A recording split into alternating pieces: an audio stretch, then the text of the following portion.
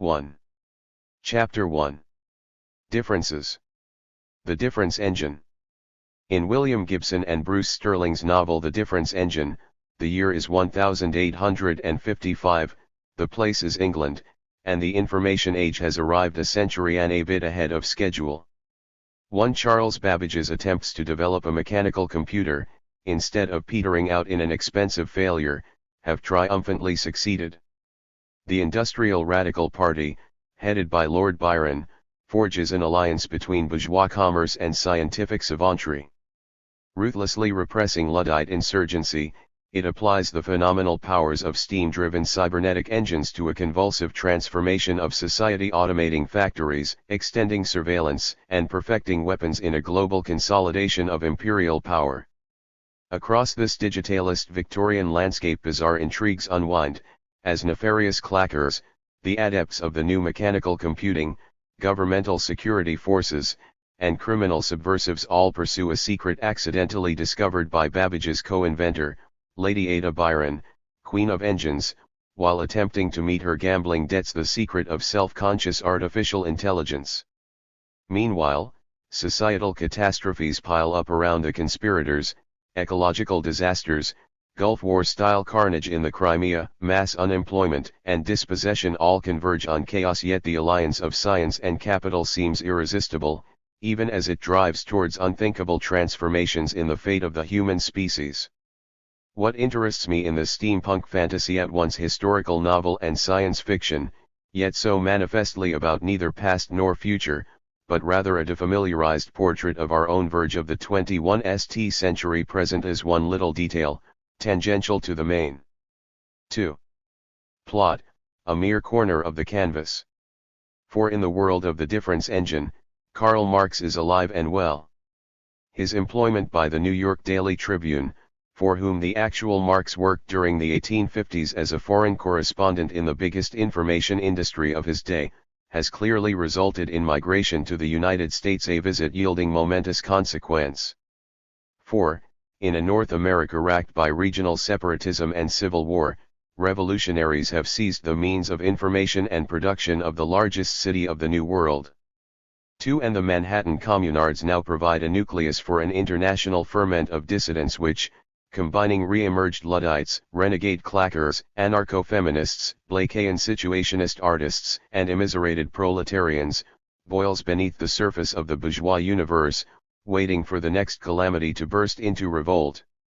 In what follows, I propose a Marxism for the Marx of the Difference Engine. That is to say, I analyze how the information age, far from transcending the historic conflict between capital and its laboring subjects, constitutes the latest battleground in their encounter, how the new high technologies, computers, telecommunications, and genetic engineering are shaped and deployed as instruments of an unprecedented, worldwide order of general commodification, and how, paradoxically, arising out of this process appear forces which could produce a different future based on the common sharing of wealth, a 21st century communism. Marx and Babbage. To establish some of the issues and conflicts central to the study, it may be useful for a moment to look back in the past, to the actual Babbage and Marx. In fact, the 3. Opposition between Babbage capitalist computer savant and Marx insurrectionary revolutionary which Gibson and Sterling propose is well founded in the historical archive. Although Babbage's pioneer attempts to develop machine intelligence collapsed, partly because of the limits of 19th century engineering, partly because of his managerial conflicts with the craft workers crucial to the production of the engines, his influence was far in excess of that normally associated with a failed inventor. As Simon Schaefer has recently shown, Babbage was an eminent member of a coterie of radical utilitarian thinkers, including such figures as the political economist Andrew Ure, the philosopher Jeremy Bentham and his brother Samuel, and industrialists such as Mark Brunel and Henry Maudsley, all dedicated to the scientific organization of a nascent industrial capitalism. 3. Indeed, Babbage himself wrote a book in this tradition of Ricardian political economy on the economy of machinery and manufactures, which in its argument for the deskyling and fragmentation of labor is now recognized as anticipating Frederick Taylor's system of scientific management. 4. Babbage's search for mechanical means to automate labor, both manual and mental, were the logical extension of the desire to reduce and eventually eliminate from production a human factor whose presence could only appear to the new industrialists as a source of constant indiscipline, error, and menace. And this in turn was only part of wider project of industrial planning which foresaw the society-wide mobilization of theoretical knowledge in the service of manufacture, overseen by a new class of managerial analysts, such as Babbage himself, who would become the supreme legislators of social welfare and be rewarded with newfangled life peerages and political power. 5. In such schemes, the mechanical maximization of capitalist profit mercifully coincided with the highest theological aspirations, for Babbage believed 4. That machine intelligence was all that was needed to understand and model the rule of God, whether based on the miraculous works of the supreme intelligence or on his promise of an afterlife. 6. Marx, Babbage's contemporary, read his work. And what he found in its pages was not evidence of the ineluctable march of progress, or an approach to divine wisdom, but a strategy of class war. Writing in London, within living memory of the Luddite revolts that had seen hundreds hanged or transported and vast sections of England subject to martial law, Marx analyzed the introduction of machinofacture as a means by which the bourgeoisie strove to subjugate a recalcitrant proletariat. He alludes to Babbage's writings in the great chapter of Capital-Machinery and Large-Scale Industry where he describes how the factory owner's relentless transfer of workers' skills into technological systems gives class conflict the form of a struggle between worker and machine. 7. He cites, as evidence of the political economist's technological strategy, the work of Babbage's colleague, Dyer, who in the conclusion to his 1835 The Philosophy of Manufactures declared, when capital enlists science into her service, the refractory hand of labor will always be taught docility. 8. It would be possible, Marx observes, to write a whole history of the inventions made since 1830 for the sole purpose of providing capital with weapons against working class revolt. 9. Later, in a section of Volume 3 of Capital entitled Economy Through Inventions, Marx again footnotes Babbage. Commenting on capital's ever-increasing use of machines, he notes that mechanical and chemical discoveries are actually the result of a social cooperative process that he calls universal labor. 5. Universal labor is all scientific work, all discovery and invention. It is brought about partly by the cooperation of men now living, but partly also by building on earlier work. 10. The fruits of this collective project are, Marx argues, generally appropriated by the most worthless and wretched kind of money capitalists. 11. But the ultimate source of their profit is the new developments of the universal labor of the human spirit and their social applications by combined labor. 12. Marx had already discussed this tension between the social nature of techno-scientific development and its private expropriation by capital in the final pages of the Notebooks for Capital, the Grundrisse.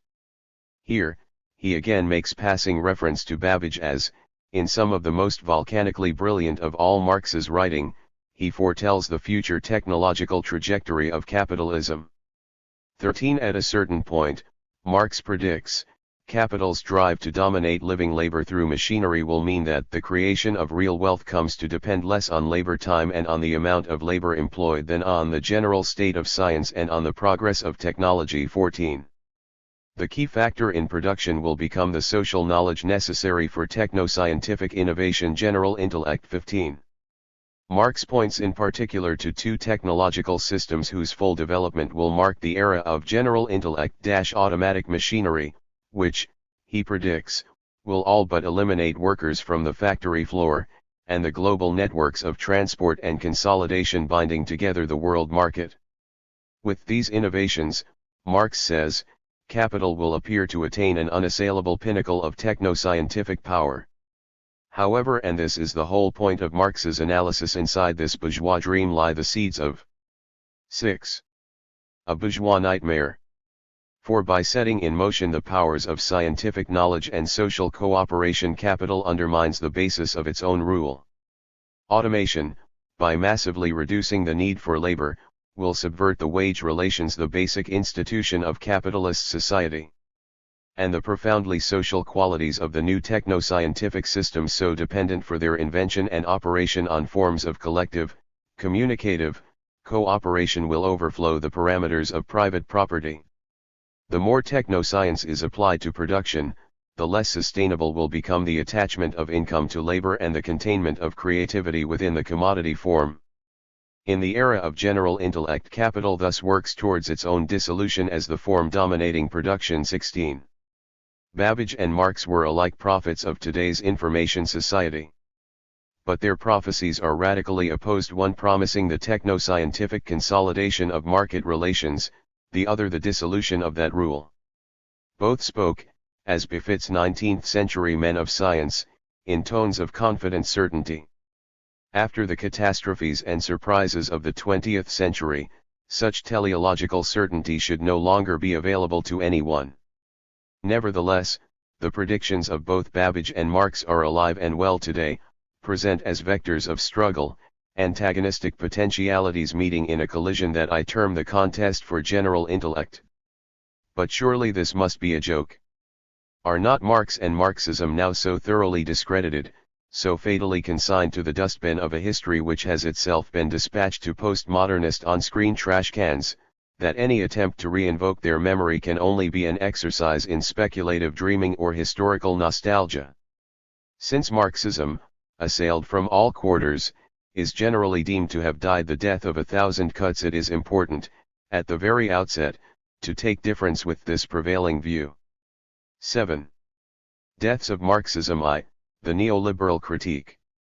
In the eyes of many, the fate of Marxism has been sealed by the collapse of state socialism, by the disintegration of the ex-USSR and its East European bloc, and the absorption of China into the world market.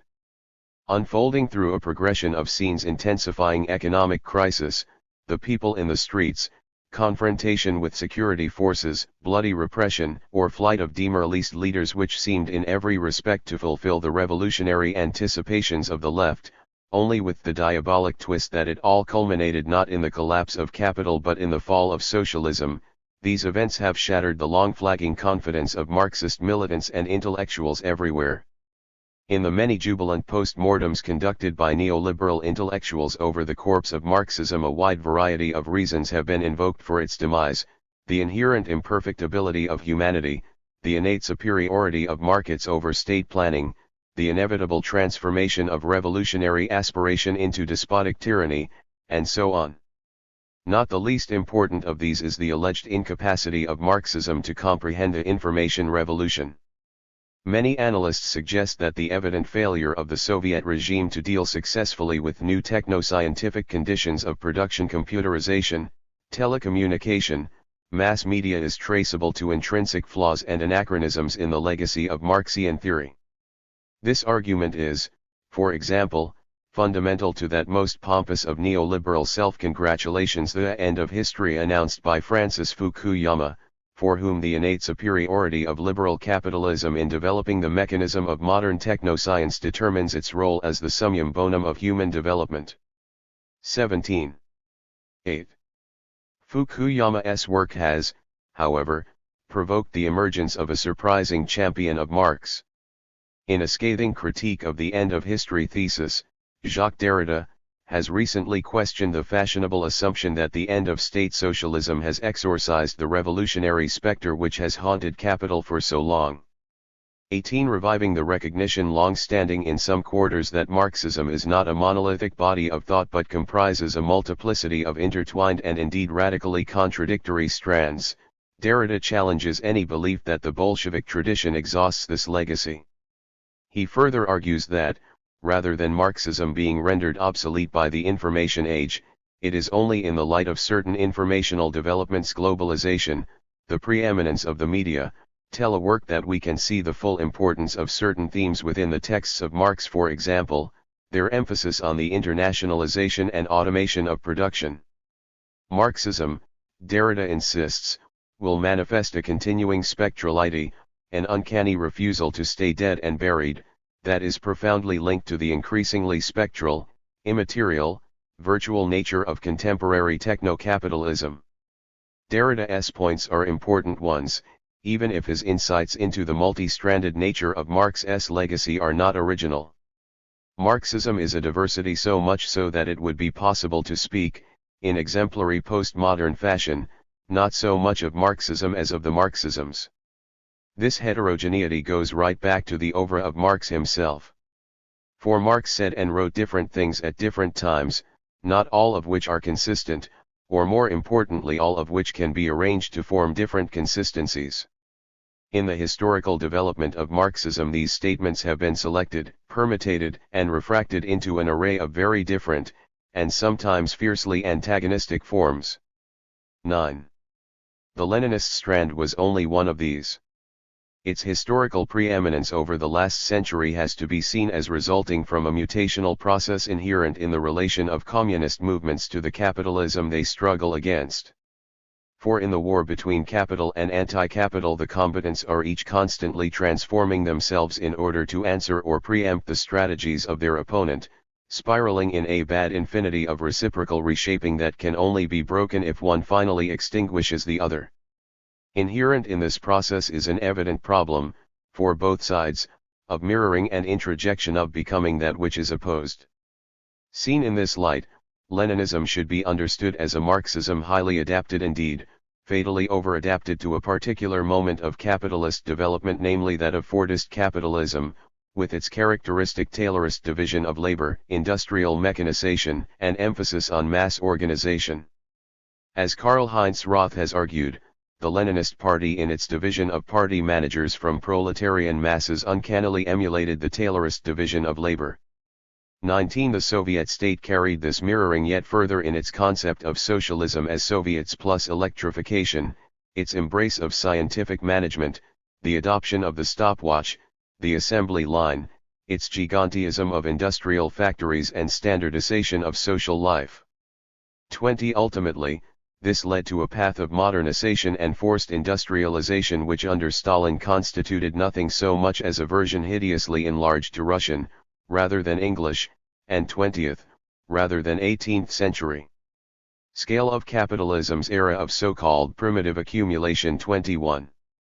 As several commentators have pointed out, this process was, by capitalist standards, a great success, producing the fears, so current in the 1950s and now so long forgotten, that Russia and China would overtake the West in economic growth.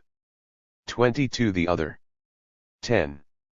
Side of the coin, which I would emphasize, is that this introjection of capitalist norms of efficiency, labor discipline, industrialism, and accumulation was, in communist terms, a catastrophic defeat entailing the suppression workers' self-organization and the bloody annihilation of every different form of Marxism which remembered this aspiration. State socialism thus became a competitor with, but not an alternative to, capitalism. The eventual collapse of this regime, as opposed to its much earlier abnegation of revolutionary goals, was, as neoliberals claim, intimately related to the new information technologies and post-Fordist production techniques. For these reduced to global irrelevance the industrial, Fordist methods to which Bolshevism had so tightly bound itself. In this respect, the arms race in fact resulted in a victory for the West, not in the anticipated apocalyptic form of a nuclear exchange, but rather because military expenditures provided a superstimulus to the development of the high technologies that formed the basis for a whole new stage of capitalist restructuring. Blinded by a deeply embedded factoryism, unable to adjust an authoritarian regime of labor discipline suitable for digging canals or running assembly lines to what was needed for making computer software, and vainly trying to impose central state command on ever-proliferating international and domestic media channels, the Soviet state could not adapt to these new conditions, and disintegrated under the pressure of movements which, in their dissident use of samizdat and computer networks, manifested a quintessentially informational subjectivity. The reader will find no apologies or laments for actually existing socialism here, no debate as to whether Stalin, Trotsky, Lenin, or Engels should be blamed for its failures, nor even any attempt to absolutely exonerate Marx from all the stain of its catastrophe. The question is rather whether there is anything else in the Marxist legacy with which to 11. Confront our own informational commissars. For rather than identifying this disintegration of Bolshevism with the end of Marxism, it can be seen as opening a space within which other, repressed branches of the Marxist genealogy can emerge and blossom. What makes this probable is that post-Fordist, informational capital exhibits tendencies to catastrophe and conflict perhaps even wider and deeper than those of the Fordist, industrial predecessor which beckoned Bolshevism into being. The unleashing of computerization, telecommunications, and genetic engineering within a context of general commodification is bringing massive crises of technological unemployment, corporate monopolization of culture, privatization of knowledge is vital for human well-being and survival, and, ultimately, market-driven transformations of humanity's very species being. In response to these developments are emerging new forms of resistance and counter-initiative. And insofar as the force which these movements find themselves in collision with is capitalism, perhaps a post-Fordist, postmodern, informational capitalism, but capitalism nonetheless, and not some post-industrial society that has transcended commodification. Marx's work can continue to provide participants in these struggles a vital source of insights. As Frederick Jameson has said in a slightly different context, whatever its other vicissitudes, a postmodern capitalism necessarily calls a postmodern Marxism over against itself. 23. Indeed, in the last 25 years, over the very period of the post-Fordist, postmodern restructuring of capitalism, the theoretical elements of such a metamorphosist Marxism have, slowly, painfully, out of the experience of defeat and disintegration, been recomposing themselves. It is a Marxism that, learning from the failure of the Bolshevik experiment, draws from the multiplicity of Marx's writings threads different from those out. 12. Of which the Leninist flag was woven, and, moreover, transforms what it takes in the light of the new informational conditions of exploitation and revolt. But this Marxism will mark a reappearance of the very specter that capital has fled so fast into the future to avoid. Deaths of Marxism too. The post-Marxist critique still, any such reconstruction of Marxism has to confront another line of criticism, coming not so much from the free market neoliberals but from the so-called new social movements, feminism, green movements, anti-racist groups, gay and lesbian rights activists, and others. It is generally claimed that since at least the 1960s, these new movements have displaced the old working-class struggles with which Marxism was so closely identified as the major source of social dissent in advanced capitalist societies. This phenomenon, too, is often related to the new informational conditions of automation, computerization, and media saturation. For many social movement theorists, from Alan Turing through Alberto Melissa to Timothy Luke, the new forms of social upheaval are specifically linked to the advent of a post-industrial order, in which manual labor plays a diminishing role, and the emergence of unprecedented forms of technocratic power elicits novel forms of struggle beyond the ken of conventional class analysis.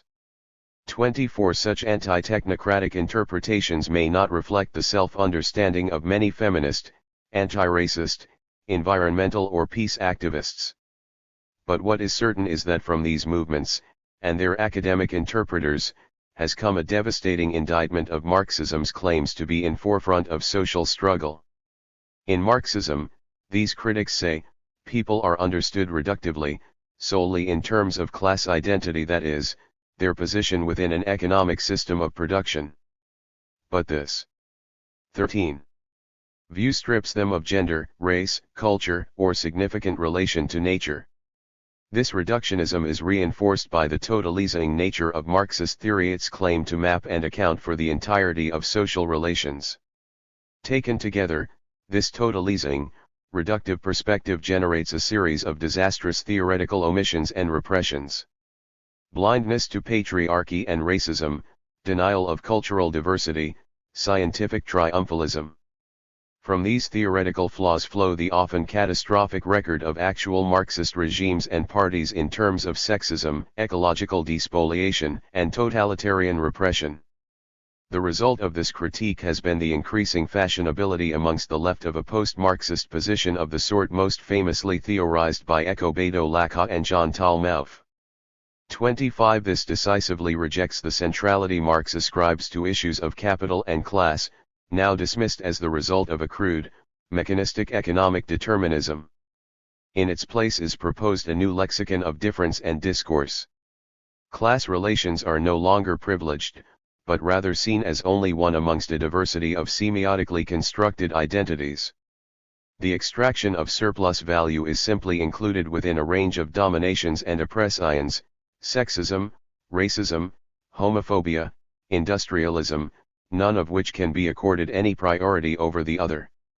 Progressive politics has to be rethought on a more plural and populist basis, as a series of variegated struggles against numerous distinct relations of subordination, but all of which may be related in a project not of revolution but of radical democracy. 26. Although my differences with theorists such as Lacan and Mouth will rapidly become evident, it should be said at once that I find many of the criticisms leveled by social movement activists against Marxism telling. In the pages of Marx himself there are major blind spots to issues of gender, ethnicity, and the destruction of nature. That these are 14. Characteristic of his age does not diminish the seriousness of their consequences. Indeed, in many respects such problems have been magnified, rather than corrected, in the later development of the Marxist tradition. Why not then just say goodbye to all that? Or, at the very least, adopt the sort of post-Marxist position in which analysis of class and exploitation, rather than occupying a crucial position, is deployed eclectically alongside other approaches? To this the short answer is, because of capitalism unfinished business of a serious magnitude. Post-Marxists have seriously mistaken the target of their attack. The major source of practical, brutally effective reductionism and totalization at work on the planet today is not Marxism, but the world market, now enabled by computer networks, satellite broadcasts, just-in-time production and high-tech weaponry. This is a system based on the imposition of universal commodification, including, centrally, the buying and selling of human lifetime. Its tendency is to subordinate all activity to the law of value, the socially imposed law of exchange.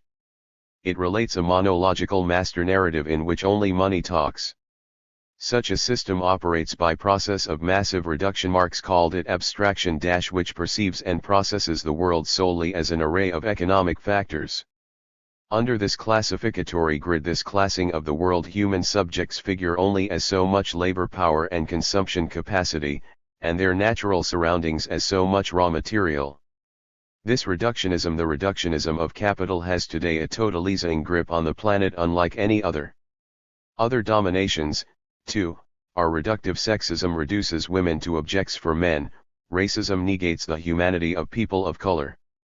But neither patriarchy nor racism has succeeded in knitting the planet together into an integrated, coordinated system of interdependencies. This is what capital is doing today. 15.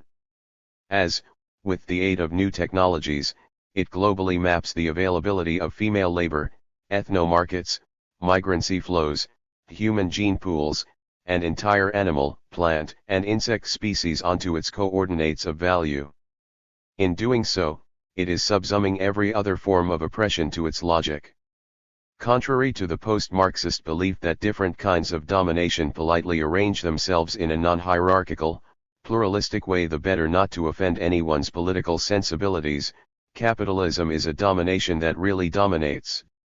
This is not to say, as Marx and many later Marxists sometimes suggest, that the corrosive power of commodification necessarily abolishes patriarchy or sexism, although it can sometimes work in that direction. Indeed, it is possible now to see much better than Marx in his day could how the capitalist international division of labor often incorporates, and largely depends on, discrimination by gender or ethnicity to establish its hierarchies of control. Nevertheless, sexism and racism do not in and of themselves act as the main organizing principle for the worldwide production and distribution of goods. Patriarchal and racist logics are older than capital, mobilize fears and hatreds beyond its utilitarian economic understanding, and are virulently active today. But they are now compelled to manifest themselves within and mediated through capital's larger, overarching structure of domination, as market racism, commodity sexism. Class capital's classification of its human resources does tend to assert itself as definitive of social power. It is indeed privileged in all senses of the word, not because of any essential, ontological priority of economics over gender, ethnic, or ecological relations, but because of society's subordination to a system that compels key issues of sexuality, race, and nature to revolve around a hub of profit. 16. Looked at in this way, the conventional division between old class politics and new social movements seems profoundly mistaken. Capital is a system inimical not only to movements for higher wages, more free time or better working conditions, classic labor objectives, but also to movements for equality, indifference, peace and the preservation of nature. This is not because it creates racism, sexism, militarism, or ecological despoliation, phenomena whose existence handsomely predates its appearance, but rather because it treats them only as opportunities for or impediments to accumulation. Because capital's a priori is profit, its own expanded replication, its logic in regard to the emancipation of women, racial justice, or the preservation of the environment is purely instrumental. The prevention of male violence toward women, the saving of rainforests, or the eradication of racism is a matter of bottom-line calculus, tolerated or even benignly supported when costless, enthusiastically promoted when profitable, but ruthlessly opposed as soon as they demand any substantial diversion of social surplus. Hence capitalism is antithetical to any movements for whom these goals are affirmed as fundamental, indispensable values. In this respect, the 1980s and early 1990s have been perversely illuminating. Any belief that the advent of the new social movements marked a transition from the old struggle over social surplus must crumble away in the face of neoliberalism's doctrinaire reaffirmation of the market, attack on the welfare state, and unconstrained expansions of commodity exchange.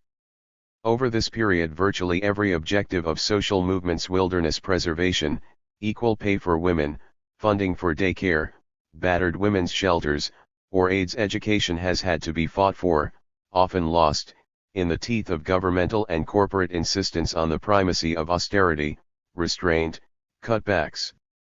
17. Required by global competition and the re-establishment of wavering profit rates.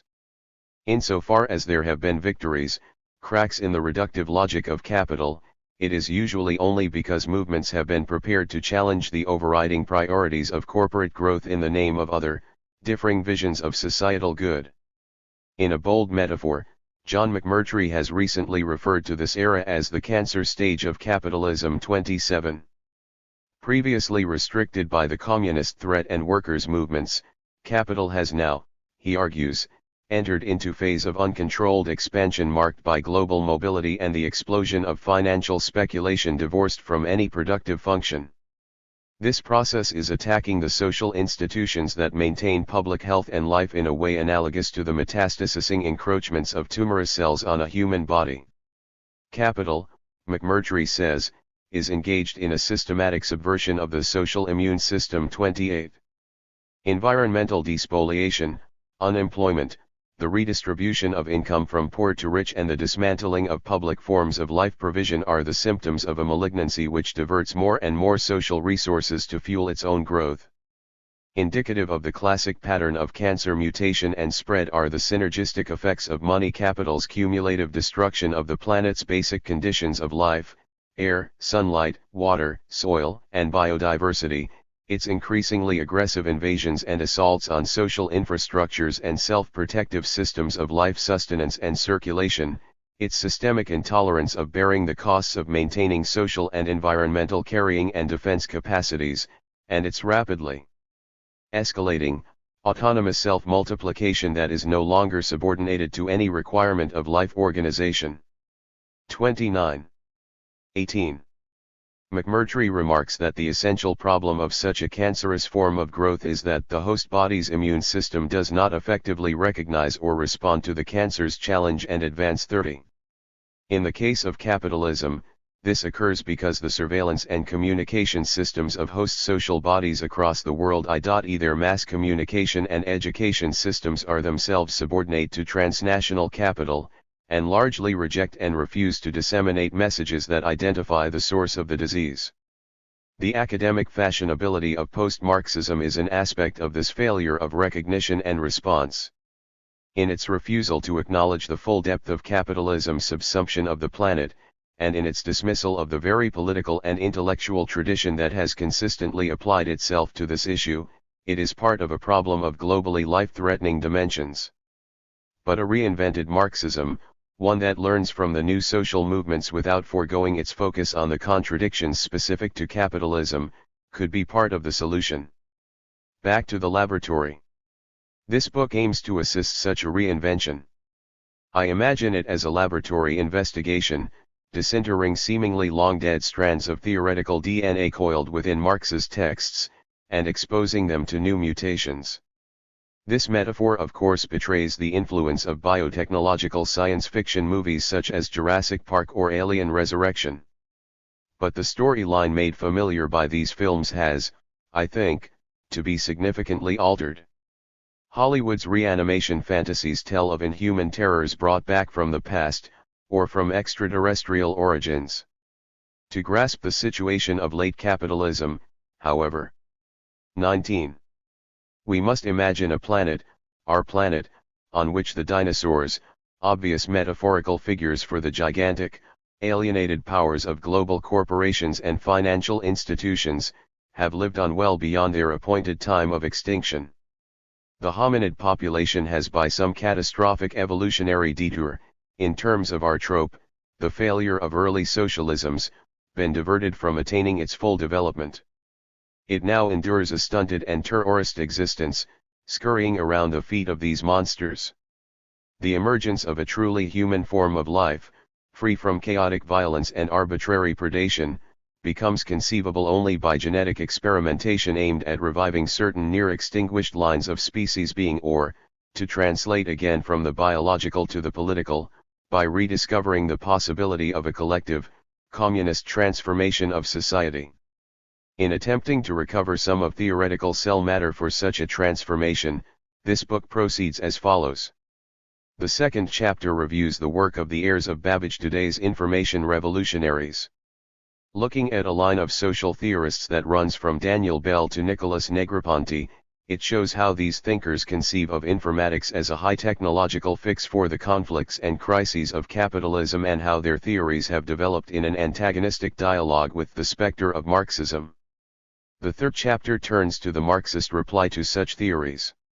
Starting with an examination of tensions and contradictions around the technology issue in the work of Marx himself, it investigates how these have been developed in very different directions by various Marxian schools and tendencies, scientific socialists, neo-Luddites, and post-Fordists, and suggest why none of these represent an adequate answer to the challenge of the information revolutionaries. 20. Having taken foes and friends alike to task, it is clearly now time for me to show my own hand.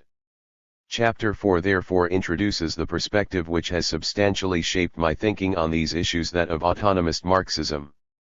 After briefly explaining why I believe this theoretico-political current offers a way beyond the impasse depicted in the previous two chapters, I use the autonomist concept of cycles of struggle to offer an historical analysis that locates the origins of the information society in the conflict between labor and capital, and examines current controversies about class composition in a digitalist era. Chapter 5 adopts a more synchronic approach. It proceeds around the circuit of capital, examining the conflicts that attend the informationalization of production, consumption, social and ecological reproduction, finishing with a look at the cyberspatial realm, which increasingly provides a medium both for capitalist control and for the circulation of struggles. Chapter 6 expands the territorial scope of the study, so far focused principally on conflicts within the so-called advanced or developed world, and takes up the international dimensions of resistance to high-technology capital. It examines globalization and argues that this process, in which new communication technologies obviously play a central role, can only be understood in terms of two conflicting vectors, the expansion of the world market and countervailing, oppositional movements, increasingly linked in what I term the other globalization. Chapter 7 shifts register from the technological to the cultural, and takes up the issue of the postmodern. Building on the analysis of others who suggest that postmodernist thought can be seen as response to world radically restructured by high-technology capital. 21. I suggest that a new critical analysis of the postmodern proletariat opens horizons beyond the traditional theoretical polemics between postmodernists and Marxists.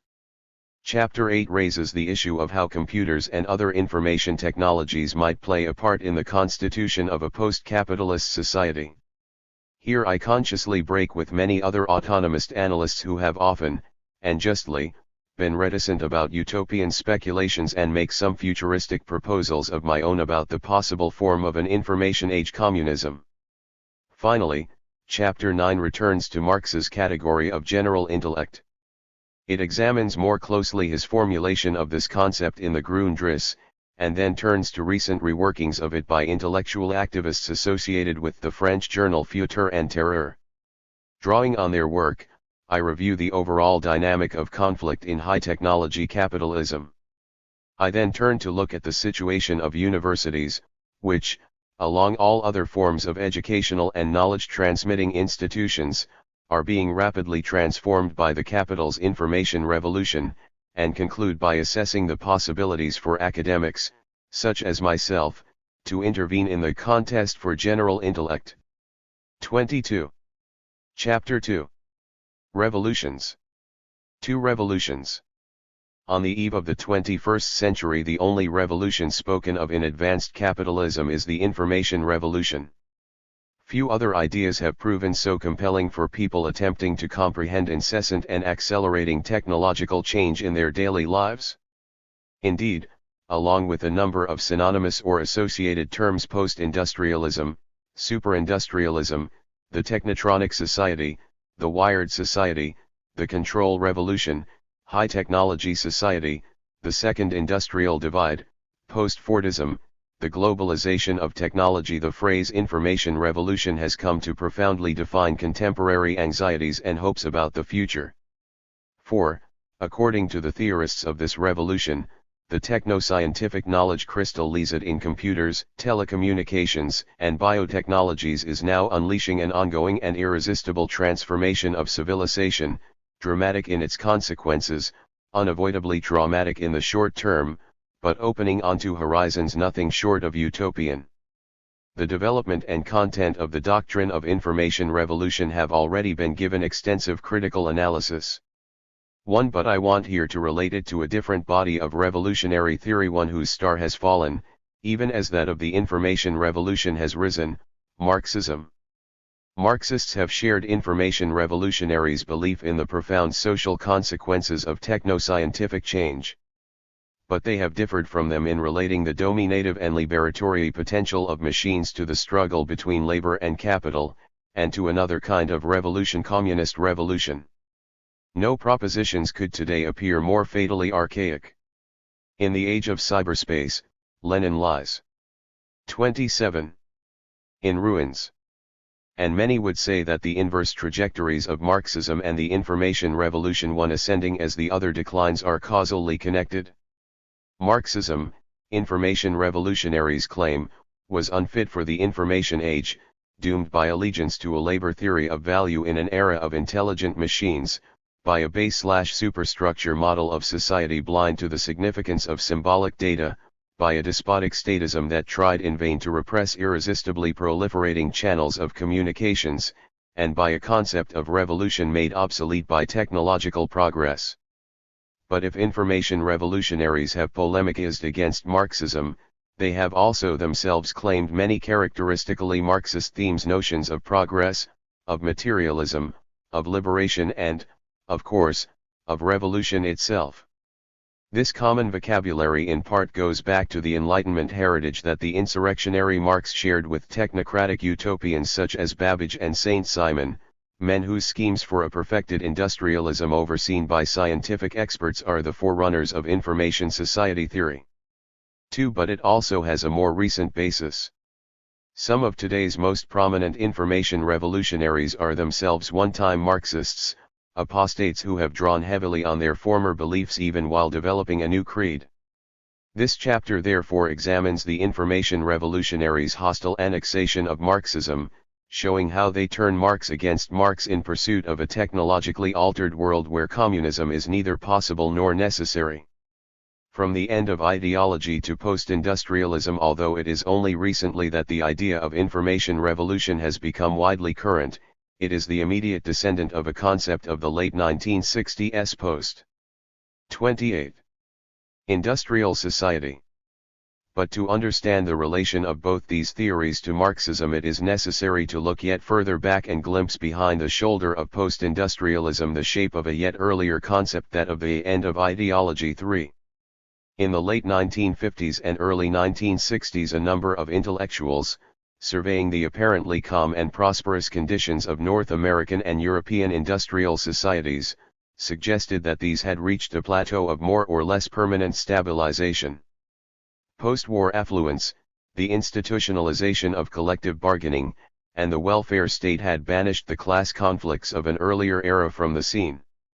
Such societies presented the successful socio-economic model, toward which other experiments, including those in the underdeveloped and socialist world, would gradually converge. This was the condition of the end of ideology - which meant, in general, an end of alternatives to liberal capitalism, and, more specifically and pointedly, an end to Marxism as a revolutionary force. Amongst the most eloquent spokesmen for this thesis was one Daniel Bell, a rising young intellectual rapidly departing early Trotskyite flirtations on a rightward trajectory which would eventually deliver him as a founding figure of American neoconservatism. For few social theories have, however, had the misfortune to be as swiftly discredited as the end of ideology thesis. Within a matter of years, the appearance of peaceful, passionless capitalist stability was spectacularly contradicted by the upsurge of domestic and international dissent in the late 1960s and early 1970s.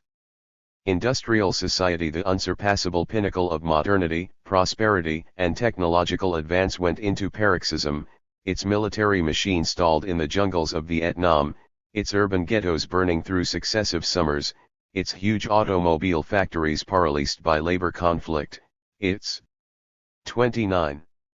University campuses in rebellion, its culture subverted by the music, drugs, and politics of youth revolt, its domestic arrangements and relation to nature shaken by nascent feminist and ecological movements.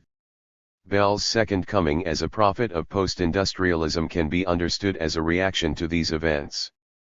5. Faced with the unexpected convulsions of industrial society, many intellectuals sought explanations in the possibility that these tumults marked nothing less than the growing pains associated with the emergence of a radically new social order. Such notions were variously inflected, embracing both right and left variants. But the most influential version, the one from which a direct line to today's concept of the information revolution can be traced, arose amongst the think tanks and sponsored research projects offering futurological guidance for U.S. state policy and corporate strategy. From this context emerged ideas such as that of the Technological Society fostered in Harvard's IBM-sponsored program on science and technology, 1971, the Knowledge Society predicted by management guru Peter Drucker, 1968, the technotronic era described by soon-to-be U.S. National Security Advisor Zbigniew Brzezinski, 1970, the year 2000 scenarios elaborated by Herman Kahn and Anthony Weiner out of the Rand Corporation and the Hudson Institute, 1967, and, most famously, the work of Bell, whose The Coming of Post-Industrial Society, published in 1973 but expressing ideas which its author had been developing since at least 1968, was to prove definitive of the entire genre. 6. Taking the U.S. as the exemplar of future global developments, Bell argued that out of the crises of his day was appearing a new type of post-industrial society, to be fully visible in the next 30 to 50 years. 7. The principal motor of this post-industrial 30. transition was the increasingly systematist relationship between scientific discovery and technological application, which was making theoretical knowledge society's central wealth-producing resource. Around this central axis of change were grouped a set of loosely associated transformations, a shift from a goods producing to a service economy, a move in occupational distribution away from manual labor to the preeminence of professional and technical work, increasing capacities of assessment and forecasting, and a new intellectual technology of games theory and systems analysis, materially embedded in computer systems. 8. The result would be a society organized around knowledge for the purpose of social control and the directing of innovation and change. 9.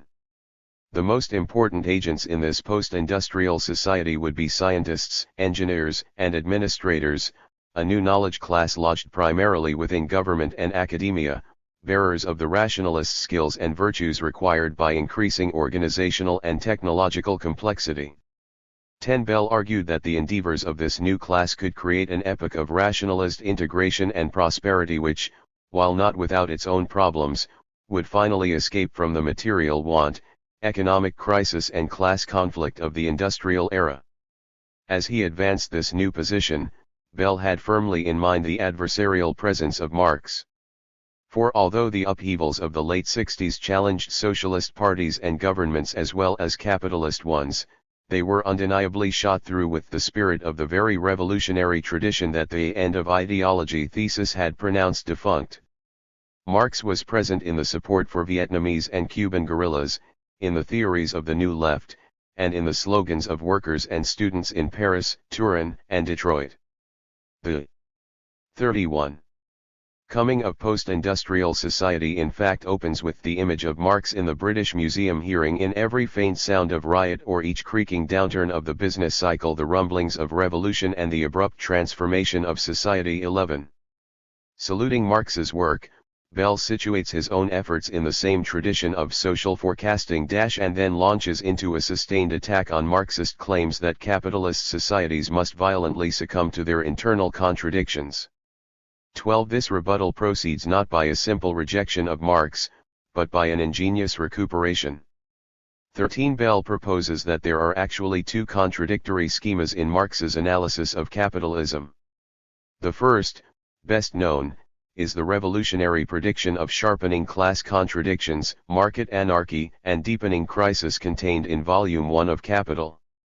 The second, Bell claims, is suggested in the later volumes, and envisages a quite different rationalizing tendency, glimpsed by Marx but better understood by theorists such as Max Weber, a tendency apparent in the separation of professional management from capitalist ownership, the rise of a middle class, the bureaucratization of enterprise, and the spread of stock holding. This latter trend, Bell says, blurs and softens class conflict. The history of the 20th century is the story of the cancellation of the former revolutionary prediction by the latter rationalizing one, culminating in the advent of post-industrial society. Knowledge, says Bell in one of his most widely repeated formulations, will replace both labor and capital as the main factor of production. Between the opposition of capitalist and worker emerges a new class, a professional class, based on knowledge rather property. 14.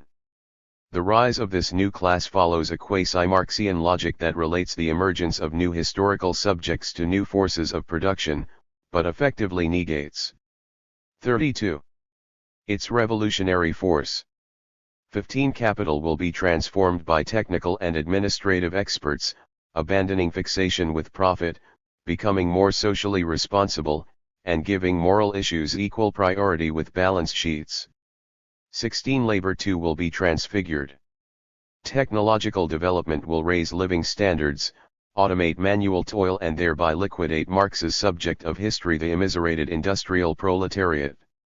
If there is an erosion of the working class in post-industrial society, Bell asks, posing the question all information society theorists will subsequently hurl at Marxism, how can Marx's vision of social change be maintained? 17.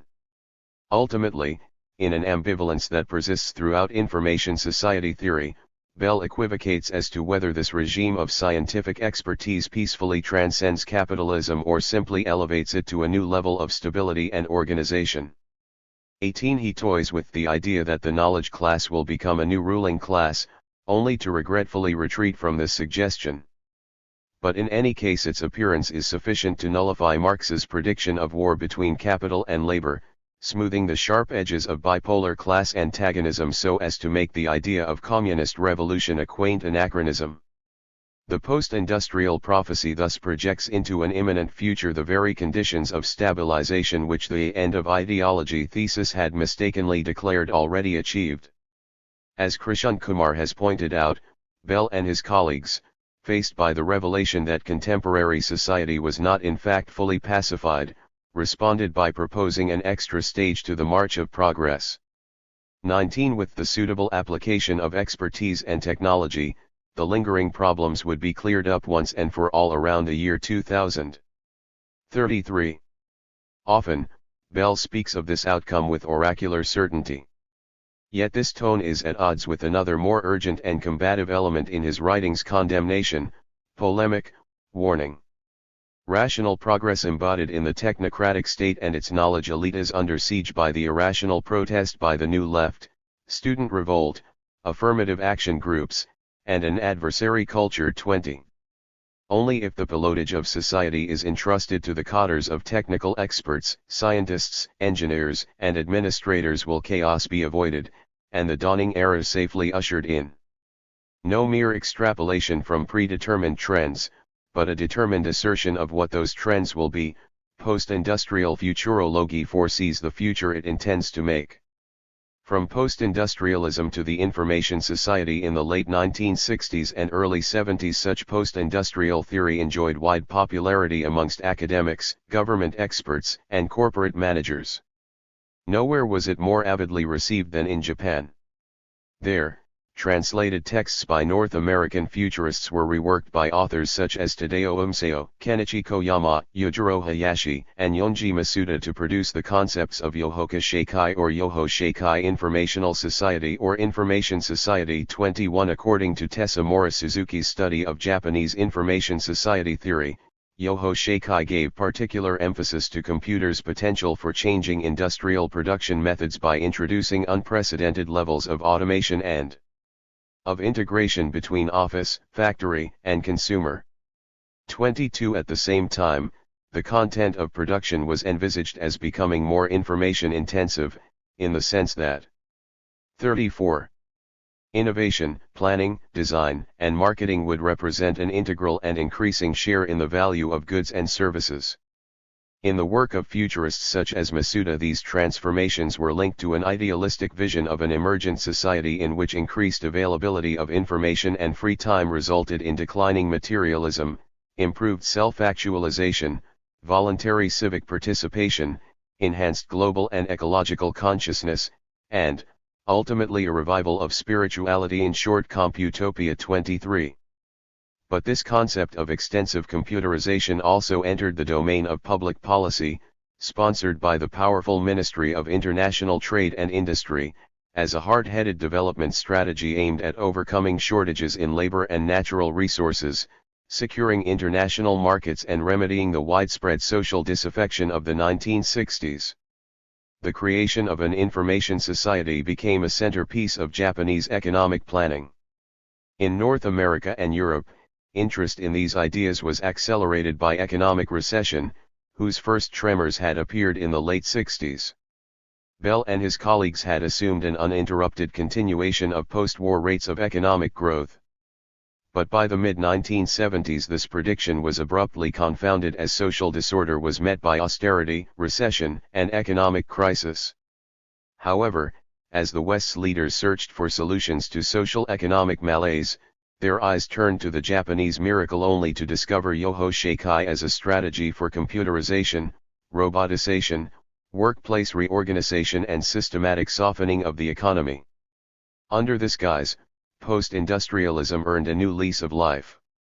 In 1978, a conference of Japanese and U.S. communications scholars resulted in the publication of the first North American book to use the term information society in its title.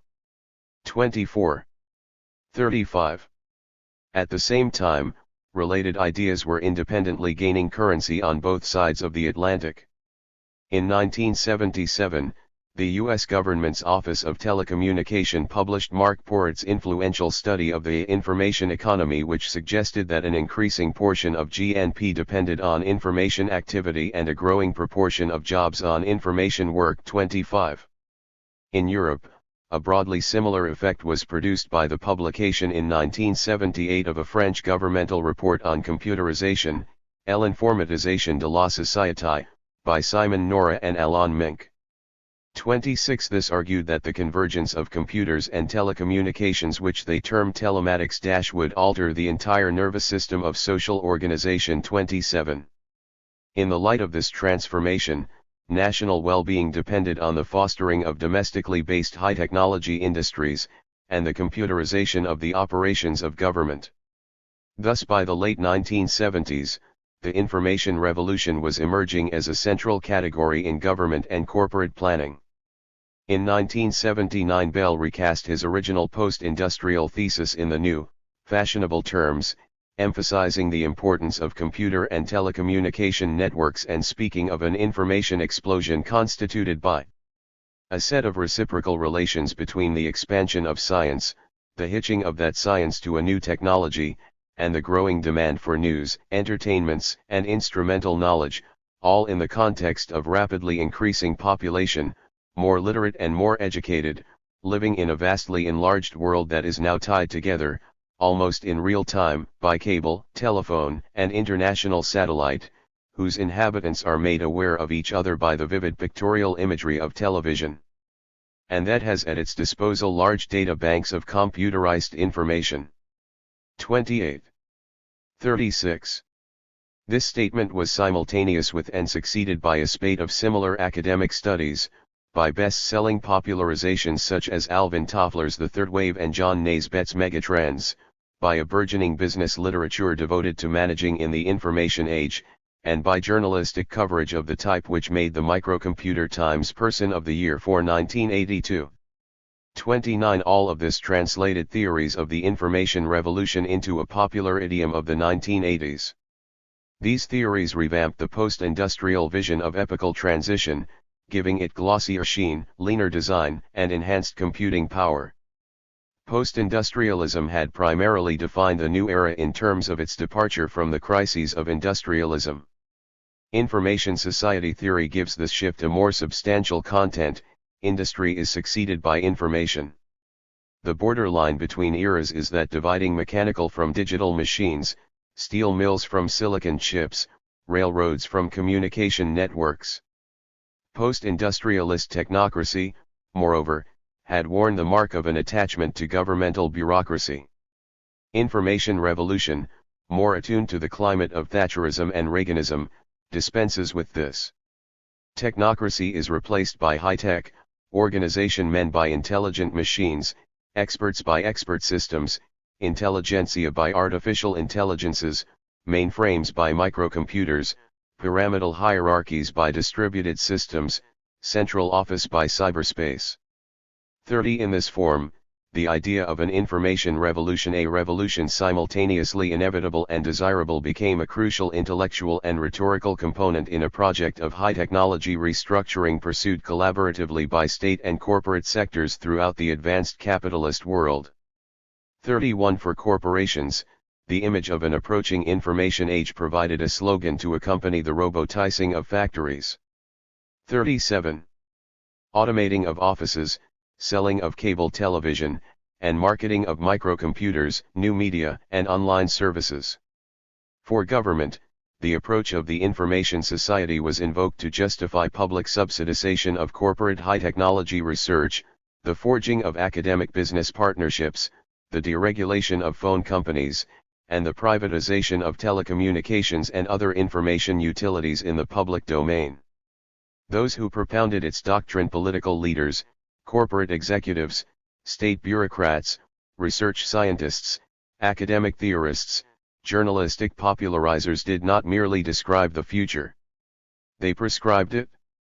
Although the arrival of the new epoch was declared inevitable, definite steps were demanded to adjust to its realities, hurry its benefits, preempt its problems, and secure positional advantage within it.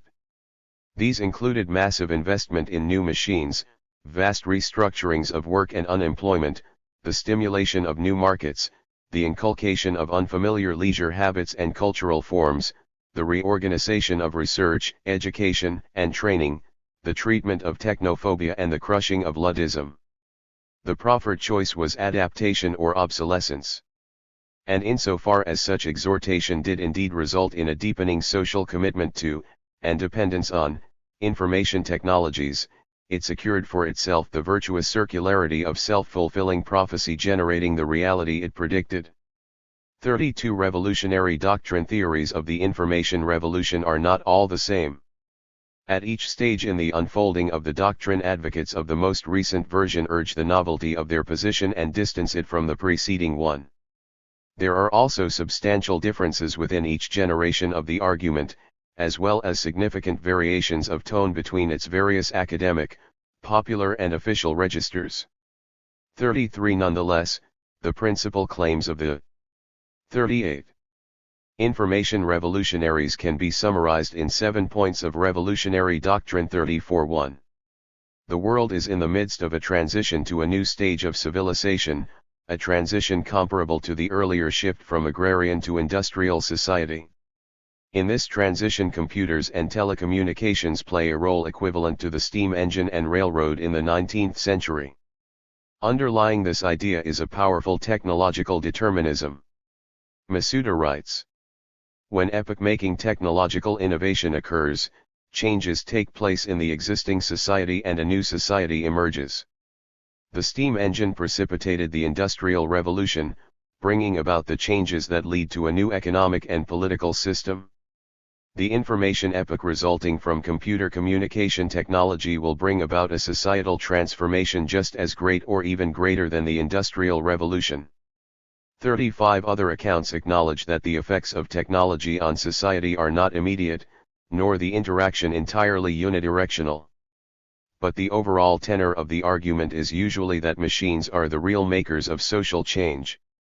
The transformative effects of information technologies are usually conceived of as becoming visible in the 1960s, although originating earlier, starting in developed economies Japan, the US, and other OECD countries and proceeding at an accelerating rate and with expanding scope as we approach the millennium, moving on a trajectory that is basically benign, eventually universal, and certainly unavoidable, the latest phase in the march of progress.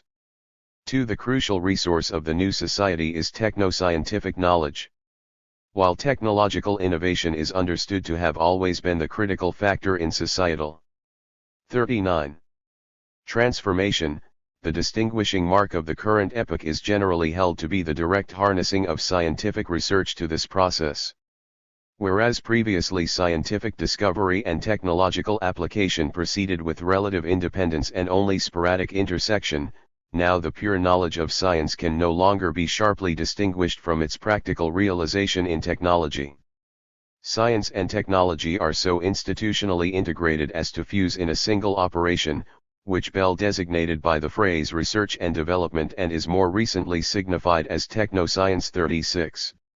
The result is what Drucker calls a knowledge society, or what Alvin and Heidi Toffler term a power shift whereby both force and wealth themselves have come to depend on knowledge. 37. 3. The principal manifestation and prime mover of the new era is the invention and diffusion of information technologies, that is, technologies which transfer, process, store and disseminate digitalist data, computers, telecommunications, and, by some accounts, biotechnology. Information revolutionaries point to the extraordinarily swift and broad development each of these fields of informatics has undergone since 1945, computers passing through successive generations, each of smaller size, larger capacity, and higher speed, telecommunications moving from analog to digital signals, and adopting new switching and transmission methods which dramatically improve performance, reliability, and costs, biotechnology advancing from the initial discoveries of DNA and RNA to everyday in vitro fertilization and transgenic species creation. Information revolutionaries anticipate that this pace of innovation will not only continue, but accelerate at an exponential rate. 40. Moreover, they point out, The real power of information technologies lies not so much in their independent capacities, but rather in the fact that their common digital language permit the convergence of their discrete capabilities into increasingly powerful, combined, synergistic technological systems. Thus the full potential of communications and computer technologies only emerges at their confluence into a single stream of communications, telematics, computer-mediated communication, or intelligent networks, enabling the creation of online data bank, email services, and global computer connectivity. There are signs of similar fusions between biotechnology and microelectronics. 38 This process of convergence is seen as eventually culminating in the creation of a generalist digital medium within whose networks an enormous range of transactions and operations from manufacturing through messaging to medicine will be conducted. The information revolution is thus perceived as a technological change that does not just alter individual products but pervades the fundamental processes of an entire culture. 39.4 The generation of wealth increasingly depends on an information economy in which the exchange and manipulation of symbolic data matches, exceeds, or subsumes the importance of material processing. Since Porrett's study of the information economy, the idea that information technologies are provoking a qualitative change in the nature of employment and the sources of wealth has been variously interpreted but widely accepted. 40 The prevailing view now declares that information is a central economic resource of the 21st century. 41 Jorge Schemant has aptly characterized this creed as informational materialism. 42 Its main tenets are summarized in the Toffler's account of the contemporary supersymbolic economy - a new system of accelerated wealth creation. 41 Increasingly dependent on the exchange of data, information, and knowledge, where land, labor, financing, and raw materials become less important than the symbolic knowledge which can increasingly discover substitutes for them, where technological and organizational innovation are at a premium, where faster decision-making and better internal communication are a central commercial objective, where mass production is replaced with flexible production systems synchronized to detailed customer feedback about market conditions and preferences, where electronic transfers replace metal or paper money as the major medium of exchange, where goods and services are modularized and configured into systems requiring a constant multiplication and revision of standards, where new abstract and intellectual skills demanding high levels of education and training become the crucial attributes of the labor force, where computerized monitoring governs the profitable recycling of wastes, and where global news and data flows are an essential strategic asset. 43 Although other information revolutionaries might dispute the details of this portrait, it embodies most of the conventional wisdom about the economic importance of technological knowledge. 5 These techno-economic changes are accompanied by far-reaching and fundamentally positive social transformations. Here information revolutionaries display their most enthusiastic optimism. The undesirable features of industrial society, meaningless work, huge impersonal organizations, rigid routines and hierarchies, anonymous and alienating urban existences are seen dissolving. In their place, the information age holds out the hope of diversification, localism, flexibility, creativity, and equality. Promises include the computer-aided recovery of craft skills and artisanal traditions, the convenience of universal teleshopping, telebanking, and interactive. 42.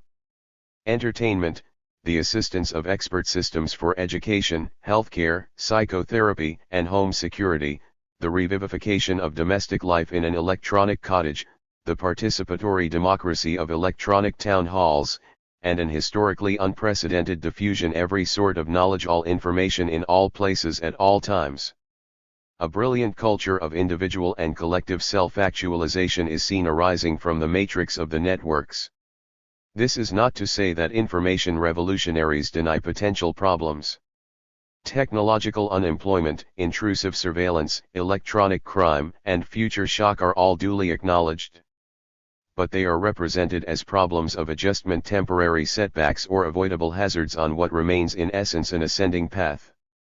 Bell, no facile utopian, recognizes anxieties about technological domination and dehumanization, especially in the cultural realm, but nevertheless insists that the tendency of information systems is toward the freeing of technology from its imperative nature, and the creation of alternative modes of achieving individuality and variety within a vastly increased output of goods. 44. Others have been less restrained. Dyer, for example, speaks of the information society as one where the search for a new Eden through the melding of nature and machine eventually yields social salvation through better communication and information. 45. 6. The information revolution is planetary in scale. Although early post-industrialists focused on changes in the developed world, they quickly identified a tendency toward a unified world economy as one major consequence of enhanced communication technologies. 46. Recognizing the disparity between advanced economies and the Third World, they nevertheless believed in the overall trajectory of development by 43. Which Western societies pioneered advances that would eventually, given suitable aid, expert direction, and trading connections, be adopted and emulated by other regions. Later information society theorists followed this logic. Some, strongly influenced by Marshall McLuhan's notion of an electronic global village, amplified on this one-world theme in a very optimistic manner. 47. Some have argued that rapid computerization would enable third-world countries to leap right from a pre-industrial to a post-industrial society, leapfrogging over the industrial stage. Others suggest that computer and telecommunications would open up possibilities for decentralist, urbanist, village-based industry, bringing material prosperity to the Third World without destroying cultural autonomy and tradition, what Toffler calls Gandhi with satellites. 48. Even those who don't share these high hopes tend to see global disparities being rectified by a trickle-down economics in which huge technologically generated increases in productivity, although at first concentrated in the developed world, will eventually be disseminated across the planet. 7. The information revolution marks not only a new phase in human civilization but also a new stage in the development of life itself. At the extreme limits of their prediction, many information revolutionaries see the augmenting powers of intelligent machines tending logically toward the creation of synthetic life. 49. The steady transfer of human abilities to machines will, it is argued, lead to the production of technologies whose capacities exceed those of their creator. Roboticist Hans Moravec typifies this view. Sooner or later, Moravec asserts, our machines will become knowledgeable enough to handle their own maintenance, reproduction, and self-improvement without help. 50. When this happens, humanity will pass away, having lost the evolutionary race to a new kind of competition, superseded by its own mind children. 51. Computers are thus not merely 44. Viewed as servants for humankind but also as a potential successor species, the next stage in evolution. Tofflerism, Marx against Marx. As the thesis of post-industrial society transformed into the theory of information revolution, its anti-Marxism simply remodulated itself. There was perhaps less talk of a new technocratic class mediating the tensions between capital and labor. But increasingly the direction of technological development itself was claimed to contradict Marx's analysis. The computer was discovered as the nemesis of socialism, a machine whose astounding capacities confounded class struggle. Again, these arguments appeared particularly telling because their proponents often claimed to be not so much repudiating Marx as simply updating him following his own logic through to unanticipated conclusions. Pointing to Marxism's customary emphasis on the development of the means of production and interpreting it as referring entirely to innovations in machinery, information society theorists said, in effect, that if the hand mill gives you society with the feudal lord, the steam mill with the industrial capitalist, then what arrived with the microcomputer was the information society. 52. The real historical materialists are those who recognize the arrival of this new order rather than clinging to outdated notions of capital and class. No one has pursued this line more energetically than the indefatigable popularizer of information revolution, Alvin Toffler. Toffler is himself a former Marxist convinced by Stalinism and American affluence that 45. Marxism was a misleading, obsolete tool for understanding reality in the high-technology world. Using Marxism to diagnose the inner structures of high-technology societies today is like limiting oneself to a magnifying glass in the age of the electron microscope. 53 But although Toffler, and his co-author and wife Heidi, are relentless polemicists against antique Marxist ideas, applicable at best to yesterday's industrialism, their own concept of history owes an obvious debt to Marx. 54 The Toffler's work hinges on a narrative, adapted from Bell's schema of pre-industrial, industrial, and post-industrial societies, of civilization propelled forward by a series of waves. The first agrarian, the second industrial, the third, current, wave, informational. 55 Hendrik Hertzberg has recently pointed out an eerie, if superficial similarity between this and Marx's story of how feudalism, the equivalent of Toffler's agrarian first wave, gives way to capitalism, the equivalent of the Toffler's second wave, and capitalism, in turn, is replaced by communism, the equivalent of Toffler's cybernetic third wave. As Hertzberg observes, each stage, in its time, constitutes a tremendous advance in human progress, each eventually becomes obsolete, the contradictions, as the Marxists say, begin to get out of hand, and the next emerges from the collapsing ruin of its predecessor. 56 Moreover, Hertzberg notes, Toffler even sounds like Marx.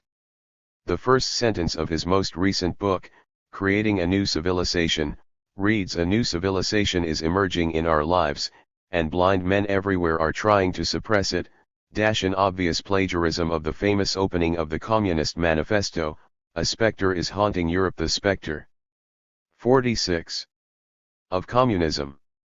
All the powers of old Europe have entered into a holy alliance to exorcise the spectre. 57.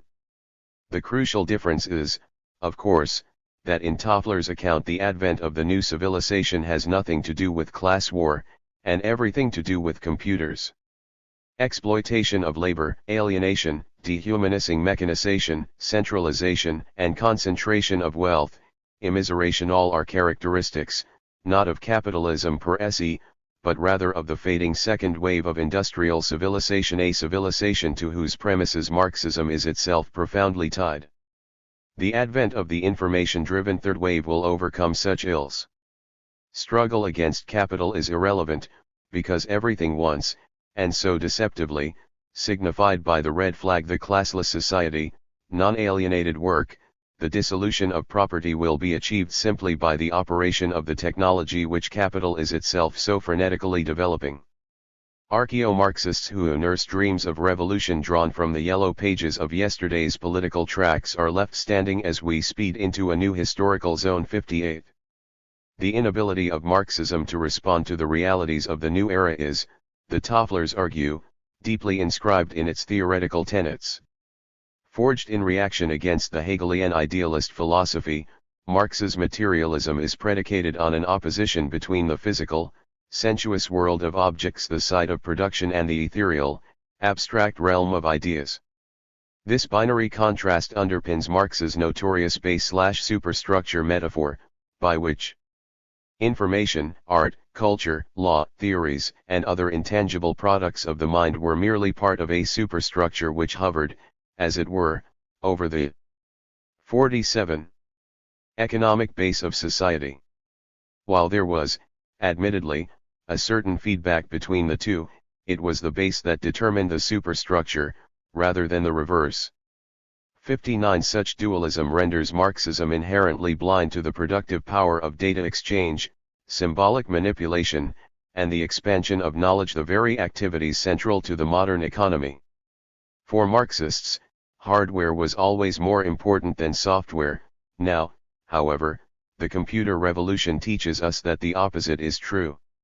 Today, say the Tofflers, it is knowledge that drives the economy, not the economy that drives knowledge. Marx, in arguing the primacy of the material base, stood Hegel on his head. The great irony of history today is that the new system of wealth creation, in turn, is standing Marx on his 60. In a classic dialectical trope, historical materialism has been dematerialist. Where the Tofflers find the anachronism of Marxism most obvious is in its concept of the industrial proletariat as the agent of revolutionary change. It was, they say, not so much capitalist ownership of the means of production but rather the crude technology of the smokestack era that generated the drudgery against which revolutionary socialism fought. Marxism, remarked the Tofflers in typical style, glorified beefy workers straining muscles in steel mills and factories. 61. Now the legions of mass labor are vanishing, the information economy is eliminating the factory and with it, Marxism's historical protagonist. 48. This farewell to the working class an adieu bidden not only by the Tofflers and their colleagues but also by many left intellectuals during the 1980s takes two forms in information revolution theory. The first, most straightforward, simply argues that automation will progressively liquidate labor. There will be less and less work, hence less and less of a working class. Early versions of post-industrialism were often linked to the idea of an emergent leisure society in which the most pressing social problem would be the overcoming of boredom. This vision has never entirely faded from information society theory. However, an obvious problem diminishes its appeal, namely, that in the context of a wage economy such a liberation from work manifests as unemployment.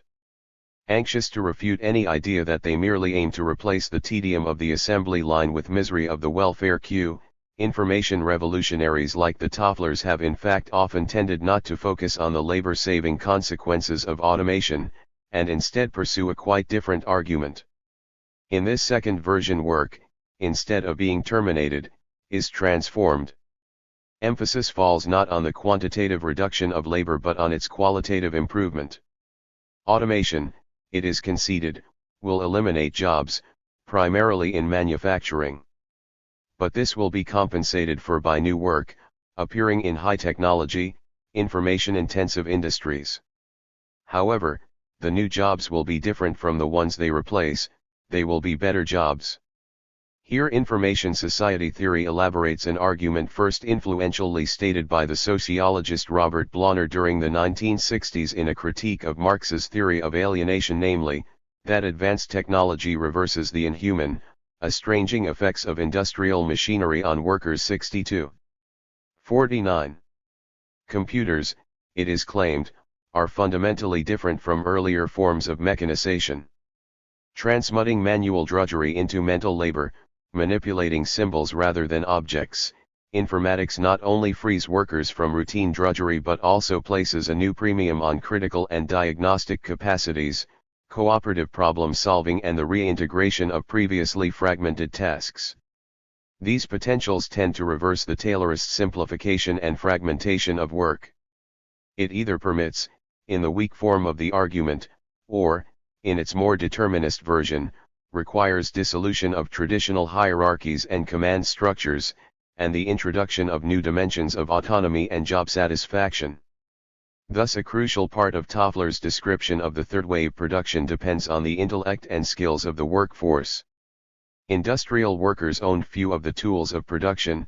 Today, however, the most powerful wealth-amplifying tools are the symbols inside workers' heads. 63 Workers, therefore, own a critical, often irreplaceable, share of the means of production. 64 The foundation for Marx's theory of class conflict thus drops away.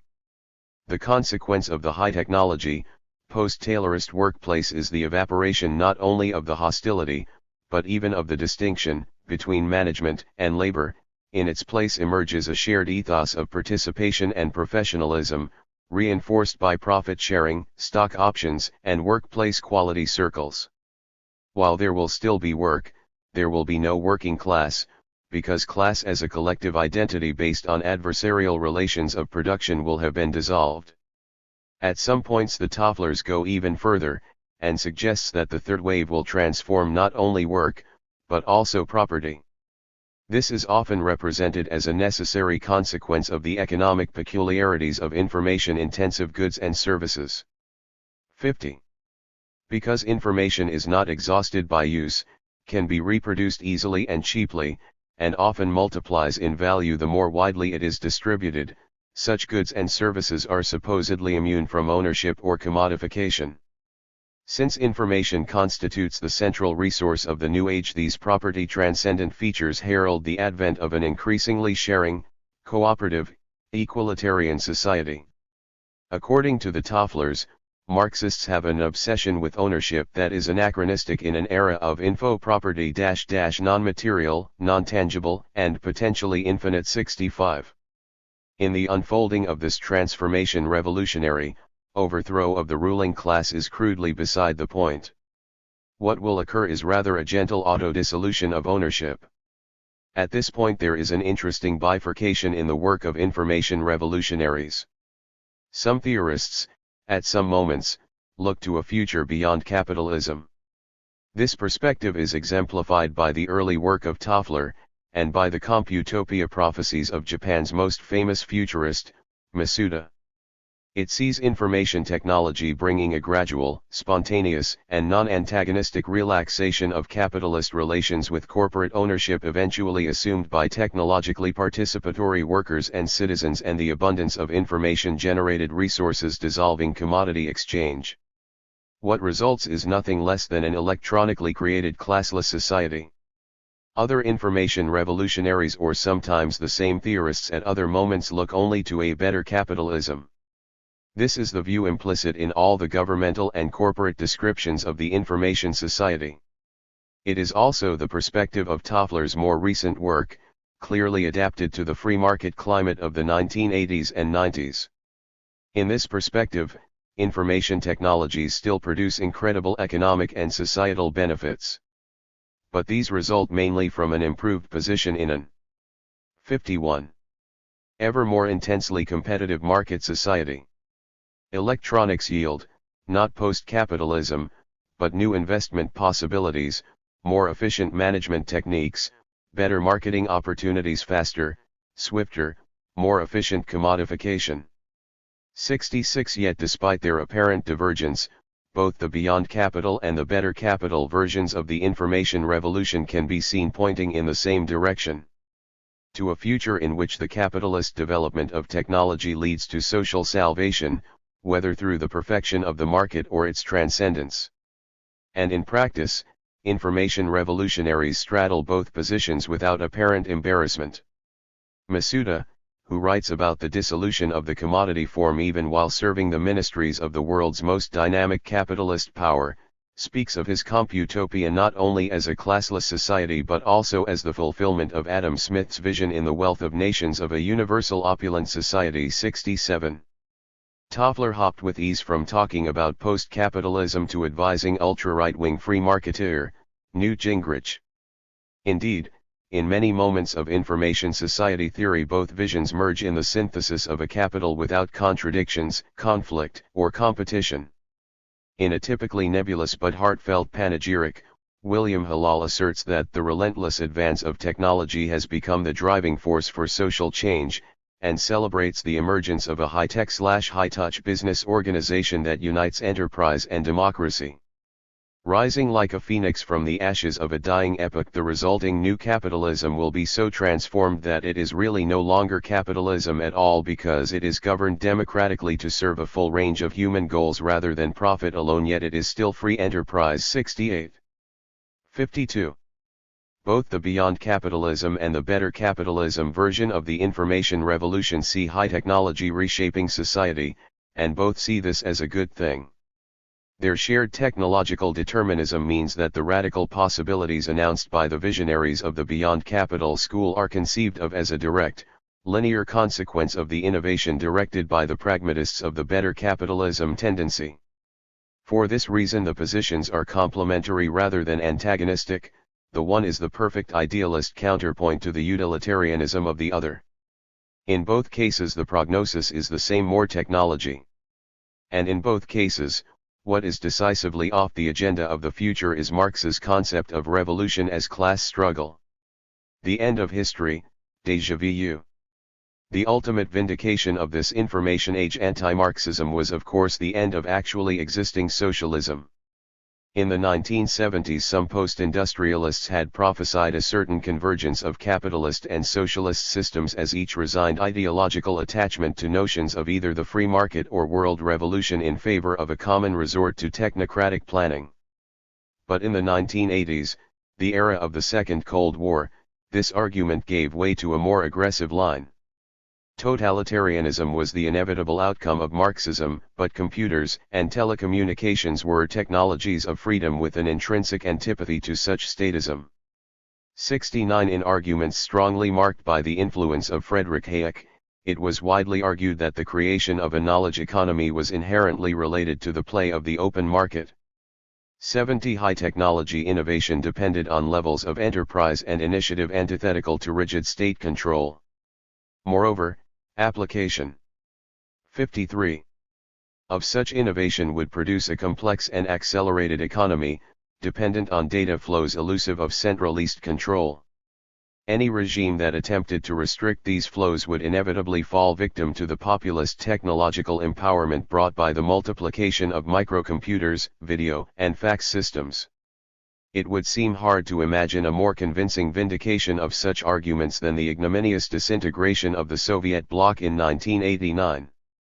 As the statues of Lenin toppled across Europe, Brzezinski, one of the originators of post-industrial theory, ascribed the Soviet state's degeneration to a failure to grasp the technotronic revolution which made its relative achievements in the field of heavy industrialization and mass education obsolete.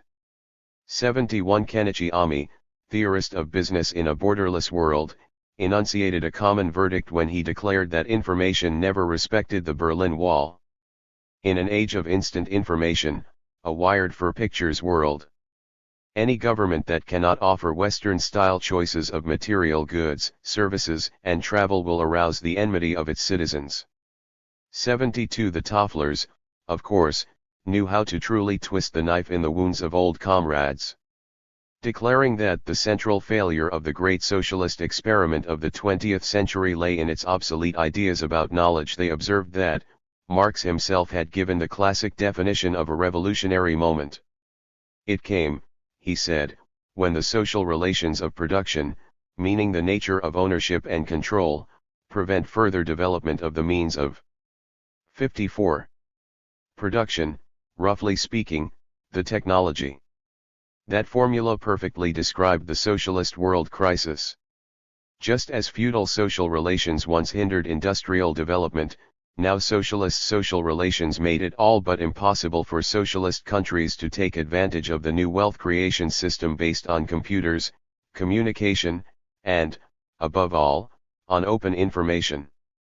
73 The most ambitious statement of such ideas was, however, that of Francis Fukuyama, a former deputy director in the U.S. State Department and consultant with the Rand Corporation, who in a widely acclaimed article announced the end of history. 74.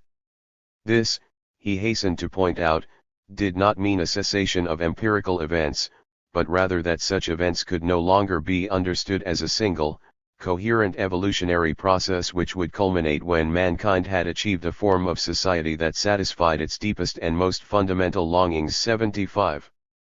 Beyond such a point no further progress in the development of underlying principles and institutions could occur, because all the really big questions had been settled. 76. This idea of history had, Fukuyama observes, been enunciated by Hegel, but made part of our daily intellectual atmosphere by Karl Marx, who, he claims, believed that the end of history would be marked by the advent of communism.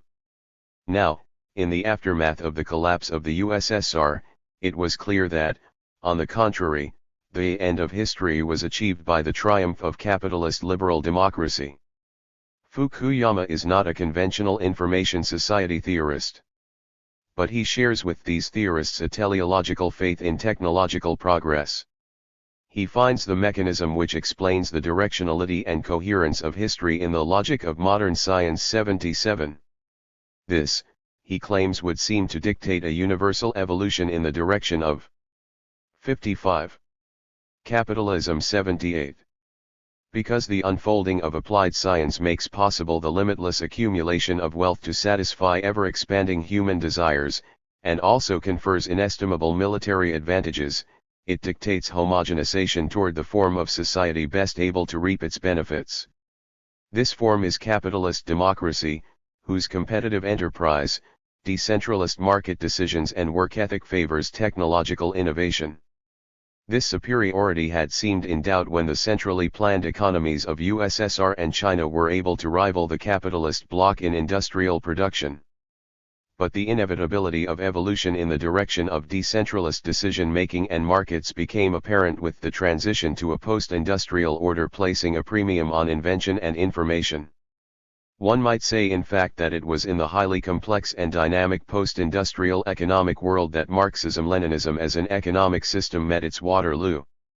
79 With this sorry example of the failure of alternatives, the global adoption of capitalism by the countries of the developing world, Fukuyama calls it the victory of the VCR, is inevitable. 80 Whatever problems the future holds will arise primarily from the boredom arising from the universal peace and prosperity created by the techno-scientific achievement of capitalism. 81 This announcement may provoke an uncanny sense of déjà vu. For we have come full circle. The end of history Fukuyama presents is a massively enlarged version of the end of ideology thesis, now global in scope and engineered not by industrialism but by 56. Post-industrialism. At last, aided by the mechanism of information technology, the specter of Marxism has finally been laid to rest. The road ahead? Since 1989 history has, of course, refused to lie down and die. Nothing, however, has diminished the prevailing conviction that the information revolution represents the destiny of humankind. In the USA, the embrace of this doctrine by corporations and state reached a new level of intensity with the Clinton administration's announcement of the so-called information superhighway, a high-bandwidth, omni-purpose, digitalist telecommunications network interconnecting the nation's computers, phones, and televisions by fiber optic strands, coaxial cables, satellites and radio waves. In 1994, the National Information Infrastructure, NII, bill initiated construction of the highway as a governmentally subsidized but privately built, owned, and operated network. The immediate consequence was a frenzy of mergers by telephone, cable, and entertainment corporations positioning themselves to reap profits from video on demand, telescoping, telegambling, interactive gaming and online advertising.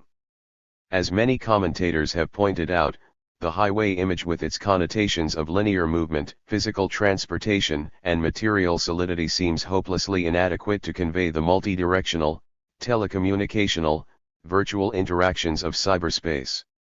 82 Yet it clearly displays the purposes of the promoters of digital infrastructures. For the metaphor invokes memories of the post-World War II golden age of capitalism, the period sometimes known as Fordism, in tribute to the central role of the 57. Auto industry as a provider of jobs, production techniques, and consumer goods.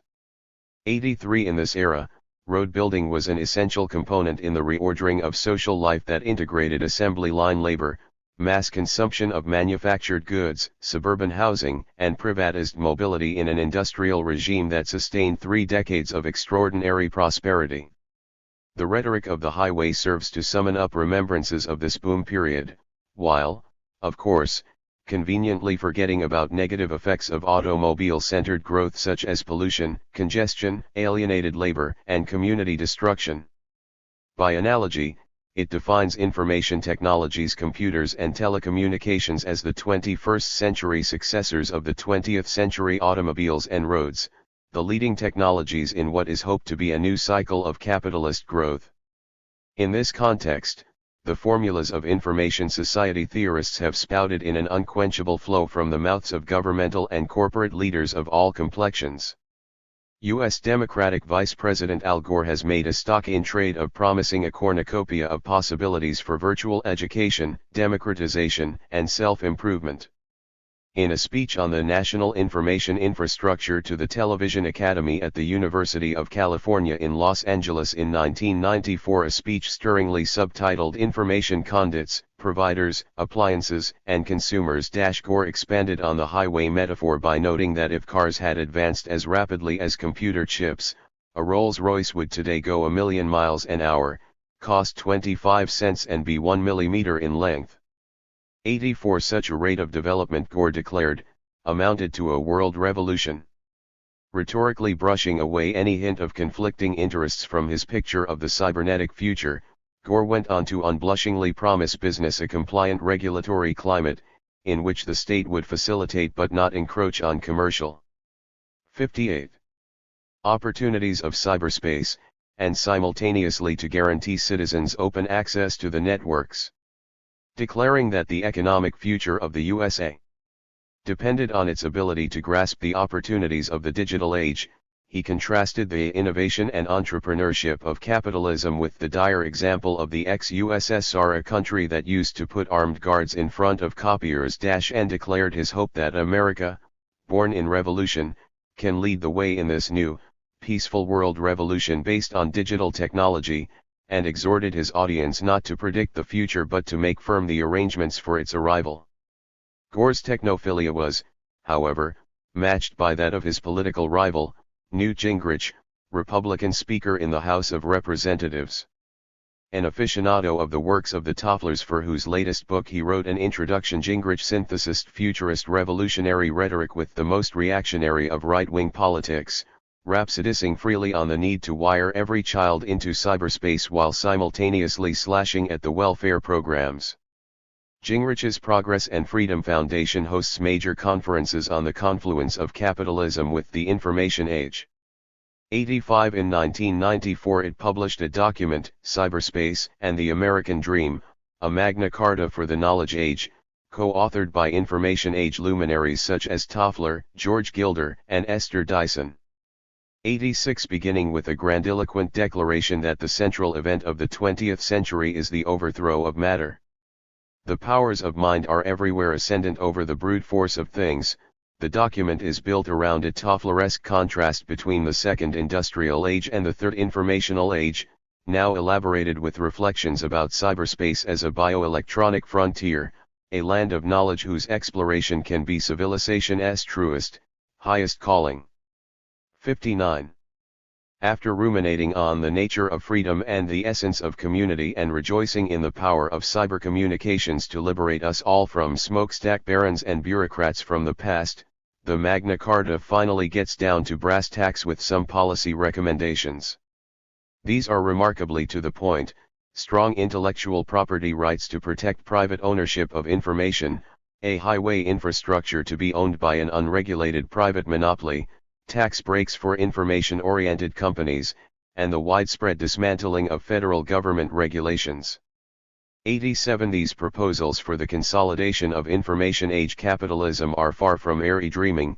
Much of the spirit of the Magna Carta proposals moves in the 1996 U.S. Telecommunications Bill, a legislative testament of faith in the power of deregulated, concentrated capital to manage the new informational environment. 88 The corporate sector itself has been almost as fulsome as its government clients about the prospects for virtual capitalism. The ruminations of Bill Gates, owner of Microsoft Corporation and cyberspace's premier captain of industry, can be taken as exemplary. In his biography The Road Ahead, a title that carefully echoes the rhetoric of the information highway, Gates looks forward to what he calls friction-free capitalism. In this scenario, omnipresent digital technologies become the basis for the perfection of the market. Gates, who has the frankness to acknowledge that the driving force behind the information highway is the race for the gold, nonetheless introduces a utopianism of his own when he suggests that the movement of business into cyberspace will produce Adam Smith's dream of a world of perfect knowledge or perfect information, a prerequisite for perfect competition. Ignoring the ironies that such words invite in the mouth of the information age's most aggressive monopolist, Gates promises us a new world of low 60. Friction, low overhead capitalism, in which market information will be plentiful and transaction costs low. It will be a shopper's heaven. 89. Freed by technology from its rigidities and imperfections, the market passes into a veritable paradise of exchange, in which the global digital grids and lattices connect the whole planet in the limitless transaction of prosperity and freedom. However, even in such utopian pictures a few shadows sometimes appear. In the context of a unified capitalist world economy, discussion of the information revolution is now inseparable from that of globalization. 90. A harder, more anxious note replaces rhapsodies about the global village. For it is now the pressure of a communication ally integrated and increasingly competitive world market which enforces adaptation to the information age. Techno-idealism falls to computer age realpolitik. Rhetoric urging the rapid adoption of new technologies now relies not only on the utopian promises of such technologies, but, even more, on the costs in terms of lost jobs and declining living standards of refusing them. However, if this introduces a newly anxious note to the approach of the information revolution, it in no way diminishes its inexorability. While in an era of mounting technological unemployment and global corporate mobility there may be some qualms about the universal benevolence of the information age, there is even less doubt about its necessity. The worldwide collapse of socialist regimes, or their clear subordination to market discipline, has meant that anti-Marxist diatribes now seem beyond the point for contemporary high-tech futurists, such as George Gilder, Nicholas Negroponte, Michael Rothschild, or Kevin Kelly and the editors of Wired magazine. Rather, they focus on the necessary identification of technological progress and the market economy. Many 61 commentaries endorse the views put frankly by Rothschild, whose recent bionomic analysis of an economy derived from technical information asserts that capitalism is simply the way technology evolves and is the inevitable, natural state of human affairs. A phenomenon which it is a waste of time and mental energy to oppose, because like it or not, the sun rises in the east. 91. Yet despite the loss of any easily identifiable ideological opponent, information capital's revolutionary intellectuals retain a messianic sense of mission. Some recent predictions by the roboticist, Moravec, remind us of the scope of their ambitions. Envisaging the emergence within the foreseeable future of highly advanced artificial intelligences, he asks us further to imagine that most of the human universe has been converted to a computer network, a cyberspace where such programs live, side by side, with downloaded human minds and accompanying simulated human minds. 92. Moravec then outlines the political economy of this world.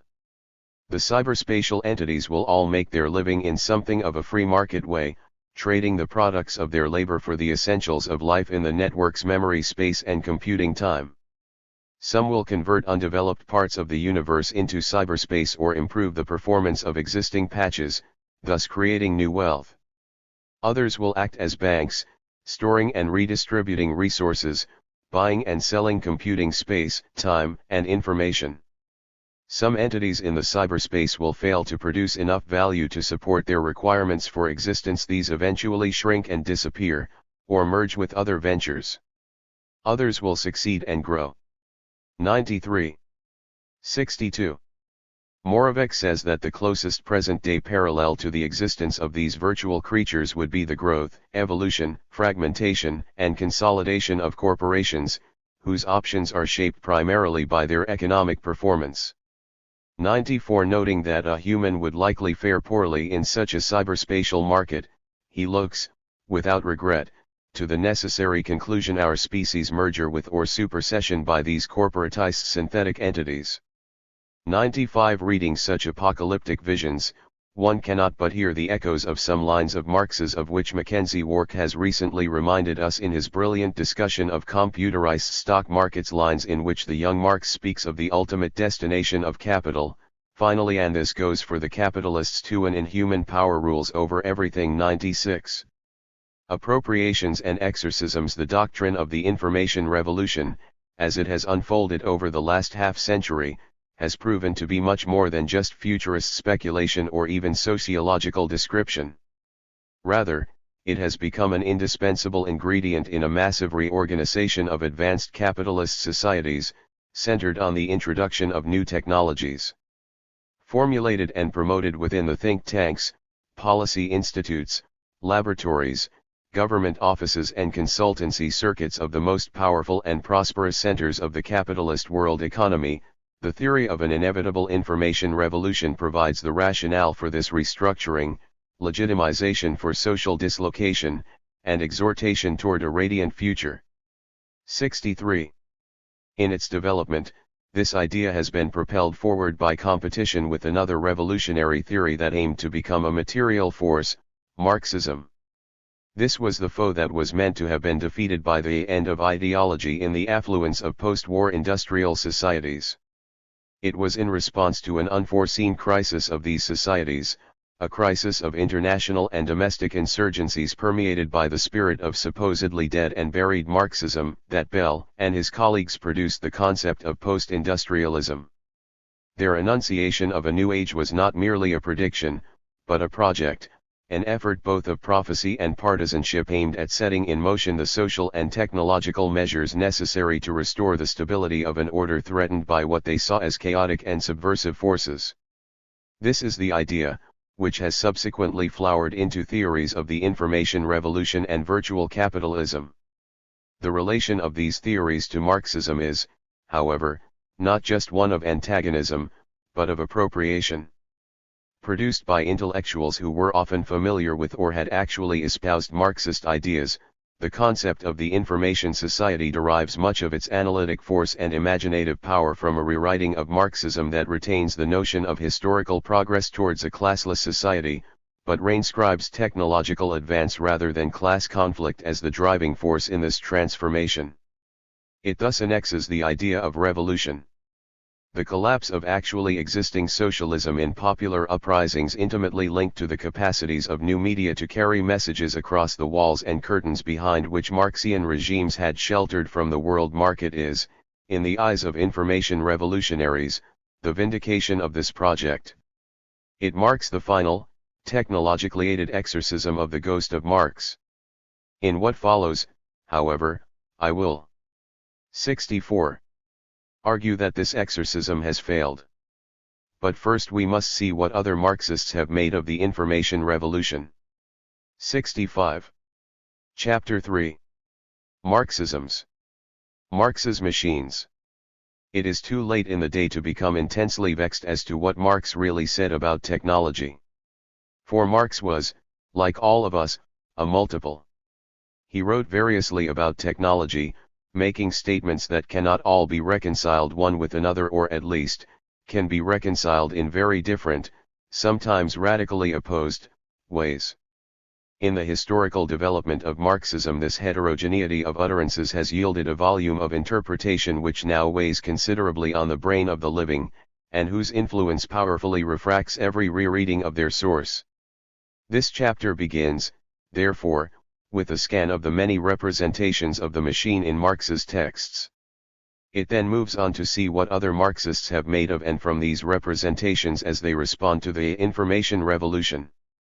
3 positions are examined: scientific socialism, which sees technoscience as a central agent in a dialectical drama culminating in the inevitable defeat of capital; neoluddism, which focuses on technology as instruments of capitalist domination; and post-Fordism, which often looks to the possibility of a technologically mediated reconciliation between labor and capital. While this is by no means a complete inventory of Marxist, or Marxist-derived, thought on technological change, it does muster the major analyses with which I want to take issue. For, I argue, scientific socialists, neo-Luddites and post-Fordists all, though in very different ways, fall short of an adequate response to the challenge of the information revolutionaries. 78. As we have already seen, there is a certain Marx very close in spirit to the information revolutionaries. The Marx of the hand mill gives you society with the feudal lord, the steam mill with the industrial capitalist one. This technologically determinist Marx is not a negligible figure. Too, his hand has been seen at work in the celebrated account in the preface to the Contribution to a Critique of Political Economy of how in the social production of their life men enter into definite relations that are independent of their will, relations of production which correspond to a definite stage of development of their material productive forces. 3. At a certain stage in their development, Marx says, the material productive forces of society come into conflict with the existing relations of production, and from forms of development of the productive forces these relations turn into their fetters, thereby initiating social revolution. For what precisely constitutes the forces of production, and what the relations of production, and the precise nature of the interaction between the two, are amongst the most controversial questions in Marxist theory. 5. But what is certain is that a view which sees the forces of production as technological, and only the relations of production as social, with the former having primacy over the latter, seems to have taken root very close to Marx himself, in the work of his friend Friedrich Engels, who wrote that with the advancement of modern machinery the productive forces themselves press forward with increasing power towards their deliverance from their character as capital. 6. From there extends a line of Marxist thought, along whom are posted figures such as Nikolai Bukharin, J.D. Bernal and G.A. Cohen, which understands technological development as an autonomous force, a motor of history, whose ever-expanding productive powers smash relentlessly. 79. Through anachronistic forms of property ownership in a trajectory heading straight to the triumph of socialism.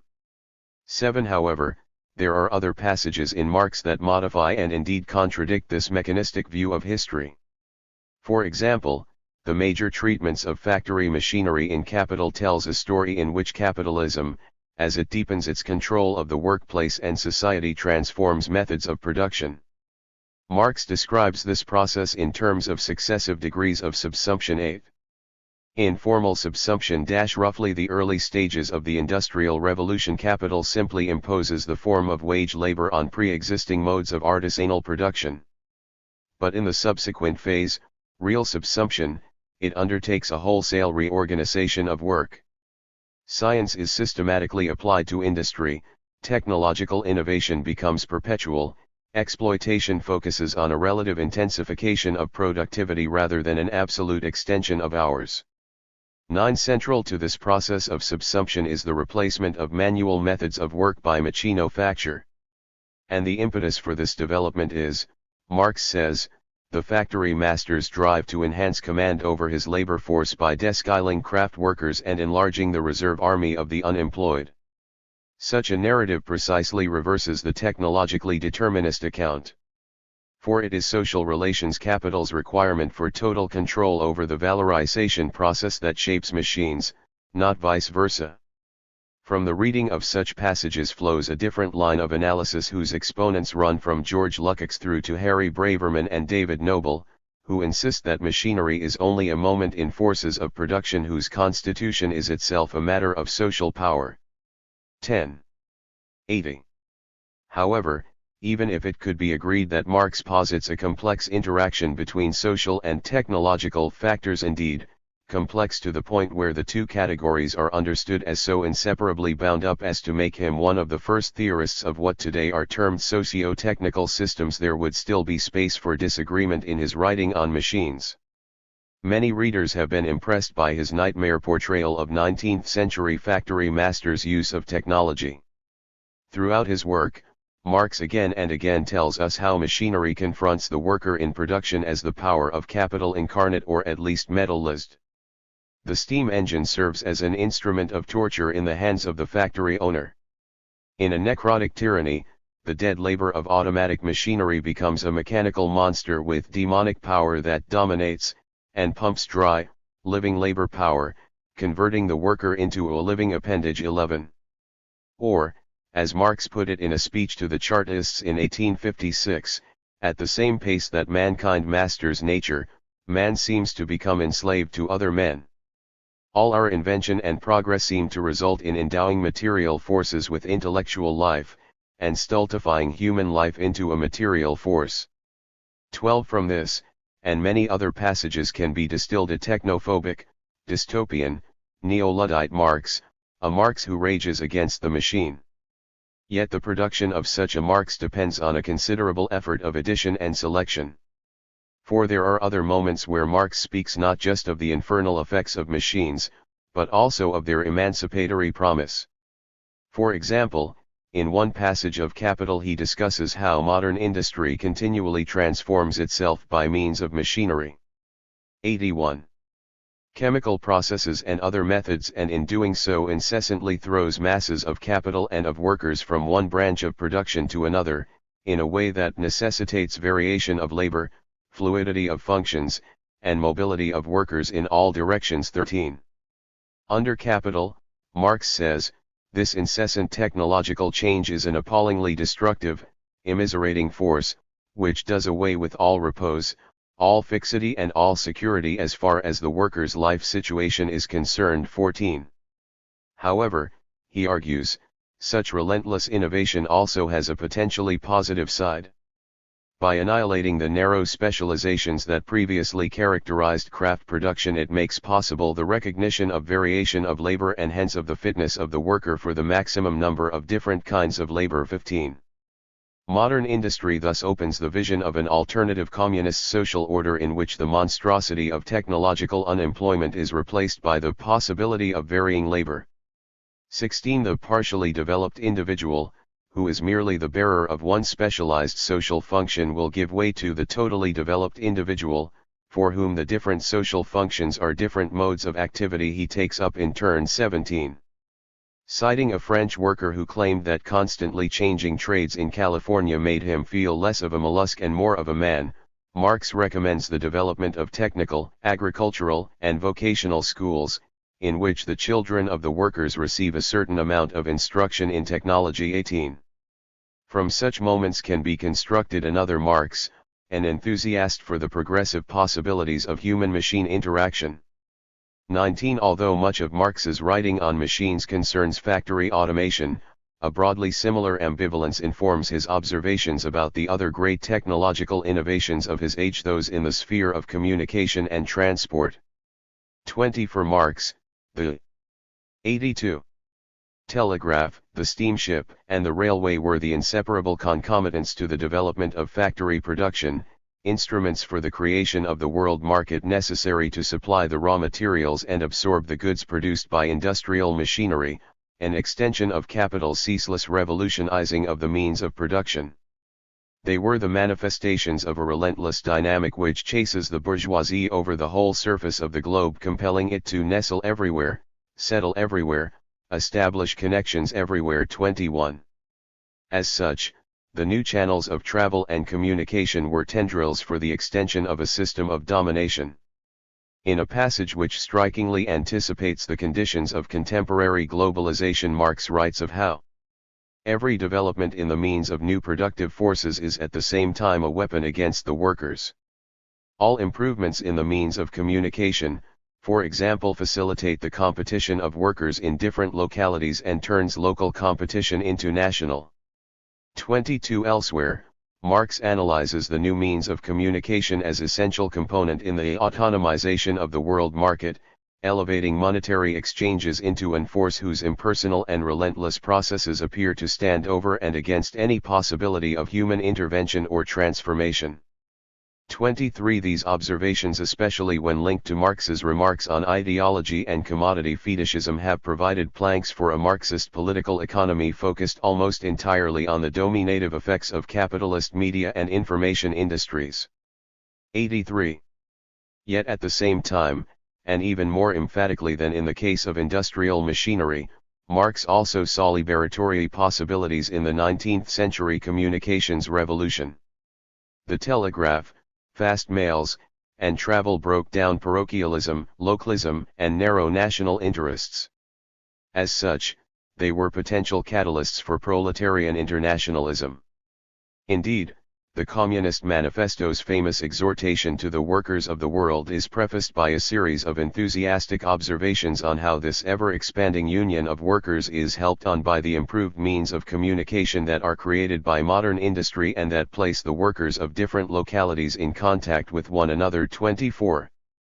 This is one vital aspect of a process by which the bourgeoisie forges the weapons that bring death to itself and also calls into existence the men who are to wield these weapons, the modern working class, the proletarians. 25.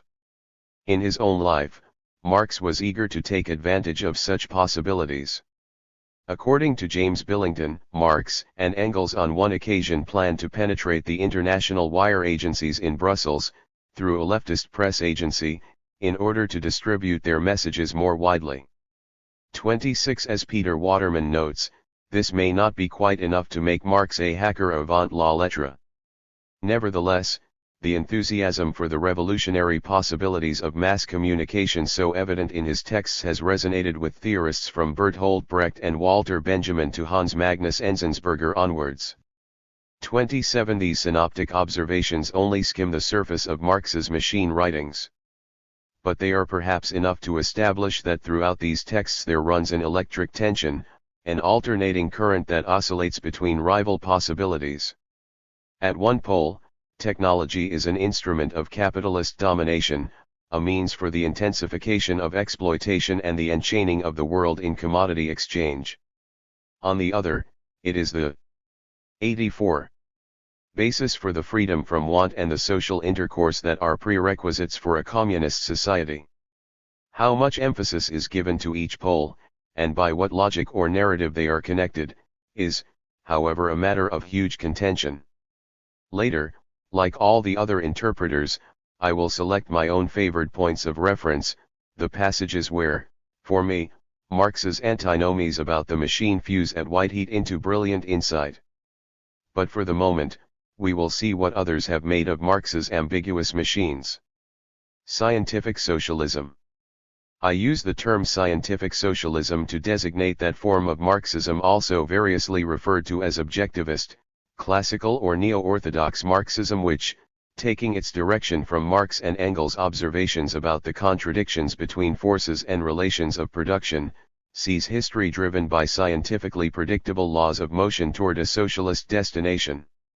28. Perhaps the most sophisticated recent example of this school of thought is to be found in the work of Ernest Mondale, the eminent theoretician of the Fourth International.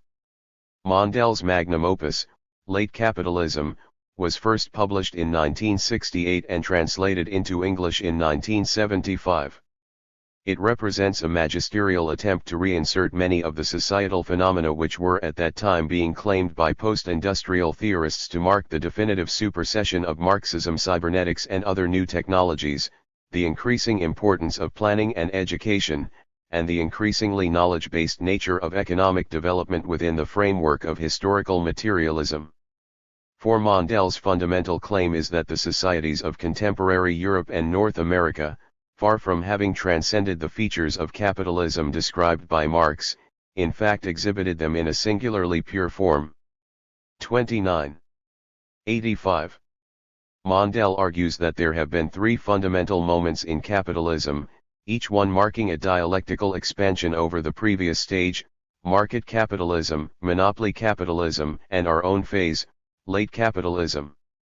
He links the appearance of these stages to Kondratiev's famous theory of long waves - successive, rhythmic episodes of economic growth and stagnation which supposedly dominate the last 2 centuries of Western history. In each wave, surges in technological innovation are precipitated by temporary increases in the rate of profit after a protracted period of underinvestment.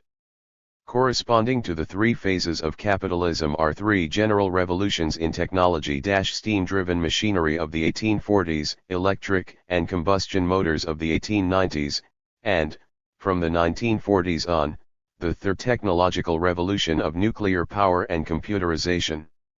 The central feature of this latest phase is the increasing level of automation, and, in particular, the replacement of industrial workers by cybernetic systems and continuous flow processes based on automatic control. This brings with it a series of interrelated developments, which reverberate through the capitalist economy. These include a shift of living labor from the actual treatment of raw materials to preparatory or supervisory functions, new developments in organized research and university education, a speed up in production and a consequent pressure for more effective inventory control, market research and demand management, and increasingly large, and increasingly quickly obsolete, investments in large technological systems. These developments in turn generate a compulsion to introduce exact planning of production not only within each enterprise but also within the economy as a whole, leading to more state intervention. All of these changes, however, relate back to the overwhelming imperative of capitalism, the maintenance of the rate of profit. 30. 86. This analysis brings Mondale into direct confrontation with the first expressions of post-industrial theory. Categorically rejecting any idea that the new economic centrality of science and technological knowledge marks some unprecedented historical epoch, Mondale argues that late capitalism, far from representing a post-industrial society, appears as the period in which all branches of the economy are fully industrialized for the first time. 31. Specifically citing Bell's work as an example of prevalent theories of technological rationalism, he declares that belief in the omnipotence of technology is the specific form of bourgeois ideology in late capitalism. This ideology proclaims the ability of the existing social order gradually to eliminate all chances of crises, to find a technical solution to all its contradictions, to integrate rebellious social classes and to avoid political explosions. 32. However, Mondale says, the idea that new technologies allow capitalism to transcend its perennial antagonisms and crises is spurious. On the contrary, such innovations only bring closer its inevitable collapse. Although Mondale enumerates a wide array of factors, all of which he sees interacting to generate breakdown, the centerpiece of his argument is a traditional mainstay of objectivist Marxism, the falling rate of profit, consequent on the rising organic composition of capital. To understand this argument, a brief technical exposition is necessary. 33. The Marxist theory of value holds that the source of surplus value is the exploitation of living labor. Capitalist production can be represented in value by the 87. Formula C plus V plus S. C is constant capital - the part whose value is not increased in production but merely preserved by it, buildings, raw materials, and, especially, machines. V is variable capital, the part used by the capitalist to buy labor power, so termed because it is the only part of capital which lets the capitalist increase the value of his/her capital. S is the surplus value, the portion of the newly created value appropriated by the capitalist. The rate of profit is the ratio between surplus value and total capital equals S/C plus V. The ratio between constant capital and variable capital, C/V, is the organic composition of capital. The fundamental tendency of the capitalist system is to increase the ratio of constant capital, machines and raw materials, to variable capital, wages. For Mondale and most other objectivist Marxists, the principal impetus in this direction comes from the whip of competition amongst capitals, which compels entrepreneurs to constantly automate in order to raise productivity. 34. But if the organic composition of capital, C/V, increases, other things being equal, the profit rate S/C plus V, will decline. The more completely mechanization expels workers from production, the more the rate, and eventually the mass, of surplus value diminishes. This decline in profitability causes faltering investment, catalyses class conflict and drives irrevocably toward revolutionary crisis. Capital's profit-driven compulsion to expand the forces of production thus becomes the instrument of its self-destruction. This formally elegant argument is a topic of immense controversy, even amongst Marxists.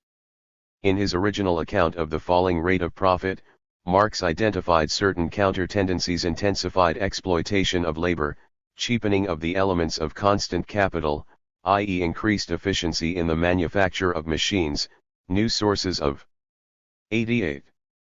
Raw materials, the opening up of industries with low organic composition, increases in foreign trade, speed up in the turnover in capital, all of which might alter the inevitability of the falling rate of profit. 35. But in neo-orthodox accounts these tend to be seen as subsidiary factors. 36. Certainly Mondale believes that the fall in the average rate of profit is inescapable. 37. Cybernetics, by bringing in sight the workerless factory, drives this process to a climax, placing on the horizon what Mondale terms the absolute inner limit of the capitalist mode of production, the point where fully automated production no longer allows the creation of surplus value. 38. The absolute limit. lies in the fact that the mass of surplus value itself necessarily diminishes as a result of the elimination of living labor from the production process in the course of the final stage of mechanization. Capitalism is incompatible with fully automated production in the whole of industry and agriculture, because this no longer allows for the creation of surplus value or valorization of capital. 39. To secure this prediction, Mondale makes certain theoretical assumptions which rule out capital discovering way of lowering the average organic composition by moving outside its traditional factory base. The development of the service sector is discounted on the grounds that most work in this area, because it does not change the bodily form of a commodity, is unproductive. 40. A shift of labor power to spheres of research and design is similarly rejected because such a transformation would imply a radical suppression of the social division between manual and intellectual labor, which would undermine the 89. Entire hierarchical structure of factory. 41. Having blocked off these bold holes, Mondale can be confident that the third technological revolution seals the fate of capital. Mondale does not see capitalism straightforwardly automating itself into oblivion. Rather, he believes that declining profits will ultimately cause it to check automation. But the closure of this route to expansion will lead to crisis-ridden stagnation and intensified conflict over the allocation of surplus. In fact, capitalism is caught in the historical trap foreseen by Marx, where its achievement in expanding the forces of production unleash conflicts that explode the social relations its continuance requires. While Mondale qualifies the finality of his verdict, admitting of reprieves and postponements, the teleology is inscribed in his masterworks titled Late Capitalism. In many ways, Mondale's work is a brilliant answer to Bell and the post-industrialists. By showing how so many of the allegedly new features of contemporary society cited by these theorists relate to the very old logic of accumulation, he effectively refutes the claim that the logic of capital has been replaced by some unprecedented and benign informational principle. Moreover, at the time of its publication, Mondale's prediction of renewed economic crisis showed remarkable prescience compared with the post-industrialists' rosy forecasts of unimpeded economic growth. What is striking, however, is the subterranean affinity between Mondale and his post-industrial opponents. To a remarkable degree, such automatic Marxism mirrors the assumptions of the very theories it opposes. 42. There is disagreement about the prospects for scientific technological innovation yielding capital a smooth, evolutionary future. But there is a common view of the forces of production seen primarily as machines as central instruments of inevitable social transformations. In late capitalism, the dance of machines. 90. And capitalists moves like clockwork towards a foreordained conclusion which uncannily echoes the linearity of post-industrial doctrine. Unlike more vulgar scientific socialists, Mondale is not a technological determinist who reduces revolution to a consequence of autonomous scientific progress. On the contrary, he dialectically relates capital's mechanical self-destruction to its competitive drive for innovation. But he is a social determinist for whom technology relentlessly executes a predecided verdict. The distance between this position and the bourgeois faith in the omnipotence of technology is not as great as he would like to imagine. As interpreted by Mondale, the doctrine of the falling rate of profit in fact functions as a mirror image of the upward path of progress espoused by Bell and the post-industrialists, the one leading as surely to socialist victory as the other does to capitalist stability. 43. There are theoretical reasons even for those who share Mondale's premises to doubt his conclusions. As I have noted, Marx himself noted the existence of counter-tendencies to the falling rate of profit, and many Marxists see its supposed inevitability as a special case obtaining only under specific conditions.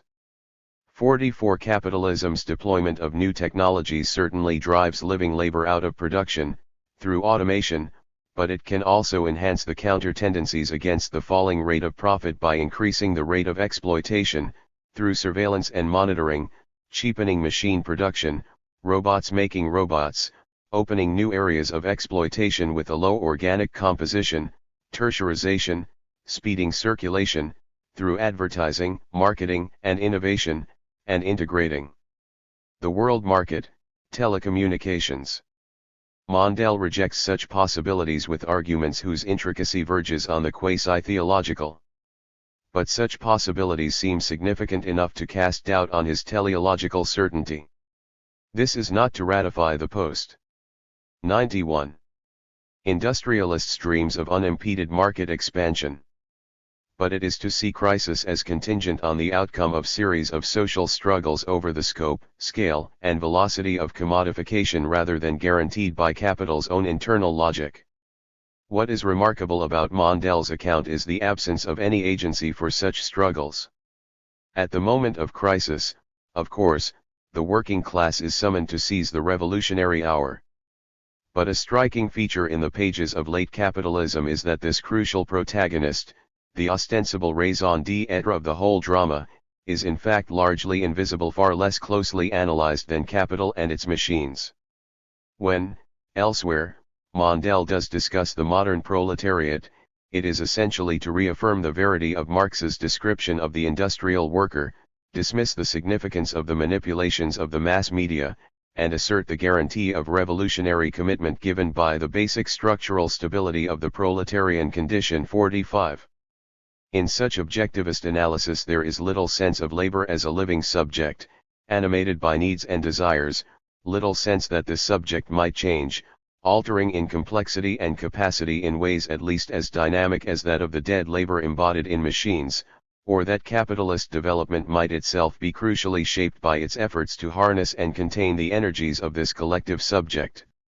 Mondale's dialectic of productive forces and relations, in short, skips over class struggle. It is rhetorically prominent but analytically ancillary, the insurgencies of the laboring subject merely the predestined reflex of capitalism's auto-destruction. Moreover, this covert affinity between the determinism of Marxist scientific socialism and bourgeoisie theories of technological development extends further to touch the very concept of socialism. For if socialism is seen as a byproduct of the advance of science and technology, rather than as a result of people's rebellion and self-organization. 92. The revolutionary task easily becomes defined as the speeding of techno-scientific advance at all costs, including the suppression of any resistance or alternative offered by the very workers in whose name the revolution is undertaken. Where the consequences of this concept appeared in truly grotesque form was of course in the late Soviet regime, in which the objectivism of scientific Marxism combined with a logic of vanguardism, substitutionism, and technocratic expertise in a fatal mix. As a student of Trotsky, Mondale necessarily maintained a highly ambiguous position toward the Soviet Union. But his notion of a third technological revolution has a strong similarity to the notion of a scientific technological revolution, or STR, embraced by Soviet officials and academicians in the 1960s and 70s. 46 such theories, which foresaw a new historical epoch inaugurated by cybernetic automation, essentially recapitulated bourgeoisie theories of post-industrialism, with the caveat that the beneficiary of the STR would be not capitalism, but socialism. In the Soviet bloc, the planned realization of the STR would be a vital lever for the achievement of a classless society, while in the West, the anarchy of the market would intensify contradictions, conflict, and disintegration. But the essential terms of the analysis were little different from Bell's or Brzezinski's, and the accompanying injunctions about the necessity of adjusting people's subjective attitude to the new objective realities were, if anything, even more chilling. What links information society theory and scientific socialism is a shared, though differently inflected, determinism that subordinates the wishes of human subjects to the necessity of techno-scientific advance. Each duplicates the other's linearity, scientism, and technocratic tendencies. As such, both are doctrines suitable for regimes in which the means of production have been sequestered from collective control, whether by a 93. corporate or a bureaucratic class. This is precisely why information revolutionaries have been able to borrow so much from scientific socialists, and vice versa. 47. The former were of course more successful than the latter. The Soviet advocates of STR failed to make the innovations the Western information revolutionaries are, with at least temporary success, effecting. but what divides the promulgators of such doctrines is the sort of distinction that differentiates carnivorous dinosaurs into tyrannosaurs, bulky but deadly, and velociraptors, fast, agile, and even more lethal.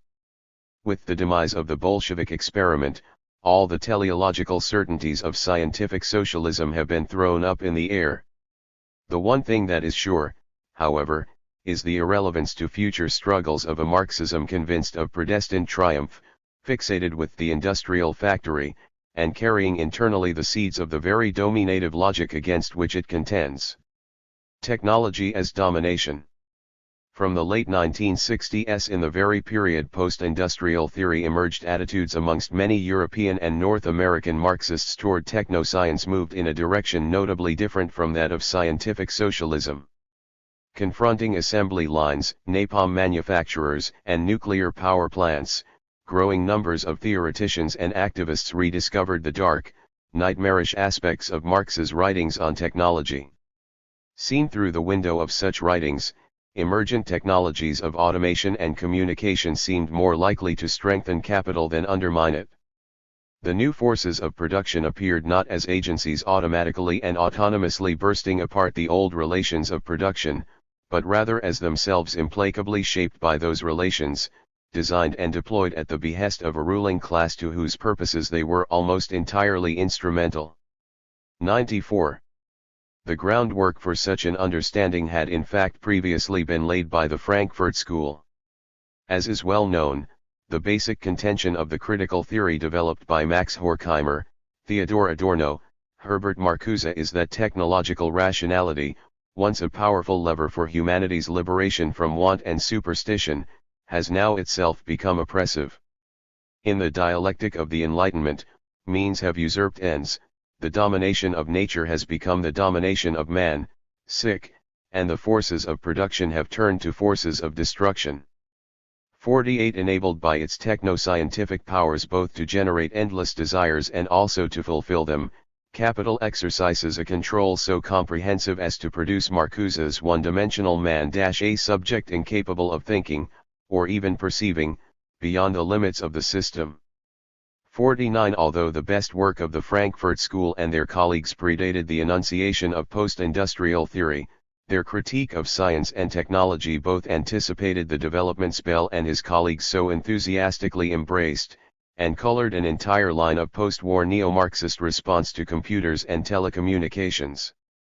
As the information revolution intensified in pace during the 1970s and 1980s, their analysis of technology as domination was extended by a variety of theorists, some following in the steps of Marcuse and his colleagues, others tracking back more directly to Marx. This project developed in two streams, one focused on the labor process, the other exploring the mass media. The seminal statement of the labor process stream is Harry Braverman's study of the degradation of work - a direct reply to the post-industrial claims of progress toward a new and technologically improved era of labor relations. 50. Basing himself firmly in Marx's analysis of the labor process, Braverman argues that the scientific management 95. Initiated by Frederick Winslow Taylor at the turn of the 20th century, with its separation of conception from execution, managerial monopolization of knowledge and systematic destruction of skills, is a manifestation of the great truth of capitalism, namely that the worker must become the instrument of labor in the hands of the capitalist. 51. However cosmetically disguised, this remains the dominant philosophy of 20th century management. The rise of white-collar work cited by Bell as evidence of an enlightened post-industrial society is for Braverman simply a symptom of the enlarging managerial apparatus of administration, supervision, and planning. Similarly, the new intellectual technology of computers and communications, which post-industrialists expected to usher in an era of skilled and satisfying mental work, for Braverman signals a precisely contrary tendency. Whether in the movement of a factory worker following the pace of a pre-programmed tool or the monitored keystrokes of an office secretary, the power of the new technologies to record, store and reproduce activities previously dependent on embodied consciousness yields only another extension of Taylorist authority. In the hands of scientific management, machinery is seized upon as the prime means whereby production may be controlled not by the direct producer but by the owners and representatives of capital. 52. This critique of the computerized labor process has subsequently been developed in a number of studies. 53. Perhaps the most influential is David Noble's work on numerically controlled machine tools technology central to the vision of the workerless factory. 54. Noble argues that the drive to automate machining cannot be explained solely by the requirements of a purely technical efficiency but is marked by the managerial imperative to gain total control over the shop floor, and in particular to break the power of skilled. 96. Unionized machinists. This is demonstrated by the suppression of technological options that would allow workers an element of control over the newly automated processes. Noble shows that even when this participation might have improved the operations of the system by allowing for revision of programmed instructions according to circumstances, the managerial desire to eliminate the human element prevailed. Indeed, the whole thrust of capital's use of information technology in the workplace is, Noble argues, fundamentally anti-human, predicated on a model of progress without people. 55. The other strand of the technology as domination school is that devoted to the media and communication. In an enormously important move beyond the factory focus so apparent in the work of classical Marxists such as Mondale, Adorno, and Horkheimer had argued that the subordination of society to capital is largely the work of the culture industry, the entertainment and advertisement conglomerates which create artificial needs, distract dissent, and endlessly endorse the existing order. 56. Subsequently, broadly Marxian scholars such as Herbert Schiller, Vincent Mosco, Dallas Smythe, and Nicholas Garnham have deepened this analysis with detailed research into the operations of the capitalist media. 57. In doing so, they have produced an analysis much more fine-grained than the Frankfurt School's, and sometimes considerably more nuanced in its recognition of possibilities for resistance. 58. Nonetheless, the overall emphasis of these writers falls heavily on capitalism's technological power, producing a picture of domination almost as somber as that discovered on the shop floor, but expanded over a vastly greater sphere. Here the work of Schiller can be taken as exemplary. 59. Explicitly targeting theorists who claim we are witnessing the transcendence of capital in an individualist, electronic global commune, he has consistently argued that what is occurring is rather a push toward 97. A corporate-controlled information society. 60. Focusing on the U.S. situation, Schiller shows how in all areas of information technology, hardware, software, and transmission networks the flux of innovation follows a path of relentless commodification.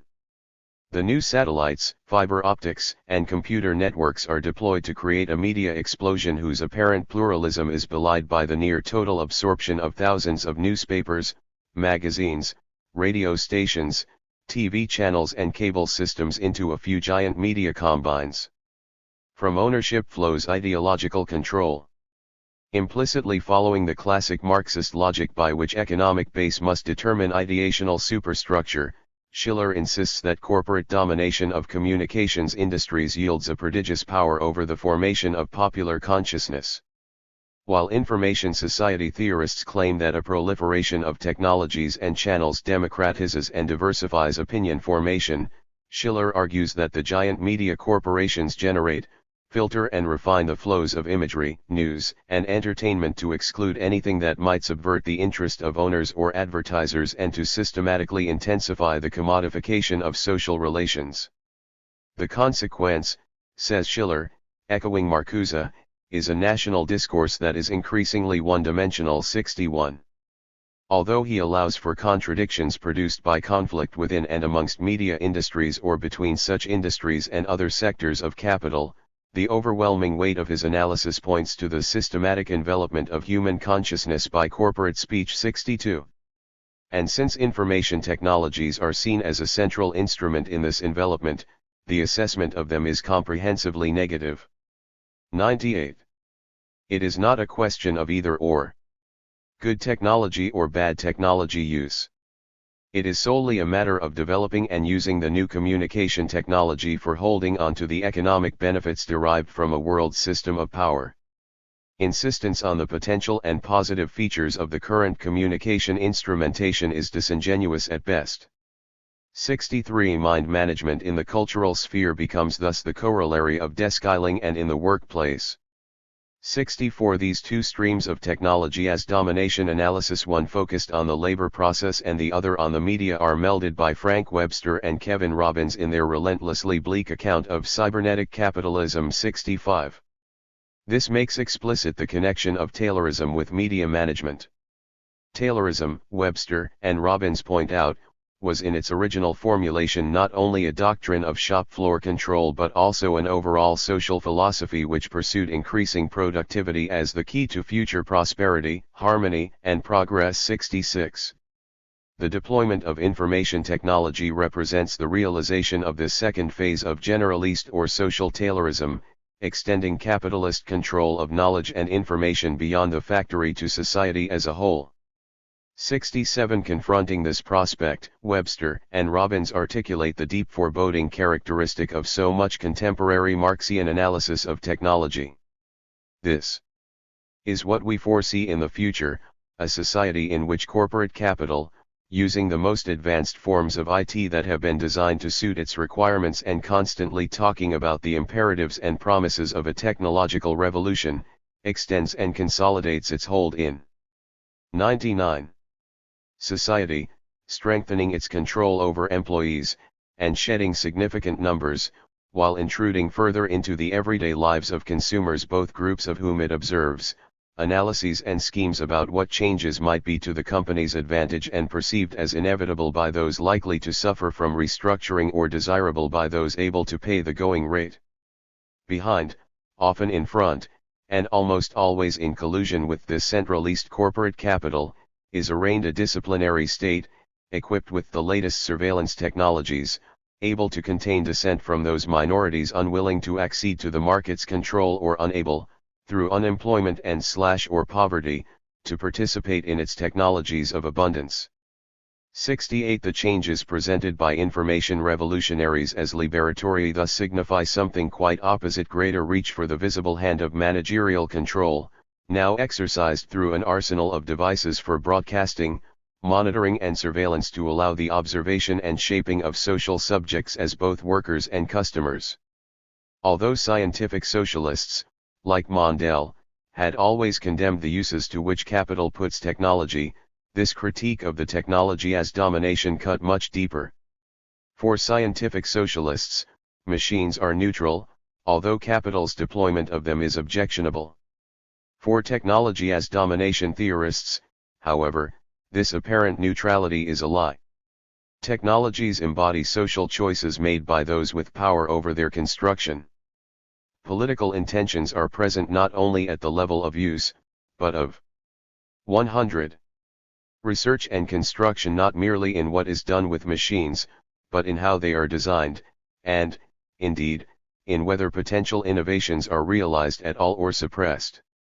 The thought that technology might, in its very core, incarnate the intentions of the capitalists who make them, while certainly present in Marx, was first enlarged on by the Frankfurt School theorists who nevertheless clung, somewhat self-contradictorily, to the hope that technological rationality might be rescued from capital's grasp. But in the subsequent development of this line of thought, the redemptive hope largely fades. In a flat contradiction of scientific socialism's technological optimism, machines are seen as buttressing rather than overturning established power. Noble says, technology is not an irreducible first cause, its social effects follow from social causes that brought it into being. Behind the technology that affects social relations lie the very same social relations. Little wonder, then, that the technology usually tends to reinforce rather than subvert those relations. 69. Increasingly technological development comes to be seen as so deeply tainted by drives toward domination and omnipotence as to constitute a social pathology, a madness to be resisted at all costs.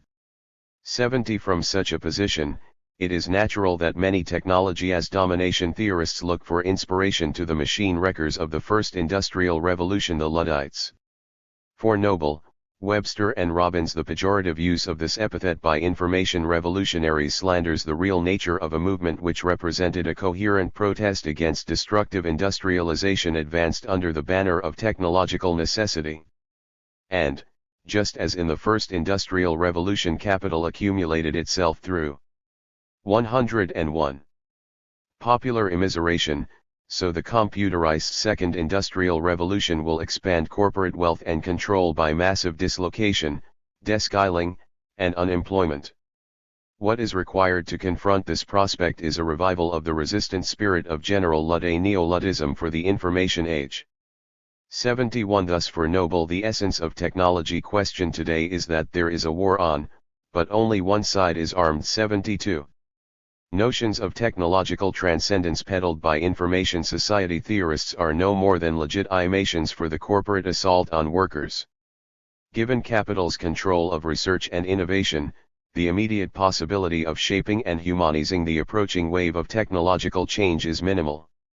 Rather, leftist energies should be directed toward an immediate effort at halting, or at least drastically slowing, its diffusion. Pointing to the actual incidence of sabotage amongst people replaced by computers, Noble declares that if workers have begun to smash the physical machinery of domination, responsible intellectuals must begin to deliberately smash the mental machinery of domination. 73. Of all the positions examined in this chapter, this neo-Luddite stance seems to me the most insightful.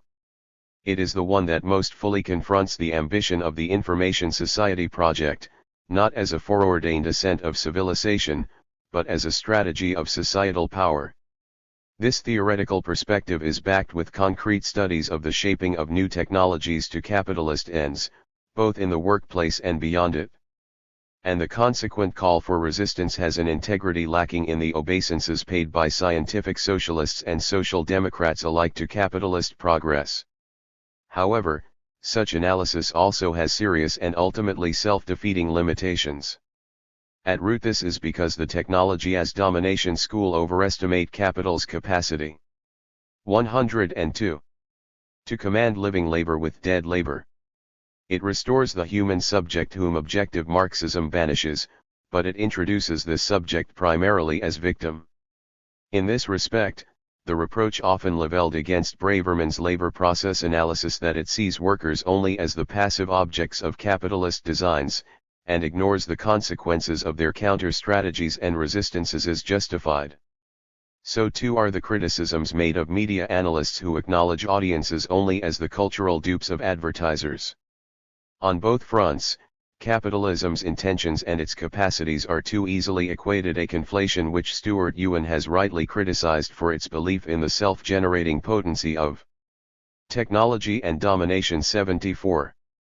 The more persuasively such analysis demonstrates the complete instrumentality of technoscience to capital, the harder it becomes to credibly posit opposition or alternative. This of course is precisely where the Frankfurt School encountered a fatal self-contradiction.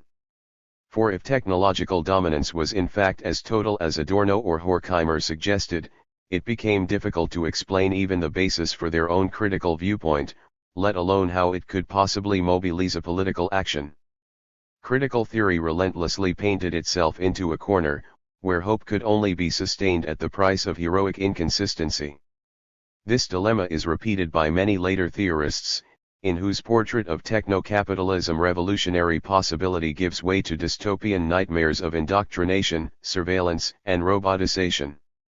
The result is a radical pessimism that, while certainly puncturing the euphoria of information society theory, also concedes its hegemony over the future. The problem is only partially addressed by the neo-Luddite theorists. In reviving the figure of the machine smasher, their analyses vigorously reassert the active capacity of 103. Capital subjects, but only in a reactive mode. Such defensiveness can end in the romanticization of forms of labor which are either already manifestly dehumanizing, or, alternatively, which represent islands of relative privilege. The tendency of labor process analysts to focus on the predicament of highly skilled male workers is a case in point.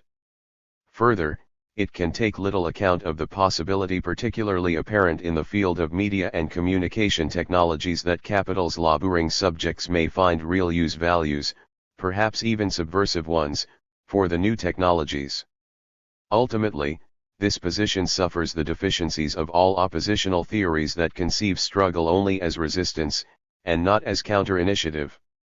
Most neo-Luddite authors in fact admit the need to eventually develop perspectives not just of resistance, but of reappropriation. 75 But the theoretical optic they have so powerfully developed cannot really register such possibilities. For if capital does possess such entire, unilateral powers to implant its logic into technologies as neo-Luddites assert, then efforts to recapture these systems or turn them to alternative use are foredoomed. It should be noted that although such critiques often begin with a rediscovery of Marx, they frequently end with a repudiation of him. For the more strongly Marx's writings on technology as domination are emphasized, the greater the inclination to dismiss or regret his equally undeniable assertions about its liberatory potentials. Although Marx was clearly sympathetic to the Luddites, he was also critical of them, remarking that it took time and experience before the workers learned to distinguish between machinery and its employment by capital, and transfer their attacks from the material instruments of production to the form of society which utilizes these instruments. 76. 104. For many neo-Luddites, such comments only show how deeply Marxism was mortgaged to bourgeois ideas of progress, and its inadequacy to the current crisis. However, in their justified attacks on scientific socialism, neo-Luddites have in fact discarded something critical in Marx's vision: his understanding of technological development as a contradictory process yielding countervailing possibilities for contending agencies.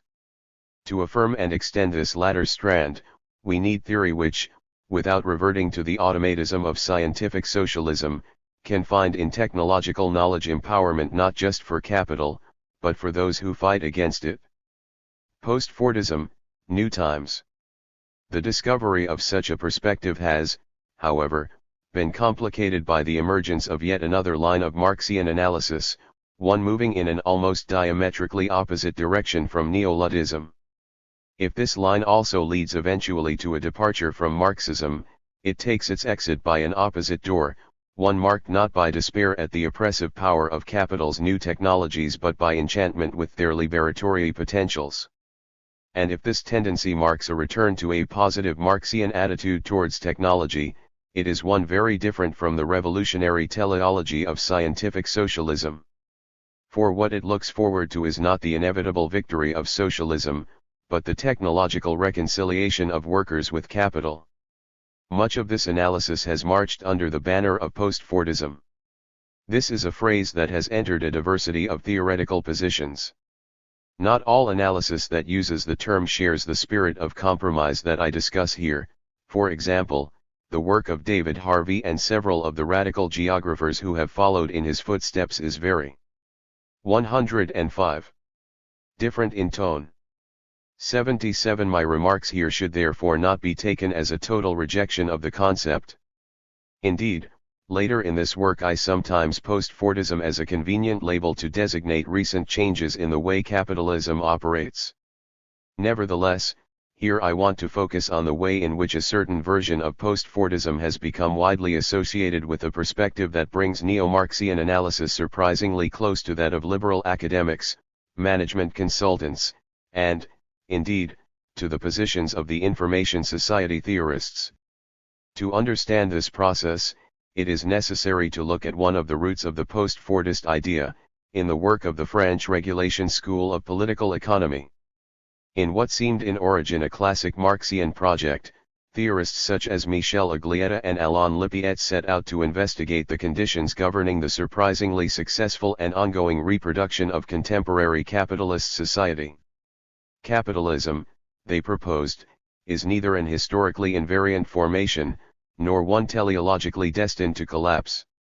Rather, it repeatedly overcomes internal contradictions by generating successive regimes of accumulation intermixed orderings of wage relations, consumption norms, and state intervention which synchronize the overall social prerequisites for the extraction and realization of surplus value. 78 Consolidation of such a regime depends on the successful development of a mode of regulation based on the institutional forms, procedures and habits which either coerce or persuade private agents to conform to its schema.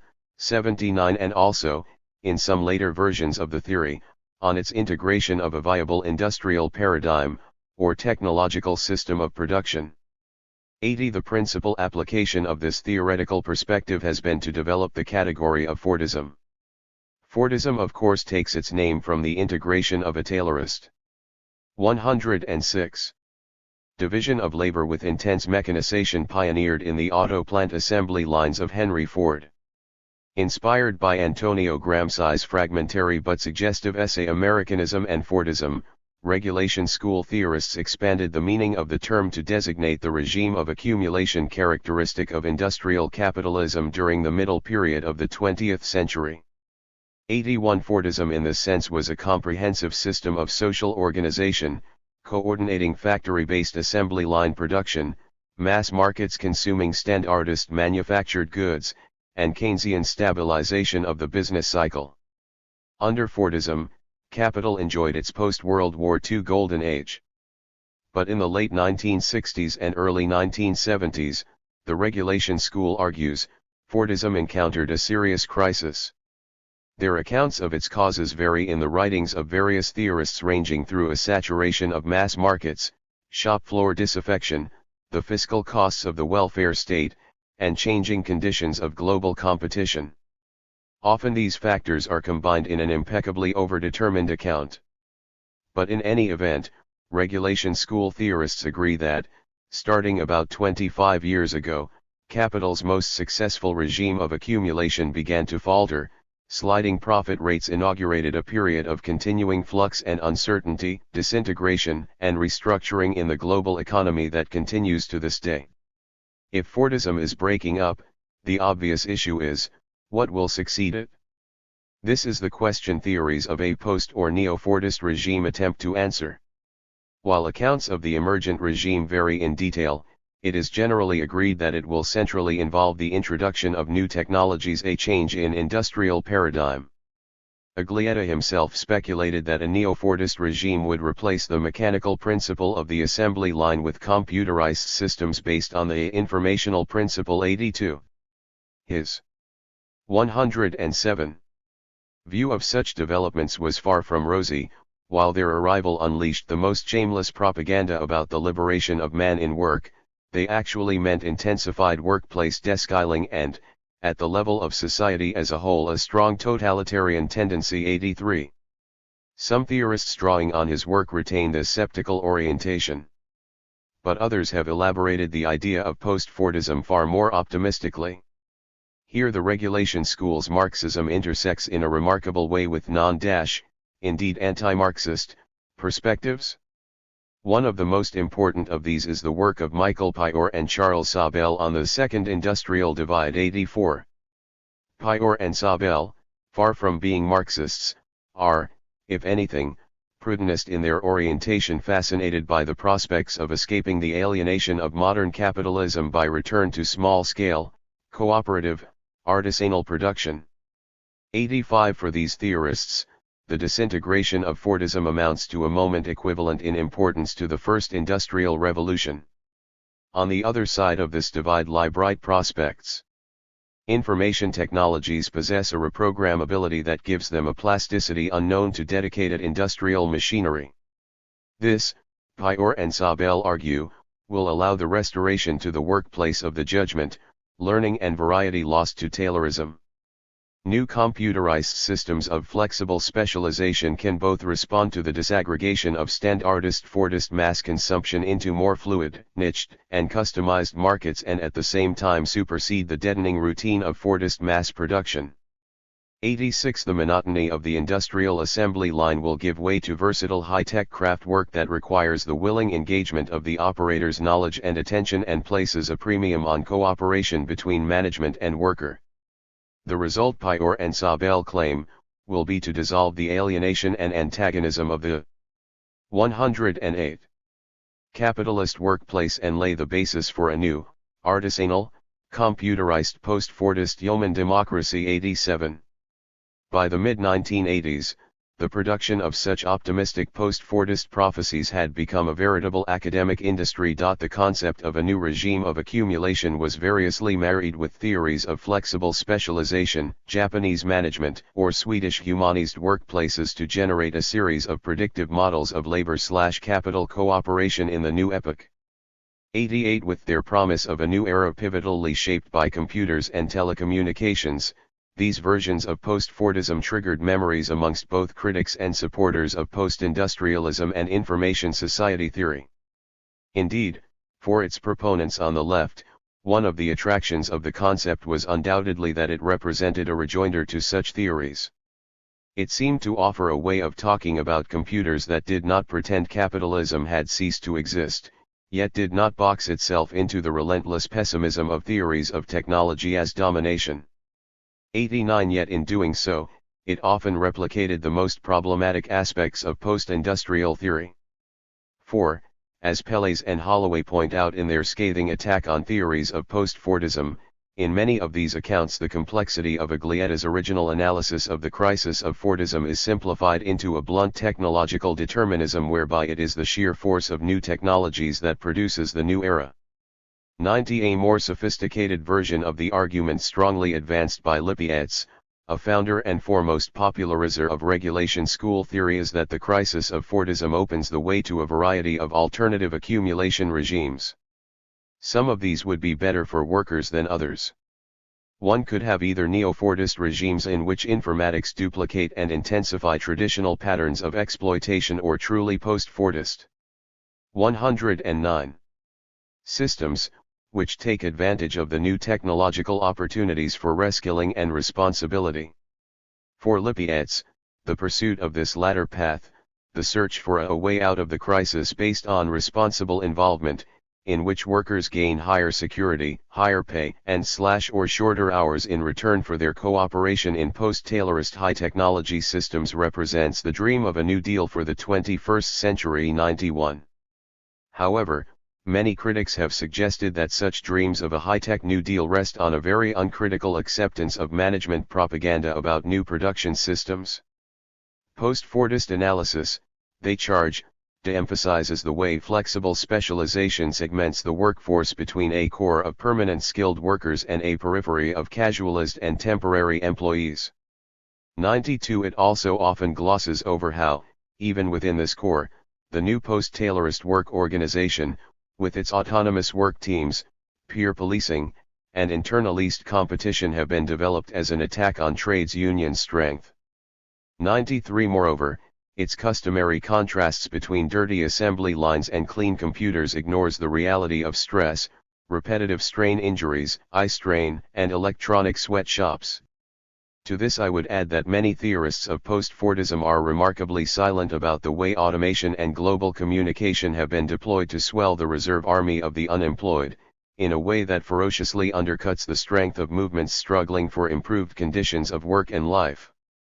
Even where these negative features of restructuring are recognized in post-Fordist analysis, as they are in some of Lippietz's work, they are seen as contingent options, undesirable alternatives within an array of social options.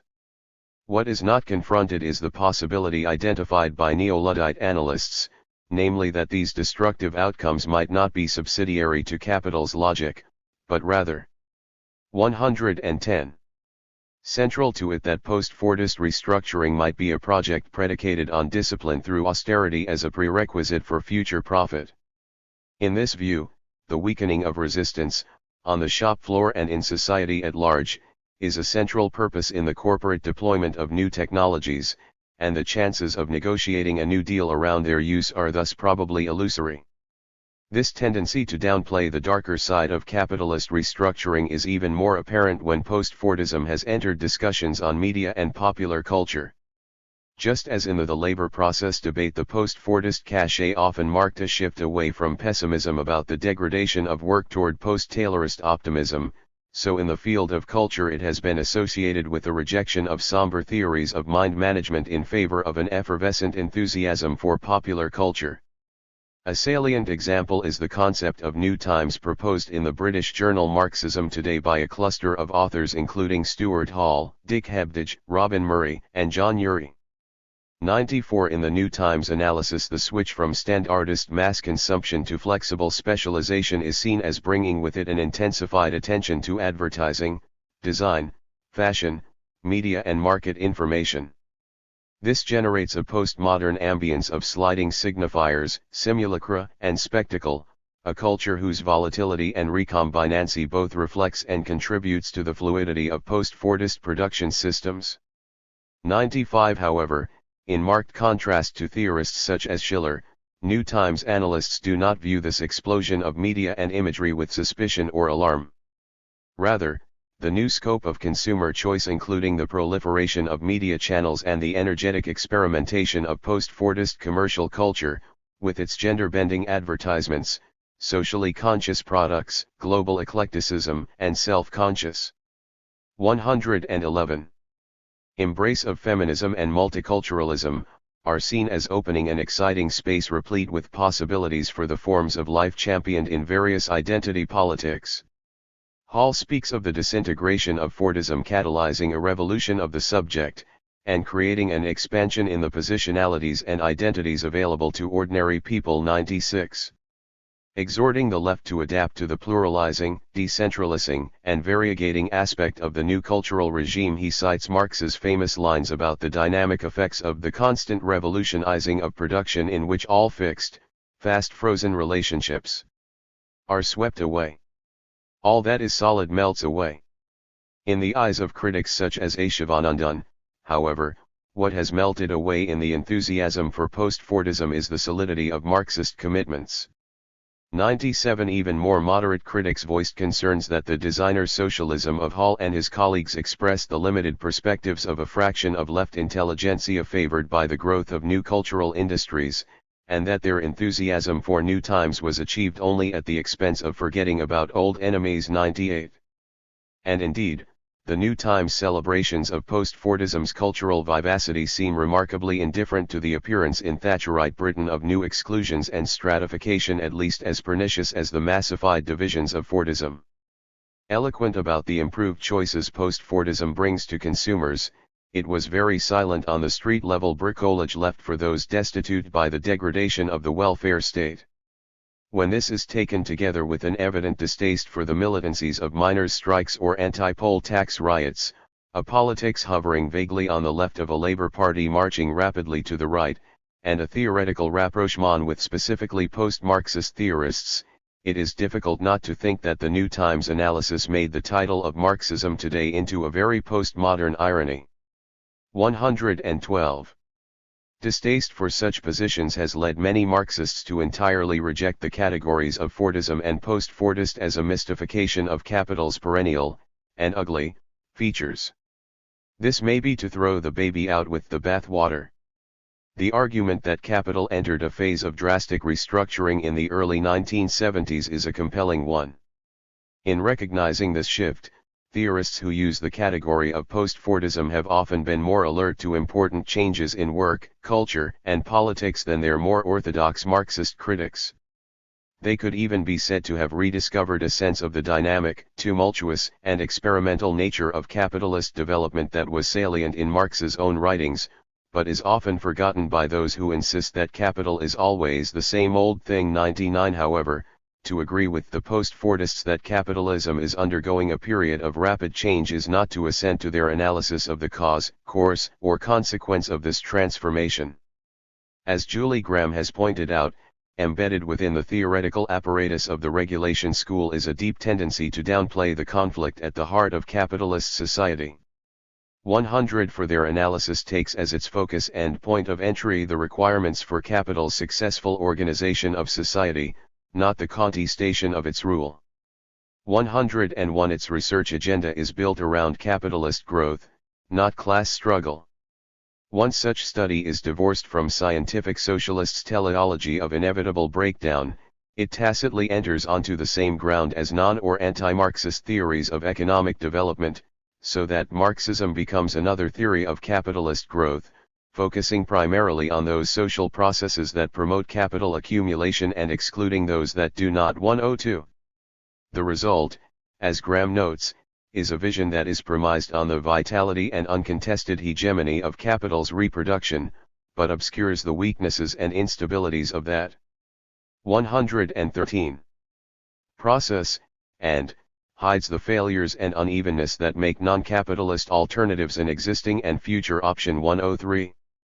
This emphasis on the historical adaptability of capital, taken in conjunction the general demoralization of the left in the 1980s, has led to a very rapid acceptance that what will emerge from the crisis of Fordism can only be another capitalist regime of accumulation. The assumption that restructuring will succeed an inverse reflection of scientific socialism's faith in inevitable collapse leads, by gradual but inexorable stages, to a circumscription of left action. Even in the work of Lippietz, shrewdest and most persuasive of post-Fordist reformists, it is impossible not to be struck by how emphatically socialism is ruled off the agenda for the foreseeable future, how complete is the acceptance of the hegemony of the market, or how large the concessions to the corporate agenda for the reorganization of work. The only issue becomes what sort of capitalist regime will emerge, and how good a deal workers and social movements can cut within it. This affects what Levidow has termed a foreclosure of the future. 104.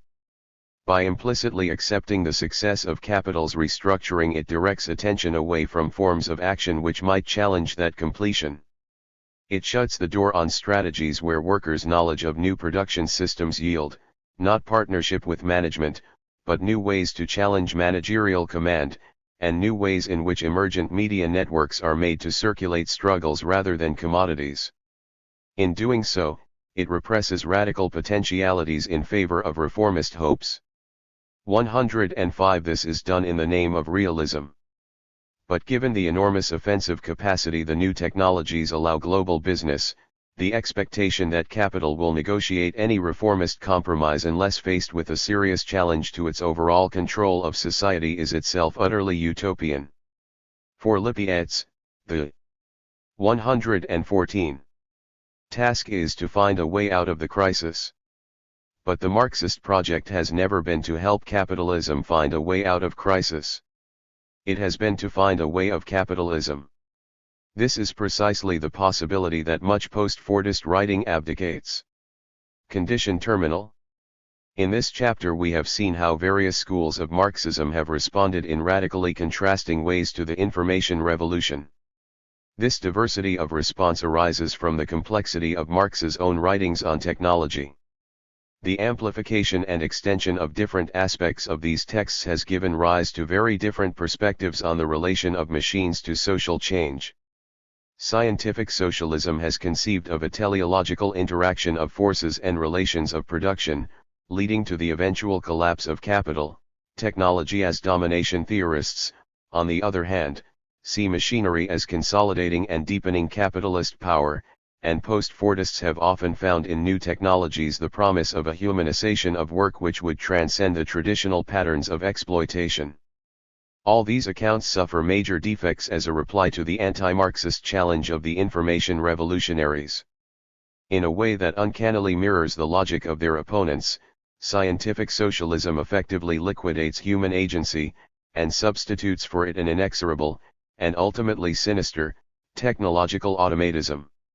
Technology as domination theorists restore to view the question of the subjectivity constituted by a machine-saturated society, but can conceive of it only as a process of victimized exploitation, to which the best response is a reactive, heroic, but probably hopeless neo-Luddism. Many post-Fordist accounts, on the other hand, have embraced so much of the information revolutionaries' own euphoria about the new subject of technology as to 115. Essentially abdicate the negative moment of critique and subscribe to capital's own logic of technological development. Indeed, all three perspectives lead, although by different routes, to potential disintegrations of or exits from Marxism: scientific socialism shattered by the confounding of teleological optimism marked by the events of 1989, neo-Luddism descending into a dystopian, radical pessimism, and several versions of post-Fordism converging with a post-Marxist politics that claims to go beyond issues of capital and class. Surveying these dead ends, it would appear that the information age has put Marxism into a terminal condition. Chapter 4. Cycles. The red thread. One red thread drawn from the great tangle of Marxist theory can guide us through the labyrinth of high-technology capitalism. This strand, often severed and nearly lost, yet constantly picked up by unlikely hands, goes by a variety of names. Because it traces the conflict between exploiters and exploited, it is often called class struggle Marxism, because it contrasts the vitality of living labor with the dead power of capitalist command. It is sometimes known as subjectivist Marxism. Recently, something close to this tradition has been termed open Marxism, because of it shows how the insurgencies of the oppressed unseal fixed sociological categories and teleological certainties. But whatever label is attached to it, the defining feature of this line of Marxism is its emphasis not just on the dominative power of capital, but on people's capacity to contest that power. As James O'Connor reminds us, this is a Marxism that owes at least as much to the passion of Romanticism as to the scientific Enlightenment. Two theorists within this tradition understand capital's crises as arising not from the internal barriers to capitalist accumulation, but as a result of an external barrier, namely, the working class itself. Their focus is the condition of availability of disciplined wage labor, or capital's political and ideological capacity to impose wage labor on the working class. 3. This is therefore a Marxism which insists that struggle is intrinsic to the capital relation. It contrasts sharply with what Michael Lebowitz terms one-sided Marxism that focuses on 128. The activity of capital and neglects the counter-activities of workers. For instead of seeing history as the unfolding of pre-given, inevitable, and objective laws, the class struggle tradition argues that such laws are no more than the outcome of two intersecting vectors: exploitation, and its refusal in the constantly recurrent eruptions of fight and flight by which rebellious subjects seek a way beyond work, wage, and profit. Clearly, such a perspective has not been limited to any one group or particular epoch. Rather, it constitutes a heretical strain within Marxism which time and again has interrupted the hegemony of more mechanistic, objectivist, and authoritarian versions, and, as often, been savagely extinguished. Such an intermittent and subterranean existence makes construction of a coherent lineage difficult, more a listing of outbreaks than a narrative of continuities. A fragmentary chronology would of course start with passages from the multiplicitous works of Marx and Engels. From the early 20th century, it would include certain currents within council communism and anarcho-communism, as well as moments in the work of Rosa Luxemburg and the early writings of György Lukács, Karl Korsch, and Antonio Gramsci. 5 later, in the 1930s and 40s, it finds another manifestation in the work of C.L.R. James, Raya Dunyaskova, Martin Glaberman, George Raywick, and others associated with the Johnson-Forrest tendency in the USA. 6. In the wave of activism of the 1960s and 70s, the incidence of this kind of Marxism intensifies, including in France the activities of groups such as Socialisme ou Barbarie 7, in England, the work of E. P. Thompson and other radical historians investigated the making of class through struggle 8, in Germany, Karl-Heinz Roth's analysis of the Others Worker Movement 9, and also various groups associated with the Italian ultra-left, to whose contribution I return in a moment. In my view, there are broad thematic affinities amongst these authors and activists, similarities in their emphasis. 129. On agency, on struggle, on self-organization, and in their repudiation of authoritarian state socialism that warrant clustering them together.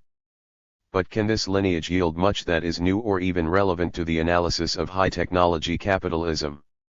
Many of its makers lived and fought in a world that, though all too familiar with the capitalism's command of machinery, is separated from ours by several generations of technological change, the world of the assembly line and telegraph, rather than the robot and internet. Even amongst those closer to our times, the greatest analytic achievements are often historical and retrospective.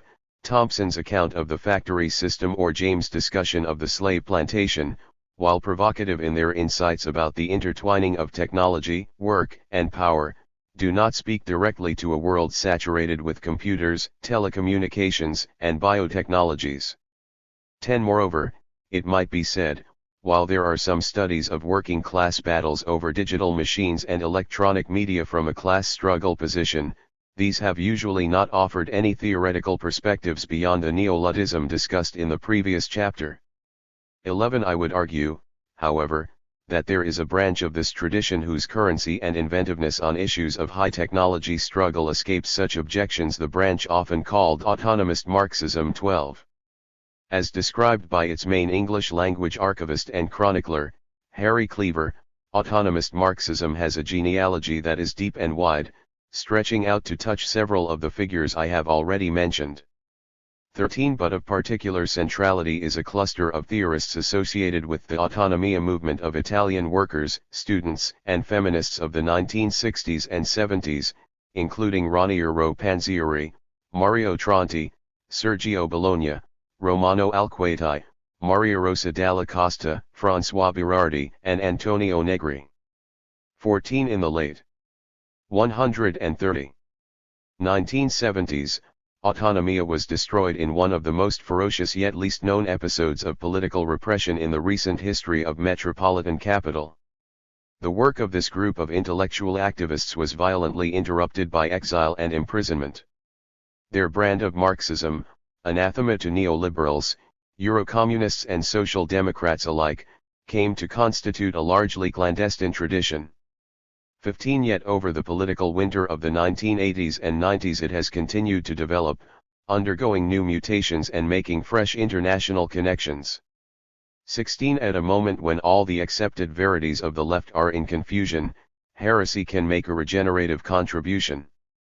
Transgressing the conventional limits of Marxist thought, but built on the foundations of Marx's work and extending it into the contemporary world, autonomist Marxism proposes not an ex-Marxism or a post-Marxism but a Marx beyond Marx. 17.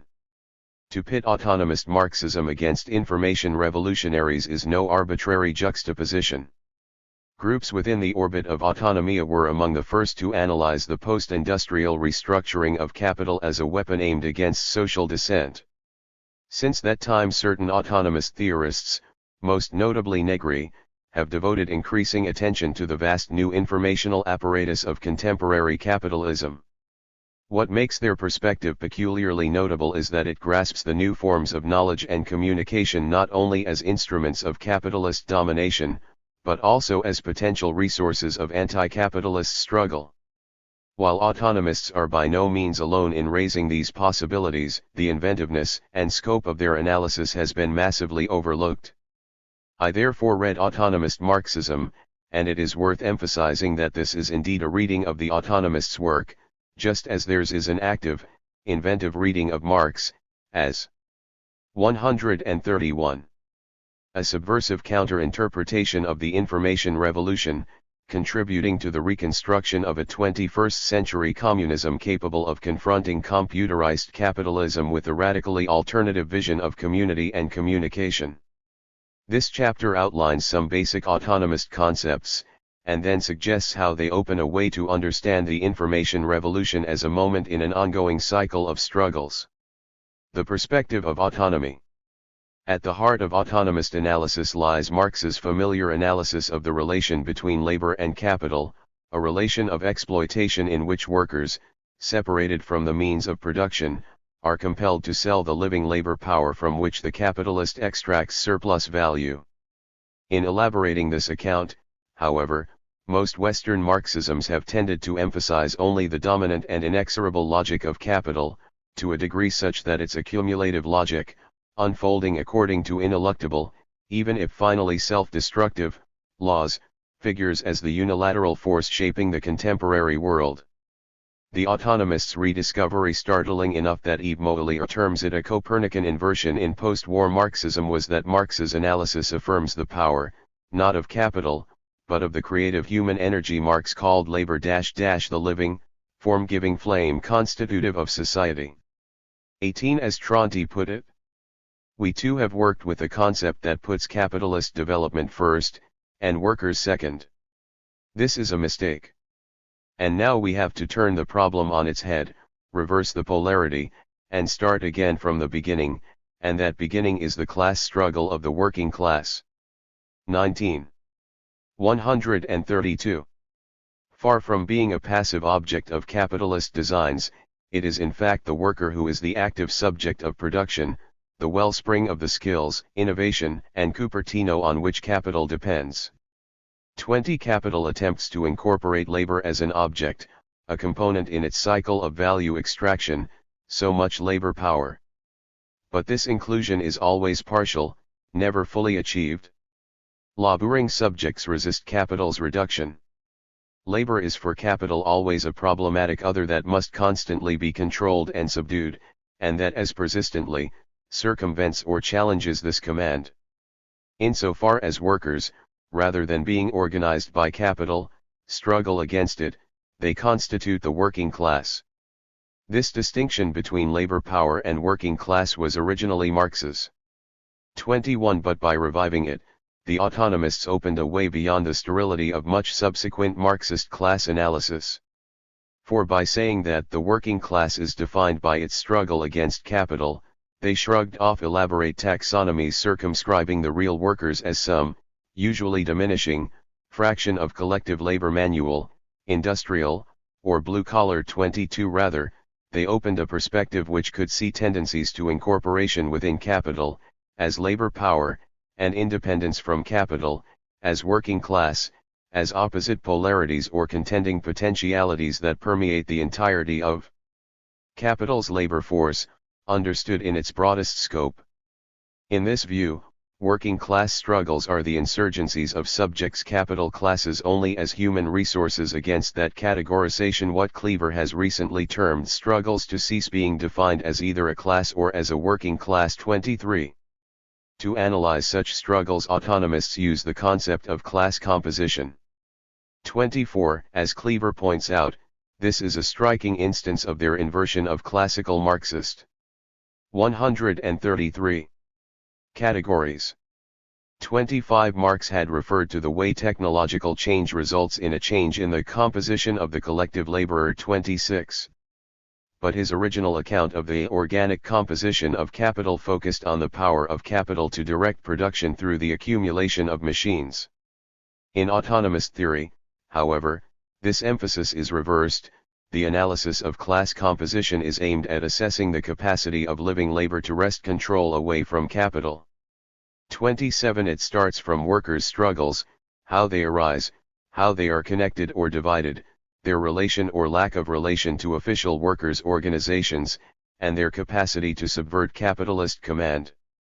28. It measures the level of needs and desires expressed in political, cultural, and social organization which constitute the working class as what Negri terms a dynamic subject, an antagonistic force tending toward its own independent identity. 29. Class composition is in constant change. If workers resisting capital compose themselves as a collectivity, capital must strive to decompose or break up this threatening cohesion. It does this by constant revolutionizing of the means of production by recurrent restructurings, involving organizational changes and technological innovation that divide, deskill, or eliminate dangerous groups of workers.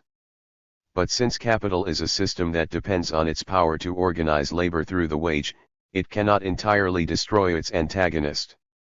Each capitalist restructuring must recruit new and different types of labor, and thus yield the possibility of working class recomposition involving different strata of workers with fresh capacities of resistance and counter-initiative. The process of composition/decomposition/recomposition constitutes a cycle of struggle. 30. This concept is important because it permits recognition that from one cycle to another the leading role of certain sectors of labor, say, the industrial proletariat, of 134. Particular organizational strategies, say, the vanguard party, or specific cultural forms, say, singing the Internationale, may decline, become archaic and be surpassed, without equating such changes, as is so fashionable today, with the disappearance of class conflict. Rather than being made once over, the working class is, as Negri puts it, perpetually remaking itself again and again in a movement of constant transformation. 31 Indeed, in a crucial autonomist formulation, Tronti suggested that it is actually workers' struggles that provide the dynamic of capitalist development. In Capital, Marx had observed that the initial impetus for capital's intensifying use of industrial machinery came from proletarian movements demanding the shortening of the working day. Building on this, the autonomists argued that capital does not unfold according to a self-contained logic, spinning new technologies and organizations out of its own body.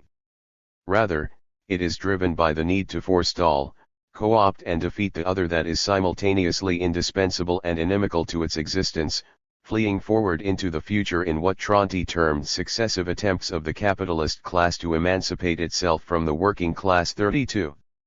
In this process, capital is driven to successively wider and deeper dimensions of control toward the creation of a social factory. Marx had written of capital's tendency to subsume not only the workplace but also society as a whole into its processes. 33. Extending this analysis, Tronti, writing in the 1960s, argued that capital's growing resort to state intervention and technocratic control had created a situation where the entire society now functions as a moment of production. 34. To understand these conditions required moving away from the traditional Marxist focus on the immediate point of production, usually the factory, towards the wider perspective suggested by Marx when he wrote of 135. Capital as a circuit comprising not only the moment of production but also of distribution and consumption. This concept was then elaborated by the feminist wing of autonomist Marxism. Maria Rosa Dalla Costa and Selma James, anticipating themes now popular in feminist political economy, argued that within the social factory, the reproduction of labor power occupied a crucial but unacknowledged role. 35. Without the Duhamel theorists' invisible labor process of childbearing, child-raising, cooking, shopping, education, cleaning, caring for the sick, emotional sustenance, in short, housework, labor power would not be ready for work each morning. This vital reproductive labor, traditionally female and unwaged, was subordinated to the traditionally male breadwinner.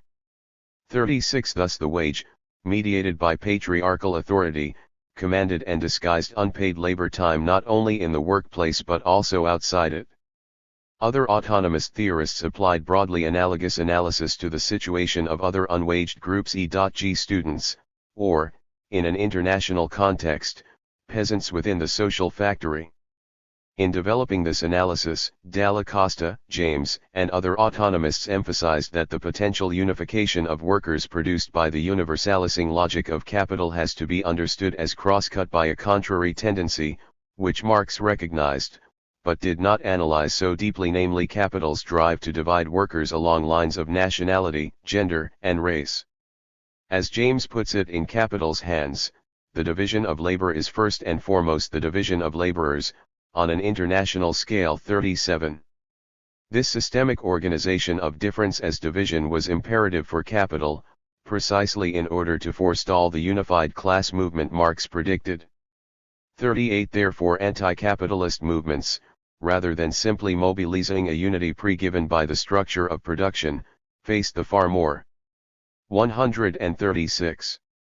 Complex task of organizing across difference in order to challenge a capitalist totality founded on fragmentation and division.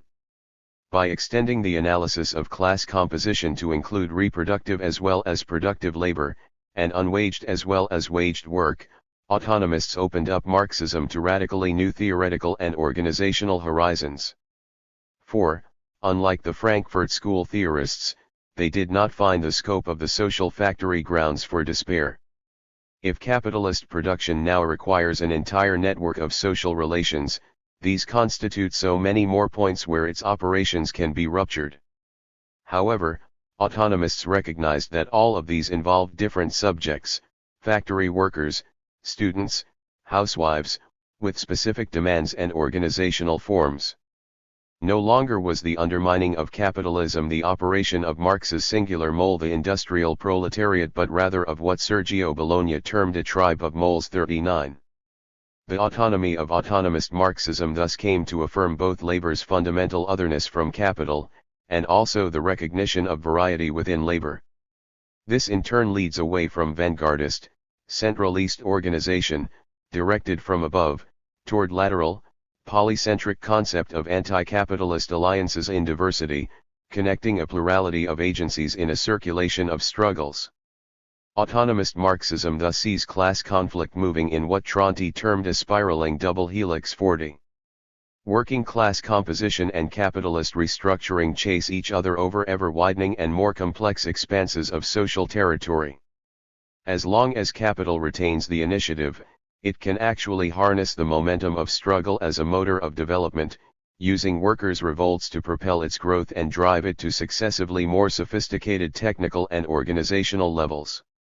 The revolutionary counter-project, however, is to rupture this recuperative movement, unspring the dialectical spiral, and 137. Speed the circulation of struggles until they attain an escape velocity in which labor tears itself away from incorporation within capital in a process which autonomists refer to as autovalorization or self-valorization. 41. For behind the perennially renewed conflict of capital and labor lies an asymmetry of enormous consequence. Capital, a relation of general commodification predicated on the wage relation, needs labor. But labor does not need capital. Labor can dispense with the wage, and with capitalism, and find different ways to organize its own creative energies. It is potentially autonomous. The autonomist tradition has more often been stigmatized and ignored than given rigorous theoretical examination. But some significant criticisms have been made. Werner Bonefeld, while praising autonomists for breaking with the rigid stasis of structuralist Marxism, suggests that their emphasis on the potential independence of labor from capital can result in a tendency to present workers as entirely external to capital, a sort of pure, uncontaminated revolutionary force. 42. Although this is not the case with the best of autonomist analysis, which clearly depicts such struggles as occurring both in and against capital, it undoubtedly can manifest in a certain romanticism that underestimates the depths and pervasiveness of hierarchical divisions and ideological assimilation within the working class, and sees every rebellious swallow as a spring of revolution. Other critics have suggested that the autonomists' focus on the capital/labor contradiction ignores the competitive conflicts and fractures within capital itself. 43. Within autonomist writing one certainly finds relatively little discussion of the rivalries between different sectors of the ruling class, or of the divergence in immediate aims that can occur between sectors such as, say, financial and industrial capital. Moreover, some autonomist analysis seems to suggest that corporate power operates with a single, consciously 138. Master-minded battle plan. High levels of planning by transnational organizations such as the IMF and G7 can make it appropriate to speak of such a capitalist strategy. But often the anonymous and aggregated nature of the world market's operations make a more impersonal and less intentional term, such as the logic of capital used by Michael Lebowitz, preferable. 44. The autonomist emphasis on capital as a totality with certain overriding systemic imperatives is, however, consonant with the approach of Marx himself, who always emphasized the importance of understanding capital as a whole before analyzing the activity of individual capitals. And this is the only way to perceive what is really at stake in the war against class, people's attempt to free themselves from a structure of alienated and ultimately quite inhuman power, a process without a subject but with a purpose, to whose relentless accumulative drive individual capitalists, with all their smart maneuvers and internecine squabbles, are merely petty functionaries. Interweaving technology and power. Autonomist analysis understands capitalism as a collision between two opposing vectors: capital's exploitation of labor and workers' resistance to that exploitation. Its perspective on technology, correspondingly, has two aspects. The first is an analysis of technoscience as an instrument of capitalist domination, a rereading aimed at shattering scientific socialism's myth of automatic scientific progress. The second, however, looks at the situation from the other side, and analyzes the ways in which struggles against class can overcome capital's technological control. 139. In an early essay that established the direction for later autonomist critique, Panzieri broke decisively with left views of techno-scientific development as progress. 45 Rather, returning to the pages in Capital on the early introduction of machinery, he reproposed that capitalism resorts to incessant technological renovation as a weapon against the working class, its tendency to increase the proportion of dead or constant capital as against living or variable capital involved in the production process arises precisely from the fact that the latter is a potentially insurgent element with which management is locked in battle and which must at every turn be controlled, fragmented, reduced, or ultimately eliminated. 46 Faced with capital's interweaving of technology and power, simply to ratify technological rationalization as a linear, universal advance as the dominant forms of official Soviet-influenced Marxism did was to ignore that what it consolidated was a specifically capitalist rationality aiming at the domination of labor. 47 To believe that the relations of production, property relations, were simply a sheathing which would fall away once the forces of production had been sufficiently expanded was an illusion. 48 There could, Panzieri concluded, be no question of assuming that socialism would arrive as a byproduct of scientific advance. Emancipatory uses of machines were possible, but only to the degree that working-class revolt assumed a wholly subversive character. 49. Panzieri's perspective was formed in the industrial factory, witnessing the way the Taylorist division of labor and Fordist automation were used to break down worker solidarity.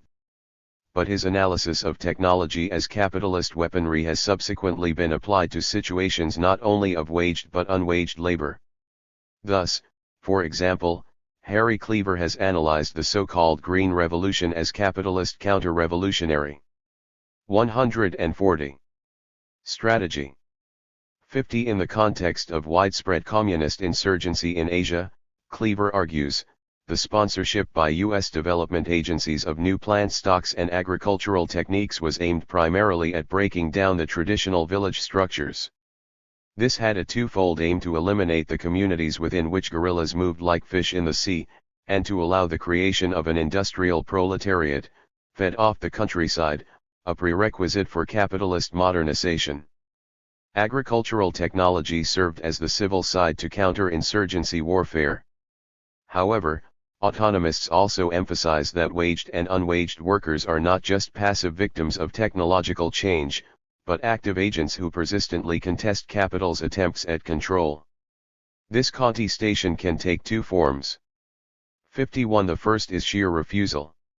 This is the theme of the most famous, and most reviled, of autonomist texts, Negri's Domination and Sabotage.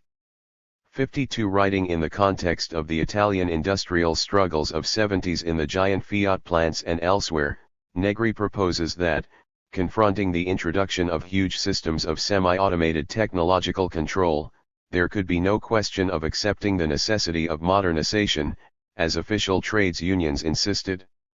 Instead, workers should stop the innovations used against them if necessary, by sabotage. 53 This emphasis on the possibilities of sabotage is an important part of the autonomist tradition, and puts them close to the neo-Luddite authors discussed in the last chapter, some of whom in fact draw on their work. 54 However, there is another side to the autonomist analysis that gives it a greater dynamism than outright neo-Luddism. This aspect, which Negri develops in his later work, affirms the possibility for workers to use their invention power - the creative capacity on which capital in fact depends for its incessant innovation in order to 141. Reappropriate technology. This possibility arises because, in its attempt to technologically control labor, capital cannot avoid creating new types of technologically capable, scientifically literate workers. As Cleaver observes, the struggles of these workers vis-a-vis their own working conditions as well as vis-a-vis larger social issues can constitute a serious obstacle to successful capitalist planning. 55. An early instance of this line of thought can be found in the work of François Berardi, an activist in the network of politicist pirate radio stations that played a crucial role in the Italian autonomia movement. 56 Berardi argued that in the course of developing the techno-scientific intelligence it needed for the control of living labor, capital was unavoidably creating an increasingly intellectual workforce. 57 With the appearance of this new, scientific form of labor power also emerged the possibility of a worker's use of science that would transform machinery from an instrument of control and intensification of exploitation into an instrument of liberation from work. 58. This manifested in two ways: in workers' insistence on claiming as their own the surplus time created by automation, and in the increasing popular capacity to reappropriate communication technologies, subverting the instruments of information and reversing the cycle of information into a collective organization of knowledge and language. 59. Resistance and reappropriation, sabotage and invention power, are, in autonomist analysis, both parts of the repertoire of struggle, although different authors, at different times and contexts, may put more emphasis on one than another. Unlike scientific socialists, autonomists find no inherently progressive logic in technological development. But unlike neo-Luddites, they do not perceive only a monolithic capitalist control over scientific innovation. Rather, their insistence on the perpetually contested nature of the labor capital. 142. Relation and the basic independence of human creativity tends away from attribution of fixed political valencies to machinery and towards a focus on possibilities for counter-appropriation, refunctioning, and détournement. 60. If machinery is a weapon, then it can, as Cleaver says, be stolen or captured, used against us or by us. 61. Or to use Panzieri's perhaps richer and less instrumental metaphor, if capital interweaves technology and power, then this weaving can be undone, and the threads used to make a different pattern. This need not imply a crude use and abuse concept of technology of the sort that neo-Luddites have rightly criticized. We can accept that machines are stamped with social purposes without accepting the idea that all of them are so deeply implanted with the dominative logic of capital as to be rejected. For if the capital relation is to its very core one of conflict and contradiction, with managerial control constantly being challenged by counter-movements to which it must respond, then this conflictual logic may enter into the very creation of technologies. Thus, for example, automating machinery can be understood as imprinted both with the capitalist's drive to deskill and control workers, and also with labor's desire for freedom from work, to which capital must respond by technological advance. Similarly, communication technologies have often, as in the case of radio and computer networks, evolved in the course of very complex interaction between businesses' drive to extend commodification and democratic aspirations for free and universal of communication. Along the way, communication technologies have been shaped by both forces. This is not to say that technologies are neutral, but rather that they are often constituted by contending pressures that implant in them contradictory potentialities. Which of these are realized is something that will only be determined in further struggle and conflict. 62. 143. In the very course of class conflict, workers will not only, repeatedly, halt and sabotage machines, but also challenge capital's unilateral ability to implant its logic in technology and instead bend, twist and even detach part of the process of technological development to move it in quite different directions. Instead of understanding Marx's negative and positive visions of machine use in a linear, before and after progression with the same machines that were repressive before communism becoming magically emancipatory afterward, autonomist analysis allows us to reconceive the process of deconstructing and reconstructing technologies as itself part of the movement of the struggle against capital. From the professional worker to the crisis of the social factory, to understand these ideas more concretely, however, we need to look at the three major cycles of struggle which autonomists identify in the 20th century, those of the professional worker, the mass worker, and at least by some accounts the socialized worker. Such a sweeping account will necessarily be highly schematic. As Molière has emphasized, sensitive use of the cycles of struggle concept demands allowance for unevenness, overlap, regional and national variation, and so on. 63. Nonetheless, the very broad brush version offered here does provide the framework for an analysis of the information revolution that situates it not as the product of ineluctable scientific progress, but of social conflict. In order to clarify this overall dynamic, I will proceed through all three of the cycles, moving swiftly at first, but then deepening the analysis as we approach the more recent periods. 144. The era of the professional worker, or what might more generally be recognized as the craft worker, is regarded by autonomists as running from the mid-19th century to World War I. It is so termed because of the strategic position occupied by skilled workers, now absorbed within a mechanized factory system but still in possession of craft knowledges and technical competencies. Such workers are the main protagonists in struggles focused on control of the production process and the preservation of the dignity and value of work. Outside of the factory, capital's subsumption of society remains relatively rudimentary. The state's activity, other than in projects of imperial expansion, is generally limited to policing the operation of the free market, which is characterized by disastrous economic cycles of boom and bust arising from the difficulties of coordinating production and consumption. Socialist programs in this period are built around the concept of workers' management of industrial production. The role of productive factory labor as the agent of emancipation is unquestioned. Left parties tend to reflect the technical composition of the professional worker insofar as they have a mass membership but an avant-garde leadership trained cadres of political experts. Revolutionary organizations constructed on this basis include not only the Leninist parties but also council communist movements based largely amongst skilled technical workers such as those of the German metal industries. 64. In the first quarter of the 20th century, such organizations present a mounting threat to capital. With the victory in 1917 of the Bolshevik Vanguard Party, this threat seems about to attain catastrophic dimensions. To save itself, capital undertakes a drastic organizational and technological restructuring. This is aimed at decomposing working class power, by destroying the technical base of the professional workers' power and cutting them off from the growing. 145. Mass of industrial labor. On the shop floor, the chronometer and the clipboard of Taylorist scientific management are deployed to break craft workers' control of production. This deskyling, at first attempted primarily through organizational innovation, is subsequently mechanically embedded in the Fordist assembly line. At the same time, in the face of the socialist threat, the first tentative steps are taken toward a more interventionist role for government in social and economic affairs, aimed at stabilizing business cycles and pacifying unrest. However, this restructuring unintentionally forges the matrix for the emergence of a new working class subject, the mass worker. The Fordist factory, typified by the huge auto plants which come to form the hub of the advanced economies, spatially concentrates huge bodies of dequalified labor subjected to the brutality of continuous automated machine pacing.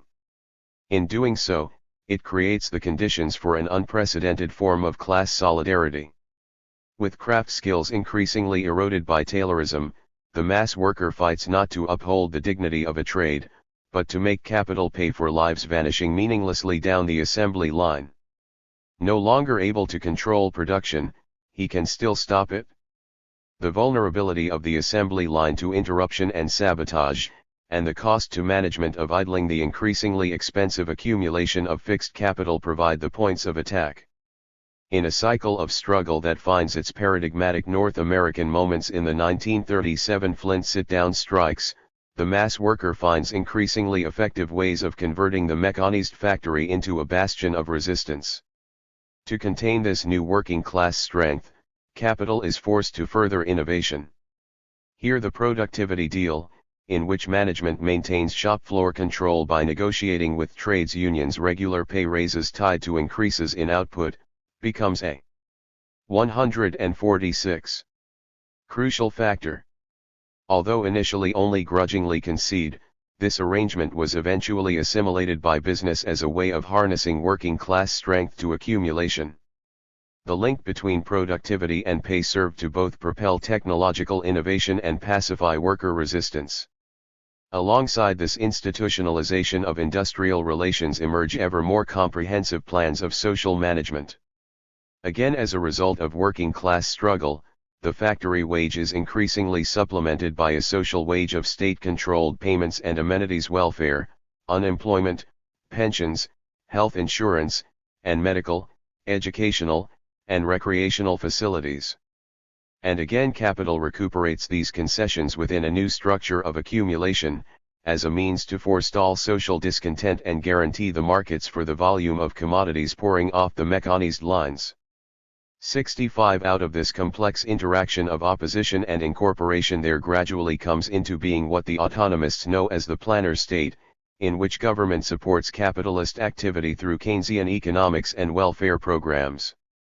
66 As John Merrington has noted, autonomists never understood the era of the mass worker as simply a factory phenomenon.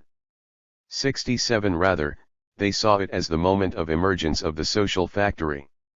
Capitalist organization now requires the synchronization of the factory, where surplus value is pumped out on the assembly line, with the household, where the punishing force of such work is repaired, displaced, and hidden, and the pay packet translated into purchases of standardist domestic goods.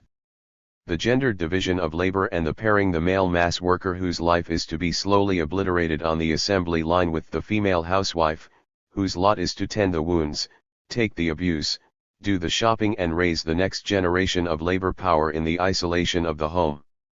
147. Becomes a conscious concern of capital's social managers. 68 The labor of the female housewife, whose consumerist schedule is organized largely through new organs of mass communication, such as radio and television, starts to become as much the object of a corporate planning as the productivity of her male partner on the shop floor, for it is through her activity that the pay increases won by the mass worker are translated into the consumption necessary for a virtuous cycle of continual capitalist growth and stability. At the end of the Second World War, it seems as if capital in North America and Europe has successfully stabilized itself.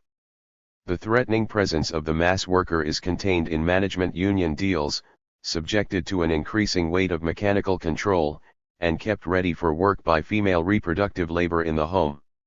Ethnic minorities and immigrants provide a reserve army available for jobs outside the large-scale industry or in its most antiquated, dangerous sectors. Young people are processed through an expanding educational system that sorts and trains personnel for the increasingly elaborate techno-administrative apparatus required by the planner state and ever more mechanized production. The threat of the Soviet Union, now turned under Stalin into a ghastly caricature of revolution, is cordoned off with nuclear weapons and a perpetual state of war readiness. On the basis of this carefully segmented but society-wide mobilization, capital secures its golden age of uninterrupted growth. But then things start to come apart.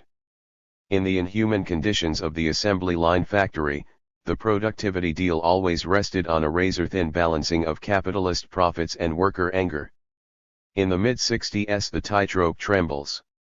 Mass workers increasingly refuse to restrain wage demands within limits functional to capitalist growth or to tolerate conditions accepted by their unions.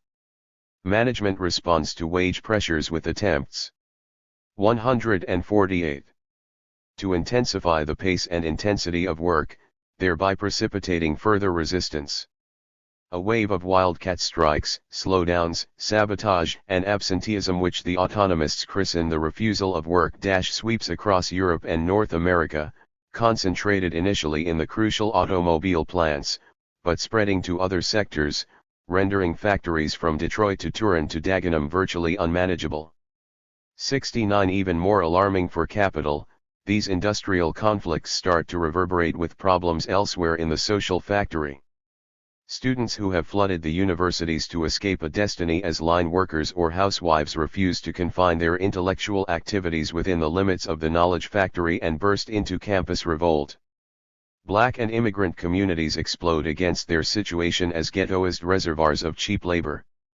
Women, who had in increasing numbers already been abandoning their designated household role to seek paid work, begin a new wave of feminist rebellion against domestic subordination.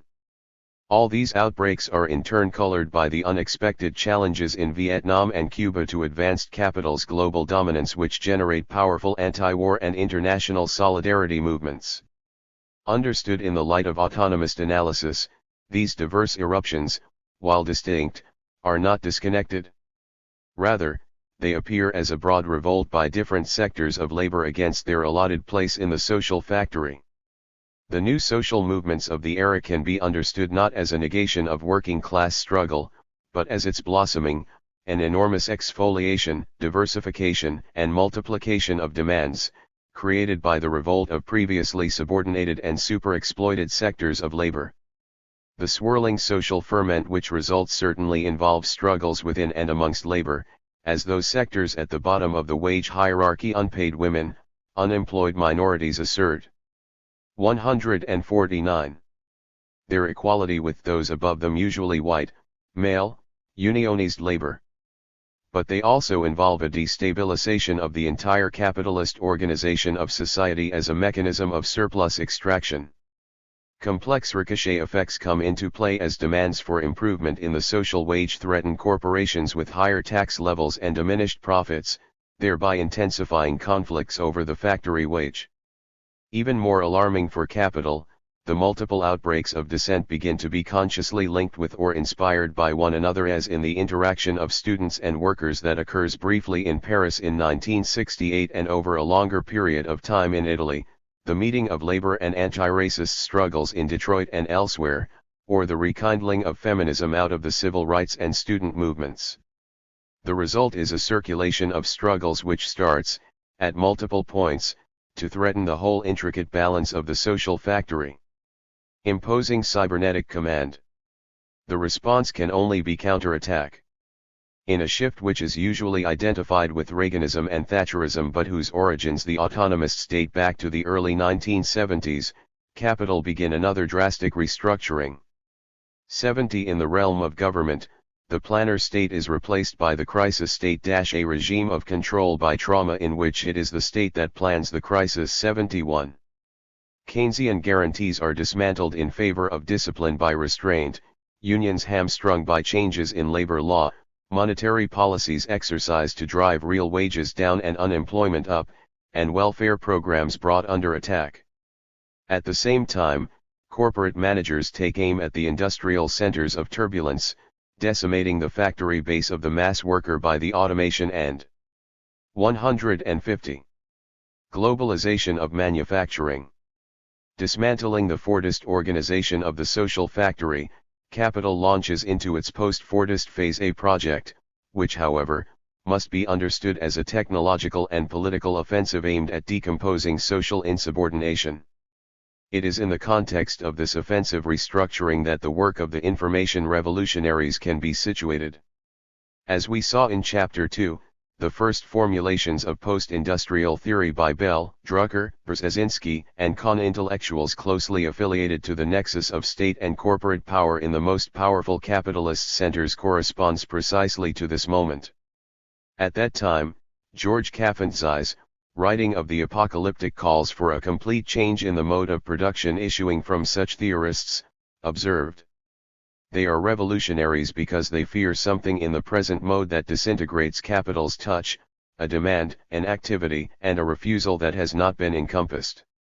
72. The post-industrialists' futurological reports thus fall into place alongside the infamous report by Samuel Huntington and others on the excess of democracy as part of capital's assessment of what is required to reassert command of a deteriorating situation.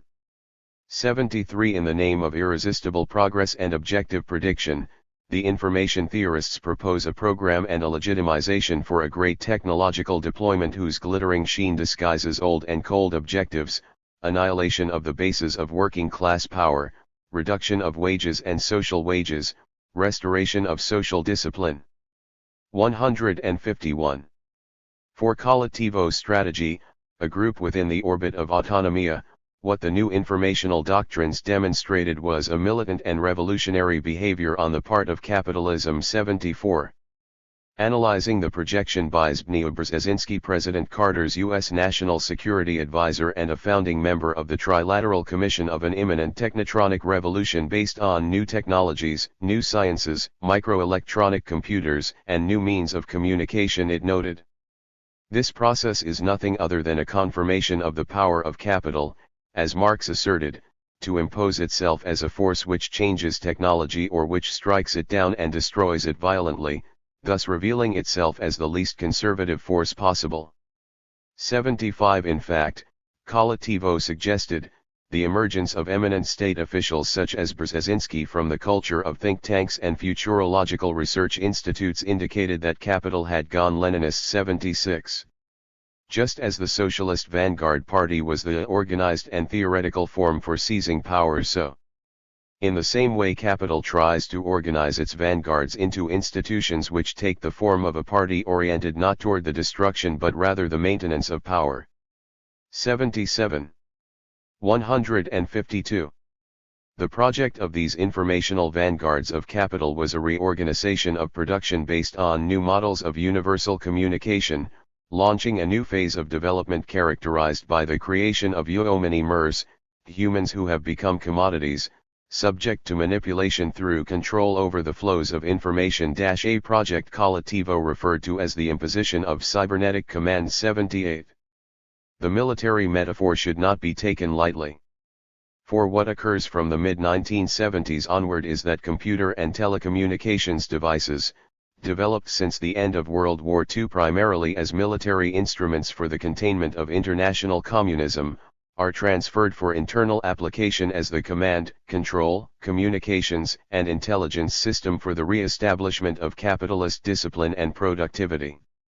In a classic instance of what Paul Virilio terms endocolonization, the security apparatus, nominally facing outward to defeat external foes, is turned against the enemy within. 79 In the United States, a boosting in Pentagon funding, which eventually culminates in the gargantuan Star Wars project, is central to generally speeding the rate of informatic research and development, and, in some cases, to highly specific injections of new technology into the war against labor.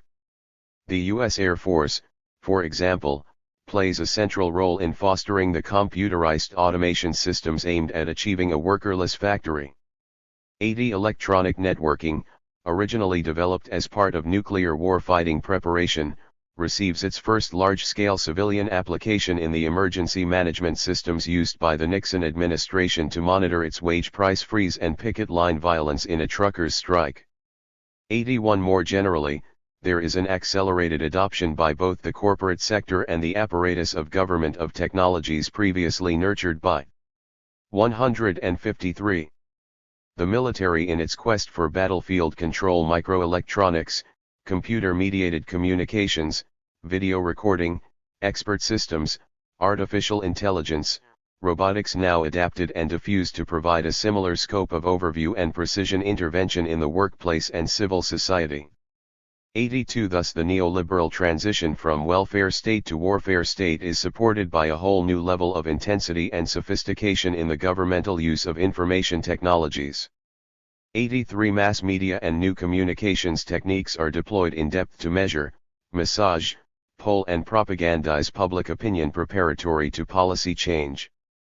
Computerization automates and disperses state sector jobs, providing crucial leverage in attacks on public service unions such as the Reaganite assault on U.S. air traffic controllers and creating lean institutions attractive to privatization. The same technologies are applied to streamline social programs shaved to levels that monitor, rather than support, and to scapegoat perpetrators of welfare fraud. Last, but by no means least, informatics equips paramilitary security forces with a full arsenal of surveillance devices, electronic intrusion measures, cross-referenced data banks and field communications for a series of domestic wars on terrorism, on crime, on drugs which beat down on civil disorders. The aggressive use of informatics is even more pronounced in the corporate restructuring of work. If the chronometer and the assembly line were the weapons of managerial assault on the professional worker, the robot and the computer network play an equivalent role in the attack on the mass worker. In manufacturing plants, factory-wide systems of computerized flow control, flexible manufacturing cells, FMC, flexible manufacturing system, FMS, management resource planning, MRP, computer-aided. 154. Process planning, CAP, and just-in-time, JIT, systems permit management to sever the solidarity of the assembly line by cutting it into competing work teams supplied by robot servers, shrinking the labor force, and in some cases approaching the lights-out scenario of fully automated factory production. The strategic advantage afforded capital by this disaggregation and downsizing is then reinforced by telecommunications systems which permit the centralized coordination of dispersed operations, making feasible the transfer of work from hotspots of instability either to domestic greenfield sites uncontaminated by militancy or to offshore locations, the first steps toward what would soon be known as globalization. On all these fronts the deployments of new information technologies and the restructuring of capital converge so closely that neither is practically distinguishable from the other. 84. The effects on class composition are devastating. In a series of critical industrial confrontations, informational innovations give capital a winning card, as Italian car workers find their industrial strength destroyed by the total automation systems of Robogate and Digitron. British miners are undercut by the Minus robot drill, remnants of craft work strength in London's printers' unions are annihilated by computerized typesetting, and the striking clerical workers in the U.S. health insurance industry find their picket lines overleaped by telematics. 85. Such defeats set the scene for an overall neoliberal attack not only on the wage but also on the social wage, realized through the dismantling of the welfare state. In the face of this attack, the other movements that had shaken the social factory in the 60s and 70s are themselves increasingly thrown onto the defensive. The most militant, like the Panthers in the US or Autonomia in Italy, are destroyed by assassination. 155. Imprisonment and direct repression. But others, such as the student movement, are sapped by insecurity, lack of resources and time, and confronted at every turn by the ideological claims of restraint, globalization, and deficit reduction. In the face of cybernetic command, the incipient circulation of struggles disintegrates into a series of atomized rearguard actions. The effects of this convulsion on Marxist thinking have been devastating. As Kafan remarks, the very image of the worker seems to disintegrate before this recomposition of capital. 86. As Fergus Murray argues, in an analysis drawing on autonomist categories, extensive computerization in the factory seems to mark a decisive decline in the mass collective worker. 87. By permitting centrally controlled, comprehensive factory automation and the splitting up of the production cycle, management can now reduce and disperse workers once concentrated together so they are scattered territorially, socially, and culturally, in different conditions of work and often invisible from one another. 88. In such a situation, Murray observes, the problem of uniting a single workforce, let alone the class, is daunting. 89. There is now widespread acceptance even on the left that aspirations for proletarian autonomy have met a technological nemesis, that capital may indeed have succeeded in achieving its age-old goal of emancipation from the working class. Socialized worker. To stop here, however, would be to omit the most provocative proposal in autonomist thought. For some of its theorists suggest that out of capital's informational restructuring is emerging the subject of a new cycle of revolutionary struggles, the 156. Socialized worker.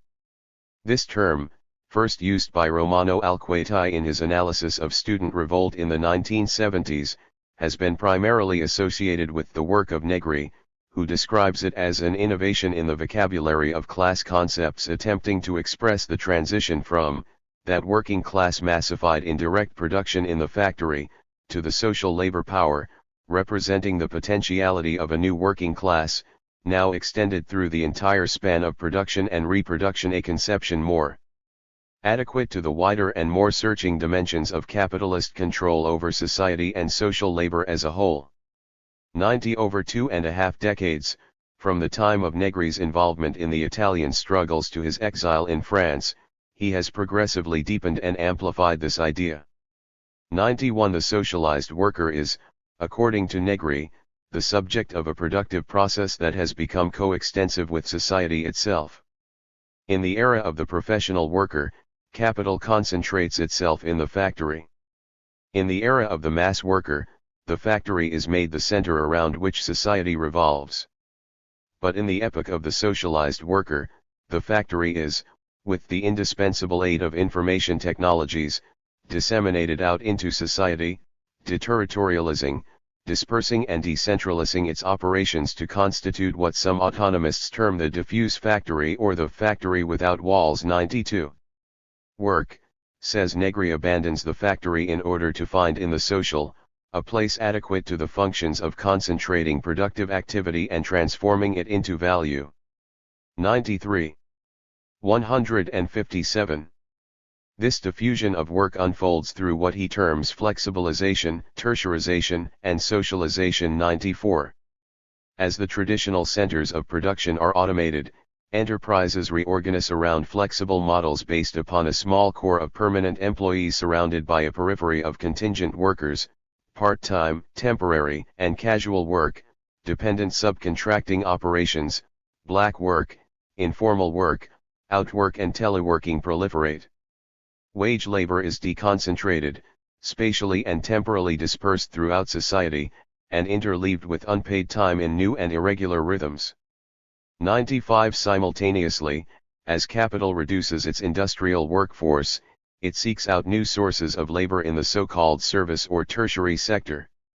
This process embraces the large-scale conversion of female domestic labor into fast food, homemaking, daycare, healthcare, and surrogate motherhood businesses, an extraordinary diversification of cultural industries, turning knowledge, aesthetics, and communications into materials for an explosion of media, music, entertainment, advertising, and fashion industries, and an array of other experiments from massage parlors to management consultancies. This expansion of waged work marks a new order of magnitude in the commodification of human activity. However, the most radical aspect of this socialization of labor is the blurring of waged and non-waged time. The activities of people not just as workers but as students, consumers, shoppers, and viewers are now directly integrated into the production process. During the era of the mass worker, the consumption of commodities and the reproduction of labor had been organized as spheres of activity adjunct to, yet distinct from, production. Now these borders fray. In education, schooling is explicitly reconstituted as job training, lifelong learning as requalification for technological change, and universities as corporate research facilities. In consumption, the integration of advertising, market research, point. 158. Of sale devices, just-in-time inventory control and flexible specialization systems makes the monitoring of the consumer as integral to the production cycle as that of the worker. Work, school, and domesticity are reformed into a single, integrated constellation. The world of the socialized worker is thus one where capital suffuses the entire form of life. To be socialized is to be made productive, and to become a subject is to be made subject to value not only as an employee but as a parent, shopper, and student, as a flexibilist home worker, as an audience in communicative networks, indeed even as a transmitter of genetic information. The demarcation between the production, circulation, and reproduction of capital is impeached in a network of various, highly differentiated, yet confluent mechanisms which mixes, in new and indefinite labor, all that is potentially productive so that the whole of society is placed at the disposal of profit. 96. Productive labor, says Negri, is now that which produces society. 97. In this situation, where the spatial location of exploitation is no longer the factory but the network and its temporal measure not the working day but the lifespan, Negri observes that we have indeed gone beyond Marx. 98. Marx's original concept of real subsumption, the swallowing of society by capital, has been realized and exceeded. Indeed, says Negri, it is this apparent coextensivity of capital with the social which obscures the contours of the totality, allowing business to disguise its hegemony. And its interest in exploitation, and thus pass its conquest off as being in the general interest. 99. Facing such an expansion of capital's calculus beyond the point of production, we might, he says, now choose to speak of socialized labor power not as a worker but as an operator or agent. Yet, by retaining the traditional Marxist epithet, he emphasizes an antagonism. 159. Which has never ceased to exist. A conflict between the imperatives of capital and the needs and desires of the subjects on whose activity it depends. 104. Negri argues, this intensifying fusion of capital and society has unexpected consequences. Capital socializes itself in order to escape the factory-centered conflicts with the mass worker. But the exploitative relation from which that conflict arose, the extraction of unpaid activity from labor, persists. Now, however, it radiates out to inform the extended networks of social activity. Capital persists in paying only for a tiny segment of the life activity it expropriates. But this logic manifests not only in rollbacks and speed ups on the shop floor, but in cutbacks to the social wage, the erosion of the welfare state, and the offloading of the costs of environmental damage. These practices are of course not new. But the intensified integration of capital's circuit sharply highlights the inadequacy of the wage to acknowledge the web of relationships that sustain social production. The result, Negri says, is that class struggle, transmuted but not eliminated, reappears, refracted into a multiplicity of points of conflict. In a world where capital has insinuated itself everywhere, there is now no central front of struggle, which instead snakes through homes, schools, universities, hospitals, and media, and takes the form not only of workplace strikes and confrontations, but also of resistance to the dismantling of the welfare state, demands over pay equity, childcare, parenting, and healthcare benefits, and opposition to ecological despoliation. In the newly socialized space of capital, a fractal logic obtains, such that each apparently independent location replicates the fundamental antagonism that informs the entire structure: capital's insistence that lifetime be subordinated to profit. 160.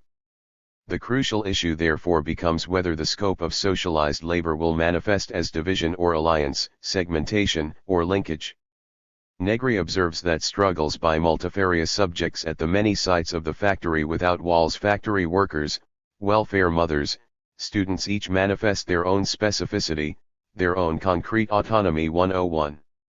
Yet all encounter a barrier in capitalism's subordination of every use value to the universal logic of the market. Consequently, it's either/or, either we accentuate the antagonisms and competitions in the concrete cases, or we construct a political and subjective totality dialectical of these segmentations.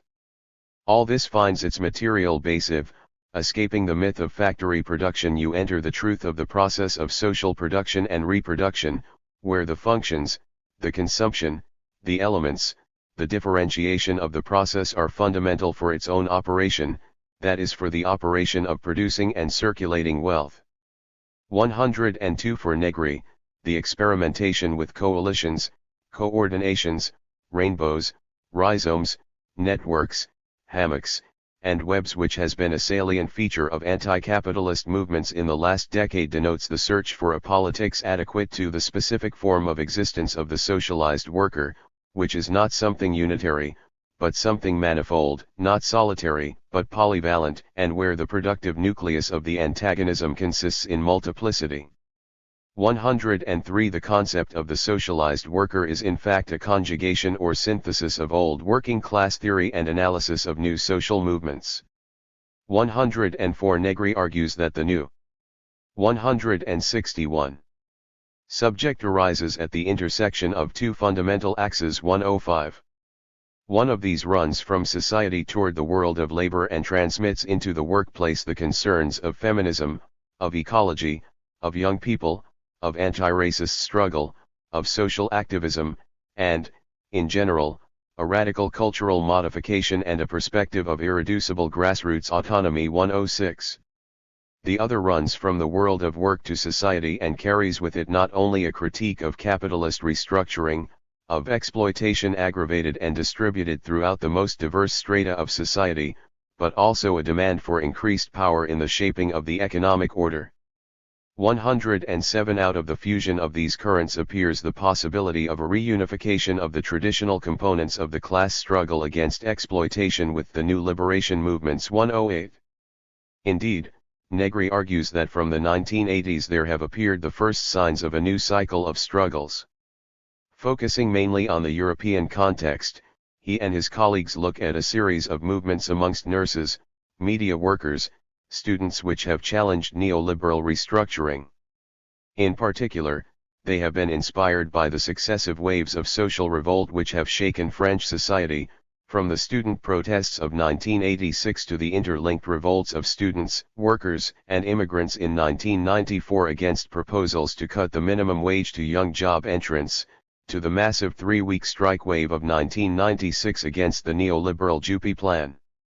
These movements of the socialized worker, Negri says, take forms completely different from the factory struggles of the mass worker, and although historically linked to the first appearance of the new social movements in the 1960s, they are now entering an entirely new phase.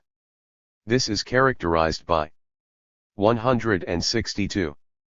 The radically democratic form of organization, the transformed relation with the trades unions, which become more and more just transmission lines for impulses arising from below, the social dimension of objectives, the rediscovery of a social perspective by the old sectors of the class struggle, the emergence of the feminist component, of workers from the tertiary sector and of intellectual labor, above all labor power in training.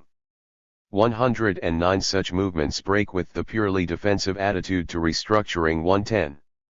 They challenge the crisis state's managerial control of society, are informed by an ethic that emphasizes the connections of social labor and highlights the importance of social cooperation, and express, in a diffuse but unmistakable form, an aspiration that cooperative production can be led from the base. The globality of the post-industrial economy can be assumed by social subjects. 111. Communication against information of particular interest to the study of high-technology struggle is Negri's analysis of the role of communication and information. For he emphasizes that the factory without walls is also the information factory, a system whose operation depends on the growing identity between productive processes and forms of communication. 112.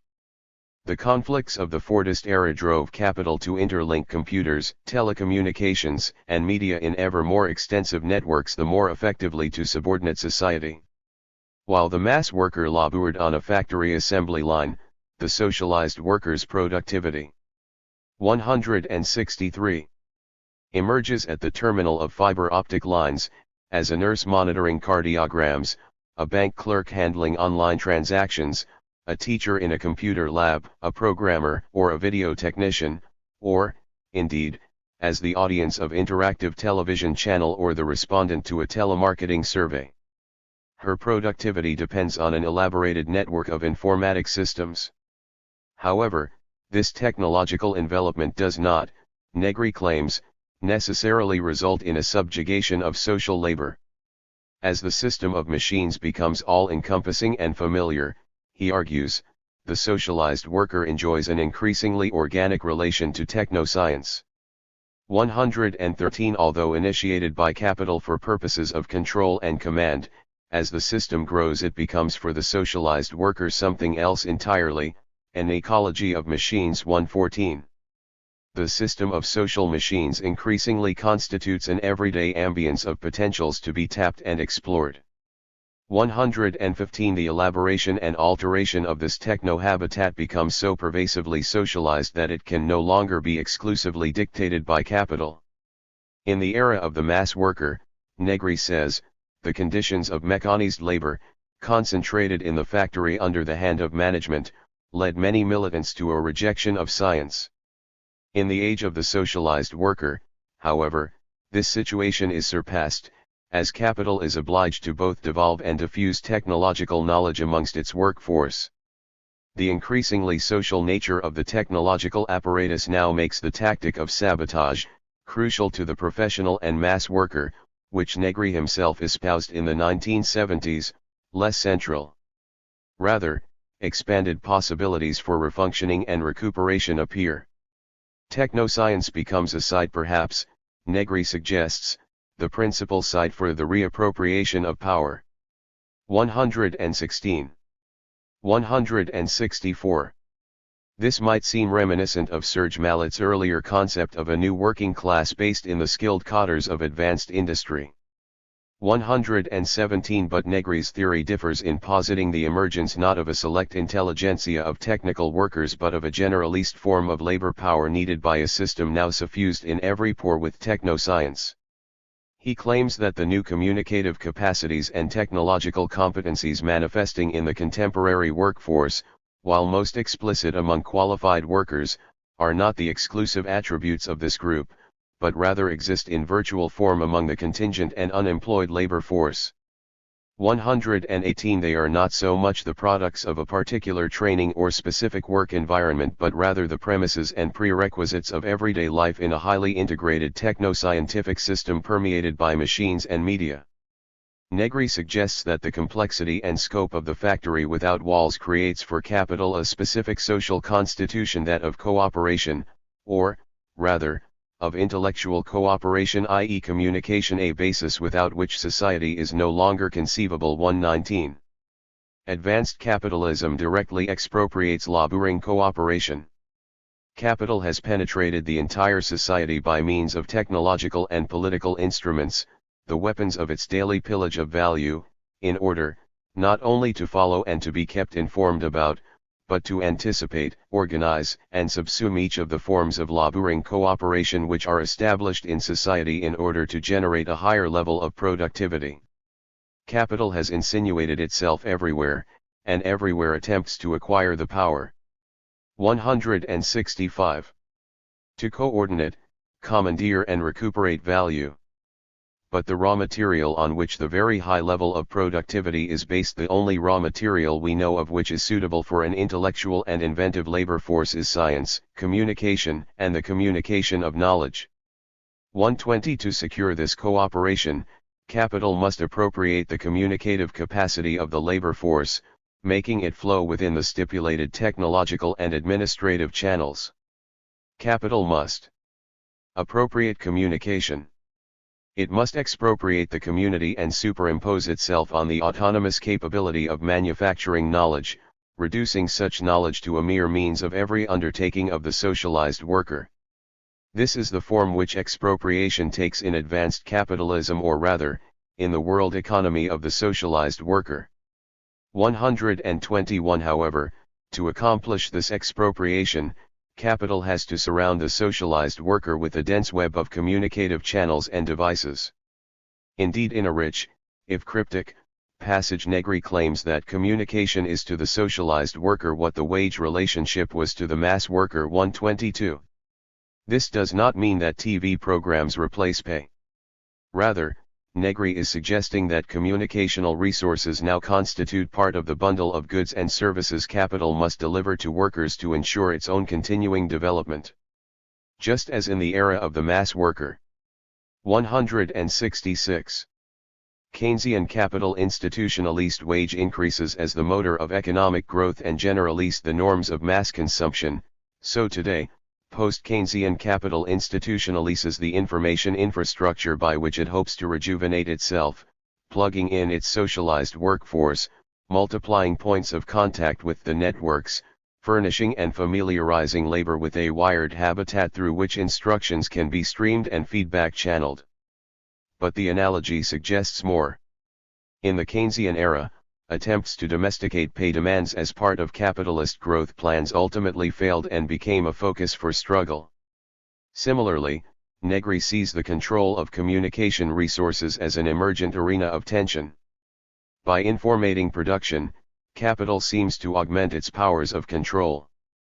But it simultaneously stimulates capacities that threaten to escape its command and overspill into rivulets irrelevant to, or even subversive of, profit. Indeed, insofar as the increasingly communicative texture of the modern economy discloses and intensifies the fundamentally socialized, cooperative nature of labor, it comes into friction with capital's hegemony. This antagonism can be schematically represented as a conflict between communication and information, an opposition roughly analogous to Marx's distinction between living and dead labor.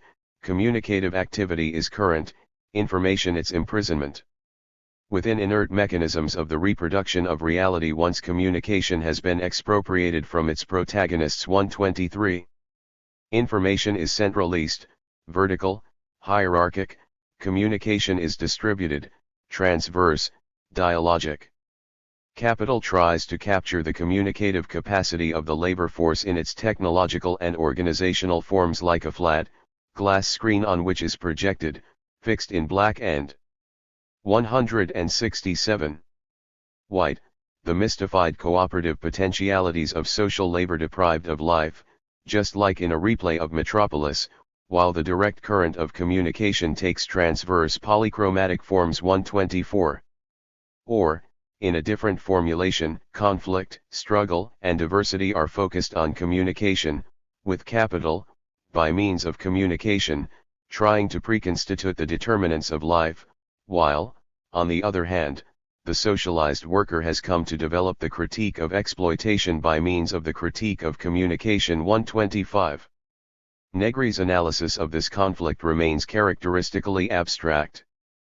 But one example undoubtedly in his mind is the use of the Minitel computer system by French student protesters. Minitel was originally designed as a one-way video text service transmitting government and corporate messages, phone directories, advertisements, banking information, timetables to French citizens. 126. It was only changed when hackers converted a small in-house mail system into an open, generalist exchange, an initiative that proved so popular that it was incorporated into the official system, thereby laying the basis for an email system perhaps most famous for its erotic messagery rows. In 1986, however, Minitel attained more political dimensions when students erupted in protest against neoliberal university reforms, and were met with a police violence that resulted in at least one death. Frustrated by the mainstream media's hostility or indifference to their cause, the Student Coordinating Committee, through the daily newspaper Liberation, mounted a Minitel service for the revolt. This included information about the spreading university and school closures, demonstrations, reasons to oppose the proposed legislation changes, and a game service satirizing the government, updated news bulletins, appeals. 127. Interactive Enter Your Reactions section received 3,000 calls from across France, including questions about reasons for action, the level of student support. 168. The difficulties of government/student negotiations, and the online fees charged by the telephone company. For Negri, the significance of the student revolt is that it represents the capacity of labor in training the emergence of a type of worker who embodies intellectual cooperation and techno-scientific literacy, and the capacity to use this knowledge in oppositional form. In the next chapter I give more concrete examples to support Negri's analysis. For the moment, suffice it to say that the struggles between information and communication which he has in mind would embrace the conflicts over the collective organization of work team concept, quality circles, TQM in production, the expansion of alternative media activism contesting the corporate control of news and imagery, struggles in schools and universities between capital's demand for a functionally educated workforce and people's insistence in learning for their own purposes. The imposition and transgression of proprietorial control over vital medical and ecological knowledge, and the struggle in cyberspace between activists who have diverted global computer networking into an unprecedented form of collective intellect, and capital's attempt to reseize it for commercial purposes. While the tentative nature of these oppositional projects is evident, Negri would maintain that they constitute the prefigurations of an insubordinate anti-capitalist subject whose identity is rooted in the communicative interconnections of socialized production. While neoliberalism has launched a restructuring that has fatally decomposed the traditional bastions of working-class strength and imposed a historic reverse on the left, nothing, says Negri, tells us that the journey can be concluded according to the direction established by capital. On the contrary, restructuring has also released uncontrollable 169 effects. perverse from the capitalist point of view, but virtuous from the opposing point of view, creating the conditions for an emergence of new subjects who, even if they escape the historical continuity of the workers' movement, are nevertheless not easily reconciled with capitalist plans for the market. 128. Or fragmented worker. To discern such a recompositional process amidst decades most on the left reckon catastrophic is nothing if not audacious. Many consider it a theoretical whistling in the dark. Alain Lippietz, voicing what is probably a fairly widespread opinion, has accused Negri of a headlong voluntarist flight into the future. 129. Even many of Negri's political allies dissent from his analysis, suspecting that enchantment with the cycle of struggles leads him to find evidence of resurgence where little exists. 130. Several autonomists have been struck not so much by the unification and empowerment of labor in the information economy as by an intensified fragmentation and hierarchization.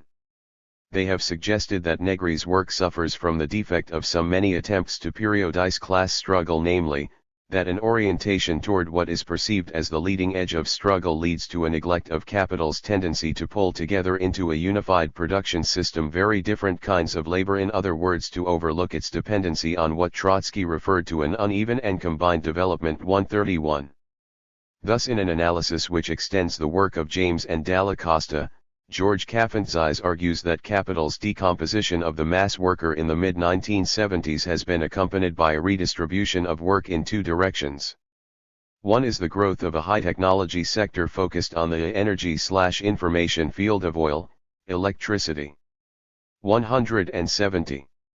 Nuclear power, and microelectronics.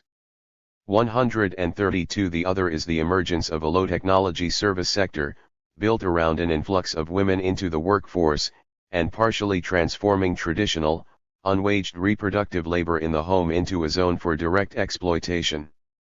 The energy/information and service sectors are functionally complementary for capital, the former providing the cutting edge of profit-taking, the latter the mass employment necessary to stabilize the wage relation.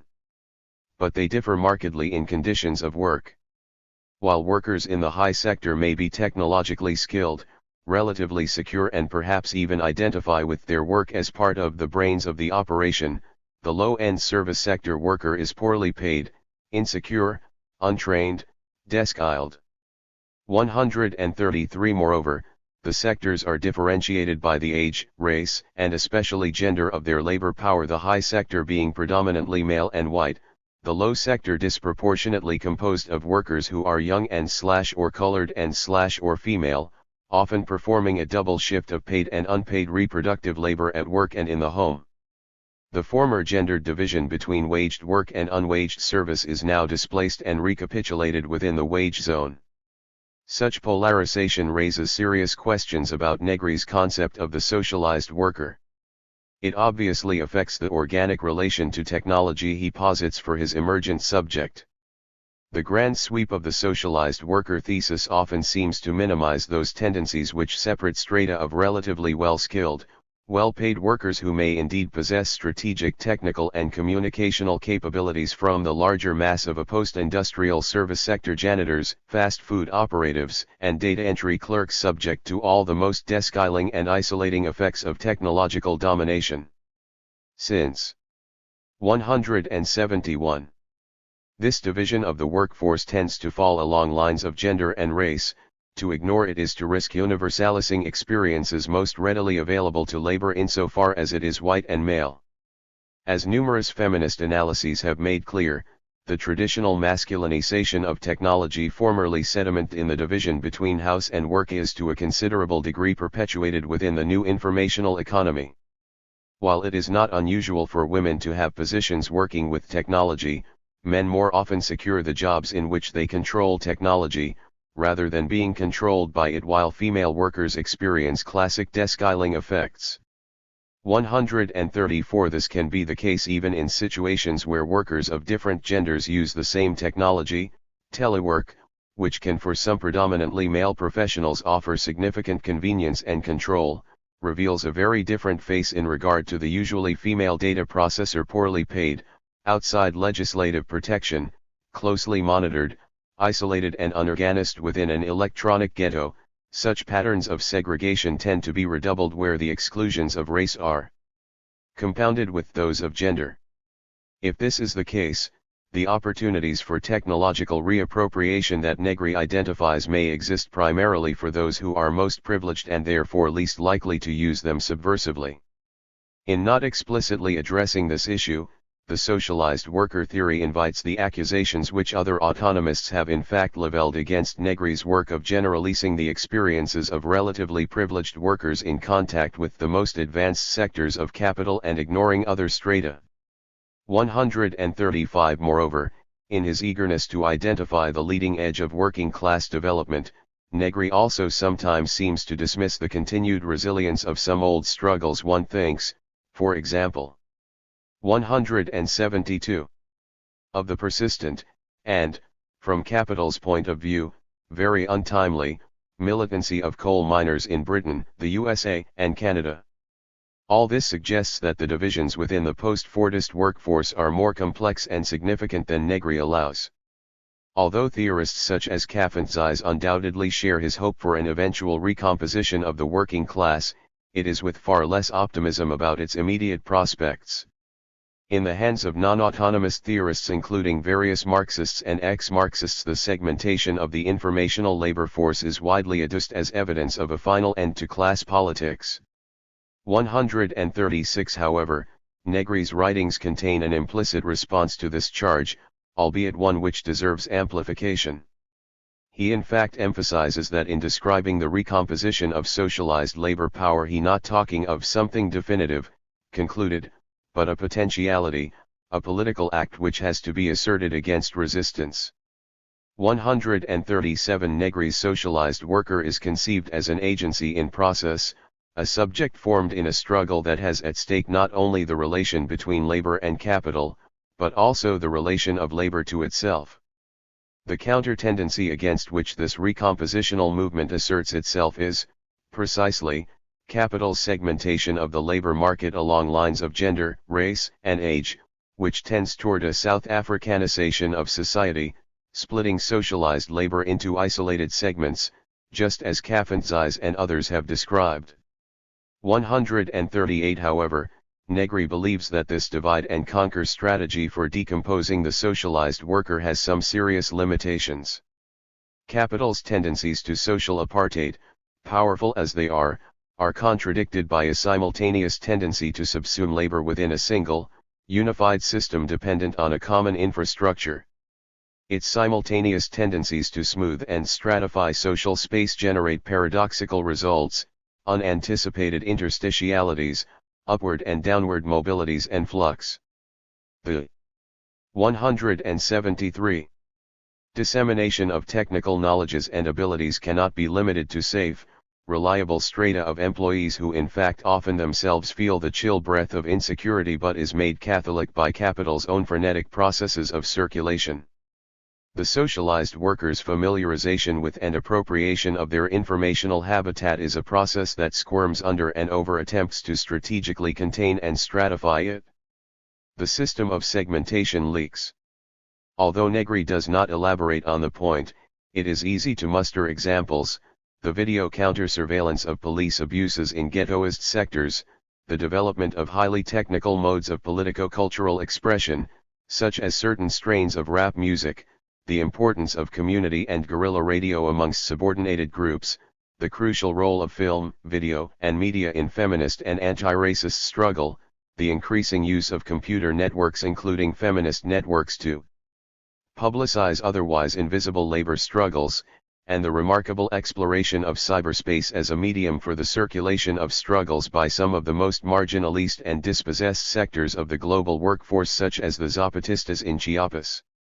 Indeed, it is precisely as an instrument to overcome the segmentation of the workforce that the struggle of communication against information, to which Negri gives so much emphasis, assumes its full importance. Realistic assessment of the current state of class composition requires taking into account both the recompositional possibilities on which Negri focuses, and the decompositional tendencies stressed by Capitalism and other autonomists. Both are present tendencies, and their prominence in any given concrete instance varies. Negri's analysis is clearly rooted in some of the remarkable cross-sectorial linkages made in the French movements, although even there, sectoralism enormously impedes mobilizations against. 174. Neoliberalism. Kaffentz's more somber perspective reflects the near-disastrous working-class atomization in the United States. Yet, as we will see, even in the North American context of fragmentation there are important countervailing tendencies. With both these potentialities present, digital capitalism constitutes what Negri calls an enormous node of strategic contradictions like a boiling volcano. 139. The next chapter descends deeper into the volcano, and more closely observes its eruptions. Chapter 5. Circuits. The Circuit of Capital. The previous chapter traced the history that led class war onto the terrain of the information revolution. This one makes a map of the contemporary battleground. To do so, it uses one of Marx's central concepts, that of the circuit of capital. One put simply, this shows how capital depends for its operations not just on exploitation in the immediate workplace, but on the continuous integration of a whole series of social sites and activities which, however, may also become scenes of subversion and insurgency. Today, this circuit of accumulation and resistance passes through robotized factories, interactive media, virtual classrooms, biotechnological laboratories, in vitro fertilization clinics, hazardous waste sites and out into the global networks of cyberspace. Marx's original account describes only two moments in the circuit of capital. In production, labor power and means of production, machinery and raw materials, are combined to create commodities. In circulation, commodities are bought and sold, capital must both sell the goods it has produced, realizing the surplus value extracted in production, and purchase the labor power and means of production necessary to restart the process over again. Since Marx proposed this model, however, capital has prodigiously expanded the scope of its social organization. This expansion, and the resistances it has provoked, has made visible aspects of its circuit that he largely overlooked, but which are identified in the autonomist analysis of the social factory. 2. In the 1970s, Maria Rosa Dalla Costa and Selma James made a crucial revision when they insisted that a vital moment in capital's 199 circuit was the reproduction of labor power, that is, the activities in which workers are prepared and repaired for work. 3. These are processes conducted not in the factory, but in the community at large, in schools, hospitals, and, above all, in households, where they have traditionally been the task of unwaged female labor. More recently, another round of struggles has called attention to further aspects of capital circuits, previously largely overlooked by Marxists: the reproduction of nature. Capital must not only constantly find the labor power to throw into production, but also the raw materials this labor power converts into commodities.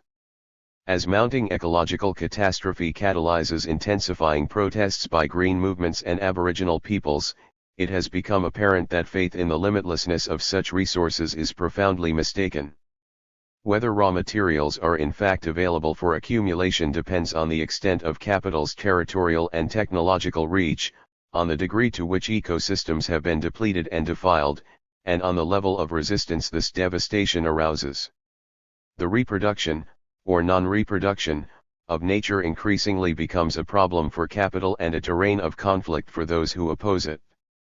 4. Taking account of the insights won not just by workers' struggles but also by feminist and environmental movements, this chapter posits a modified version of Marx's circuit of capital, constituted by 4 moments: production, the reproduction of labor power, which is in turn examined under 3 subheadings dealing with welfare, schooling, and medical services respectively, the reproduction of nature, and, finally, circulation. At each point we will see how capital uses high technologies to enforce command, by imposing increased levels of workplace exploitation, expanding its subsumption of various social domains, deepening its penetration of the environment. 200.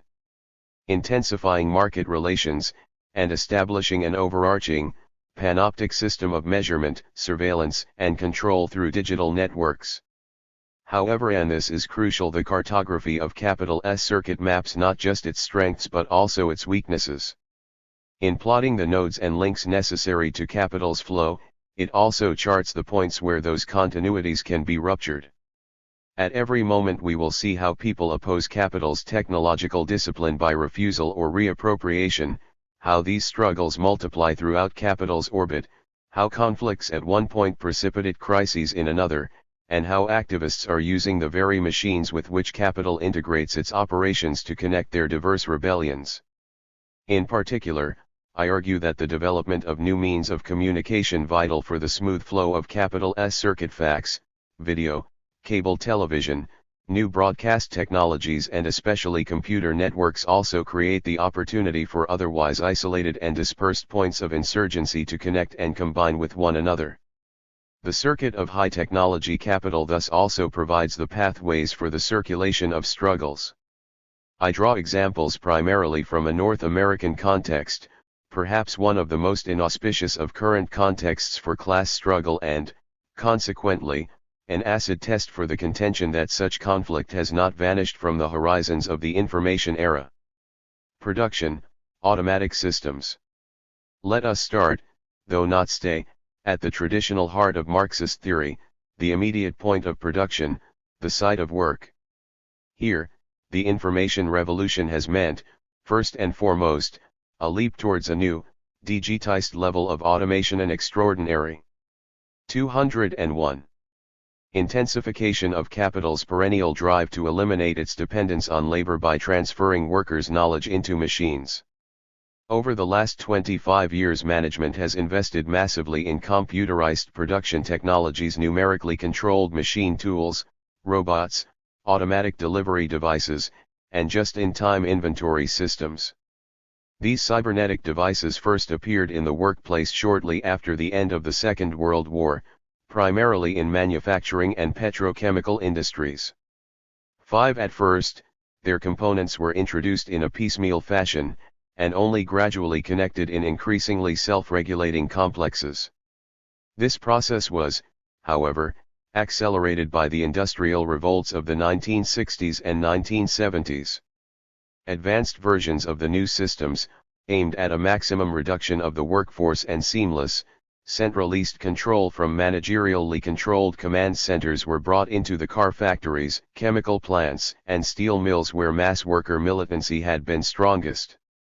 Even where these experimental systems were so expensive as to be, in strictly economic terms, inefficient, their labor-eliminating capacity was frequently critical in crushing the most advanced elements of working-class organization. Today, however, such systems are being experimented with throughout all sectors of work, from nursing to pizza-making to lighthouse keeping, while the fully implemented versions are still futuristic islands in a sea of more traditional work methods. Their discrete elements are widely disseminated, and the tendency toward integration evident. The labor-reducing capacities of these new production systems, in their advanced forms, are truly remarkable. The most sophisticated Japanese automated factories claim to have nearly halved their workforce, while simultaneously tripling. 202. Production. In California, a plant capable of manufacturing $1 billion worth of computers a year requires only 5 manual assembly workers and fewer than 100 other workers, mostly engineers. 7. Although such levels of automation are only the latest step in capital S long protracted substitution of technology for people, it nonetheless seems that computerization does mark a watershed in the relation between worker and machine, a quantum leap in the predominance of fixed over variable capital, dead labor over living. Indeed, with the advent of new production systems we surely reach that horizon long ago foreseen by Marx, where capital attains its full development with the creation of an automatic system of machinery, a moving power that moves itself, consisting of numerous mechanical and intellectual organs, so that the workers themselves are cast merely as its conscious linkages.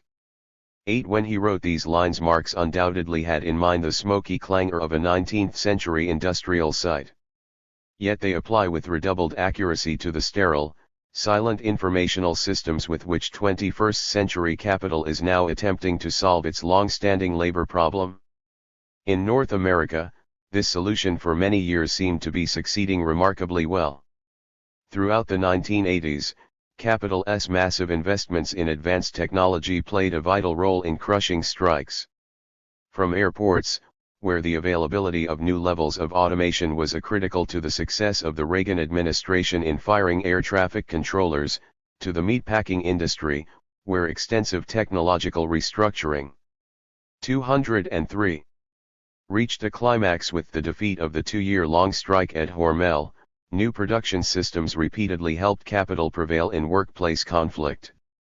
9 in other sectors, such as the auto industry, fear of losing jobs to new technology quelled militancy and contributed to a climate of demoralization and defeat in which once defiant industrial unions acquiesced to concession bargaining and cooperation with management. Capital's technological superiority appeared to be absolute. Yet although robotized systems have significantly depleted the ranks of the industrial working class, it is clearly false to suggest that cybernetic systems entirely eliminate capital's need for labor. Despite the dreams of wide-eyed digital futurists, the total liquidation of human intelligence from the production process has proven a singularly intractable project.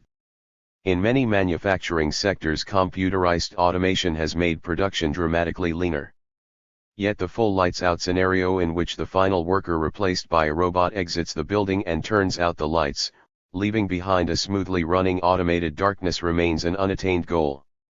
And even in the rare plants which approach such scenarios, the operations of such so-called workerless factories in fact rest on a surrounding infrastructure of activities from maintenance to marketing still dependent on myriad human agents.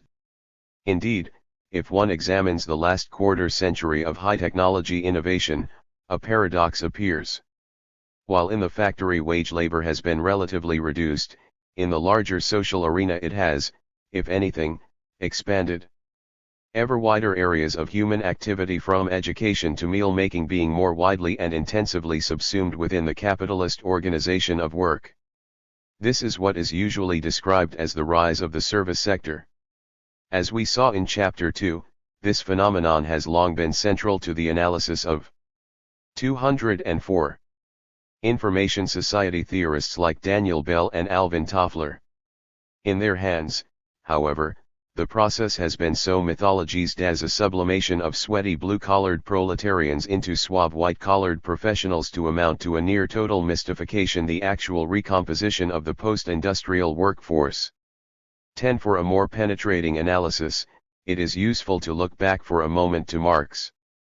In the Grundrisse, while emphasizing capital's relentless drive to replace humans with machines, a trajectory that is of course central to his whole vision of crisis and revolution, Marx nonetheless does not speak of the total elimination of labor by automation. Rather, he refers to its transformation into the conscious linkage within a technological system. Direct production, the hands-on transformation of raw materials into finished products, would be increasingly automated. Living labor would be not so much included within the production process but relate to it more as watchman and regulator, a description which neatly covers the sort of invigilating and troubleshooting functions for which human beings are still found indispensable, even in the most sophisticated of new production systems. 11. Moreover, Marx implies, there would remains a field of activities indirectly necessary for production, in which human involvement would remain or indeed become increasingly crucial. This indirect labor would entail 2 main types of activity, on the one hand scientific labor and on the other social combination. 12. Later, in chapters 8 and 9, I will discuss the problems that Marx saw these developments creating for capital. But at the moment I simply want only to suggest that in these cryptic phrases, scientific labor and social combination, he offers some orientation towards analyzing the notoriously amorphous service sector. Applying his lens, we can discern within the category 2 distinct groups, both of whom are now being 205 systematically assimilated into the capitalist organization of work. On the one hand, there is scientific labor, the scientists, programmers, engineers, and designers celebrated in information society theorists' portrayals of the knowledge workers of the future. But on the other, there are the multifarious workers concerned with the tasks of social combination, involved in facilitating and sustaining the matrix of everyday human intercourse and interaction within which even the most automated production remains obdurately embedded. These tasks of social combination comprise some relatively well-paid, creative and prestigious jobs, especially in the media and communications sectors. But they also include the legions of retail clerks, cleaners, janitors, security guards, and fast food servers who, in fact, make up the bulk of employment in the information economy.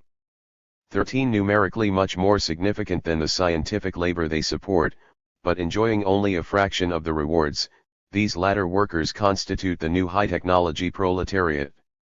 Relative to the old industrial working class, concentrated in its factory bastions, these new forms of social and scientific labor power might appear unlikely contenders in class struggle.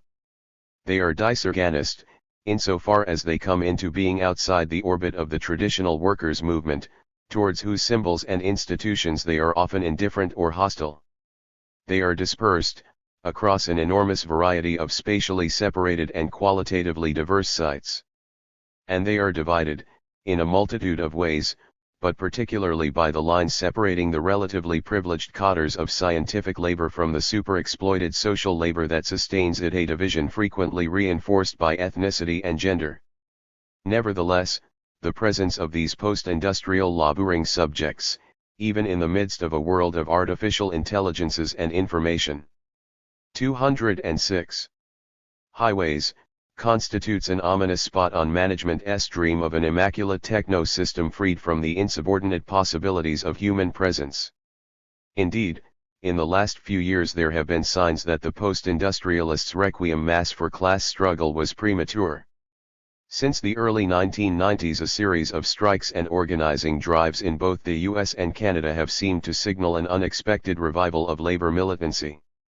In 1996, the number of hours lost to strike action in the US, after dropping precipitously for decades, began to rise again, although only very slightly.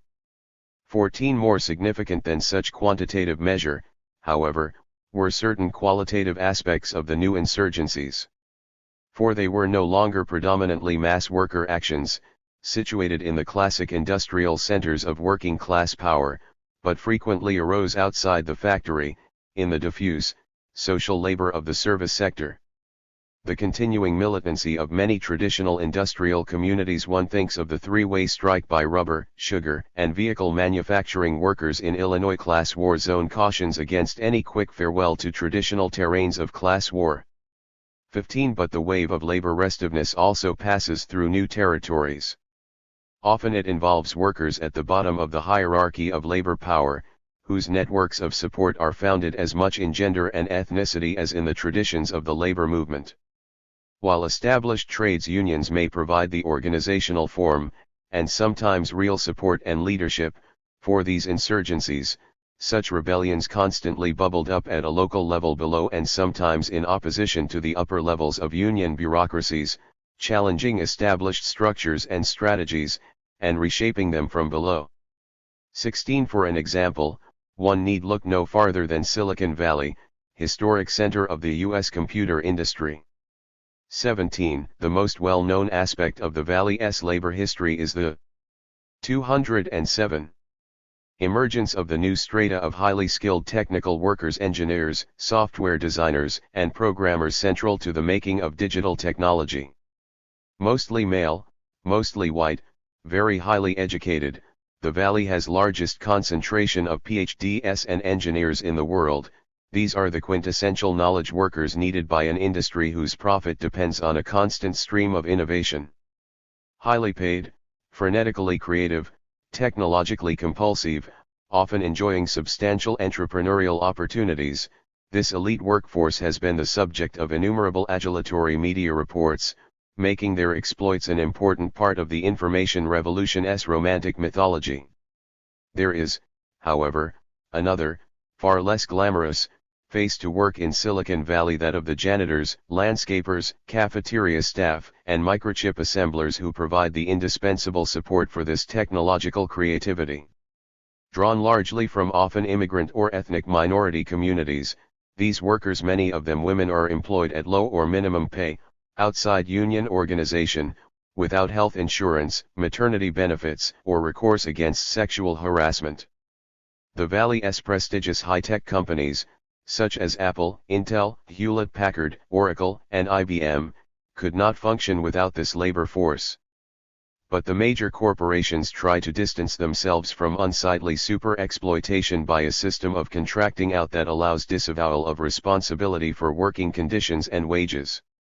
The workplace segregation between the high-end knowledge workers and low-end service labor is reinforced by residential patterns that divide the valley into ethnically sorted zones. Although Silicon Valley is situated in the most prosperous county in the U.S., aggregate wealth on closer examination decomposes 208 into a scene of post-industrial segmentation where the first world meets the third in a weird melange of high technology and misery. 18. For many years, the dispersed nature of the Silicon Valley service workforce, its high turnover, and divided ethnic composition, led the U.S. labor movement to deem it unorganizable. In the early 1990s, however, following a wave of worker complaints, Justice for Janitors, an organization of Services Employees International Union, began a series of campaigns fighting for union recognition, pay raises, and settlement of sexual harassment grievances. 19 These campaigns used a wide variety of tactics: strikes, picket lines, demonstrations, advertisements, leafleting campaigns, hunger strikes, which, although all part of the historic repertoire of the American labor movement, were conducted with an energy and determination that contrasted sharply with the submissive defeatism prevailing in many major trades unions. Moreover, in some respects the Justice for Janitors campaigns went beyond familiar models of shop floor activism.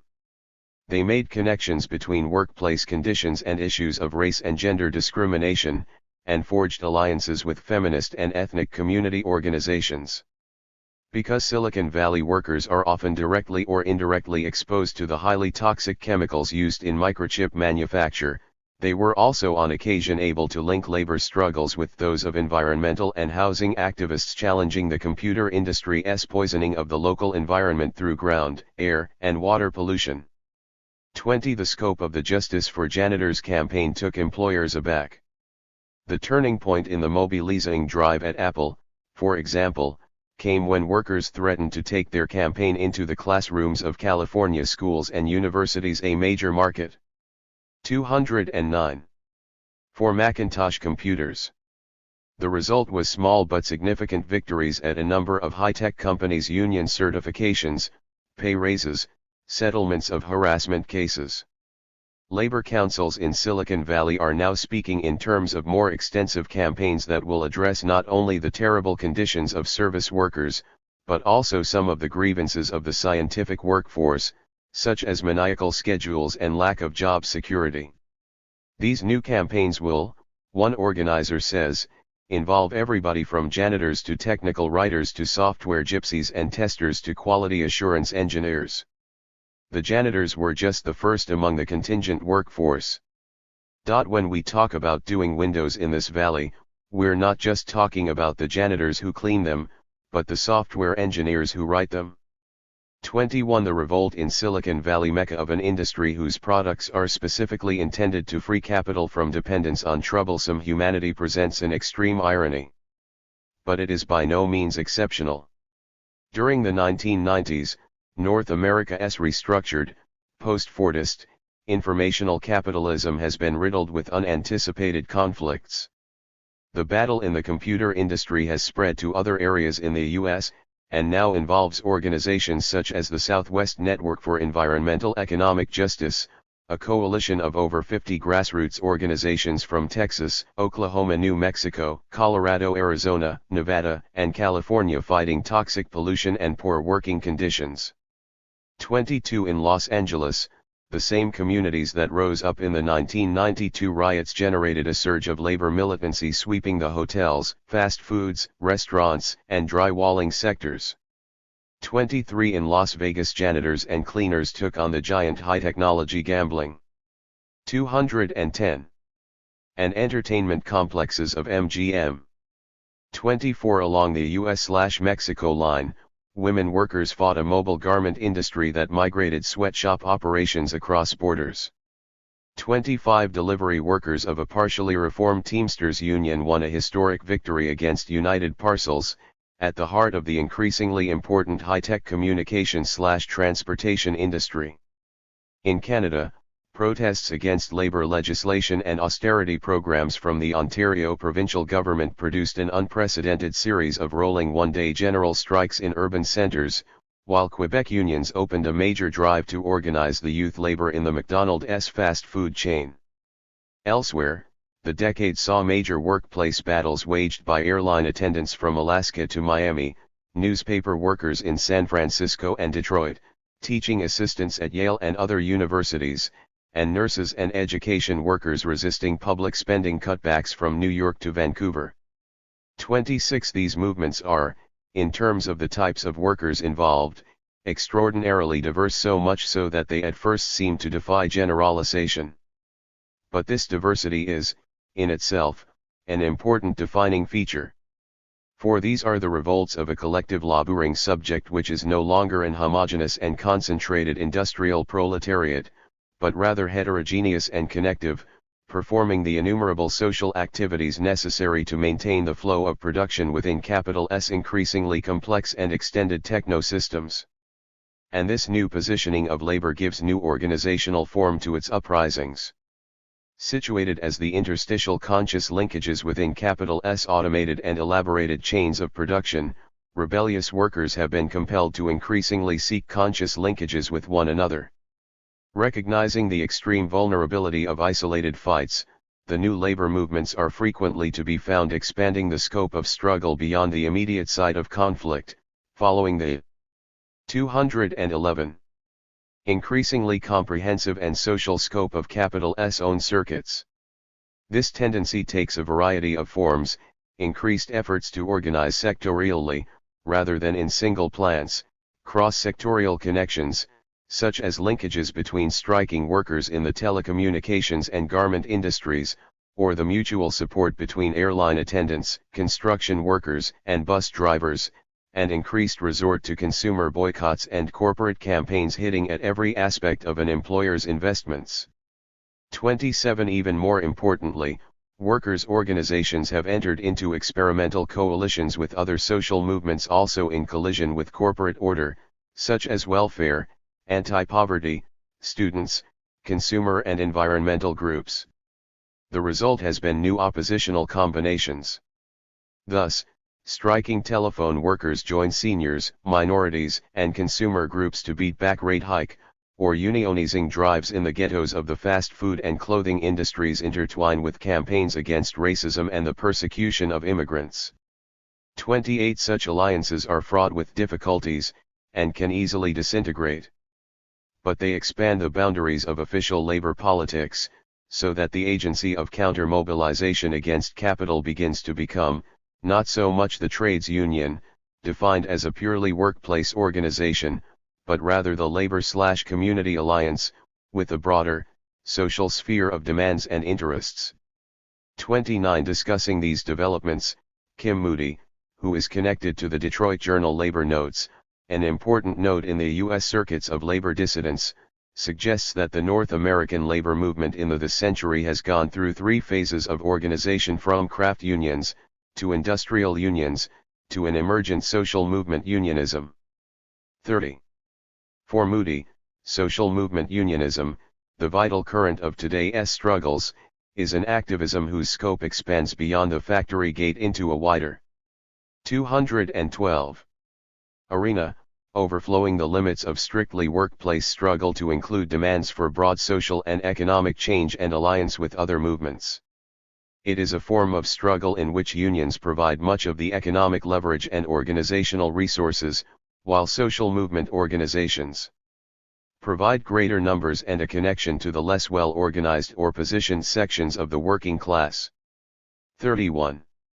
This revival of worker militancy in North America coincides with similar, but stronger, tendencies in Europe during the 1990s, the French general strikes of 1995 to 1996, the Italian Coba movement and wave of labor unrest in Britain and Germany.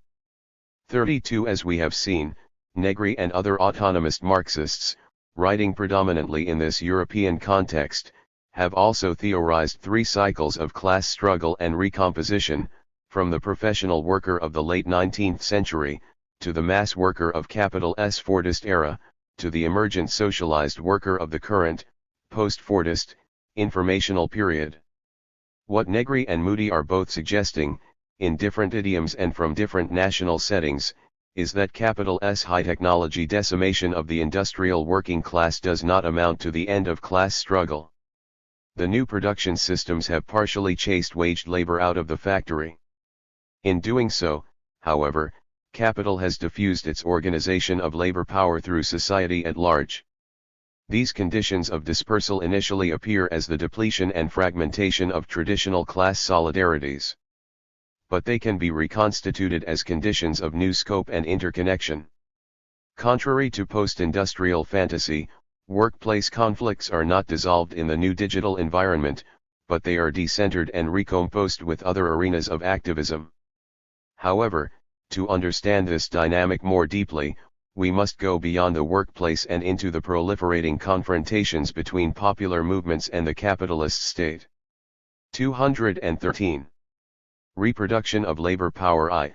The panoptic state. If labor power is to be available for exploitation, it must constantly be reproduced.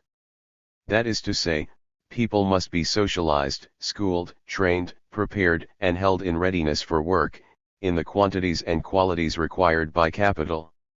Marx noted that the maintenance and reproduction of the working class remains a necessary condition for the reproduction of capital, but, reflecting both the laissez-faire political economy of his era and the blind spots of his gender, omitted this process from his detailed analysis of capital circuits, declaring that the capitalist may safely leave this to the workers' drives for self-preservation and propagation.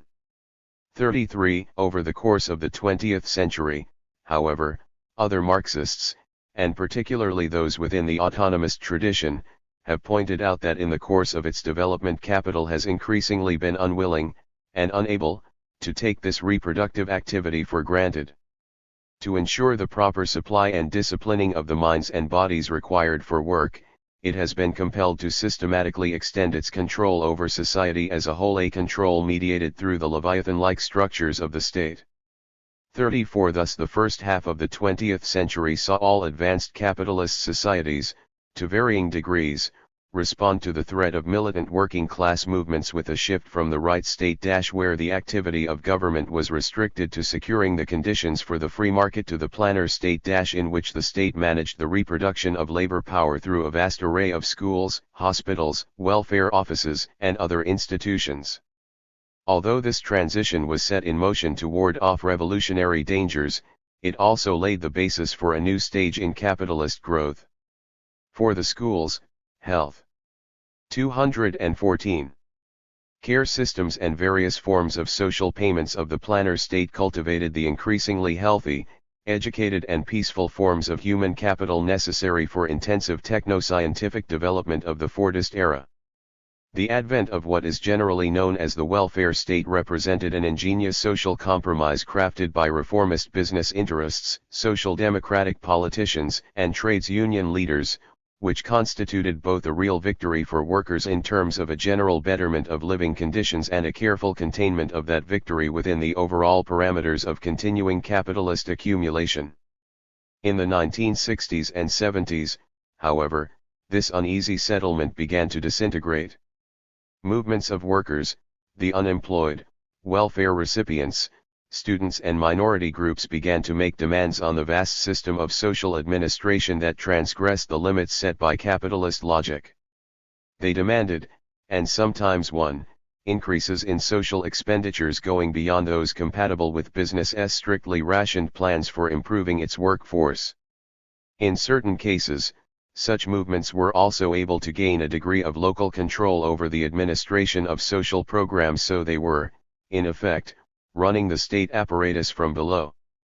35. These encroachments were intolerable for North American and European capital, whose rate of profit was already being squeezed by shop floor militancy and international competition.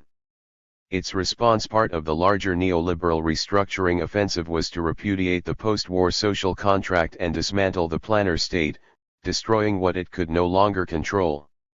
The new regime of governance, whose full appearance is usually identified with the electoral victories of Reagan and Thatcher, has a double face. On the one hand, privatization, deregulation, and cutbacks systematically subvert the welfare state, slashing 215.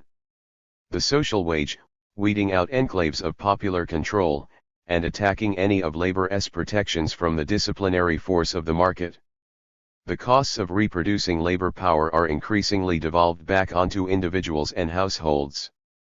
This shift becomes ever more important to capital as corporate downsizing and automation ejects more and more workers from production, thereby swelling the ranks of the unemployed and impoverished, increasing welfare rolls and diminishing tax revenues.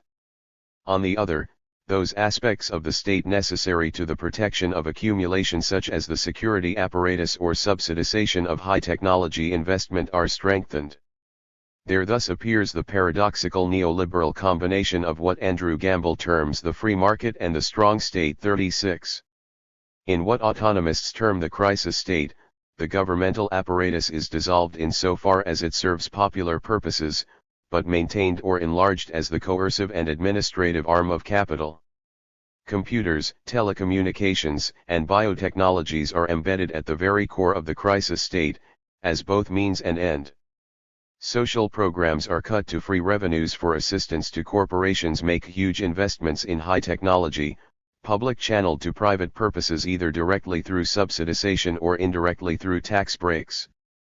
High technology is, in turn, used to effect cuts to welfare programs that start to be administered through increasingly precise and omnipresent digitized systems. The delivery of social services is increasingly automated, for example, by computerizing the making of welfare or unemployment insurance claims. This process not only cuts staff costs, but also reduces payments by imposing daunting electronic hurdles which have to be surmounted by precisely that sector of the population least equipped to handle them, and allowing the digitalist or biometric monitoring of claimants. 216. As whole strata of the population are cut off from support, potential social disorder is kept in check by the technologically intensive policing applied against the poor, indigent, and ghettoized. Around those convicted of transgression, the web of informational control tightens inexorably. Prisons, as Foucault so forcefully pointed out, have long been cutting-edge sites for the development of surveillance techniques. What is not always remembered is that the original panoptic apparatus that Foucault discussed in a carceral setting was at first designed for use in a factory setting, as an instrument of capitalist work discipline. 37. In today's high-technology penitentiaries, however, carceral and the capitalist logic come together. In an increasing number of privatized or semi-privatist U.S. prisons, inmates are put to work for private corporations, often on electronic data entry jobs or other forms of telework, in a process that uses high technology to neatly fuses the crisis state's drive to minimize social expenditures with the corporate imperative to cut labor costs to the bone. 38. The net tendency is toward a return to the social conditions of the 19th century overseen by the technologies of the 21st. However, this regression, bringing with it huge increases in poverty rates, social polarization and general human suffering, has catalyzed opposition. In North America, immiseration erupted into rage in the Los Angeles Rebellion of 1992, the most violent urban insurrection in the U.S. since the mid-19th century. As Mike Davis notes, South Central LA, a housing/jobs ghetto in the early 20th century industrial city, is now an electronic ghetto within the emerging information city - a data and media black hole, without local cable programming or links to major data systems. 39. The rioters came from the ranks of the and underemployed, in a community whose traditional sources of employment in the aerospace and automobile industries had 217 been gutted through automation and global relocation. This population, dependent on the scanty welfare, casualist service work or criminal industries which constitute the underside of the information economy, was on an everyday basis was subject to a regime of draconian police surveillance and brutalization, a regime whose systemic violence, publicly exposed in the videotaped beating of Rodney King, finally triggered a mass explosion. Its outbreak, in the same city that saw the Watts riot of 1965, was a stunning testimonial to the collapse of a quarter-century of capitalist reformism. Framed by the mainstream media simply as an issue of race, the uprising was in fact, as Mike Davis observed, a multicultural bread riot involving Latinos, blacks, and whites. 40 Moreover, although the riot was a spontaneous eruption of despair and anger, it was by no means the blind, mindless event which authorities attempted to represent it as. A few days after the uprising, there appeared the Blood/Crips proposal for LA's facelift, a radical, visionary plan for the renewal of the city produced by the infamous street gangs. 41. This document, almost entirely ignored by mainstream media, made extensive proposals for reconstructing the urban environment, and for the introduction of governmentally funded educational, health, employment and even law enforcement measures to reverse the disintegration of community. Although the conditions of South Central Los Angeles gave the 1992 rebellion its singularity, it would be wrong to see it simply as a one-off event.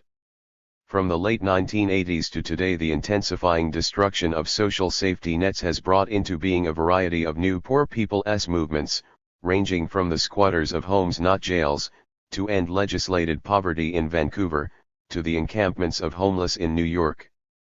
42-4. 218. Example, Food Not Bombs is a group whose activities in San Francisco led to over 700 arrests from 1988 to 1994. In addition to running the on-street soup kitchens which have aroused the ire of municipal government, it operates its own radio network, based largely on low-watt broadcasting, produces its own audio tapes and has a worldwide website. Through these channels it disseminates information excluded from the mainstream press about the police harassment of its programs and the structural causes of poverty. 43. In Toronto, a coalition of trades unionists and anti-poverty groups have taken aim at a contract between the Ontario government and a private company, Anderson Consulting, to automate the delivery of welfare services. The coalition argues that this contract aims to simultaneously eliminate social services staff, Anderson gets a bounty for each job cut, and to make the system increasingly inaccessible to claimants. The coalition has publicized Anderson's record of cost overruns and unfulfilled promises on similar contracts elsewhere in North America, traced its involvement in the privatization schemes of authoritarian governments from Russia to Nigeria, and its links to the military-industrial complex. In addition to holding marches, pickets and civil disobedience actions at the corporation's offices, the Anderson Conversion Project is also bringing forward proposals for the transformation of the high-tech company to more socially constructive purposes. 44. In such movements, anti-poverty groups, trades unionists, and other social movements take the first steps to turn the technologies developed at public expense back against the panoptic alliance of state and corporate power. 219. Reproduction of labor. 2. Capital S biopolitics. The crisis state's regime of high-technology control is not restricted to the policing of welfare lines and inner-city streets.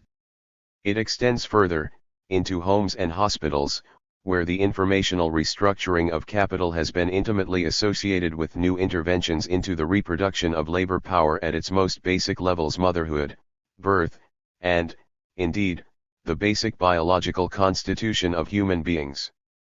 As was discussed in Chapter 4, autonomist Marxists have since the 1970s argued that capital benefits from the unpaid reproductive work of women. The classic nuclear family paired the waged male worker and unwaged female housewife in a relation where role of the latter was to maintain, repair and reproduce the labor power of the former. The male worker's wage thus commanded unrewarded labor time not only in the factory but also in the home. This conjunction of masculine domination and capitalist exploitation was challenged by the feminist revolt of the 1960s and 70s on a multitude of fronts, in the exodus of women from unpaid domestic labor in search of waged work, in demands for wages for housework, in the rejection of the various medical and psychiatric controls placed over housewives.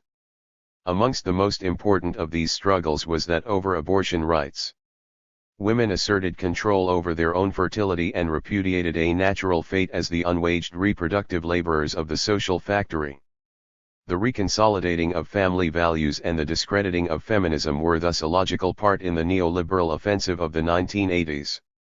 Limitations on and recriminalizations of abortion services, legal regulation of the prenatal conduct of unfit mothers, experiments in the sterilization of welfare mothers by mandatory Norplant implants were all crucial aspects of Reaganite and Thatcherite regimes. 45. What is often not fully recognized is how. 220. Closely these apparently cultural or ideological aspects of the crisis state were, in fact, closely bound up with its economic policies. For as welfare services are degraded under the austerity regime of the crisis state, the resumption of the traditional female role as a voluntary caregiver for the young, sick, and elderly becomes critical to prevent total social disintegration. Although the means to this end include both pro- and antinatalist tendencies, the common theme of these interventions is enhanced state control over maternity control exercised to ensure the proper management of procreation and to reconstruct the household as a costless, reliable site for the reproduction of labor power. At the same time, however, the most advanced sectors of knowledge-based capital have been experimenting with an alternative system of maternal control, one based on biotechnologies. Already, in vitro fertilization, amniocentesis, embryo selection, and artificial insemination are becoming the instruments for an extraordinary experiment: the conversion of motherhood into a domain for the direct extraction of surplus value.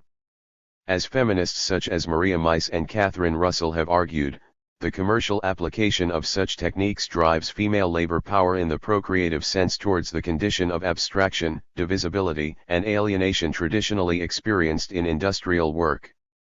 46. Reproductive engineering applies a technological descaling strategy, classic in form but unprecedented in intensity, comprehending both conscious knowledge and corporeal capacity, detaching, permutating and recombining the various moments of pregnancy until the unifying factor governing the conception, gestation and delivery of a child is no longer maternal but managerial.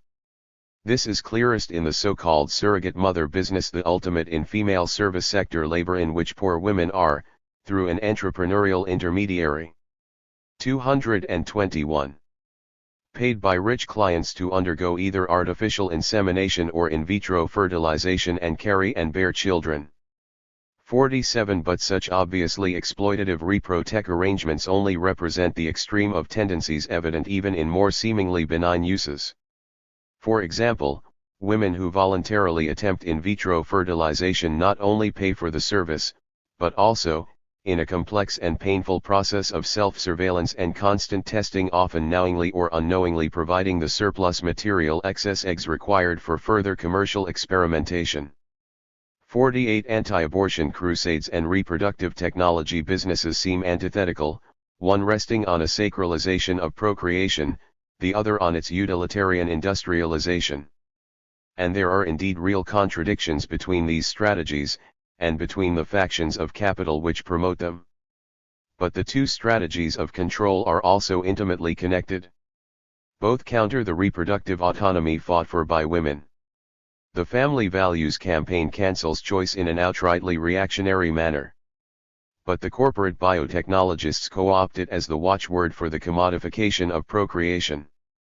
Just as in production capital combines sweated labor and robotics, so family values and genetic engineering are poles in a single overarching regime of reproductive control, with biotechnological options commercially available to the rich, and surrogate mothers drawn from the ranks of the poor. In the very near future, moreover, reproductive technologies promise a spectacular convergence with genetic engineering, the splicing, cutting, and recombination of the genetic code. After a gradual post-war development, founded in North America upon heavy state investment in basic research, these technologies have since the crisis of Fordism in 222. The 1970s undergone an extraordinary acceleration in commercial development as part of capital's overall search for post-industrial sources of investment. 49. The capacity to rewrite the code of life has been applied to agricultural, food production and plant breeding to produce new strains of plants, new forms of food and new types of fertilizer. 50. Increasingly, however, genetic engineering has in its sights direct control over human behavior. As Gottweiss argues, the burst of state and corporate interest in biotechnologies during the crisis of the social factory arose because, in addition to yielding traditional economic benefits, it was conceptualized as a potential contribution to a broader social stabilization, mainly by its expanded capacity to control behavior and bodies. 51. Today, these ambitions crystallize around the Human Genome Project, the U.S. state-sponsored attempt to map and sequence all the DNA of a normal human prototype, a project comparable in cost and scope to the space program of earlier decades. 52. This project is generally promoted as a means of curing hereditary diseases. Eventually, this dream may be realized, and, if it is, the biotechnology industry anticipates lavish profits from the creation of new ways to improve health, longevity, and pleasure for those who can afford them. However, it is important to recognize that currently, genetic engineering's main achievements are neither therapeutic nor even diagnostic but predictive, allowing the probabilistic identification of conditions for which no known remedy presently or foreseeably exist. 53. Such techniques offer corporate and state managers a way, not of healing, but of targeting subjects with an alleged predisposition to costly disease. 54. The identification of hypersusceptible workers with supposed genetic sensitivity towards toxic chemicals or 223. Radiation has in the U.S. already become a significant source both of employment discrimination and of exclusion from health insurance coverage. 55. It also provides an alibi for failure to eliminate such pollutants, which become redefined not as social hazards, but as problems of individual predisposition, capable of being handled by genetically subsensitive labor. Extensive genetic screening holds out the promise of comprehensive, DNA-level quality control over the reproduction of labor power, control aimed not at the cure of disease but at the discarding of potentially unproductive, oversensitive, or expensive units. 56. As the Human Genome Project generates the raw data necessary for new breakthroughs to enhance the human body, the combination of genetic screening with reproductive technologies offers prospects for the renewal of a eugenic agenda once thought to have been discredited with the fall of fascism. However, the commercial thrust behind the evolution means that such a program would probably have a different feel from its historical predecessors. As employment possibilities become increasingly dependent on a clean genetic profile, or even on possession of certain bioengineered enhancements, positive and negative selection will be left to the survival instincts and pocketbook of individuals.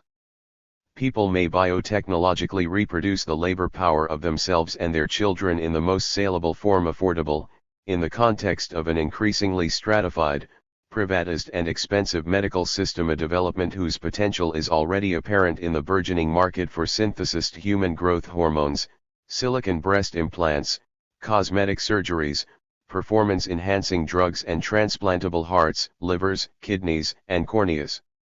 57. Capital will thus move towards establishing a hierarchy of labor powers in which the various classificatory grades are 224. Distinguished not simply by education and training, or according to traditional discriminations of gender and race, but according to fundamental bodily modifications. 58. As Peter Linnebaugh has pointed out, in Origin, the term proletarian designated someone who has no function but to reproduce themselves. 59. In Marxist usage, this has conventionally been understood as a person who has nothing to sell but their labor power. Soon, however, it may be applied to someone whose only economic asset is their gestational capacity and their genetic heritage. However, the emergent neoliberal biopolitics has encountered widespread resistance. In North America, much of this has centered on the revival of the women's reproductive rights movements. In many cases, its nucleus is the network of abortion clinics and women's health centers, whose defense, both from the harassment, firebombings, and assassinations of the Right to Life movement and from the cutbacks of neoliberal governments, has formed a focus of activism. Women have also attempted to enlarge their own technological control over procreation, through campaigns such as that waged in the U.S. for access to the abortion drug, RU 486. However, largely through the influence of poor women and women of color, the anti-abortion movement has undergone a strategic reorientation, sometimes described as a shift from abortion to reproductive freedom. 60. An earlier emphasis on individual choice has, at least in some sectors of the movement, been gradually replaced by an emphasis on securing the social conditions necessary for autonomous choice, on the provision of adequate health services, housing, and wages and welfare for women, and on winning control over the research and availability of medical technologies, including opposition to both compulsory fertility and eugenic sterilization. 61. 225. One aspect of this expanded agenda has been an intensive critique of the repro-tech industry. International feminist alliances such as the Feminist International Network of Resistance to Reproductive and Genetic Engineering have exposed the deceptive success rate claimed by the in vitro fertilization industry, its exploitation of female labor, the misogyny of sex selection amniocentesis, and the eugenic potential of the new technologies. 62. They have argued that the choices offered by the biotechnologists in fact erode female freedom because they, as Sue Cox puts it, close off women's abilities to refuse various kinds of technological intervention. 63. In Canada, the attempt by the Royal Commission on New Reproductive Technologies to suppress such lines of critique exploded into public scandal. 64. Other points of struggle have involved Indigenous people, in both North and South America, concerned with the ramifications of Human Genome Diversity Project, known as the Vampire Project, which has sampled and patented human cell lines from endangered Aboriginal communities. 65 other groups, with different concerns, have found themselves on a similar collision course with the neoliberal administration of health. In the face of alliance between a state apparatus committed to the reduction and rationing of healthcare, and a burgeoning, profit-oriented medical-industrial complex formed at the intersection transnational medical, pharmaceutical, agricultural, insurance and computer corporations, there have appeared what Patrick Novotny, writing of the environmental justice activism, calls movements of popular epidemiology. 66.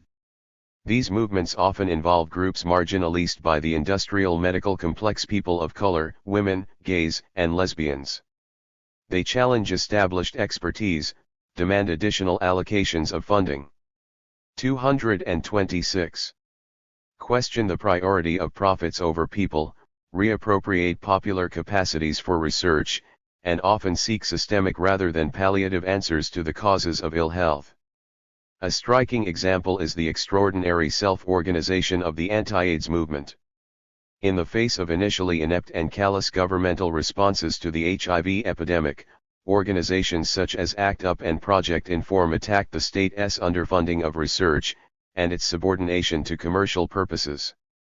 They also reshaped research agendas, amassed and circulated immunological and virological information, both by computer networks and other means, investigated alternative treatments, set up guerrilla clinics, smuggling rings and buyers clubs, clandestinely manufactured commercially patented drugs, and showed enormous sophistication in video activism and other forms of cultural agitation. 67. Although these movements on occasion cooperated with pharmaceutical companies, they simultaneously criticized these companies unsparingly for either ignoring AIDS research, or attempting to extract super profits from new treatments. These points were underlined by dramatic demonstrations and occupations against companies such as Hoffmann LaRouche, Burroughs Wellcome, Kao Pharmaceuticals, and Astra. Peter Arno and Karen Felden describes the most famous of such actions, the ACT UP invasion, the New York Stock Exchange protesting AZT price gouging. Seconds before the 9:30 a.m. opening bell, the activists began to blare portable foghorns. Fake $100 bills imprinted with the words "fuck your profiteering. We die while you play business" were tossed to the traders below. 68. 227. Over the history of the anti-AIDS movement, these forms of activism, initially concentrated in the white, male gay community, have become increasingly prominent in movements of people of color and women. In the process, AIDS has been recognized as a disease of poverty, primarily afflicting those whom the disintegration of social infrastructures, community networks, healthcare, and education render vulnerable. Anti-AIDS struggles have thus been connected to campaigns for improved public health funding, comprehensive medical insurance, and the reallocation of military spending. 69. As Stephen Epstein points out, anti-AIDS activism, which itself draws on the earlier example of the women's health movement, is part of a widening circle of popular mobilizations for the democratization of medical technoscience. 70. These movements include those of women seeking to establish causal links between breast cancer and industrial pollution, unions opposed to genetic screening and drug testing in the workplace, and green activists, farmers, and consumer groups concerned about the implications of artificially mutated foodstuffs. Alongside these single-issue movements, and sometimes intertwining with them in complex ways, are broader movements. These aim at preserving the medical services once guaranteed by the welfare state, as in various Canadian coalitions of hospital workers and community groups defending hospitals and clinics against cuts, or at actively extending the socialization of healthcare, as in the struggle over health insurance in the U.S. All of these efforts run athwart the priorities of a state committed primarily to containing social costs, and a corporate logic focused purely on the profitability of life and death. 228. Reproduction of labor. 3. The corporate academic complex. At the same time as the crisis state dismantles the social welfare system, it continues to maintain and enlarge the functions of government as a funding and coordinating agency for capital's techno-scientific development. The demands of the information era mean that even as schools, hospitals, and social services deteriorate, business still indeed more than ever demands literate workers, carefully socialized technicians, and world-class molecular biologists and software engineers. An integral part of the transition to a post-Fordist model of accumulation has therefore been a major restructuring of public education, a restructuring which has nowhere been more dramatic than in North American universities. Just as in the workplace, the restructuring of academia has unfolded through a process of revolt and recuperation. 30 years ago, campuses from California to Paris were in tumult as the post-war generation of students, the first mass draft of the intellectually trained labor power required by an ever more socially organized and scientifically oriented capitalism, rose against the rigidities and atrocities of the Fordist regime. After the tear gas, the shootings, and academic purges, the neoliberal response was radical restructuring. Over the late 1970s and 1980s, rates of funding for university education in most capitalist economies were cut. Tuition fees and student debt were sharply raised, measures which, alongside a climbing unemployment rate and general economic austerity, chilled student protest, while programs seen as subversive, or simply as inutile to industry, were cut. 229. With campus unrest apparently quashed, conditions were set for a new, deeper integration of universities and business, one vital to the development of high-technology knowledge industries. 71. The watchword was corporate-university partnership. In this new academic order, basic research is sacrificed to applied programs of immediate benefit to the corporate sector. Research parks, private sector liaisons, consultancies, and cross-appointments with industry, and academic corporate consortiums burgeon. Monies subtracted from base operating budgets are re-injected back into programs of direct utility to high-technology capital, such as schools of communication, engineering, and business administration, and special institutes for computer, biotechnology, and space research. University administrators move effortlessly between interlocking corporate and academic boards. Enabled by changes in intellectual property laws to exercise ownership rights over patents resulting from government-funded grants, universities become active players in the merchandising of research results. Amidst this intensifying commercial ethos, the internal operations of academia become steadily more corporatized, with management practices mirroring those of the private sector. This new rapprochement with academia has performed two purposes for capital.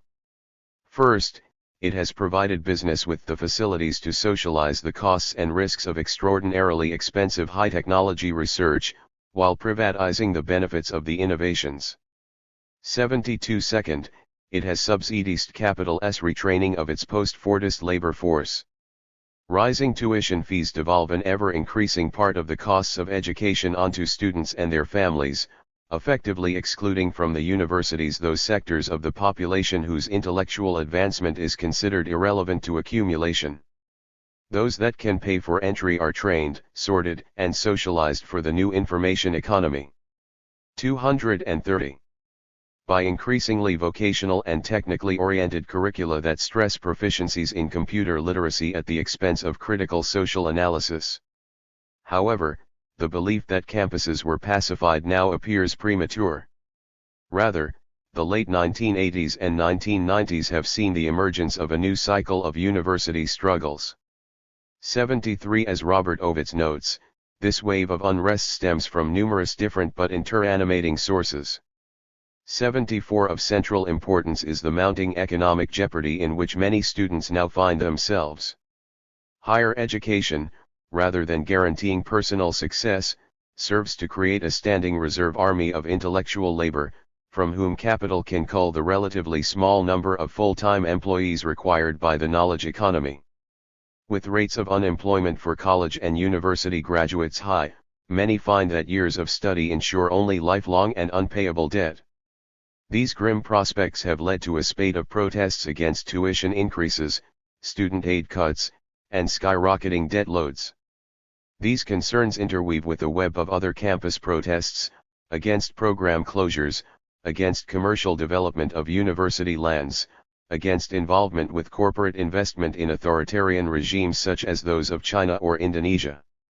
Alongside these run demands by minorities and women for campus centers, daycares, and programs of multicultural and feminist studies. The net result has been a slowly mounting campus turbulence, involving picket lines, demonstrations, occupations, national student strikes in Canada and major confrontations between police and students on several North American campuses. Indeed, as James Laxer observes, it is likely that in Canada more students were actually on the streets in political protest in the mid-1990s than in the 1960s and 70s. 75. 231.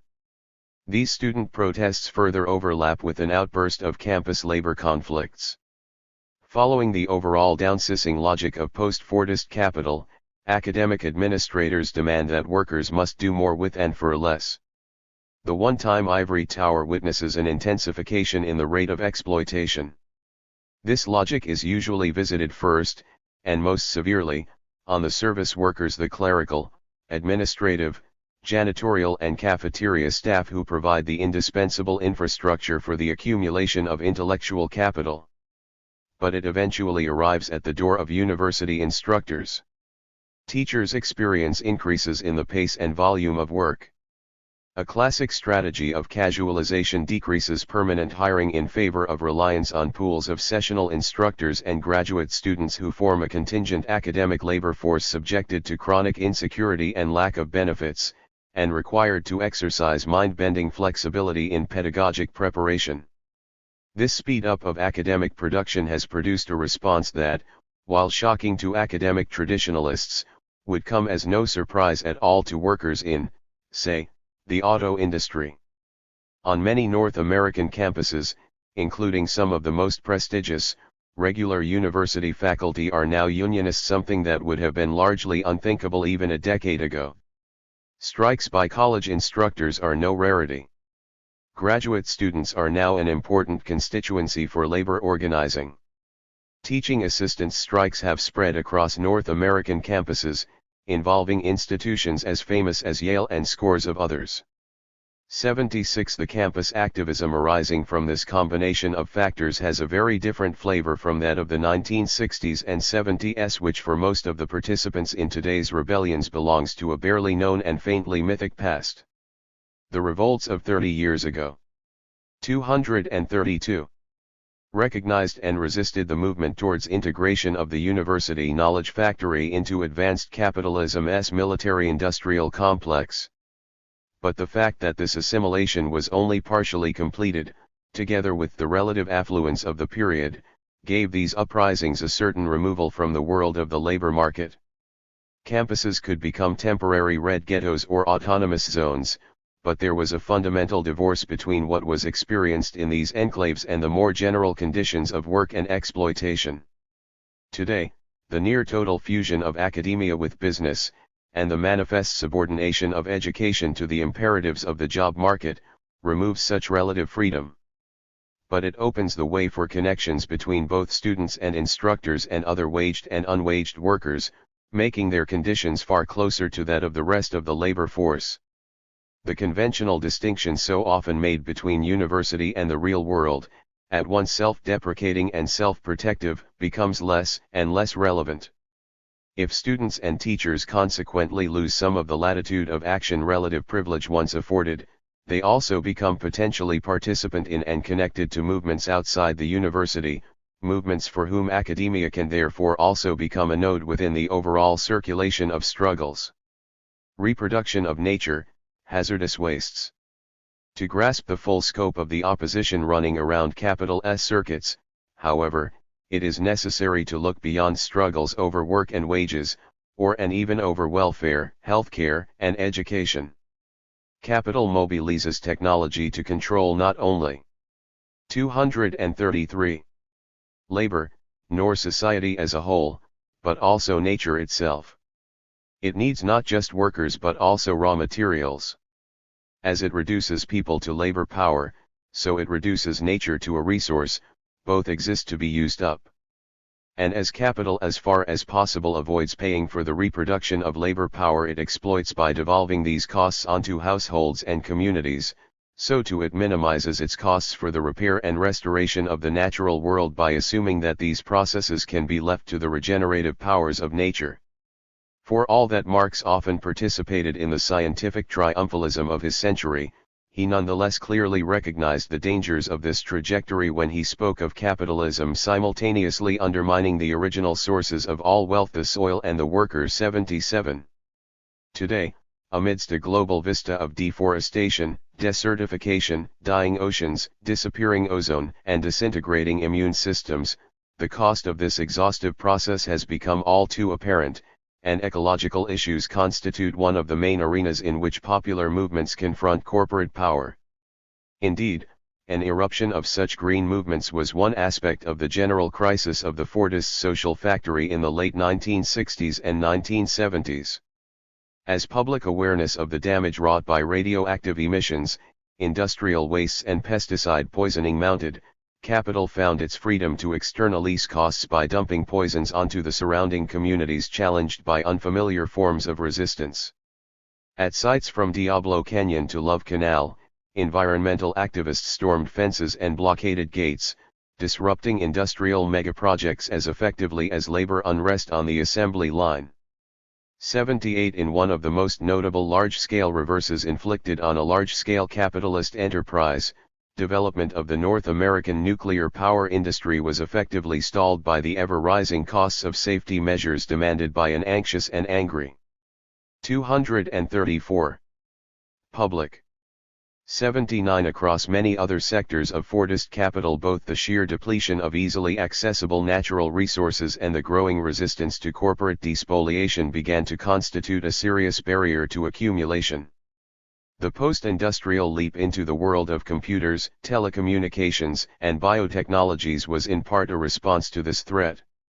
As the arrival of high technology on the shop floor was accompanied by promises of liberation from work, so too was it celebrated as the answer to the evils of pollution. Clean information systems would replace industrial smokestacks, recycle wastes, reduce the use of fossil fuels, eliminate paper from offices, replace motor cars with telecommuting, allow for better planning and preservation of natural resources and dematerialize production into an innocuous flow of bits and bytes. These promises became integral to a succession of strategies: sustainable development, third-wave environmentalism, ecological modernization. All these announce that technological surveillance, substitution, and surrogacy will deflect ecological apocalypse, enabling capital to manage the continued reproduction of nature by making a move from mining nature to remodeling it, shifting from stripping of nature to synthesizing it, recreating a world of artificially generated resources to substitute for the gutted planet left in the aftermath of industrialism. 81. The problem with such plans, however, is that they do nothing to touch the relentless corporate drive to expand the circle of production and consumption.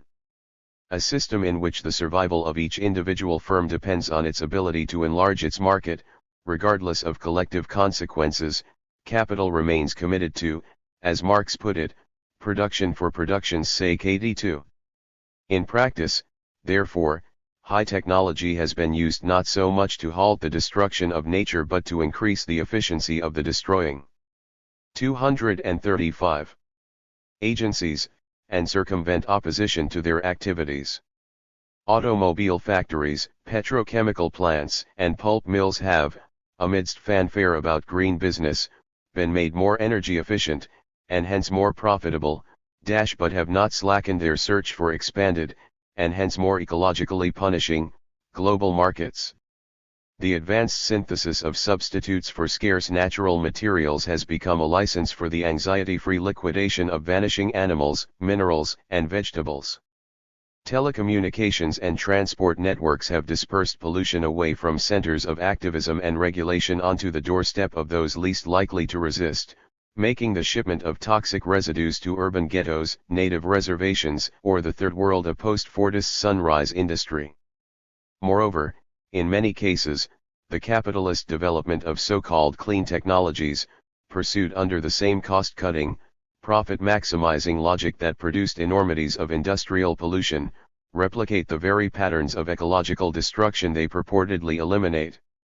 The computer industry's use of toxic substances in microchip assembly, for example, has made Silicon Valley home to the highest concentration of hazardous waste sites in the United States. 83. Since the new technologies do not, of themselves, halt the devastation of the environment, they also fail to stop green counter-movements. While schemes of high technocratic resource management have played a part in coopting mainstream environmentalism, they have also unintentionally provoked new and radical opposition. Thus in the U.S. the intensification in the long-standing practice of dumping hazardous wastes including post-industrial toxins on the most impoverished and vulnerable sectors of labor has catalyzed the rise of an environmental justice movement in communities of color, traditional working-class neighborhoods, native Indian lands, and 236 regions of the rural poor. 84. Puerto Rican farm workers opposing pesticide poisoning, tenants associations fighting oil and petrochemical industries in Louisiana's Cancer Alley, mothers battling incinerators in Latino neighborhoods of East Los Angeles, and Latino and African American students of the Toxic Avengers Coalition fighting the transportation of nuclear waste in Brooklyn have bought into being a new round of ecological struggles. 85. Often led by women whose unwaged reproductive labor deals with the miscarriages, birth defects, and slow deaths created by corporate poisoning and characterized by strategies which unites class, gender and race issues. These groups have dramatically challenged the elitism of traditional environmentalism, and engaged in a series of head-on confrontations with corporate power. Generating its own programs of self-education, community research, and communication, the environmental justice movement represents an astounding flowering of popular science amongst the excluded and dispossessed. In many cases, sectors of the movement pursues objectives going far beyond the established limits of regulation. Their proposals for funds to support workers unemployed by the closing of ecologically destructive enterprises, restrictions on capital flight, elimination of the production of toxic substances, the development of a less polluting transport system, community economic development, equitable distribution of cleanup costs, and international laws that protect the environment and workers are, in fact, tantamount to demands for a radically new economic system. 86. One of the most important aspects of this movement has been its efforts to overcome of the rifts between working class and ecological activism. Since the 1970s, capital, by playing off jobs versus the environment, has constantly counterpoised labor. 237. And ecological concerns, often successfully dividing red from green. However, as it becomes clear that high-tech business destroys livelihoods at the same rate as it destroys ecosystems, the falsity of this choice has become increasingly apparent. While the worker-green split remains virulent, in some sectors groupings of industrial and resource workers have developed their own environmental projects and entered into dialogue with ecological activists.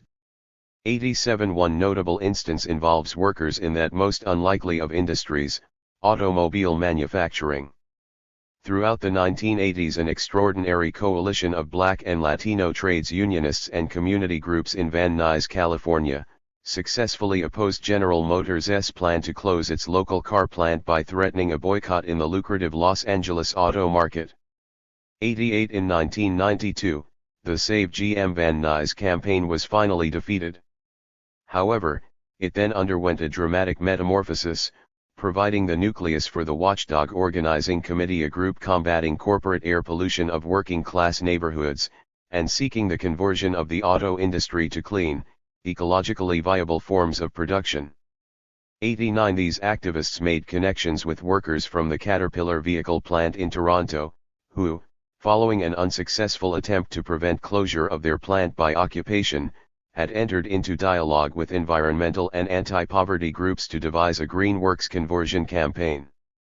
90. This alliance has in turn linked with Japanese workers from a joint Toshiba Amplex high-technology enterprise, where resistance to plant closure led to an 8-year factory occupation.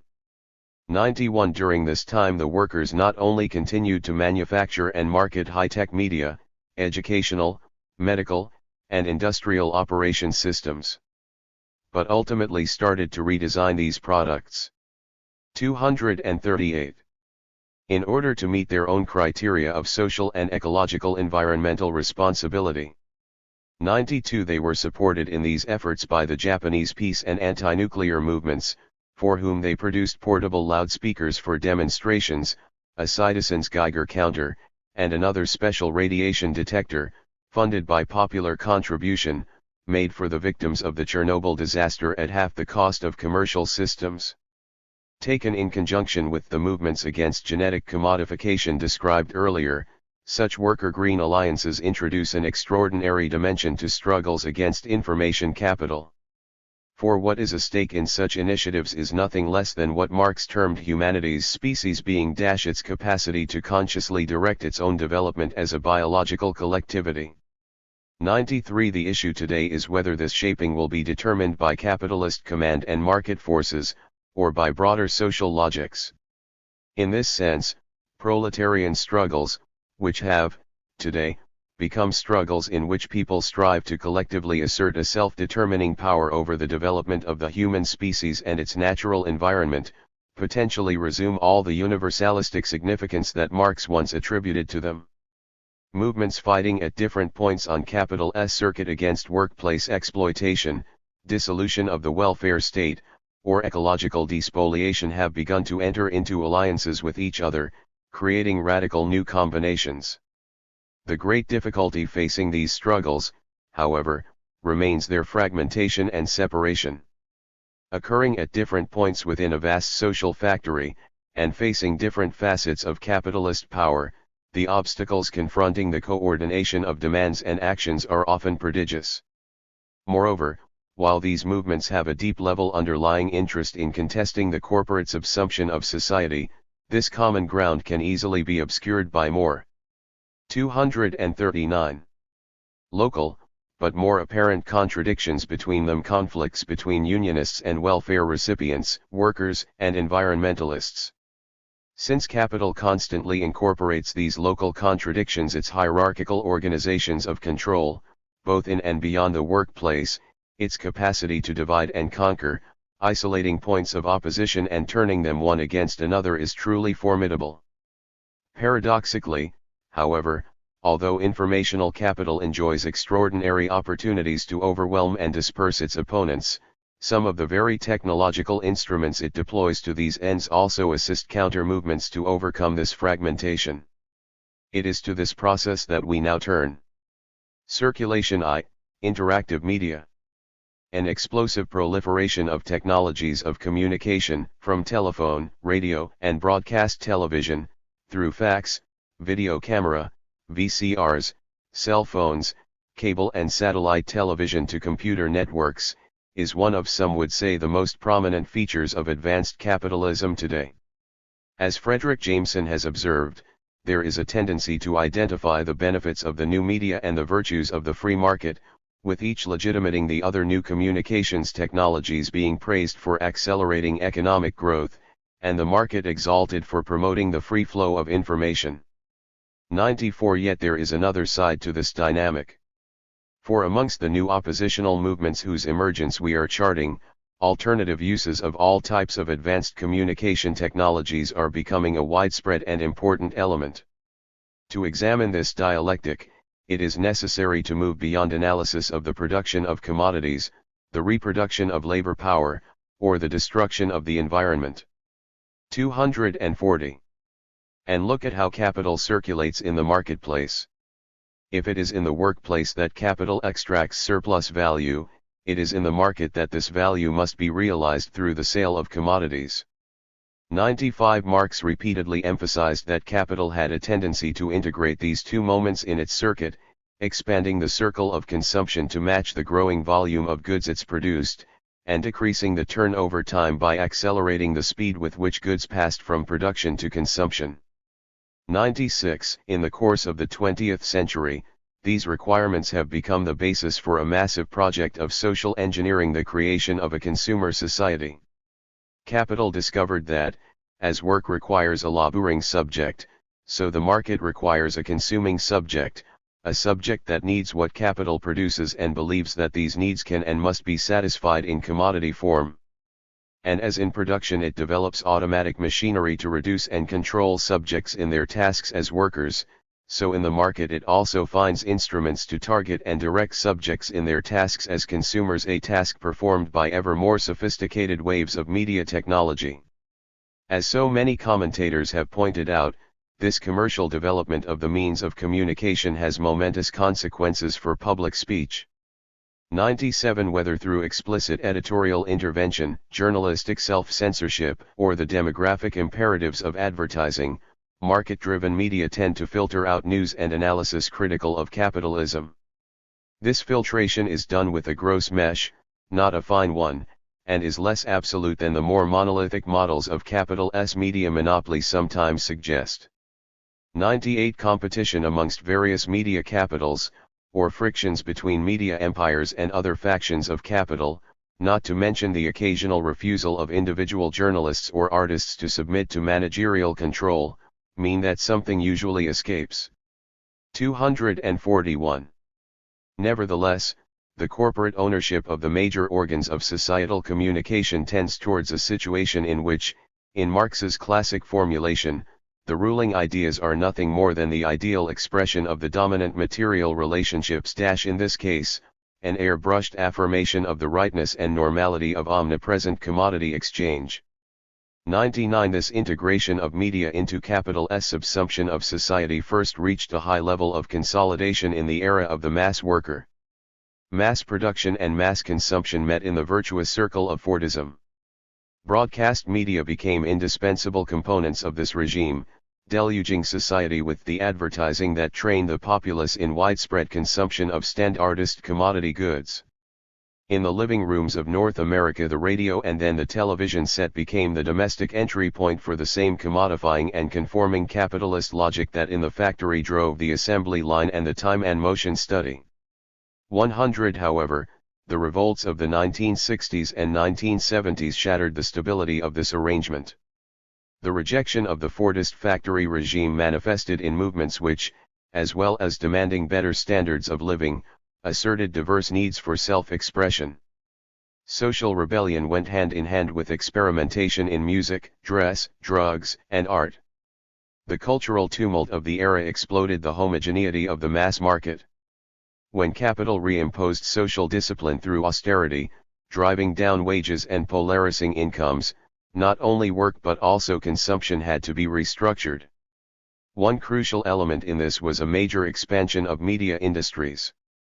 From the late 1970s to the present, there have appeared on the market a profusion of new communications devices, cable and satellite TV, VCRs, camcorders, and personal computers. Deployed beneath the mantle of increasingly concentrated, vertically and 242 horizontally integrated media empires, these technologies have been announced as marking a new era of choice, liberation, and personal fulfillment. 101 In practice, they have accomplished two corporate purposes. First, they have provided the channels for an explosive growth of markets for entertainment and information. Here, as on the shop floor, capital has advanced by harnessing the energy unleashed against it. The desire for cultural diversity, subversively expressed in the 1960s, has over the subsequent decades been subjected to an unrelenting commodification, converting rock music, fashion, style, personal growth, and popular culture into highly variegated zones of vertiginous commercial development. 102 This skyrocketing commodification of culture has been vital as a compensation for a flagging growth in other sectors. In the polarist post-Fordist economy, even those who can no longer look forward to buy a house or car can still pay for a CD or cable, while those who already have more residences and vehicles than they need can be persuaded to spend on computers and electronic goods. Moreover, the high rates of obsolescence that obtain in these fields, almost instantaneous in cases of evanescent soft goods, songs, films, and video, scarcely less so in the ever-changing electronic equipment, means that there is little risk of saturating markets. Second, the new media not only create fresh cultural commodities, but also permit extraordinary refinements in marketing other products. Here a central element in the restructuring of capital has been a huge increase in expenditures on advertising, sales promotions, and direct marketing. 103 As the Fordist mass market was fragmented by falling wages and social polarization, corporations sought both to internationalize sales, and to segment them, stimulating hyperconsumption amongst the relatively thin strata of well-paid. 243. Workers to compensate for the limited consumption capacity of the poor and unemployed. New media systems, such as cable and satellite television channels, are eminently suited to this purpose. They both enlarge audiences, sometimes on a potentially global basis, and make possible this ever more precise targeting of consumers differentiated by taste and income. This prospect is enhanced by the promise of various kinds of interactive media systems such as computerized video on demand or teleshopping, which, unlike unidirectional broadcasting, involve some degree of two-way transaction between receiver and transmitter. One common but underpublicized feature of such systems is their capacity to transmit back to the corporate provider detailed information about consumers' identities, location, consumption habits, and daily schedule. 104 Integrated with other electronic traces left by point-of-sale devices, credit card scanning, billing and subscription records, and direct polling, this allows the compilation of comprehensive profiles of consumer behavior. Such data then forms the basis for the highly targeted, demo and psychographic micromarketing required by the increasingly stratified and hierarchical organization of consumption. Furthermore, this data can be fed back into systems of flexibly specialized production and just-in-time inventory control designed for rapid response to shifting market conditions. Interactive media thus hold out the promise of what Kevin Wilson terms a truly cybernetic cycle of production and consumption. 105. The implications of this situation were perhaps best recognized 2 decades ago when Dallas Smythe suggested that the watchers of TV, in learning to buy, effectively worked for advertisers. 106 Electronic capital's expanding media reach meant it exploited not just labor power in the factory but also audience power in the home. 107 As the home. 244. Entertainment center becomes the conduit not only for an incoming flow of corporate propaganda but also for an outgoing stream of information about its viewers. This analysis grows in credibility. The level of surveillance in the home tends toward that already experienced in the workplace, and the activity of the waged watchman in the automatic factory, described by Marx, becomes integrally linked with the unpaid watching time which he passes in front of the television. 108. The rate of surplus value extraction, dependent on the exploitation of labor power, and the velocity of circulation, dependent on the carefully targeted consumption capacity of the media audience, merely measure different moments in a continuous, overarching, internally differentiated but increasingly unified process of valorization. However, analyses such as Smythe's often assume capital's intended exploitation of audience power is fully successful. From my perspective, the more interesting question is how it fails. If audience power is today analogous to labor power, then it too is a disobedient subjectivity that evades, resists, and reshapes technological controls. There is now extensive evidence that viewers, listeners, and readers do not passively accept hypodermic injection with narcotic messages, but are rather active agents who engage in thousands of little lines of flight and fight, from turning off advertisements to the oppositional reinterpretation of programs and the creation of micro-networks of decommodified cultural activity. 109. At the very time when innovations in communication are becoming the basis for vast commercial empires, there is apparent an opposite tendency that flouts the logic of the market. People are using the new technologies to get or give out information for free. Reproducing, transmitting, sampling and reconfiguring without respect for commercial. 245. Property rights. This is known as piracy. And it is prevalent. As access to the new communication machines becomes more and more thoroughly socialized, we see a wave of photocopying, home taping, bootlegged videos, copied software, zapping, surfing, desk rambling, and culture jamming. Moreover, an increasingly wide variety of groups and movements are using this generalist availability of communication technologies not simply for individual but for collective purposes. This manifests in the development of alternative or autonomous media. 110 such experiments first blossomed during the 1960s and 1970s in a wave of radio activism, guerrilla video, and public access cable movements. 111 Despite enormous difficulties they have persisted. Radio activism has continued and spread, reinvigorating itself in North America by the proliferation of inexpensive, low-power, and usually illegal micro-watt FM broadcasting by ghetto communities, squatters, and the homeless. 112 Oppositional video making has passed from the avant-garde to common practice amongst social movements. 113 New areas of activism have opened around television, with the attempts in the US and Canada to create and sustain public access cable, a medium whose political potential has been developed by the Paper Tiger Television Collective and its satellite broadcasting deep dish project.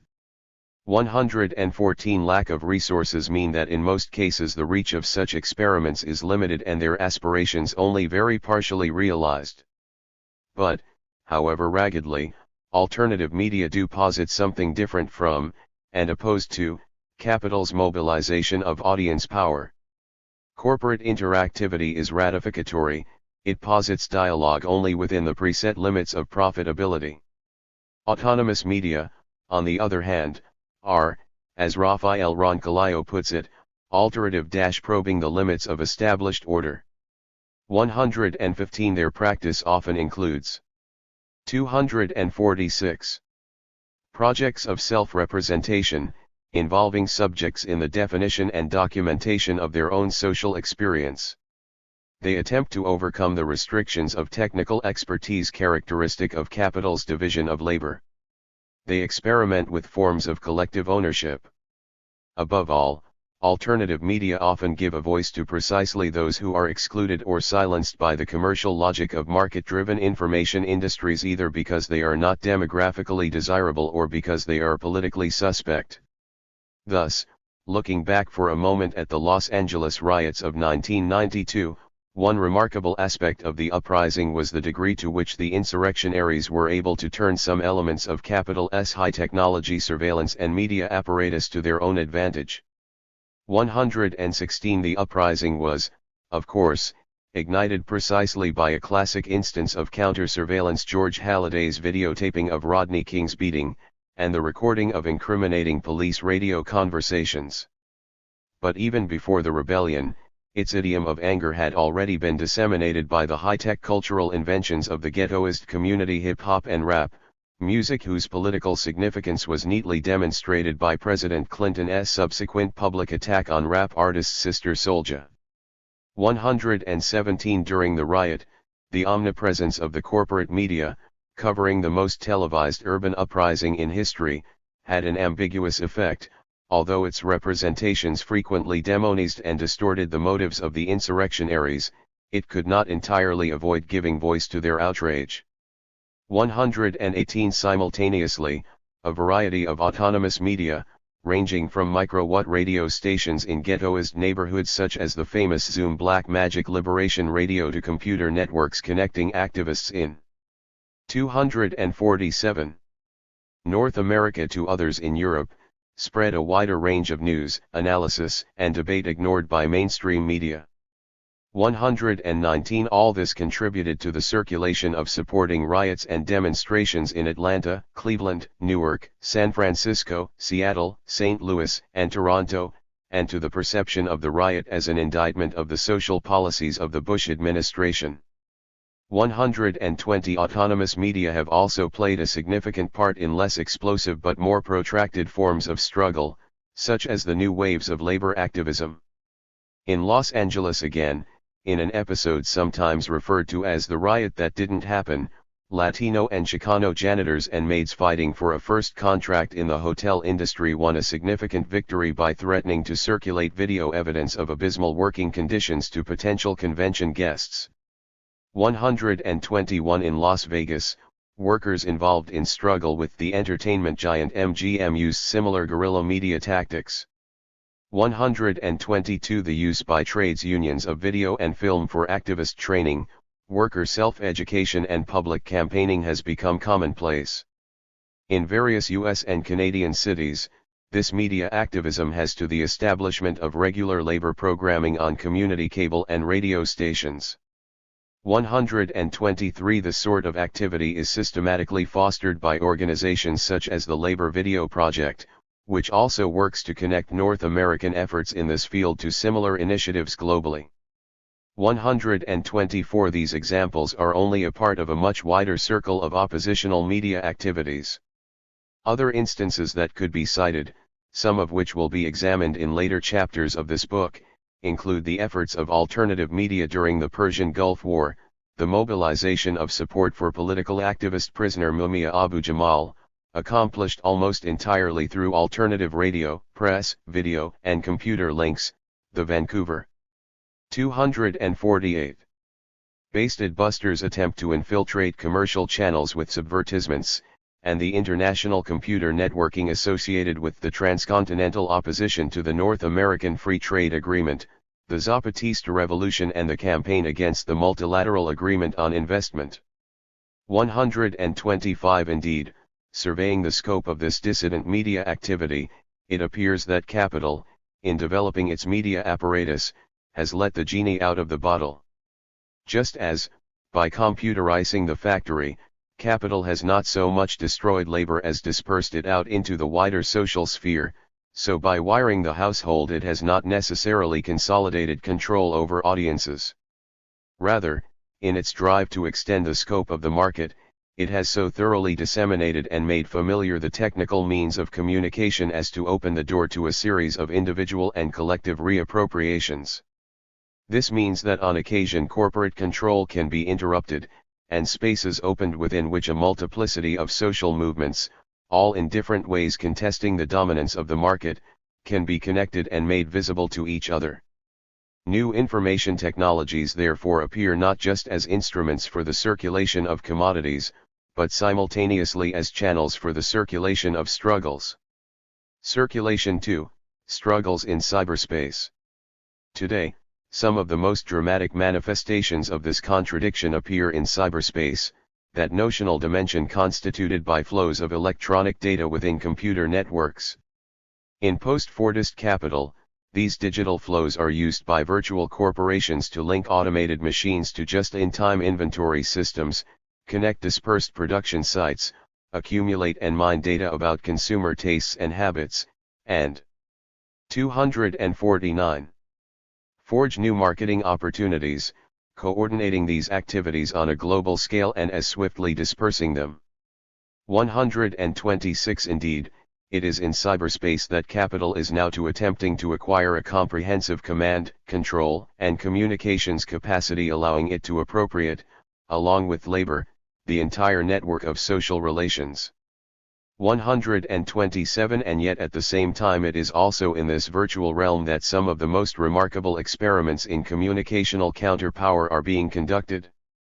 Computer-mediated communications, created by the linking of computers and telecommunications, were originally designed under military auspices, initially as part of the U.S. nuclear warfighting preparations, and later to connect the supercomputing centers vital to Pentagon research.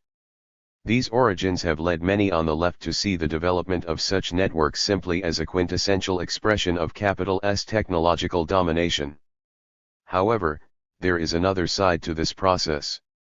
In an entirely unforeseen development, the techno-scientific labor employed in the sites of the military academic industrial complex faculty, systems managers, and especially graduate students extended the network far beyond its original scope, using it for non-military research, designing successive layers of alternative systems which connected into the main backbone.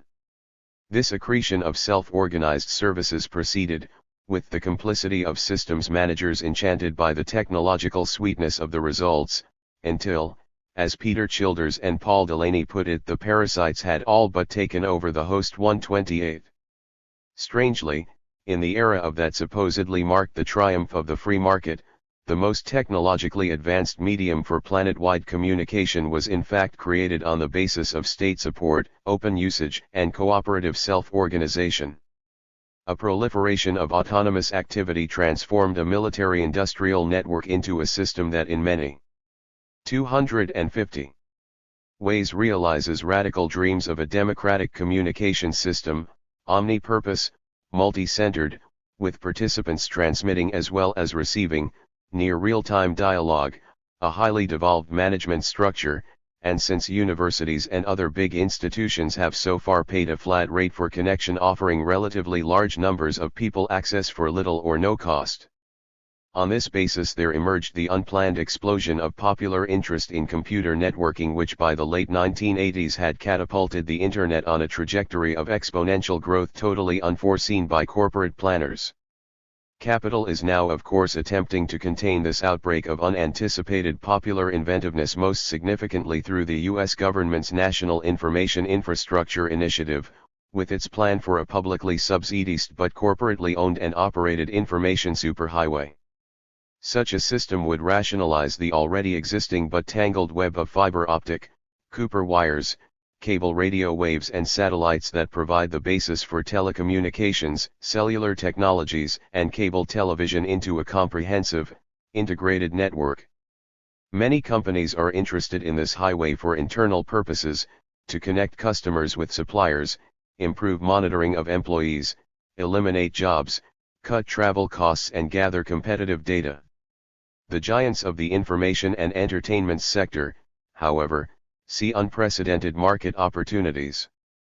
Telephone, cable, video, and software companies are preparing to colonize cyberspace with their killer applications: video on demand, telegambling, pay-per-computer games and infomercials.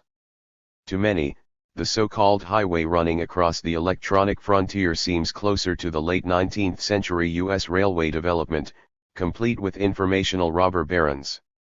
251. However, cyberspace remains an arena of contradictions, in which capital's development is both opposed and spurred by alternative initiatives. To create and operate computer systems, commerce has had to summon up whole new strata of labor power, ranging from computer scientists and software engineers, through programmers and technicians, to computer-literate line and office workers, and ultimately to whole populations relegated to tedious, mundane jobs yet required to be sufficiently computer-literate to function in a system of online services and electronic goods. As this virtual proletariat emerges, there also appears a tension between the potential interest and abundance it sees in its technological environment, and the actual banality of cybernetic control and commodification. As so often before, new forms of conflict appear first under the guise of criminality and delinquency, in this case, as hacking. If, following Andrew Ross, we define hacking simply as the unauthorized use of computers, then the term embraces computerized sabotage, the reappropriation of work time to play games or write novels, or exchange unauthorized email, so-called crimes of data copying, electronic trespass and information dissemination, and unofficial experimentation with an alteration of systems up to and including the invention of new machines and of alternative electronic institutions. 129 These activities are now giving capital's managers multiple headaches over loss of productivity, theft of trade secrets, cybernetic revenge by terminated workers, and violations of intellectual property laws. 130 Moreover, the networks are now the site for an array of virtual communities. 131. These experiments in online social relations vary enormously, staggering diversity is perhaps their preeminent feature. However, in many cases participants see such 252 communities as offering escape from the everyday logic of capital. In some cases, they are consciously conceived as constituting a new, electronic form of civil society in which many-to-many cyber communications undermines the control of established societal gatekeepers, including the giant media corporations' overflows of information. Indeed, amongst libertarian technophiles these prospects sometimes inspire a populist version of technologically determinist information revolution theory, with computer networks being seen as the solvent that will spontaneously melt the hierarchies of capital into participatory democracy. 132 Faced with such propositions, many on the left have responded with buckets of cold water. Marxian critics not only stress the Internet's military-industrial roots, the sure mark of original sin, but point to the real demographic limitations on access to personal computers, modems, and technical expertise which sharply segregate computer access, partly by gender, race, and age, but most sharply by income. 133 Feminists, noting the obstacles of time, money, socialization, education, and harassment that discourage the involvement of women with the Internet, have also often been skeptical about its emancipatory potential. 134 Noting that the most likely owner of a personal computer and modem is male, white, middle-aged, and affluent, such critics characterize virtual communities as little more than elitist playgrounds of the privileged, the cyberspatial equivalent of walled suburban communities. Observing the corporate drive to market online, pay-per services, these commentators anticipate the overrunning of free cyberspaces by commercial development, increasing stratification of information-rich and information-poor, and relentless state and corporate surveillance. Confronting these prospects, they write off the alleged radical potentials of virtuality as rampant cyber idealism. 135. 253. The actual dynamics of cyberspace are, however, more complex than either the virtual communitarians or their critics allow. The relatively privileged status of most, though by no means all, regular inhabitants of cyberspace undoubtedly limits the likelihood of mass subversive uses. There are, however, countervailing factors. Capital's omnipresent deployment of computers as work tools and consumer goods, and the extraordinary pace of planned obsolescence in this field, is making some of the basic equipment for networking quite easily available. Significant numbers of people still have free or cheap access via universities, schools, and businesses. Moreover, in a political context, organizational access, the ability of a movement or group to receive and send networked information, which can then be further distributed via more traditional methods, may be a more critical factor than individual ownership of computers. Even a rapid survey of the Internet reveals that today it is used by a remarkably wide variety of oppositional groups to bypass the filters of the information industries, speed internal communication, send out action alerts, and connect with potential allies. Looking for the moment just at North America, we see diverse forms of network activism. Mailing lists such as ActiveL, LeftL, PenL, the Progressive Economists Network, news groups such as P-News, and worldwide websites for a wide variety of social movements. This cyber-organizing has included the construction of independent networks which interface with the Internet but are entirely devoted to social activism, like the Association for Progressive Communications, which arose in the mid-1980s from the coalition of PeaceNet, EcoNet, and ConflictNet and now constitutes a global computer system dedicated to peace, human rights, labor and environmental issues. 254. Such networks mark the latest phase in the emergence of the autonomous media that described earlier. Some social movements have been far swifter to establish a presence in cyberspace others. Environmental groups, some of which contain many relatively affluent professionals familiar with computers, and student campaigns, which often benefit from their members' free access to the Internet, have been early and frequent users. Women remain significantly underrepresented, but there are nevertheless numerous feminist lists and newsletters. Even if on the left the networks remain to some degree a boy toy, they nevertheless frequently carries messages mobilizing support for the protection of abortion clinics, the defense of lesbian activists threatened by right-wing violence, the prevention of domestic violence, and the struggles of women workers. Organizations such as the APC have launched projects specifically aimed at supporting the use of computer networking by women from the popular sectors. 136. It is impossible here to survey the entire range of this cyberspatial activism. But we can get some sense of its growing importance by briefly looking at trades unions developing involvement in this sphere. So-called organized labor has been relatively slow to enter cyberspace, perhaps because of an abiding view of technology as a managerial domain. Nonetheless, as Eric Lee has recently made clear in his study, The Labor Movement and the Internet, this picture has been changing rapidly. 137. The early 1980s saw the establishment of the first local North American labornet, in Canada, by the British Columbia Teachers Federation. 138. The subsequent decades have seen major labor tech conferences, the initiation of lists such as LaborL and networks such as LaborNet, and a burgeoning of North American union-affiliated bulletin boards, run by teachers, firefighters, plumbers, communication and public service workers, musicians. 255. And journalists. 139. Some, such as the Canadian Union of Public Employees Solinet, are now well established. Several have connection to similar networks outside North America: Glassnet in Russia, WorkNet in South Africa, Genet in Germany, and Poptel in the United Kingdom. 140. The relation of these networks to the internal organization of trades unions varies. In many cases, computer communications are used simply to speed and make more efficient traditional trades union industrial relations practices. Sometimes, access to networked information has clearly been structured to reinforce internal bureaucracy and hierarchies. But on occasion, debates in the networks have in fact become forums for unexpected debate, dissent, or rank-and-file initiatives. 141. Moreover, in some recent struggles networkers have taken the offensive online in highly original ways. For example, in the Justice for Janitors campaign in Silicon, strikers attempted to build links across the divide separating the service and scientific strata of Silicon Valley, using the very means of communication produced by the companies with whom they were locked in struggle.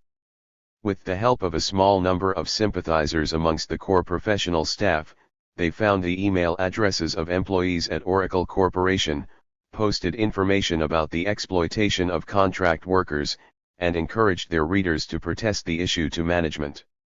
They also disseminated news of the strike through the Internet, inviting netizens to complain to senior company officers and providing email addresses.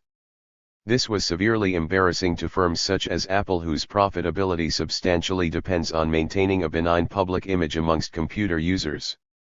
One participant in this email campaign describes it as follows. 256. They had no idea how many people we were sending to.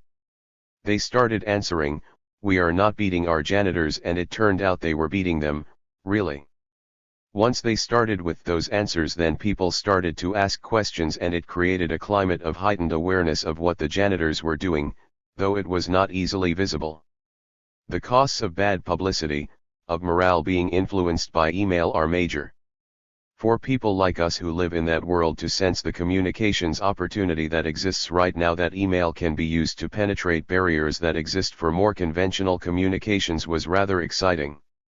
Maybe after a while they'll set up filters and they'll get to keep all of our messages out, but we'll be engaged in a lot of measures and countermeasures to keep communicating in that fashion. I think it's a creative way to use the technology of the industry to undermine the social relationships that have been built into it.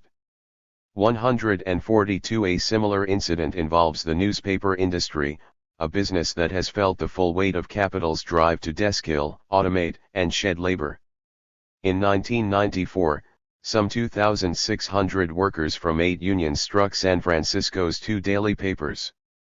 During the strike, they produced their own paper, the San Francisco Free Press. This was not only distributed within the city, but was also made electronically accessible via World Wide Web, thus making it probably the most widely circulated strike bulletin in the history of civilization. At the same time, the strikers initiated a boycott of companies that continued advertising. 257. With newspapers behind picket lines.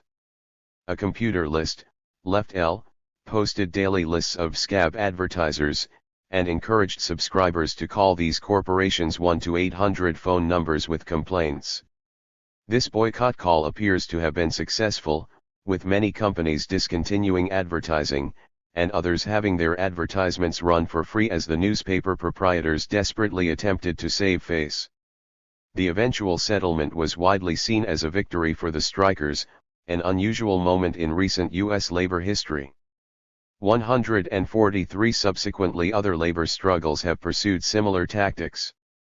144. However, perhaps of even greater importance than this use of the nets as a weapon against employers is the potential they open for connection and dialogue amongst movements.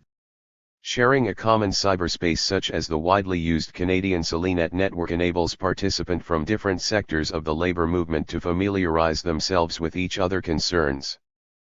But this process extends beyond the scope of the labor movement.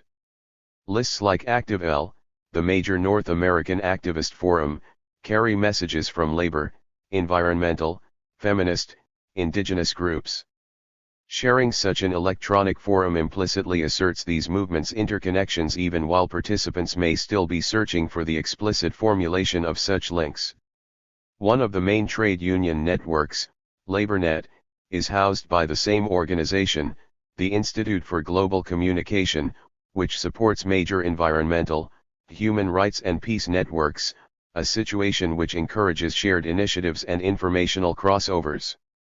Indeed, just as by creating a common medium for capitalist transactions digitalization drives toward the merging of once distinct industries, so it creates a momentum for what Jim Davis terms a popular digital convergence amongst different sectors of social labor. 145 organizations that fought separately for community access to. 258. Cable television or the employment conditions of phone workers or the artistic rights of musicians and writers now find in their common concern around the highway a new, practical basis for working together. 146. In combination with other autonomous media, such networks provide a channel within which a multiplicity of oppositional forces, diverse in goals, varied in constituency, specific in organization, can, through dialogue, criticism, and debate, discover a new language of autonomy and alliance. In this sense, cyberspace is a potentially recompositional space in which the atomization that information capital inflicts on socialized labor can be counteracted. Of course, Capital is now trying to reabsorb the unruliness of the networks through the corporate information highway drive, an electronic law and order crackdown, and a vast moral panic over pornography, terrorism, and other evils on the net. 147 The brief blossoming of the Internet may well, as Herbert Schiller prophesies, be swiftly paved over, like the populist initiatives that marked the early days of radio, cable television, and earlier generations of communication technologies. 148 However, it is also possible that this familiar pattern of capitalist recuperation may encounter unexpected problems in the case of computer communication. There are real questions as to whether there is actually sufficient popular demand for commercial projects such as video on demand or teleshopping to warrant the enormous investments that the highway demands. All indications are that what people want from the online environment is global, communal conversation rather than digital consumer services in Negri's terms, communication rather than information. 149.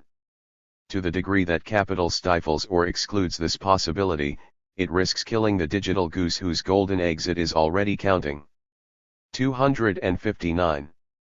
The most adventurous sections of information age business, such the cyber libertarians of the Electronic Frontier Foundation, gamble that they can avoid this impasse by entering into a symbiotic relation with Internet culture, benefiting from the experiments of virtual community constructors, the challenges of hackers, and the widespread interest in two-way communication to spur technological development and perfect a new round of digitally based accumulation. However, such a strategy requires corporate capital to preserve a degree of openness within the networks, and to allow at least some continued spaces for alternate digital institutions and experiments. In this case, the networks will continue to serve as a medium not simply for the circulation of commodities, but also for the circulation of struggles. Cyberspace is important as a political arena, not, as some postmodern theorists suggest, because it is a sphere where virtual conflicts replace struggles on the ground, but because it is a medium within which terrestrial struggles can be made visible to and linked with one another. 150. Of course, this process is fraught with pitfalls. The European Counter Network, an autonomous network circulating news of struggles by workers, refugees, and anti-fascists within the EEC, notes the potential hazards of such computer activism. Technical fetishism, new hierarchies of expertise, health risks, and the ultimate nightmare.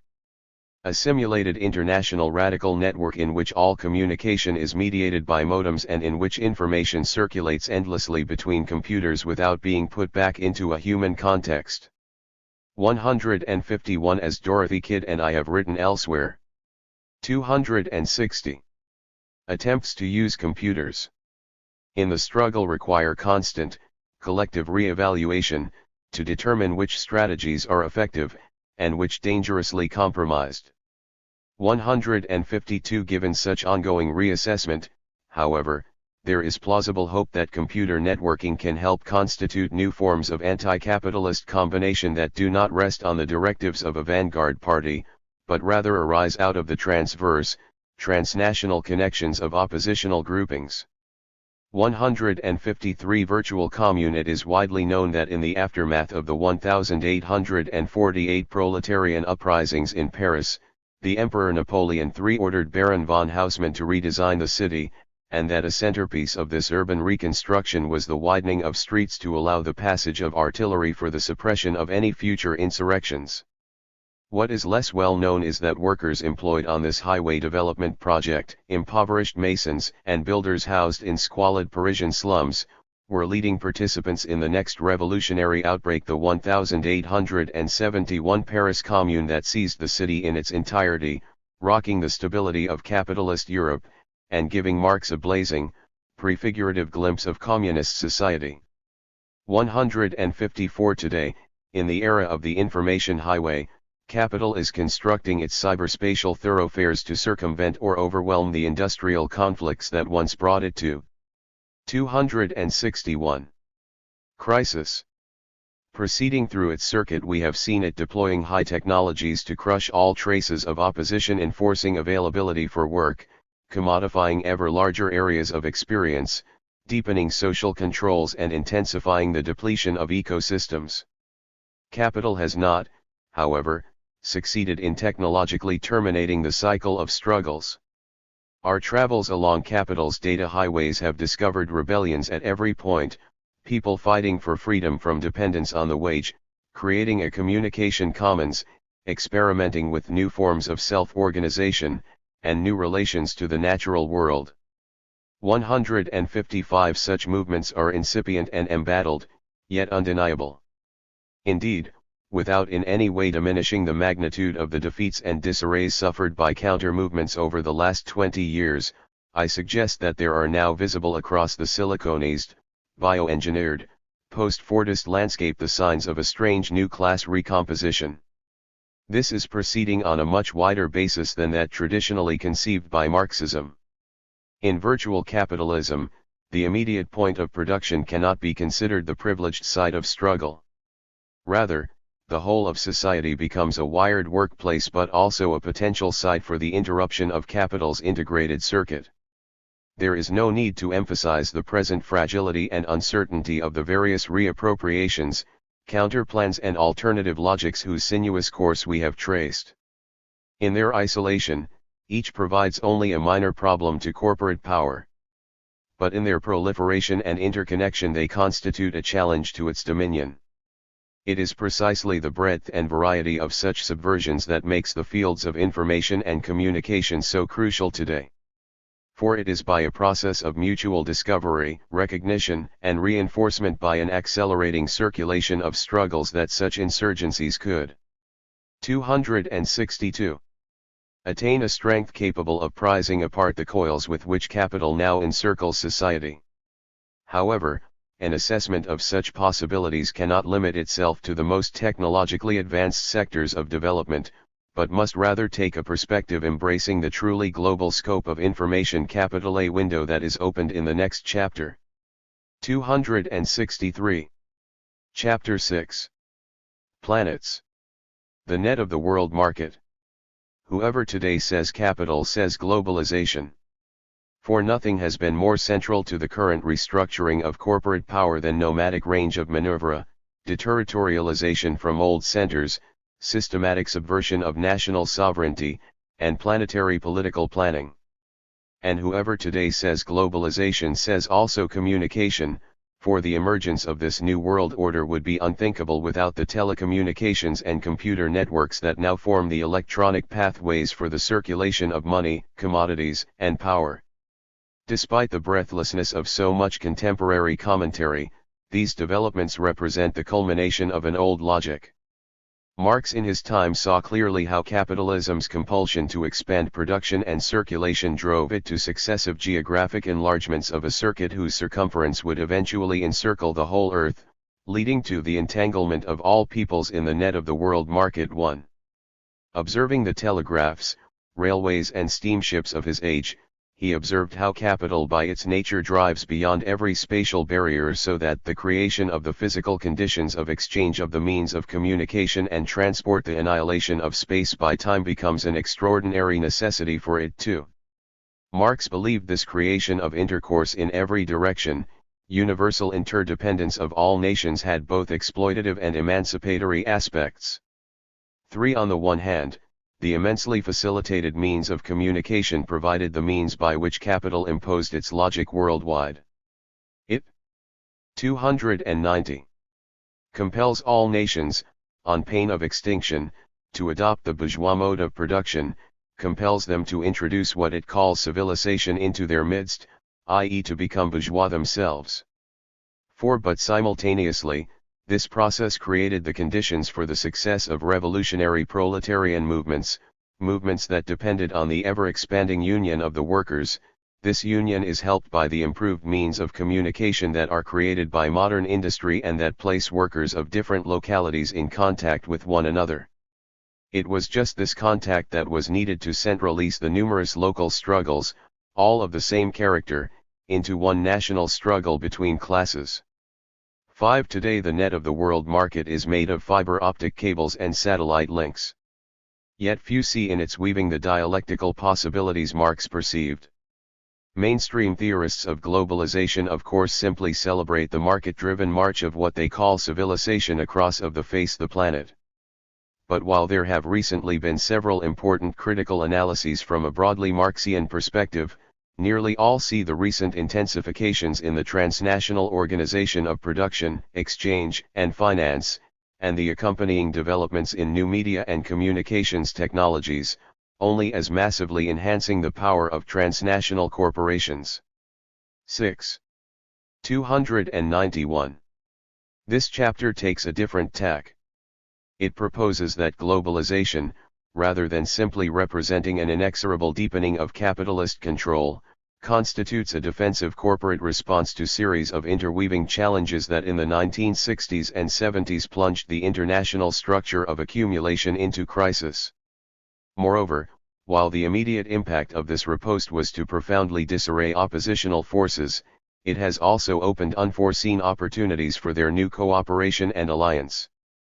Not the least of these is the use of global capital's own means of communication and transport to connect a proliferating array of counter-movements whose own world-encircling activities of resistance and reconstruction I term the other globalization 7 3 worlds into one. Capitalism's global expansion has constantly been spurred on by the rebellions of its laboring subjects. Historically, these struggles have spiraled across a succession of expanding territorial spaces, the national space, where capital was first challenged by emergent proletarian movements, the imperial space, where these challenges were partly diffused by capital's capacity to raise domestic living standards on the basis of colonial superexploitation, the socialist space, where Bolshevism, in the midst of inter-imperial war seized a terrain within which it was then fatally contained. By the midpoint of the 20th century, however, the catastrophes of inter-imperial war, the threat of state socialism and the mounting pressures of anti-colonial liberation propelled capital towards its first exercises in truly international planning. These took shape at the end of World War II. Under the leadership of a newly preeminent U.S. industry, whose most advanced corporations were rapidly transcending the limits of the domestic market to acquire multinational form, the management of the 292 capitalist world economy began for the first time to be directed and orchestrated by an array of consciously global institutions. Trading arrangements were codified in the Bretton Woods treaties, significant financial controls delegated to the World Bank and IMF, monetary stability assured by the dollar's role in regulating exchange rates, and the whole system held in place militarily by the Pentagon's nuclear might, relayed through various local authorities and regional alliances. The Fordist golden age of capital thus rested not only on the domestic planning of national economies, but also on an unprecedented level of international organization. The famous tripartite division of First, Second, and Third World describes the success of this international order in segregating the global proletariat into zones of differential control. For the inhabitants of the First World, there was an historic experiment in welfare state reformism.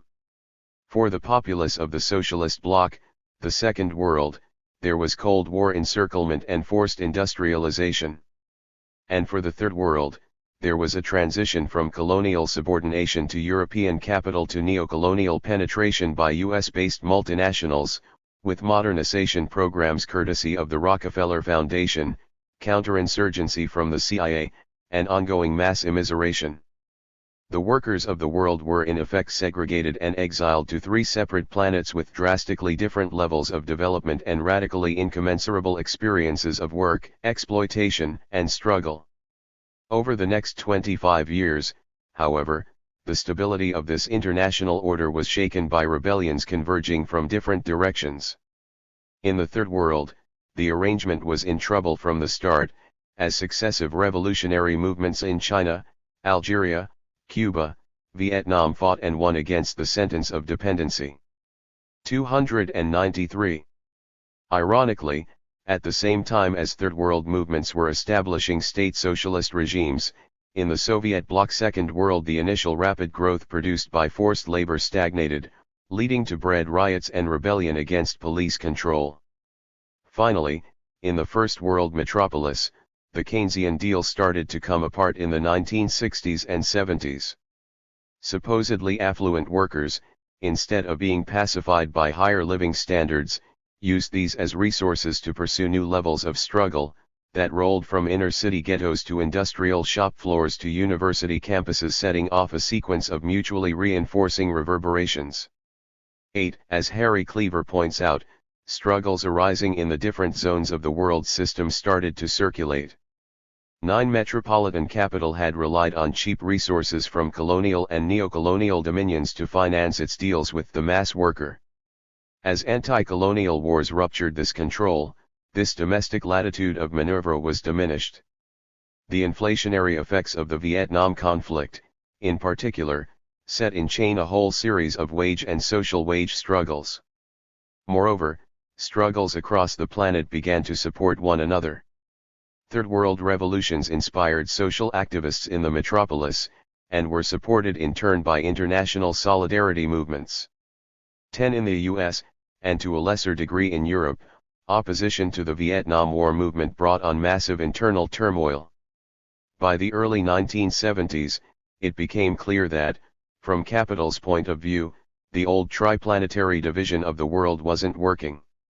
11. With profit rates in the old centers of accumulation tumbling, the search for a reorganization of capital's global circuits that would allow it to escape worldwide pressures of social unrest was on, both in the probes and experiments of individual corporations and banks, and in the consultations of high-level capitalist planning agencies such as the Trilateral Commission. The U.S. government's 294. Abrogation of the Bretton Woods currency agreement in 1971 was a first signal of the abandonment of the post-war international settlement. A departure deepened a few years later with the dramatic redirection of finances and investment occasioned by the first oil shock. 12. In 1975, Mario Montano argued that what was taking shape was a restructuring that would render previous theories of development and underdevelopment obsolete. As general capitalist strategies, both underdevelopment and development had failed. For multinational capital, the question now was how to directly oppose development and underdevelopment against each other, how to make underdevelopment work completely inside development. 13. What was unfolding, Montano suggested, was an undoing of the traditional demarcations by two opposing dynamics. On the one hand, the underdevelopment of development with the Latin Americanization of the US and Europe, and, on the other, a development of underdevelopment, with the industrialization of portions of the former Third World. 14. The aim of this restructuring was to pit the starvation of underdevelopment against the living standards of the working class of the metropolis. 15. While Montano's analysis was necessarily preliminary, it accurately defines the main thrust of the process that is today known as globalization. To destroy the multiplying threats to its international command, capital has broken out from its old entrenchments, overrun the previous divisions of its world system, and, empowered by its new digital technologies, opened up the whole planet as a field for maneuver. In doing so, it has imploded the three worlds into one another. Corporate flight from the demands of the mass worker in Europe and North America has led to the partially third-worlding of the 295. First World, deindustrializing manufacturing centers, cancelling the Keynesian deal, inaugurating mass unemployment, lowering wages, intensifying work. This has introduced into the metropolis levels of insecurity and destitution previously thought of as relegated to the peripheries of capitalist world economy. The other side of this coin, the selective first worlding of the Third World, has equally taken its impetus from the urgent need mediated through a variety of authoritarian local regimes to modernize out of existence the threat of revolutionary insurgency. Thus the turbulent energies of immiserated labor of the periphery have been harnessed to the creation of various growth sites, the newly industrializing countries and other development zones whose appearance contract overts cruder models of perpetual dependency. The drive to eliminate the twin nemesis of the industrial wildcatter and the peasant guerrilla links the deindustrialist rust belts of the north and the new shanty towns of the south in a complementary logic. At the same time, the one supposed alternative to capitalist development and underdevelopment, the second world of state socialism, has blown apart and its residues been allocated between the two poles. Retrospectively, it is clear that the capitalist restructuring of the 1970s sounded a death knell for the command economies of the Soviet bloc. The rigidities of their internal controls proved altogether unable to adapt to the flexibilities requisite for microelectronic, post-Fordist production. When these converging pressures exploded in a series of popular uprisings across Eastern Europe and the USSR in 1989, neoliberalism's market managers rode the wave, channeling movements characterized by an immense diversity of aspirations into marketization and economic shock therapy. Where state socialist regimes have survived, as in China, it is only by 296. Bringing to bloom their already present tendencies to act simply as versions of authoritarian capitalism. The result is the creation of an increasingly smooth and planar world space of accumulation. The polarities of development and underdevelopment of course still exist, indeed are massively intensified. And, it is important to emphasize, their distribution continues to fall preponderantly on either side of a north/south axis. But at the same time these poles increasingly designate possibilities of ascendant affluence or abysmal misery that can be visited on any point in the planet according to the movement of corporate investment. Inner-city ghettos in North America attain third-world infant mortality rates, while cities such as Sao Paulo, Seoul, or Taipei begin to burgeon with a cosmopolitan affluence matching the one-time first world. It is beyond the scope of this thesis to analyze the full unwinding of this transformation, especially since many of its aspects have been very adequately addressed elsewhere. What I want to indicate here is the way in which it has been dependent on a massive expansion of the means of communication, and in particular on the development of computers and telecommunications. Redividing the international laborer. At the basis of capitalist globalization is the new international division of labor 16. This comes into being as capital both flees from and undermines strongly organized, and consequently costly, strata of working class power metropolitan, male, industrial by gaining access to more vulnerable sectors peripheral, female, domestic, cheapened by destitution and authoritarian discipline. 297. U.S. employers have repeatedly responded to cycles of working class struggle with waves of investment abroad. 17 From the mid-1960s on, this pattern was repeated, not only by U.S. companies but also by European and Japanese corporations, on an extraordinary scale and across an unprecedented range of industries. From the relocation of car production to sites in Warsaw, Tehran, and Brazil, through the shift of light assembly industries to the free trade zones of Hong Kong, Singapore, Taiwan, and South Korea, to the emergence of Mexican and Latin American maquiladoras and the creation of industrial enclaves in post-socialist China and Eastern Europe, this process has proceeded at an accelerating rate. It involves not only smokestack industrial plant but also sunrise microelectronics enterprises. Already it has rendered traditional divisions between metropolitan industry and peripheral hinterland largely obsolete. 18 This geographical reorganization of labor power has also involved a radical reworking of the gendered division of labor. For the corporate search for inexpensive and reliable labor has largely entailed a switch from male factory hands to the supposedly docile and disposable female nimble fingers employed in, say, the garment industries of the Mexican maquiladoras or the microchip assembly of the Malaysian enterprise zones. Much of this female labor is organized so as to labor at home, in isolation, while still performing unpaid domestic work in support of male labor power. The global assembly line of many industries, electronics, textiles, light engineering, is thus to a remarkable extent a homework economy, linking transnational contractors and subcontractors in long, shifting chains whose complexity hides responsibility for the abysmal conditions of the new homes/factories. 298. This global spread of female shadow work has even darker aspects. Silvia Federici, Maria Rosa Dalla Costa and Maria Mies and others argue that globalization takes its impetus not only from businesses' attempts to escape the militancy of the industrial mass workers, but also from its flight from, and capitalization on, the First World feminist revolt against reproductive labor work. The transnational explosion of the sex trade, pornography industry, mail-order bride business and baby adoption market all represent enormous quotas of reproduction work which capital has exported in the same way that there has been a strategy of exporting part of the manufacturing process with the free enterprise zones 19. All these strategic relocations depend on highly developed systems of transportation and communication. Electronic information systems in particular allow transnational corporations to decentralize operations while centralizing control. Executives in Toronto offices open on-screen windows displaying the performance of machine operators in Seoul factories. 20 manufacturing strategies for products such as Ford's World Car rely on telecommunications to coordinate production flows at plants on different continents, perfect standardization of modularized parts, fast, cheap transportation, and computerized automation carried to a point where elementary units and simple routines can be performed by unskilled workers.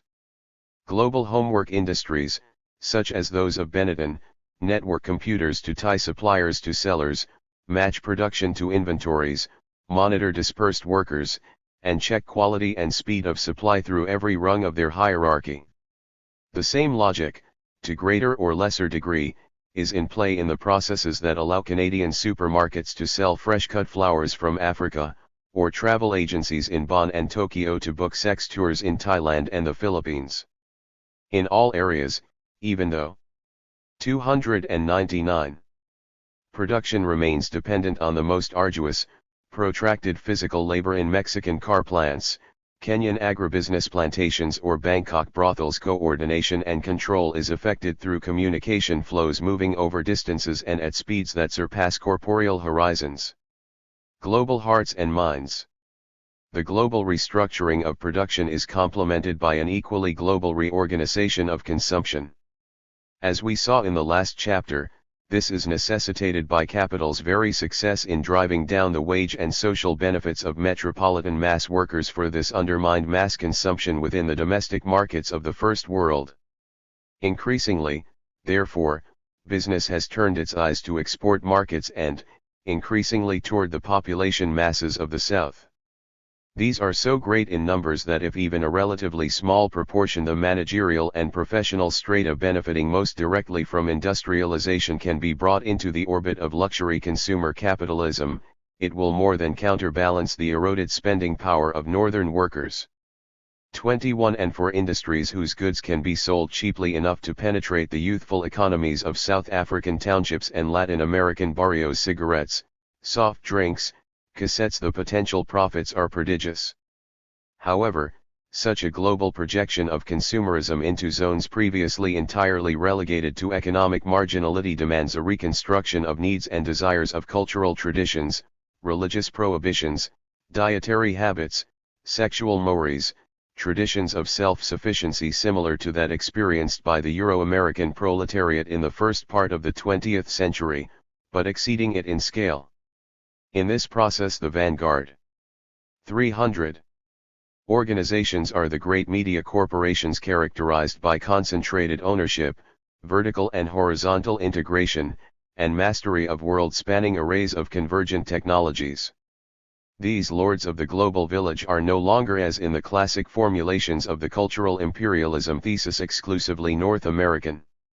22. Although U.S. entertainment and information corporations still generally enjoy a preeminent position, these industries have themselves, to a degree, become globalist, and also include European, Japanese, and even Latin American interests.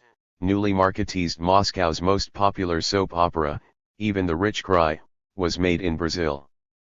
But, whatever their ownership, these corporations Adorno and Horkheimer's culture industry gone planetary have become the vital agents for a reconstruction of global subjectivity carried out in the interests of transnational capital. Their products, films, programs, music, videos are quintessentially global commodities, instantaneously broadcastable, evanescent, and demanding vast, worldwide audiences in order to recoup the costs and risks of production. Globalization means that everywhere, all the time, it is video night in Kathmandu, as the habits of media spectatorship are stimulated and implanted worldwide. 23. These media commodities in turn provide the vehicle for the global marketing campaigns. During the 1960s and 1970s, the penetration of television to households all over the world had provided multinational corporations with the necessary communication infrastructure to carry out coordinated advertising in Europe, Canada, Latin America, and Asia. 24 In the 1980s, such global marketing strategies, promoted by business management gurus such as Theodore Levitt, became the creed of major advertising agencies.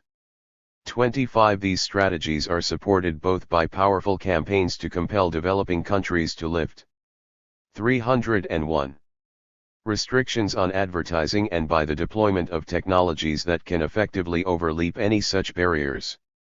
Carried by satellite beam and VCR to the villages of Indonesia, Zaire, and Colombia, Arnold Schwarzenegger and Pamela Lee perform as the simulacral stormtroopers of consumer revolutions dedicated to the attractions of soft drinks, hard bodies, high-tech weapons, and high-cut swimsuits. However, this universalization of advertising also goes hand in hand with intensifying segmentation and stratification of markets. Assuming that consumer elites in New York, Rio de Janeiro, Paris, and Bombay will have more in common with each other than with the homeless who in each city swarm on the adjacent blocks, the agencies deploy ever more sophisticated technological resources for surveillance of the world's consumption zones. They also carefully modulate centrally planned campaigns in the light of detailed anthropological, ethnographic, and market research. Arif Derlik reports a PN from an advocate of this guerrilla marketing who declares that just as the guerrilla fighter must know the terrain of struggle in order to control it, so it is with the multinational corporation of today. Our terrain is the world. This business administration guerrilla goes on to claim that the world market is now being computer micro-mapped into 304 geographical consumption zones cross-referenced with the unconscious needs 507 micro-consumption types. Through an extension of this mapping, even the most autonomous and unconventional desires may be reconstructed for the benefit of market extension and control. We must win hearts and minds. This task can be 302. Accomplished by constructing and reconstructing them all the way down in what can only be viewed as an endless process. 26. While the cutting edge of this Hearts and Minds campaign remains the standardist Hollywood style of infotainment, media conglomerates also collect themes from all over planet world music, ethnic arts, third world cinema for conversion into commodities and marketing instruments. The relentless monoculture of Disney and MTV is leavened with multicultural traces of Taiwanese rice farming chants and Indian Bhangra dancing. This eclecticism has led some observers of popular culture to enthusiastic celebrations of the diversity and hybridization of the newly cosmopolitan global bazaar. 27. It is true that, as Marx observed, the world market brings with it a variegation and elaboration of needs and appetites. In a way it does open up new horizons and subjective possibilities.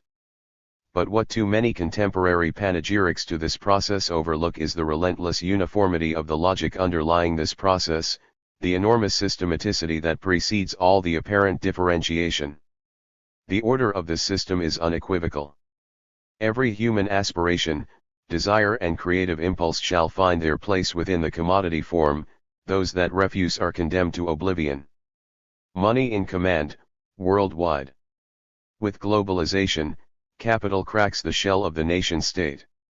In its Fordist era, national governments had been indispensable for planning and securing the social conditions of accumulation by Keynesianism in the First World, by neocolonial. 303. Modernization in the Third. However, the struggles of the 1960s and 70s threatened these arrangements.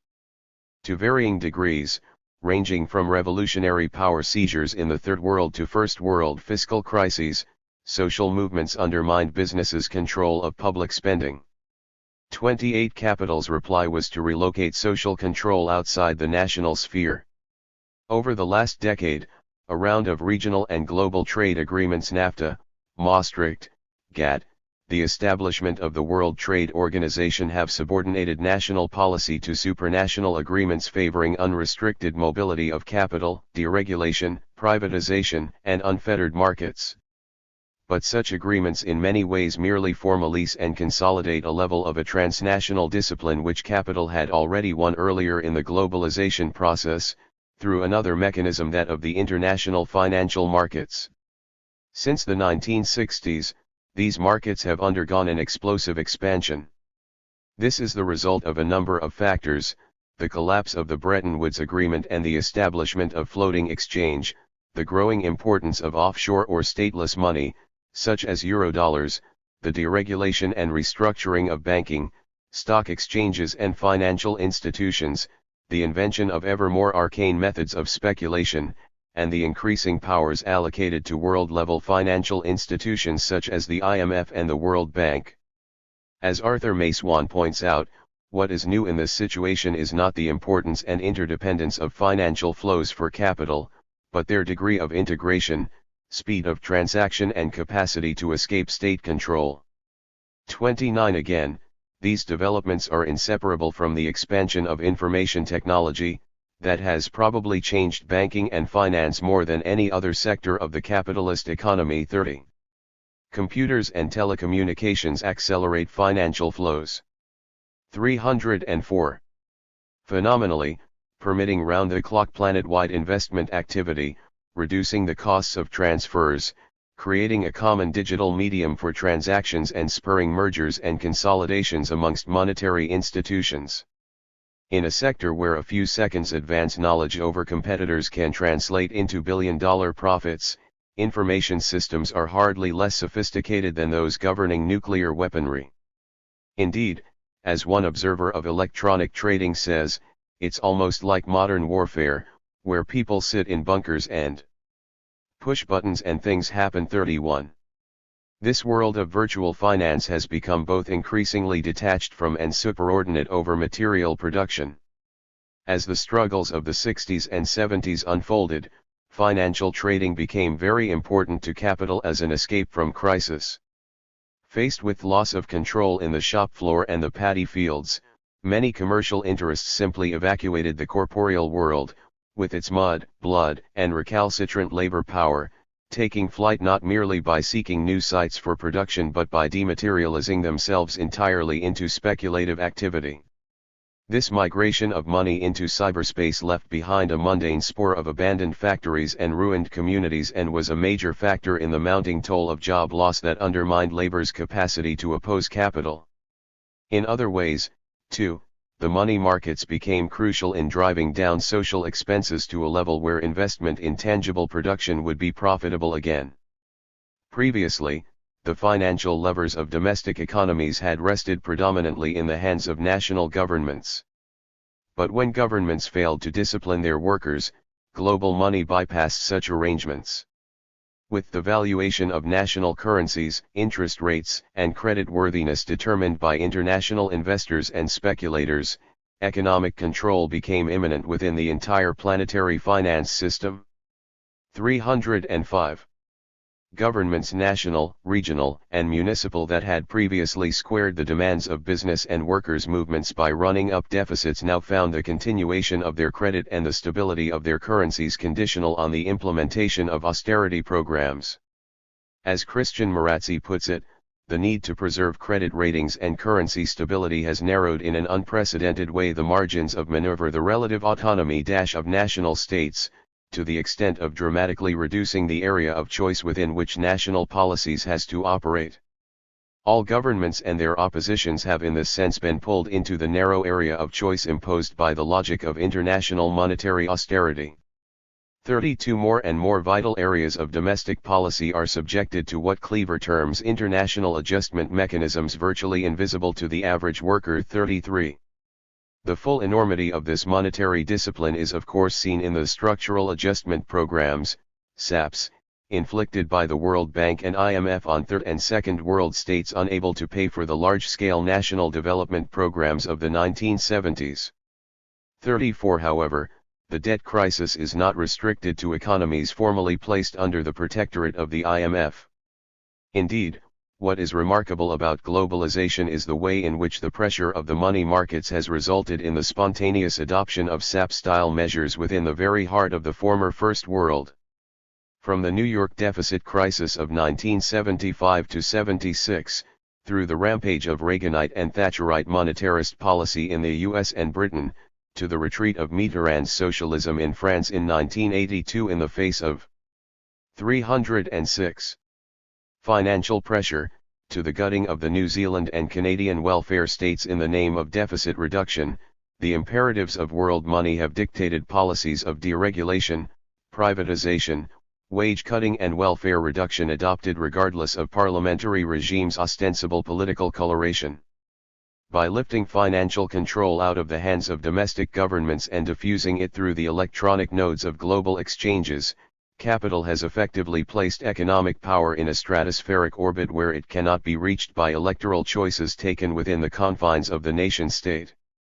It thus raises to a new level the negation of democracy inherent in the private expropriation of the means of production. The resurrection of war. However, the ultimate disciplinary instrument of the world market is, as it has always been, force. War is always critical to capitalist control, as a means for extending its circuits over new domains, dividing opposition, and destroying any threat to the operations of the market. It is therefore hard to overestimate the significance of the series of military reverses inflicted on capital by revolutionary movements from 1945 on in Korea, China, Algeria, Cuba, Mozambique, Rhodesia, Angola, and, most seriously, Vietnam, where the preeminent imperial power went down to defeat, partly due to the disaffection of its own populace. An important part of capital's restructuring has thus been the resurrection of military power as a viable instrument of global command. Amidst privatization and deregulation, one of the few aspects of the capitalist state generally reinforced is the security apparatus. In the US, which retains its position as the principal enforcer for the world market, the 307 Pentagon has carefully investigated ways to circumvent the unwillingness of citizens to sacrifice themselves in foreign wars. This experimentation has followed two routes. On the one hand, there has been a development of high-tech weaponry, cruise missiles, Star Wars systems, first-strike nuclear missiles, stealth bombers capable of fighting highly automated, remote control wars. On the other, there is increasing resort to the low-intensity, covert, proxy or mercenary strategies practiced in Afghanistan, Cambodia, Namibia, El Salvador, Guatemala, and Nicaragua. 35 In both strategies, command, control, communication, and intelligence capacities are vital. Whether in the black satellite systems beaming CIA messages from Virginia to the rainforests of Costa Rica and Cambodia, or the artificial intelligences unwinkingly monitoring the Earth via the orbital platforms of the Strategic Defense Initiative, the new forms of warfare demand omnipresent surveillance, near instantaneous transmission, and precision targeting. The search for global battlefield supremacy brings to bloom some of the most exotically deadly technological orchids of the information age. At the same time, control of information has also assumed a new prominence on the domestic front. Haunted by the belief that the Vietnam War was lost to the television viewers of America, the Pentagon and its allies have devoted increasing thought to the control of public opinion in time of crisis. The fruit of these deliberations appeared in the Malvinas War, the bombing of Libya, and the invasions of Grenada and Panama. Here it was demonstrated that regimes of commercial-style image management, military marketing, press pool control, censorship, blackout, and propaganda, combined with the extreme swiftness of operations permitted by massive technological advantage, could largely stifle domestic dissent. 308. The real flowering of these developments had, however, to await the Persian Gulf War.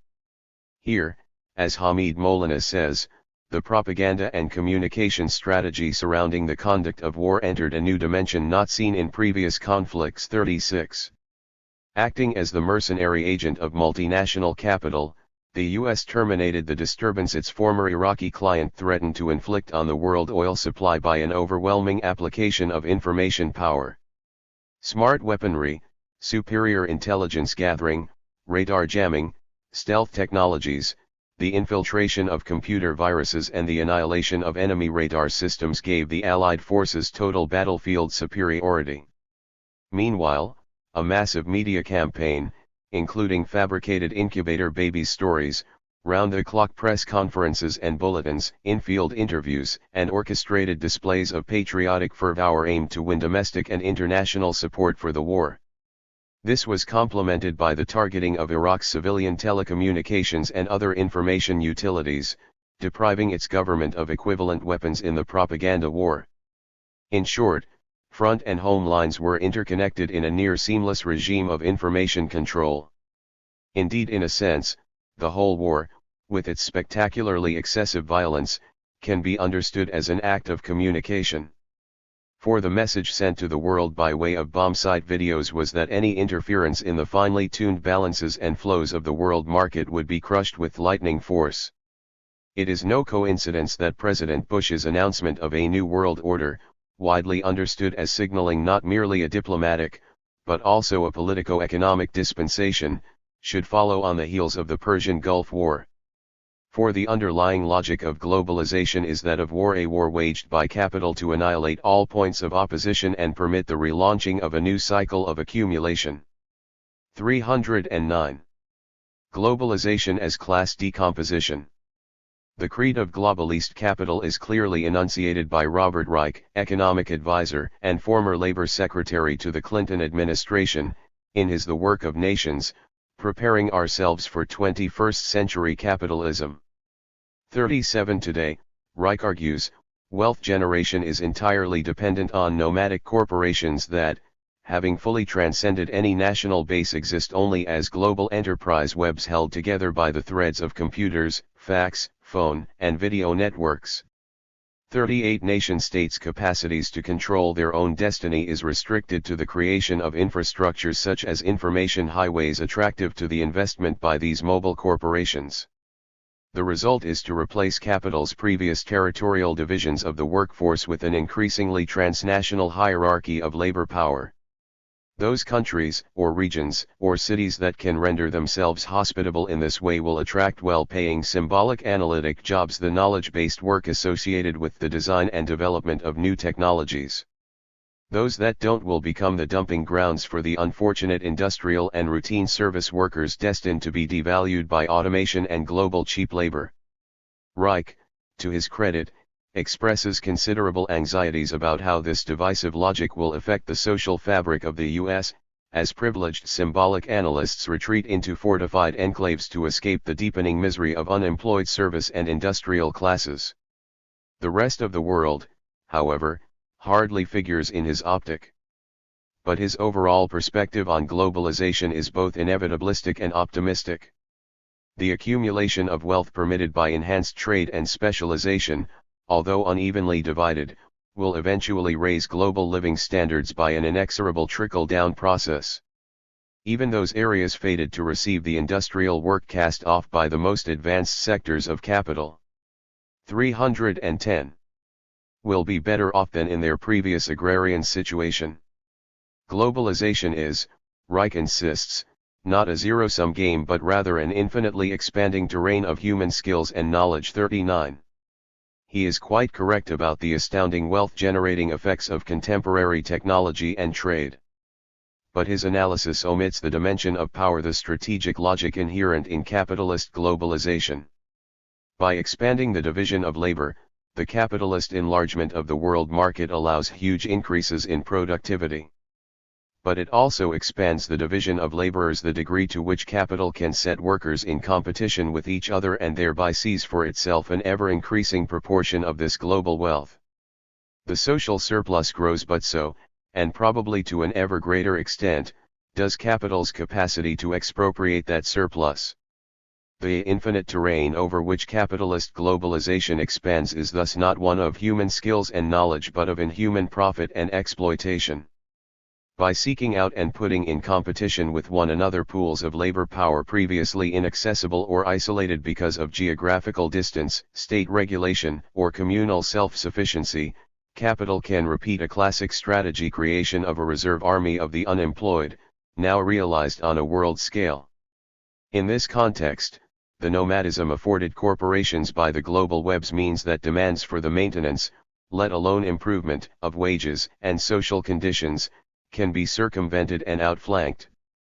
Workers are faced with the choice of acceding to corporate requirements, or seeing the now lighter-than-air means of production software programs and communication nodes relocated elsewhere. There is set in train what Jeremy Brecker and Tim Costello term a 311 race to the bottom, whereby workers across the world are compelled to cheapen themselves into a job by competitively lowering their wages and conditions. 40 Thus, although the new mobility of investment shuffles and reshuffles relative positions in the hierarchy of labor with extraordinary rapidity, its overall drive is toward increased power for capital vis-a-vis the global proletariat as a whole.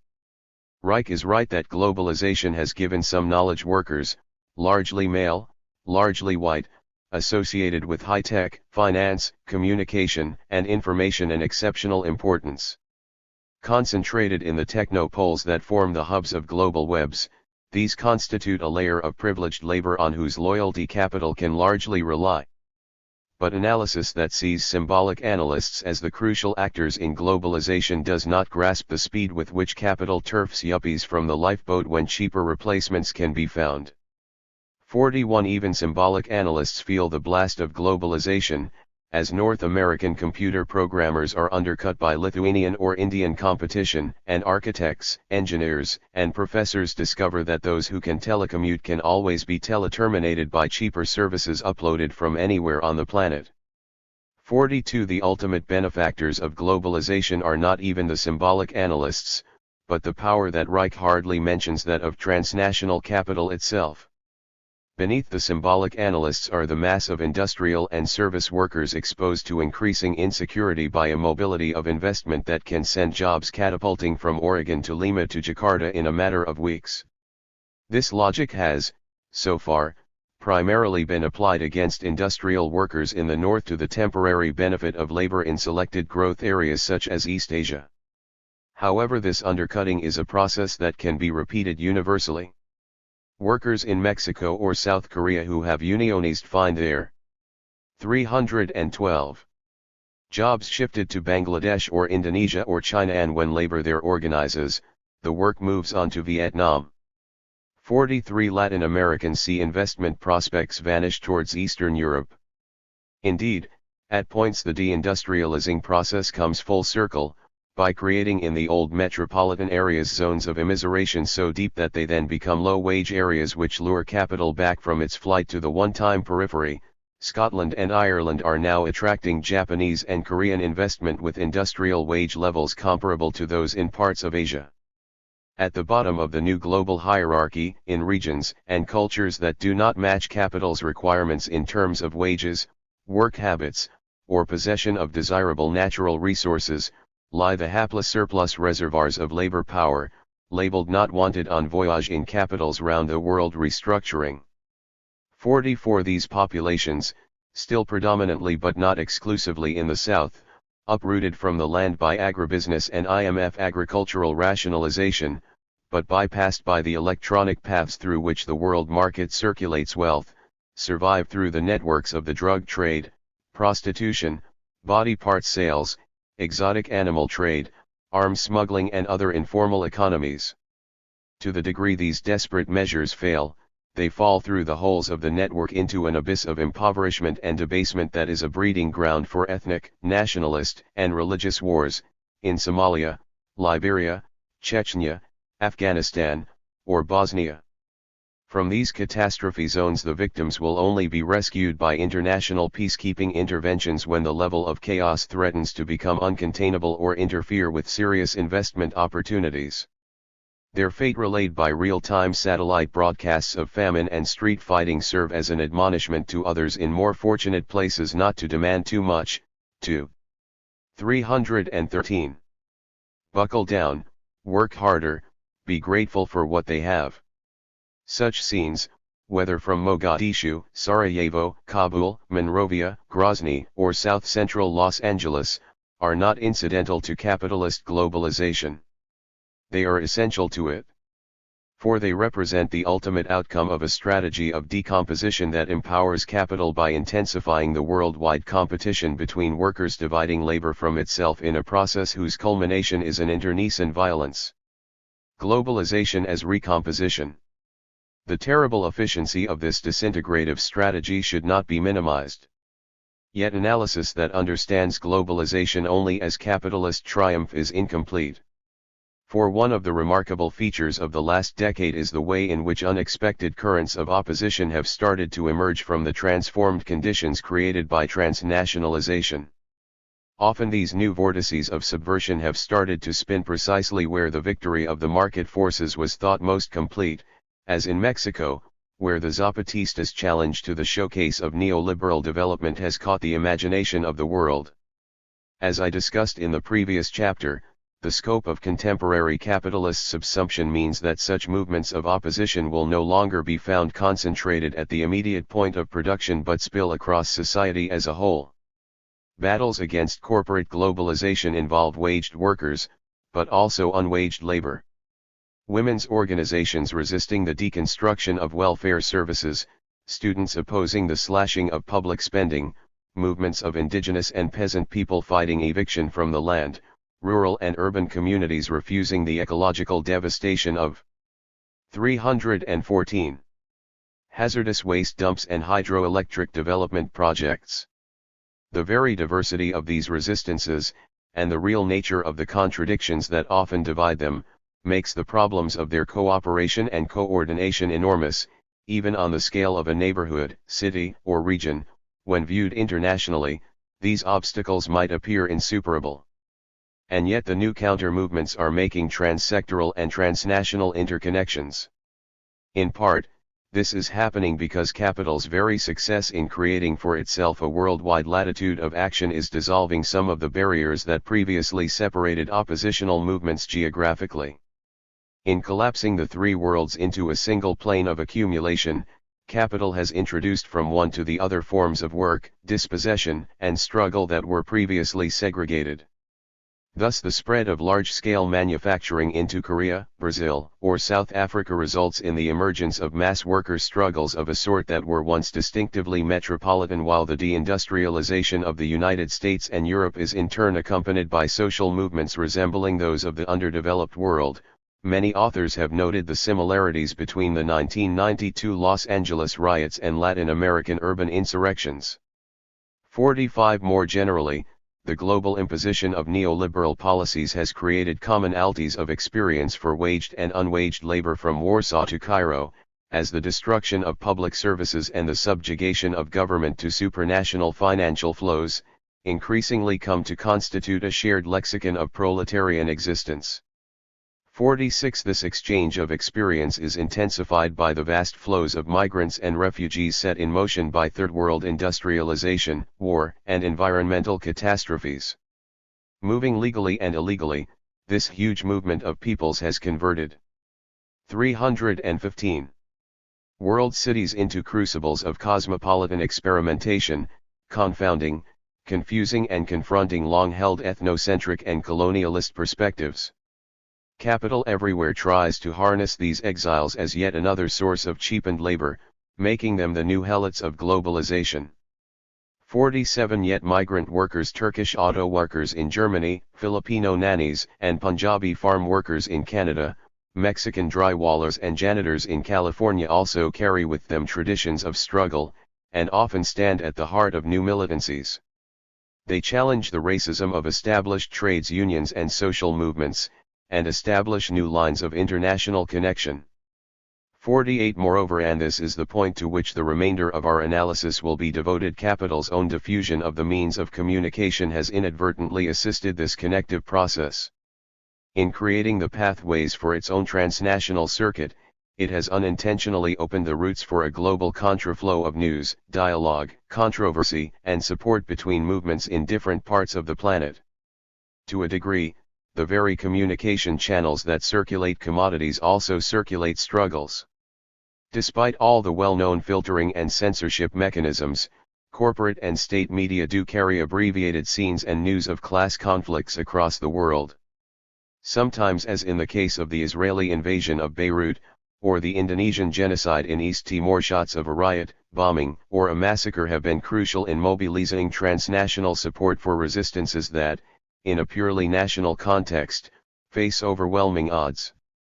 However, to a large extent connections and dialogue between globally distant resistant movements depends on the construction of counter-networks, that while drawing on the technologies and expertise diffused by the world market, reconstruct them into radically new configurations. 316. Thus, while the effect of globalization has often been to more intensely divide workers within a given city, region, or nation, it has, paradoxically, also created the possibility of building alliances across city, regional and national boundaries. Writing of the transnational linkages established by the indigenous peoples' movements, Maria Rosa Dalla Costa has spoken of how, workers and non-natives, ecological movement militants, women's groups, and human rights activists have been attracted into complex support actions, helping and monitoring from various parts of the world. In this process, she says, a hinterland of communication and liaison has been constructed. Across the Americas and in the world, relations of analysis and information have been more clearly and more strongly interwoven. And all this has become the primary tissue for communication between and action by different sectors in the working social body. 49. Dalla Costa speaks of a growing tissue of communication between and action by different sectors in the working social body. This tissue creates connections that run counter to the decompositional logic of capitalist globalization. Somewhere between the ethereal activism of radio and computer networks, and the weary odysseys of proletarians trekking. 317. From San Salvador to Vancouver or from Manila to Kuwait City, a new global class composition is being born. Radiating the information of struggle. More than 20 years ago, the autonomist Romano Alquati suggested that the movements of working class struggles could be analyzed as constituting a network, not just regionally or nationally, but on the international level. This network, he proposed, possessed both vertical and horizontal articulations. Vertical according to the organization of the class at points within and against the capitalist circuit of production and reproduction, horizontal according to the geographical territorial distribution and linkage of these movements within and against capitalist accumulation. 50. In one sense, the structure of the network was given by the capitalist organization of production against which it fought, but, the information passing from the apex to the base of the hierarchy does not correspond to that passing in the opposite direction. In other words, the network of the class struggle, like capital, has its own operational information, its own mechanisms for checking and controlling, but the 318 process based on hierarchical command of capitalist accumulation is turned upside down. 51. This combined vertical-horizontal network of struggles has nodal points of interconnection, points of maximum accumulation of information and greatest direct combination of different moments of the anti-capitalist struggle. From these poles the operational information of struggle is radiated. Such communication about forms, goals, content, organization of struggle was, Alquati said, an indirect, mediated and complex process, operating through a whole series of mechanisms. A form of telecommunication which transcends physical spatial contacts between the nodes that are in communication. 52. Today, of course, these connections are often not just metaphorically but literally telecommunicational. And amongst the many mechanisms by which it proceeds, a crucial one has been the creation of various networks of autonomous media. The emergence of these networks in North America was outlined in the Chapter 5. But a crucial ingredient of the other globalization has been the eruption of similar experiments across the planet. Indeed, a feature of contemporary struggle is the degree to which many of the crucial nodal points from which the operational information of struggle is radiated are to be found in the former second and third worlds. In the third world, the creation of autonomous communication networks were, of course, integral to anti-colonial struggle. One has only to think of Frantz Fanon's observations on the role of radio in the Algerian Civil War. 53. The residual impetus of these 319. Revolutionary experiments propelled the New World Information and Communications Order, the Third World Challenge to U.S. global media dominance. But this complex movement was partly harnessed to the interests of post-colonial state and media elites. Its critique of media imperialism was thus compromised by a certain willingness to overlook internal repressions and exclusions. However, over the last 2 decades, as national governments submit to privatization and deregulation, the focus of information activism in the South has largely shifted from such a state-centered media base towards a proliferation of independent, grassroots, initiatives, arising from sectors in struggle with both local and global rulers, Brazilian street television, video training for Korean trades unionists, township-based South African community radio stations. These media often provide the vital channels for movements opposing capitalist globalization within neighborhood, regional and national boundaries. The political potential of these forms of activism was strikingly, though ambiguously revealed, in the fall of state socialism in the ex-Second World. Here the radio activism of Solidarnosc, the rivulets of samizdat, underground music and media permeating Eastern Europe, the role of computer networks and radio stations media relaying news of the Stalinist Moscow coup, all played an important part in undermining the rule of the Commissars. A similar, but more complex dynamic emerged in the deadly dance of subversion and surveillance surrounding satellite-borne images of events at Tiananmen Square. The relative friendliness of the Western media, not to mention the CIA, toward these revolts makes their success a special case. Yet some would argue that they demonstrate a vernacular familiarity with technology and a popular capacity for the self-organization of communications technology potentially inimical to either state or corporate. 320. Management, and which can be as effectively turned against neoliberal globalism as Stalinist isolation. Others are more skeptical. Against hopeful prognosis about international democratic empowerment through information, they identify the formidable global limitations to and inequalities in access to the means of communication in a world where 40% of the population is without electricity and 65% have never used a telephone. In an essay tellingly entitled, Worldwide Wedge, Peter Golding notes that the terrain occupied by communication goods and facilities is a hilly one, marked by soaring peaks of advantage and dismal valleys of privation. 54. He points out that all information industries are very heavily concentrated in the developed world. This holds from newspaper publishing, where half the world's production is in the industrial East-West, to telecommunications, with more phone lines in Tokyo or New York than in the whole of sub-Saharan Africa. These inequities are even more marked in computer-mediated communications, which are, as Golding notes, not so worldwide after all, since large portions of Africa, Asia, and Latin America currently lack all but minimal connections to the Internet. 55. These problems are compounded with inequities in the availability of technical training, and with problems around translation for digital media, in which English remains the lingua franca. The implication of such analysis is that the potential for information activism remains limited to a few relatively privileged zones. These objections are substantial enough to damn any naive political optimism. But they are not sufficient to dismiss the possibilities for a significant enlargement in the network of struggles. Capital is, for its own reasons, diffusing and cheapening access to many information technologies.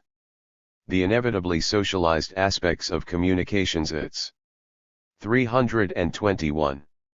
Broadcast and network aspects, which increase in value according to the number of recipients and participants, means that in many areas business is working very fast to extend the reach of its circulatory apparatus. At NT Submarine Systems aims to complete Africa 1, the fiber optic undersea cable that will create a communications ring around the continent, by the year 2000. Televisions, transistors, and Walkmans are already available in areas without schools, running water or medical care. 56. More of this distorted universalism can be anticipated. More importantly, extreme pessimism about global access to communication resources underestimates the ingenuity of the various communities appropriating these technologies for their own purposes. Movements that would seem at the furthest remove from high-tech, such as those of the Mayan peasants in Chiapas, or Indian farmers fighting multinational seed patenting, or the Kayapo and other indigenous peoples in the Amazon opposing World Bank development, are interfacing advanced communication networks and highly traditional forms of mobilization. 57. They are constructing hybrids of pre- and post-industrial communication forms. I have seen film of the village-by-village oral education used by the campaigns of Indian farmers and peasants against GATT. These films were brought to North America by Canadian organic farmers, themselves involved in opposition to agribusiness, who in turn cull and relay information about these companies via the internet to university-based members of the Indian movement. 58. This sort of interaction constructs patterns of activism that defy prediction. Further, the transfer of technical expertise and experiences in the establishment of counter-communications is itself becoming a focus of political organizing. The transfer of old computers from north to south, for example, has become a commonplace of 322. International solidarity activities. These global connections, both on a north/south and south/south axis, are taking organizational form. Alternative radio activists have formed the World Association of Community Broadcasters, AMARC.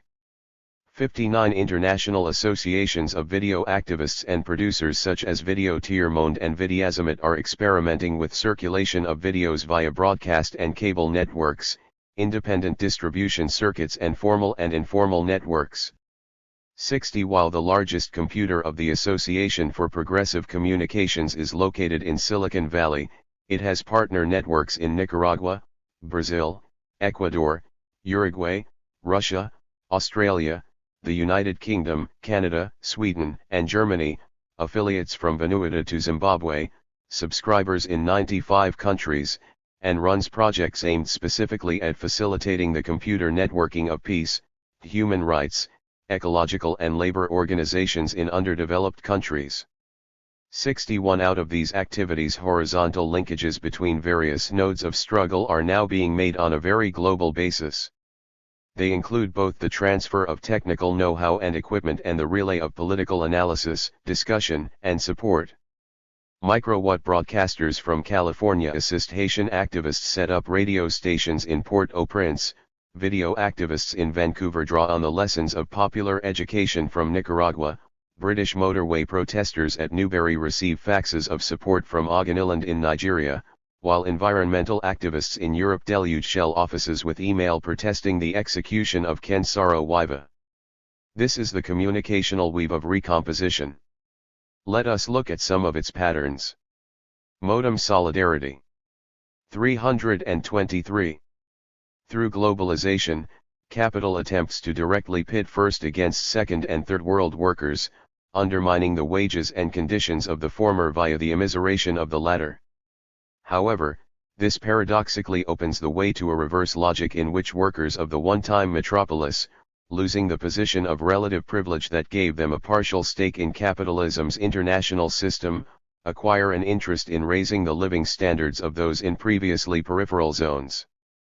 Northern workers might and often do attempt to insulate themselves from globalization by traditional forms of protectionism. But this strategy depends upon business support, at the very time when multinational capital has decisively rejected such an option. An alternative is for first world workers to seek alliances with their counterparts elsewhere in the world. Over the period of capitalist global restructuring, the slogan, "When they win, we win," has begun to be heard within the most progressive sectors of US and European trades unionism, and there has appeared a tentative web of connections between metropolitan and peripheral labor. 62 instances include the 10-year Solidarity campaign by U.S. trades union and church groups supporting the occupation of a Coca-Cola plant in Guatemala City, networks of international sugar workers formed around issues of land reform and crop diversification, auto workers conferences involving U.S., European, Malaysian, Brazilian, Japanese, and South African delegates, US-Japan worker-to-worker meetings in the computer industry, South African unionists painting murals for striking Minnesota. Meat packers fighting an apartheid-implicated employer, West Virginia steel workers forging links with Swiss, Dutch, and Eastern European unions and green movements to beat their multinational employer. The international connections spun amongst maritime labor around a Liverpool. 324. Dockers strike, and the burgeoning networks of transnational support amongst female homeworkers, discussed in the next section. 63. Reviewing such initiatives amongst U.S. labor in the late 1980s, Kim Moody suggested that their strengths included an activist orientation and the bypassing of bureaucracies in favor of direct communication among militants. Their corresponding weaknesses were lack of resources and frequent suspect status of participants within their own unions. 64. A decade or so later, these obstacles are far from dissolved. But such projects of international solidarity have largely under the impact of free trade agreements such as NAFTA become increasingly common. They turn not only on person-to-person contact, but also on communication via film, video, fax, and computer networks. In a series of important articles, Peter Waterman has analyzed the role of communications in forging the new labor internationalism, focusing particularly on labor's growing involvement in computer-mediated communications. 65. By the mid-1990s this had produced two major networks, the US-based LaborNet and the European Genet devoted to union matters, and a number of activist conferences, in locations from Manchester to Moscow. This labor interest in computerization, Waterman says, arises largely from the obvious need of trades unions facing multinational corporations to possess communication capacities matching those of their managerial antagonist. Increasingly, such unions use large-scale databases to track information on companies' financial status, health and safety regulations, and collective bargaining practices, email for internal communications and solidarity appeals, and bulletin boards for membership orientation and discussion. But while such networks facilitate the conduct of traditional trades union activities on a larger scale, with greater speed, Waterman observes that their operation 325 also often replicates the classic limitations of business unionism, centralist control, a purely corporate basis of organization, and narrow or non-existent political aims. However, he goes on to suggest that in Europe, over the 1980s, a new, more expansive approach to modem solidarity began to emerge. This resulted from the interaction of international trade union organizations and a loose ensemble of radical activists, NGOs, communication specialists, and researchers, whose base lay not so much in the European unions as in a variety of third-world collectivities. While the perspective of online unionists from the core tended to be pragmatic and utilitarian, those from the periphery were more innovative and experimental, opening up alternative visions and utopian prospects. 66. These wider visions included the use of networks in alliance building between unions and other social movements, recognizing differences in needs and skills amongst the various potential participants, and emphasizing improved communication as a component of inter- and intra-organizational democracy. As representative of this broader style of online solidarity, Waterman cites examples such as South Africa's WorkNet, developed by the alternative press in the anti-apartheid struggle and subsequently used by trades union, church, media, and housing movements, the Asia Labor Monitor Resource Center, started by radical church activists in Hong Kong on the basis of U.S. computer familiarity and ever-cheaper East Asian computers, to circulate information about worker struggles in China, Taiwan, South Korea and Hong Kong. Mujer a Mujer, a collective of Mexican, U.S., Canadian and Caribbean women's groups representing waged and unwaged female labor who use online communication in their transcontinental opposition to neoliberal restructuring. 67. 326. One particularly telling example involves Glassnet, the Moscow affiliate of the Association of Progressive Communication. In the Second Moscow coup of October 1993, where Yeltsinite forces of free market capitalism re-repressed democracy, 3 members of the Independent Russian Party of Labor, including author Boris Kargilitsky, were arrested by police, charged with planning to attack a radio station, systematically beaten, and threatened with death.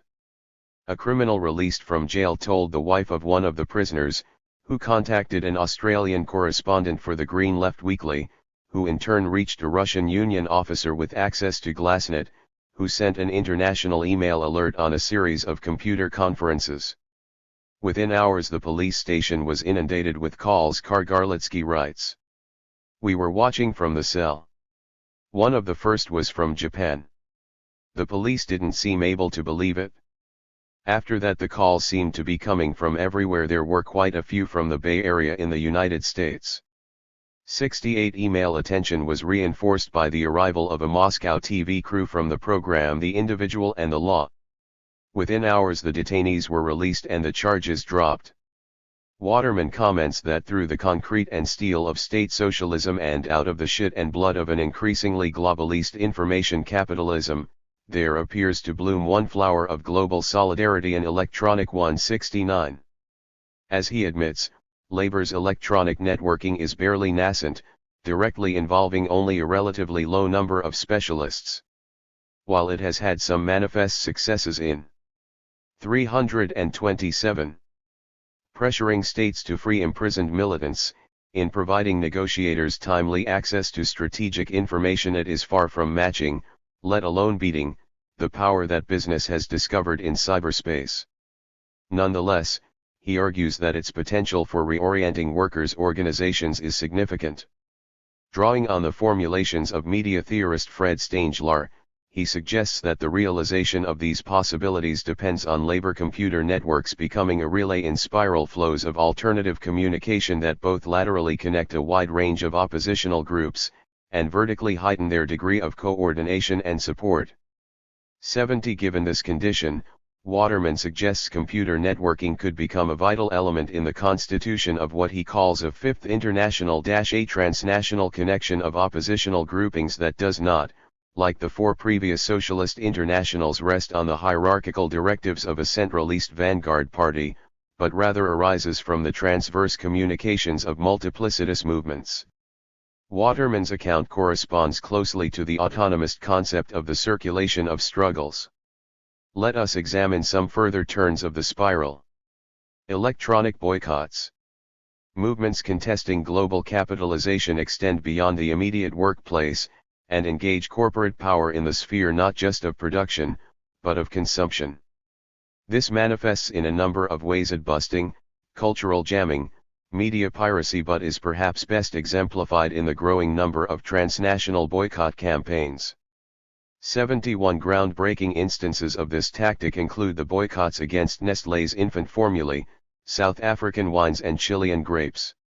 Recently, these examples have been widely emulated by human rights, feminist, environmental and labor groups. Targets 328 include clear-cutting by forest companies from British Columbia to Sarawak, Indian carpets made by child labor, U.S. coffee bars supplied by super-exploited Guatemalan plantation workers, toys produced in the super-hazardous factories of China, Hong Kong, and Thailand, and North American clothing chains selling garments manufactured in Taiwanese-owned sweatshops located in El Salvador. In many ways, capital's own globalizing momentum opens the door to such counterattacks. By making the effects of sweated labor and intensified environmental destruction reverberate worldwide, planetary corporations unintentionally prompt the making of connections between conditions at the point of production and decisions at the point of sale.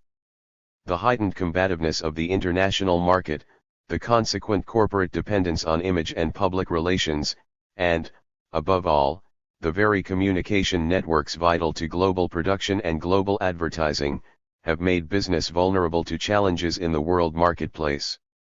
Thus, for example, a campaign waged by labor, religious and other groups across North America against the exploitation of sweated labor by the sportswear giant Nike could focus on the fact that in 1992 the company paid basketball superstar Michael Jordan more for his promotional efforts than the combined yearly income of 30,000 young Indonesian women who toiled to piece together the sneakers he advertised.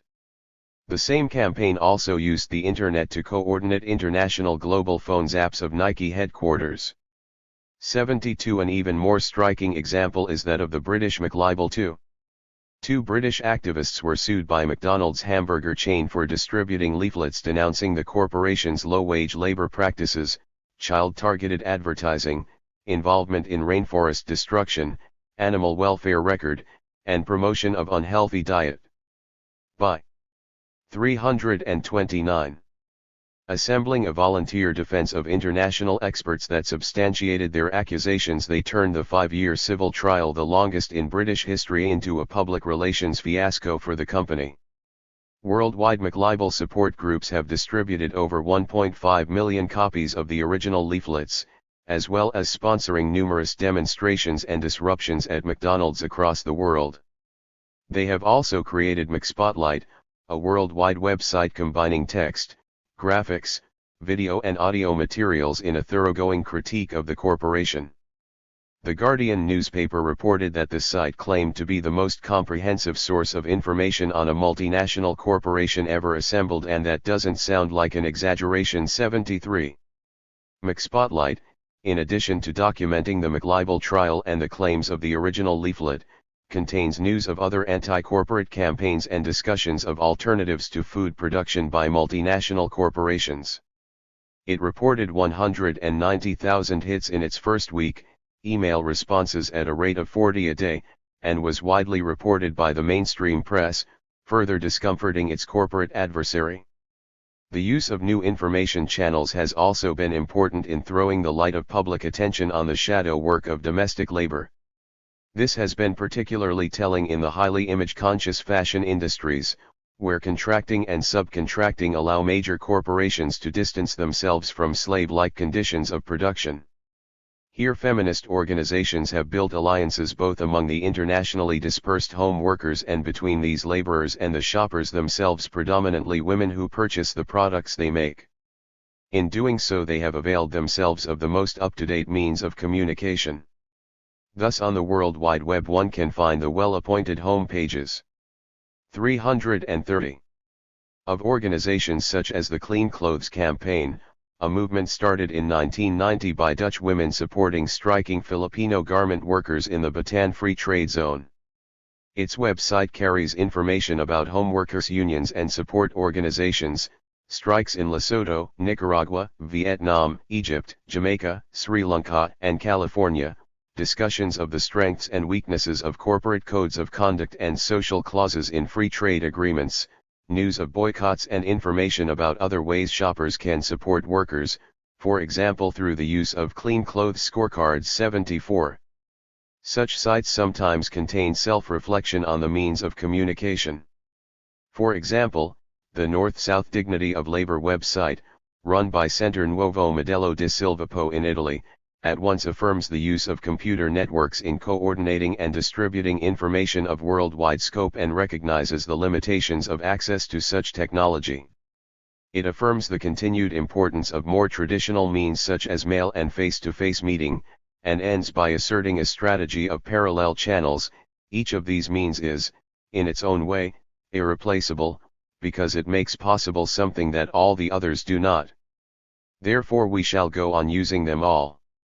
This is not the place to analyze all the strengths and pitfalls of boycott tactics. They can, without careful agreement amongst the different parties involved, lead to disastrous contradictions. 75. But the experiments described here do seem significant. They show electronic communications deployed to link labor, ecological and feminist perspectives, connecting oppositions to capital across the fields of production, consumption, and reproduction. Aimed at specific products, they nevertheless inevitably prompt questioning of the consumerism that is the complement to capital's doctrine of endless work.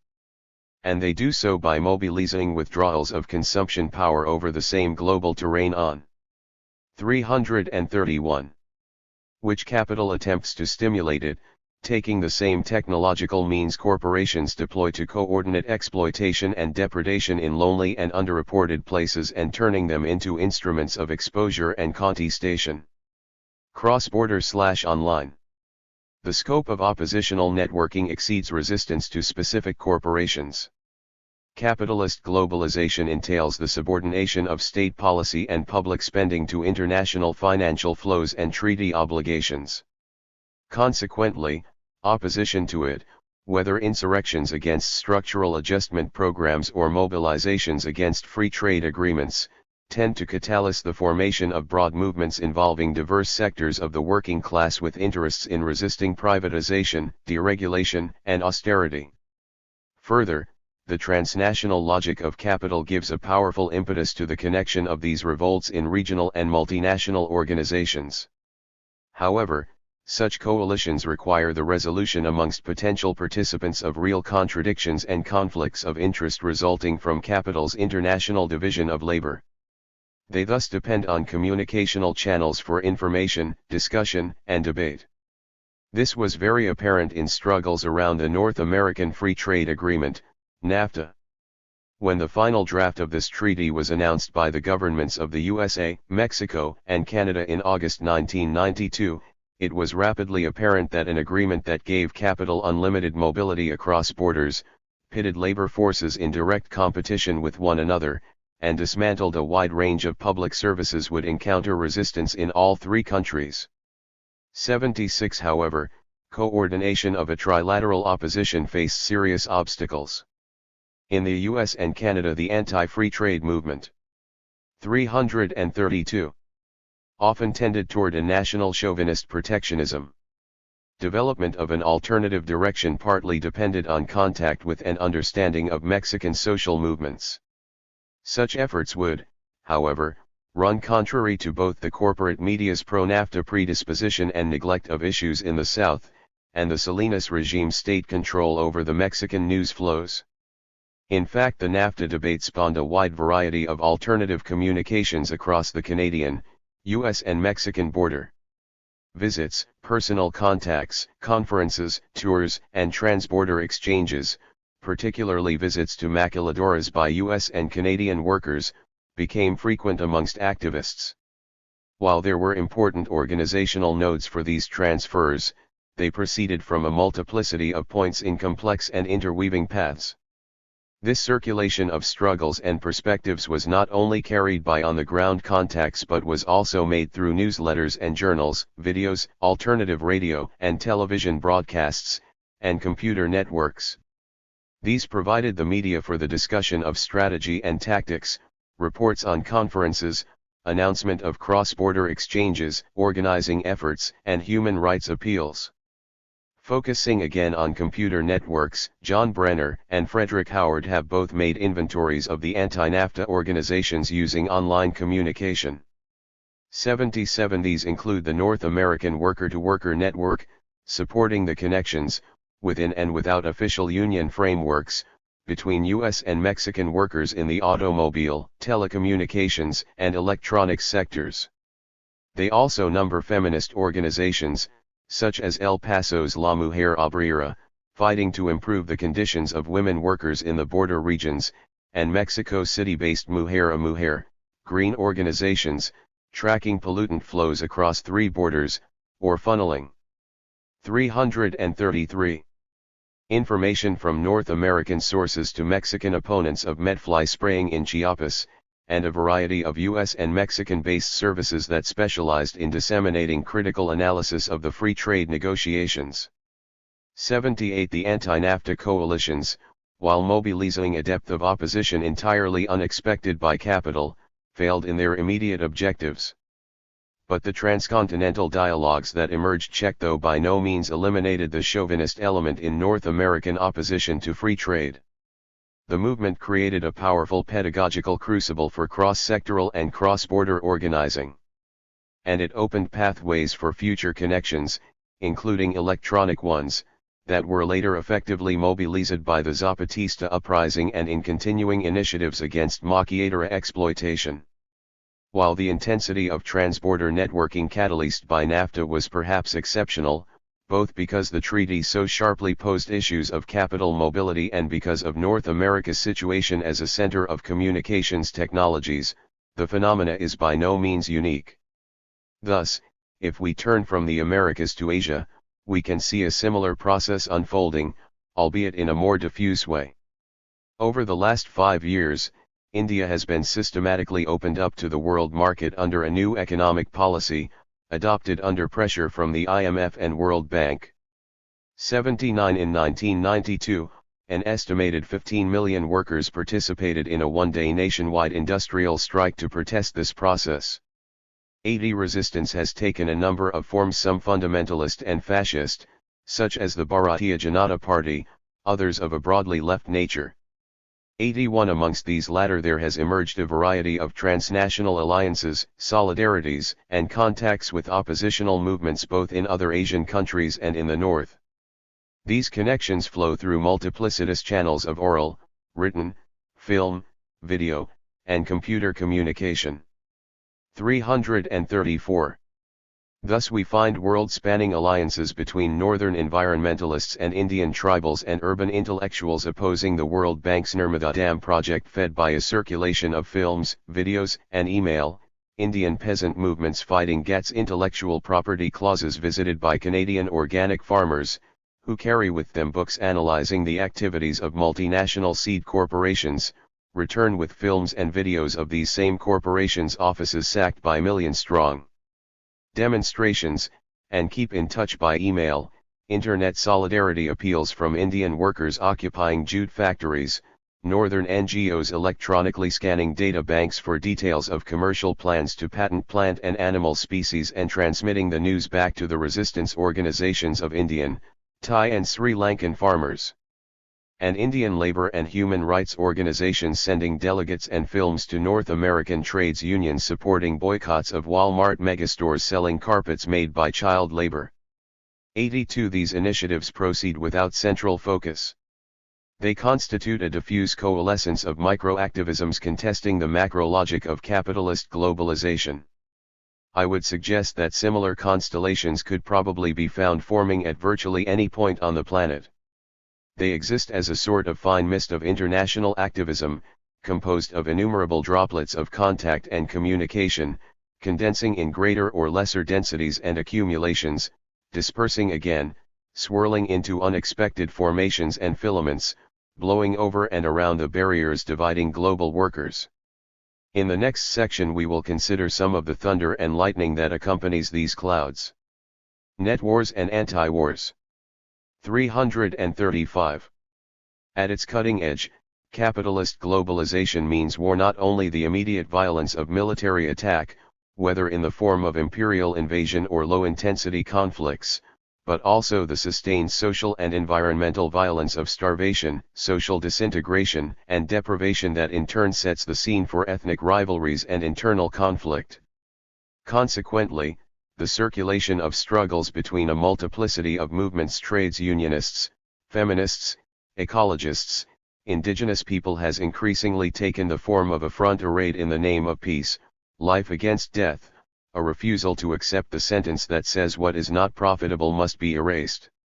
The great international mobilization of the anti-nuclear movement of the 1980s, which was colored by the particular interest of the inhabitants of the North in avoiding the punctual holocaust of nuclear Armageddon, has in a sense broadened and deepened to become a demand, enunciated from a wide variety of sites, for the end of the everyday holocausts proliferating all over the planet. This perspective is not strictly pacifist, since it usually entails recognition of the right of resistance against exploitation and degradation. But it seeks to block the infinitely greater exterminatory violence brought to bear on such revolts, in order to defend a space for the creation of alternative social options. The new counter-networks transmit an old slogan: bread and peace. Communication is, again, vital for exposing the actual or potential atrocities that capital prefers to have executed in secret. The most striking example is of course the uprising of the Zapatista Army of National Liberation against the Mexican government in 1994, a revolt that specifically denounced capitalist globalization as the culmination of a centuries-long dispossession of the people of Chiapas. In an important analysis, Harry Cleaver has suggested that the success of the EZLN in avoiding the normal fate of peasant. 336. Revolts in Mexico outright massacre was partly due to their weaving of an electronic fabric of struggle. 83. Despite the Zedillo regime's control of Mexico's mainstream media, the EZLN was able to rapidly disseminate its own communiques not only within Mexico but globally. This was accomplished largely through the network of electronic contacts established via the Internet during the NAFTA campaigns.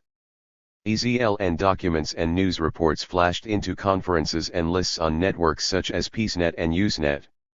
They were then rediffused, accompanied by additional information, analysis, and discussion from those familiar with the situation in Chiapas, into other parts of the Internet, and from thence into left-wing newspapers, magazines, and radio stations, and, eventually, into the mainstream press.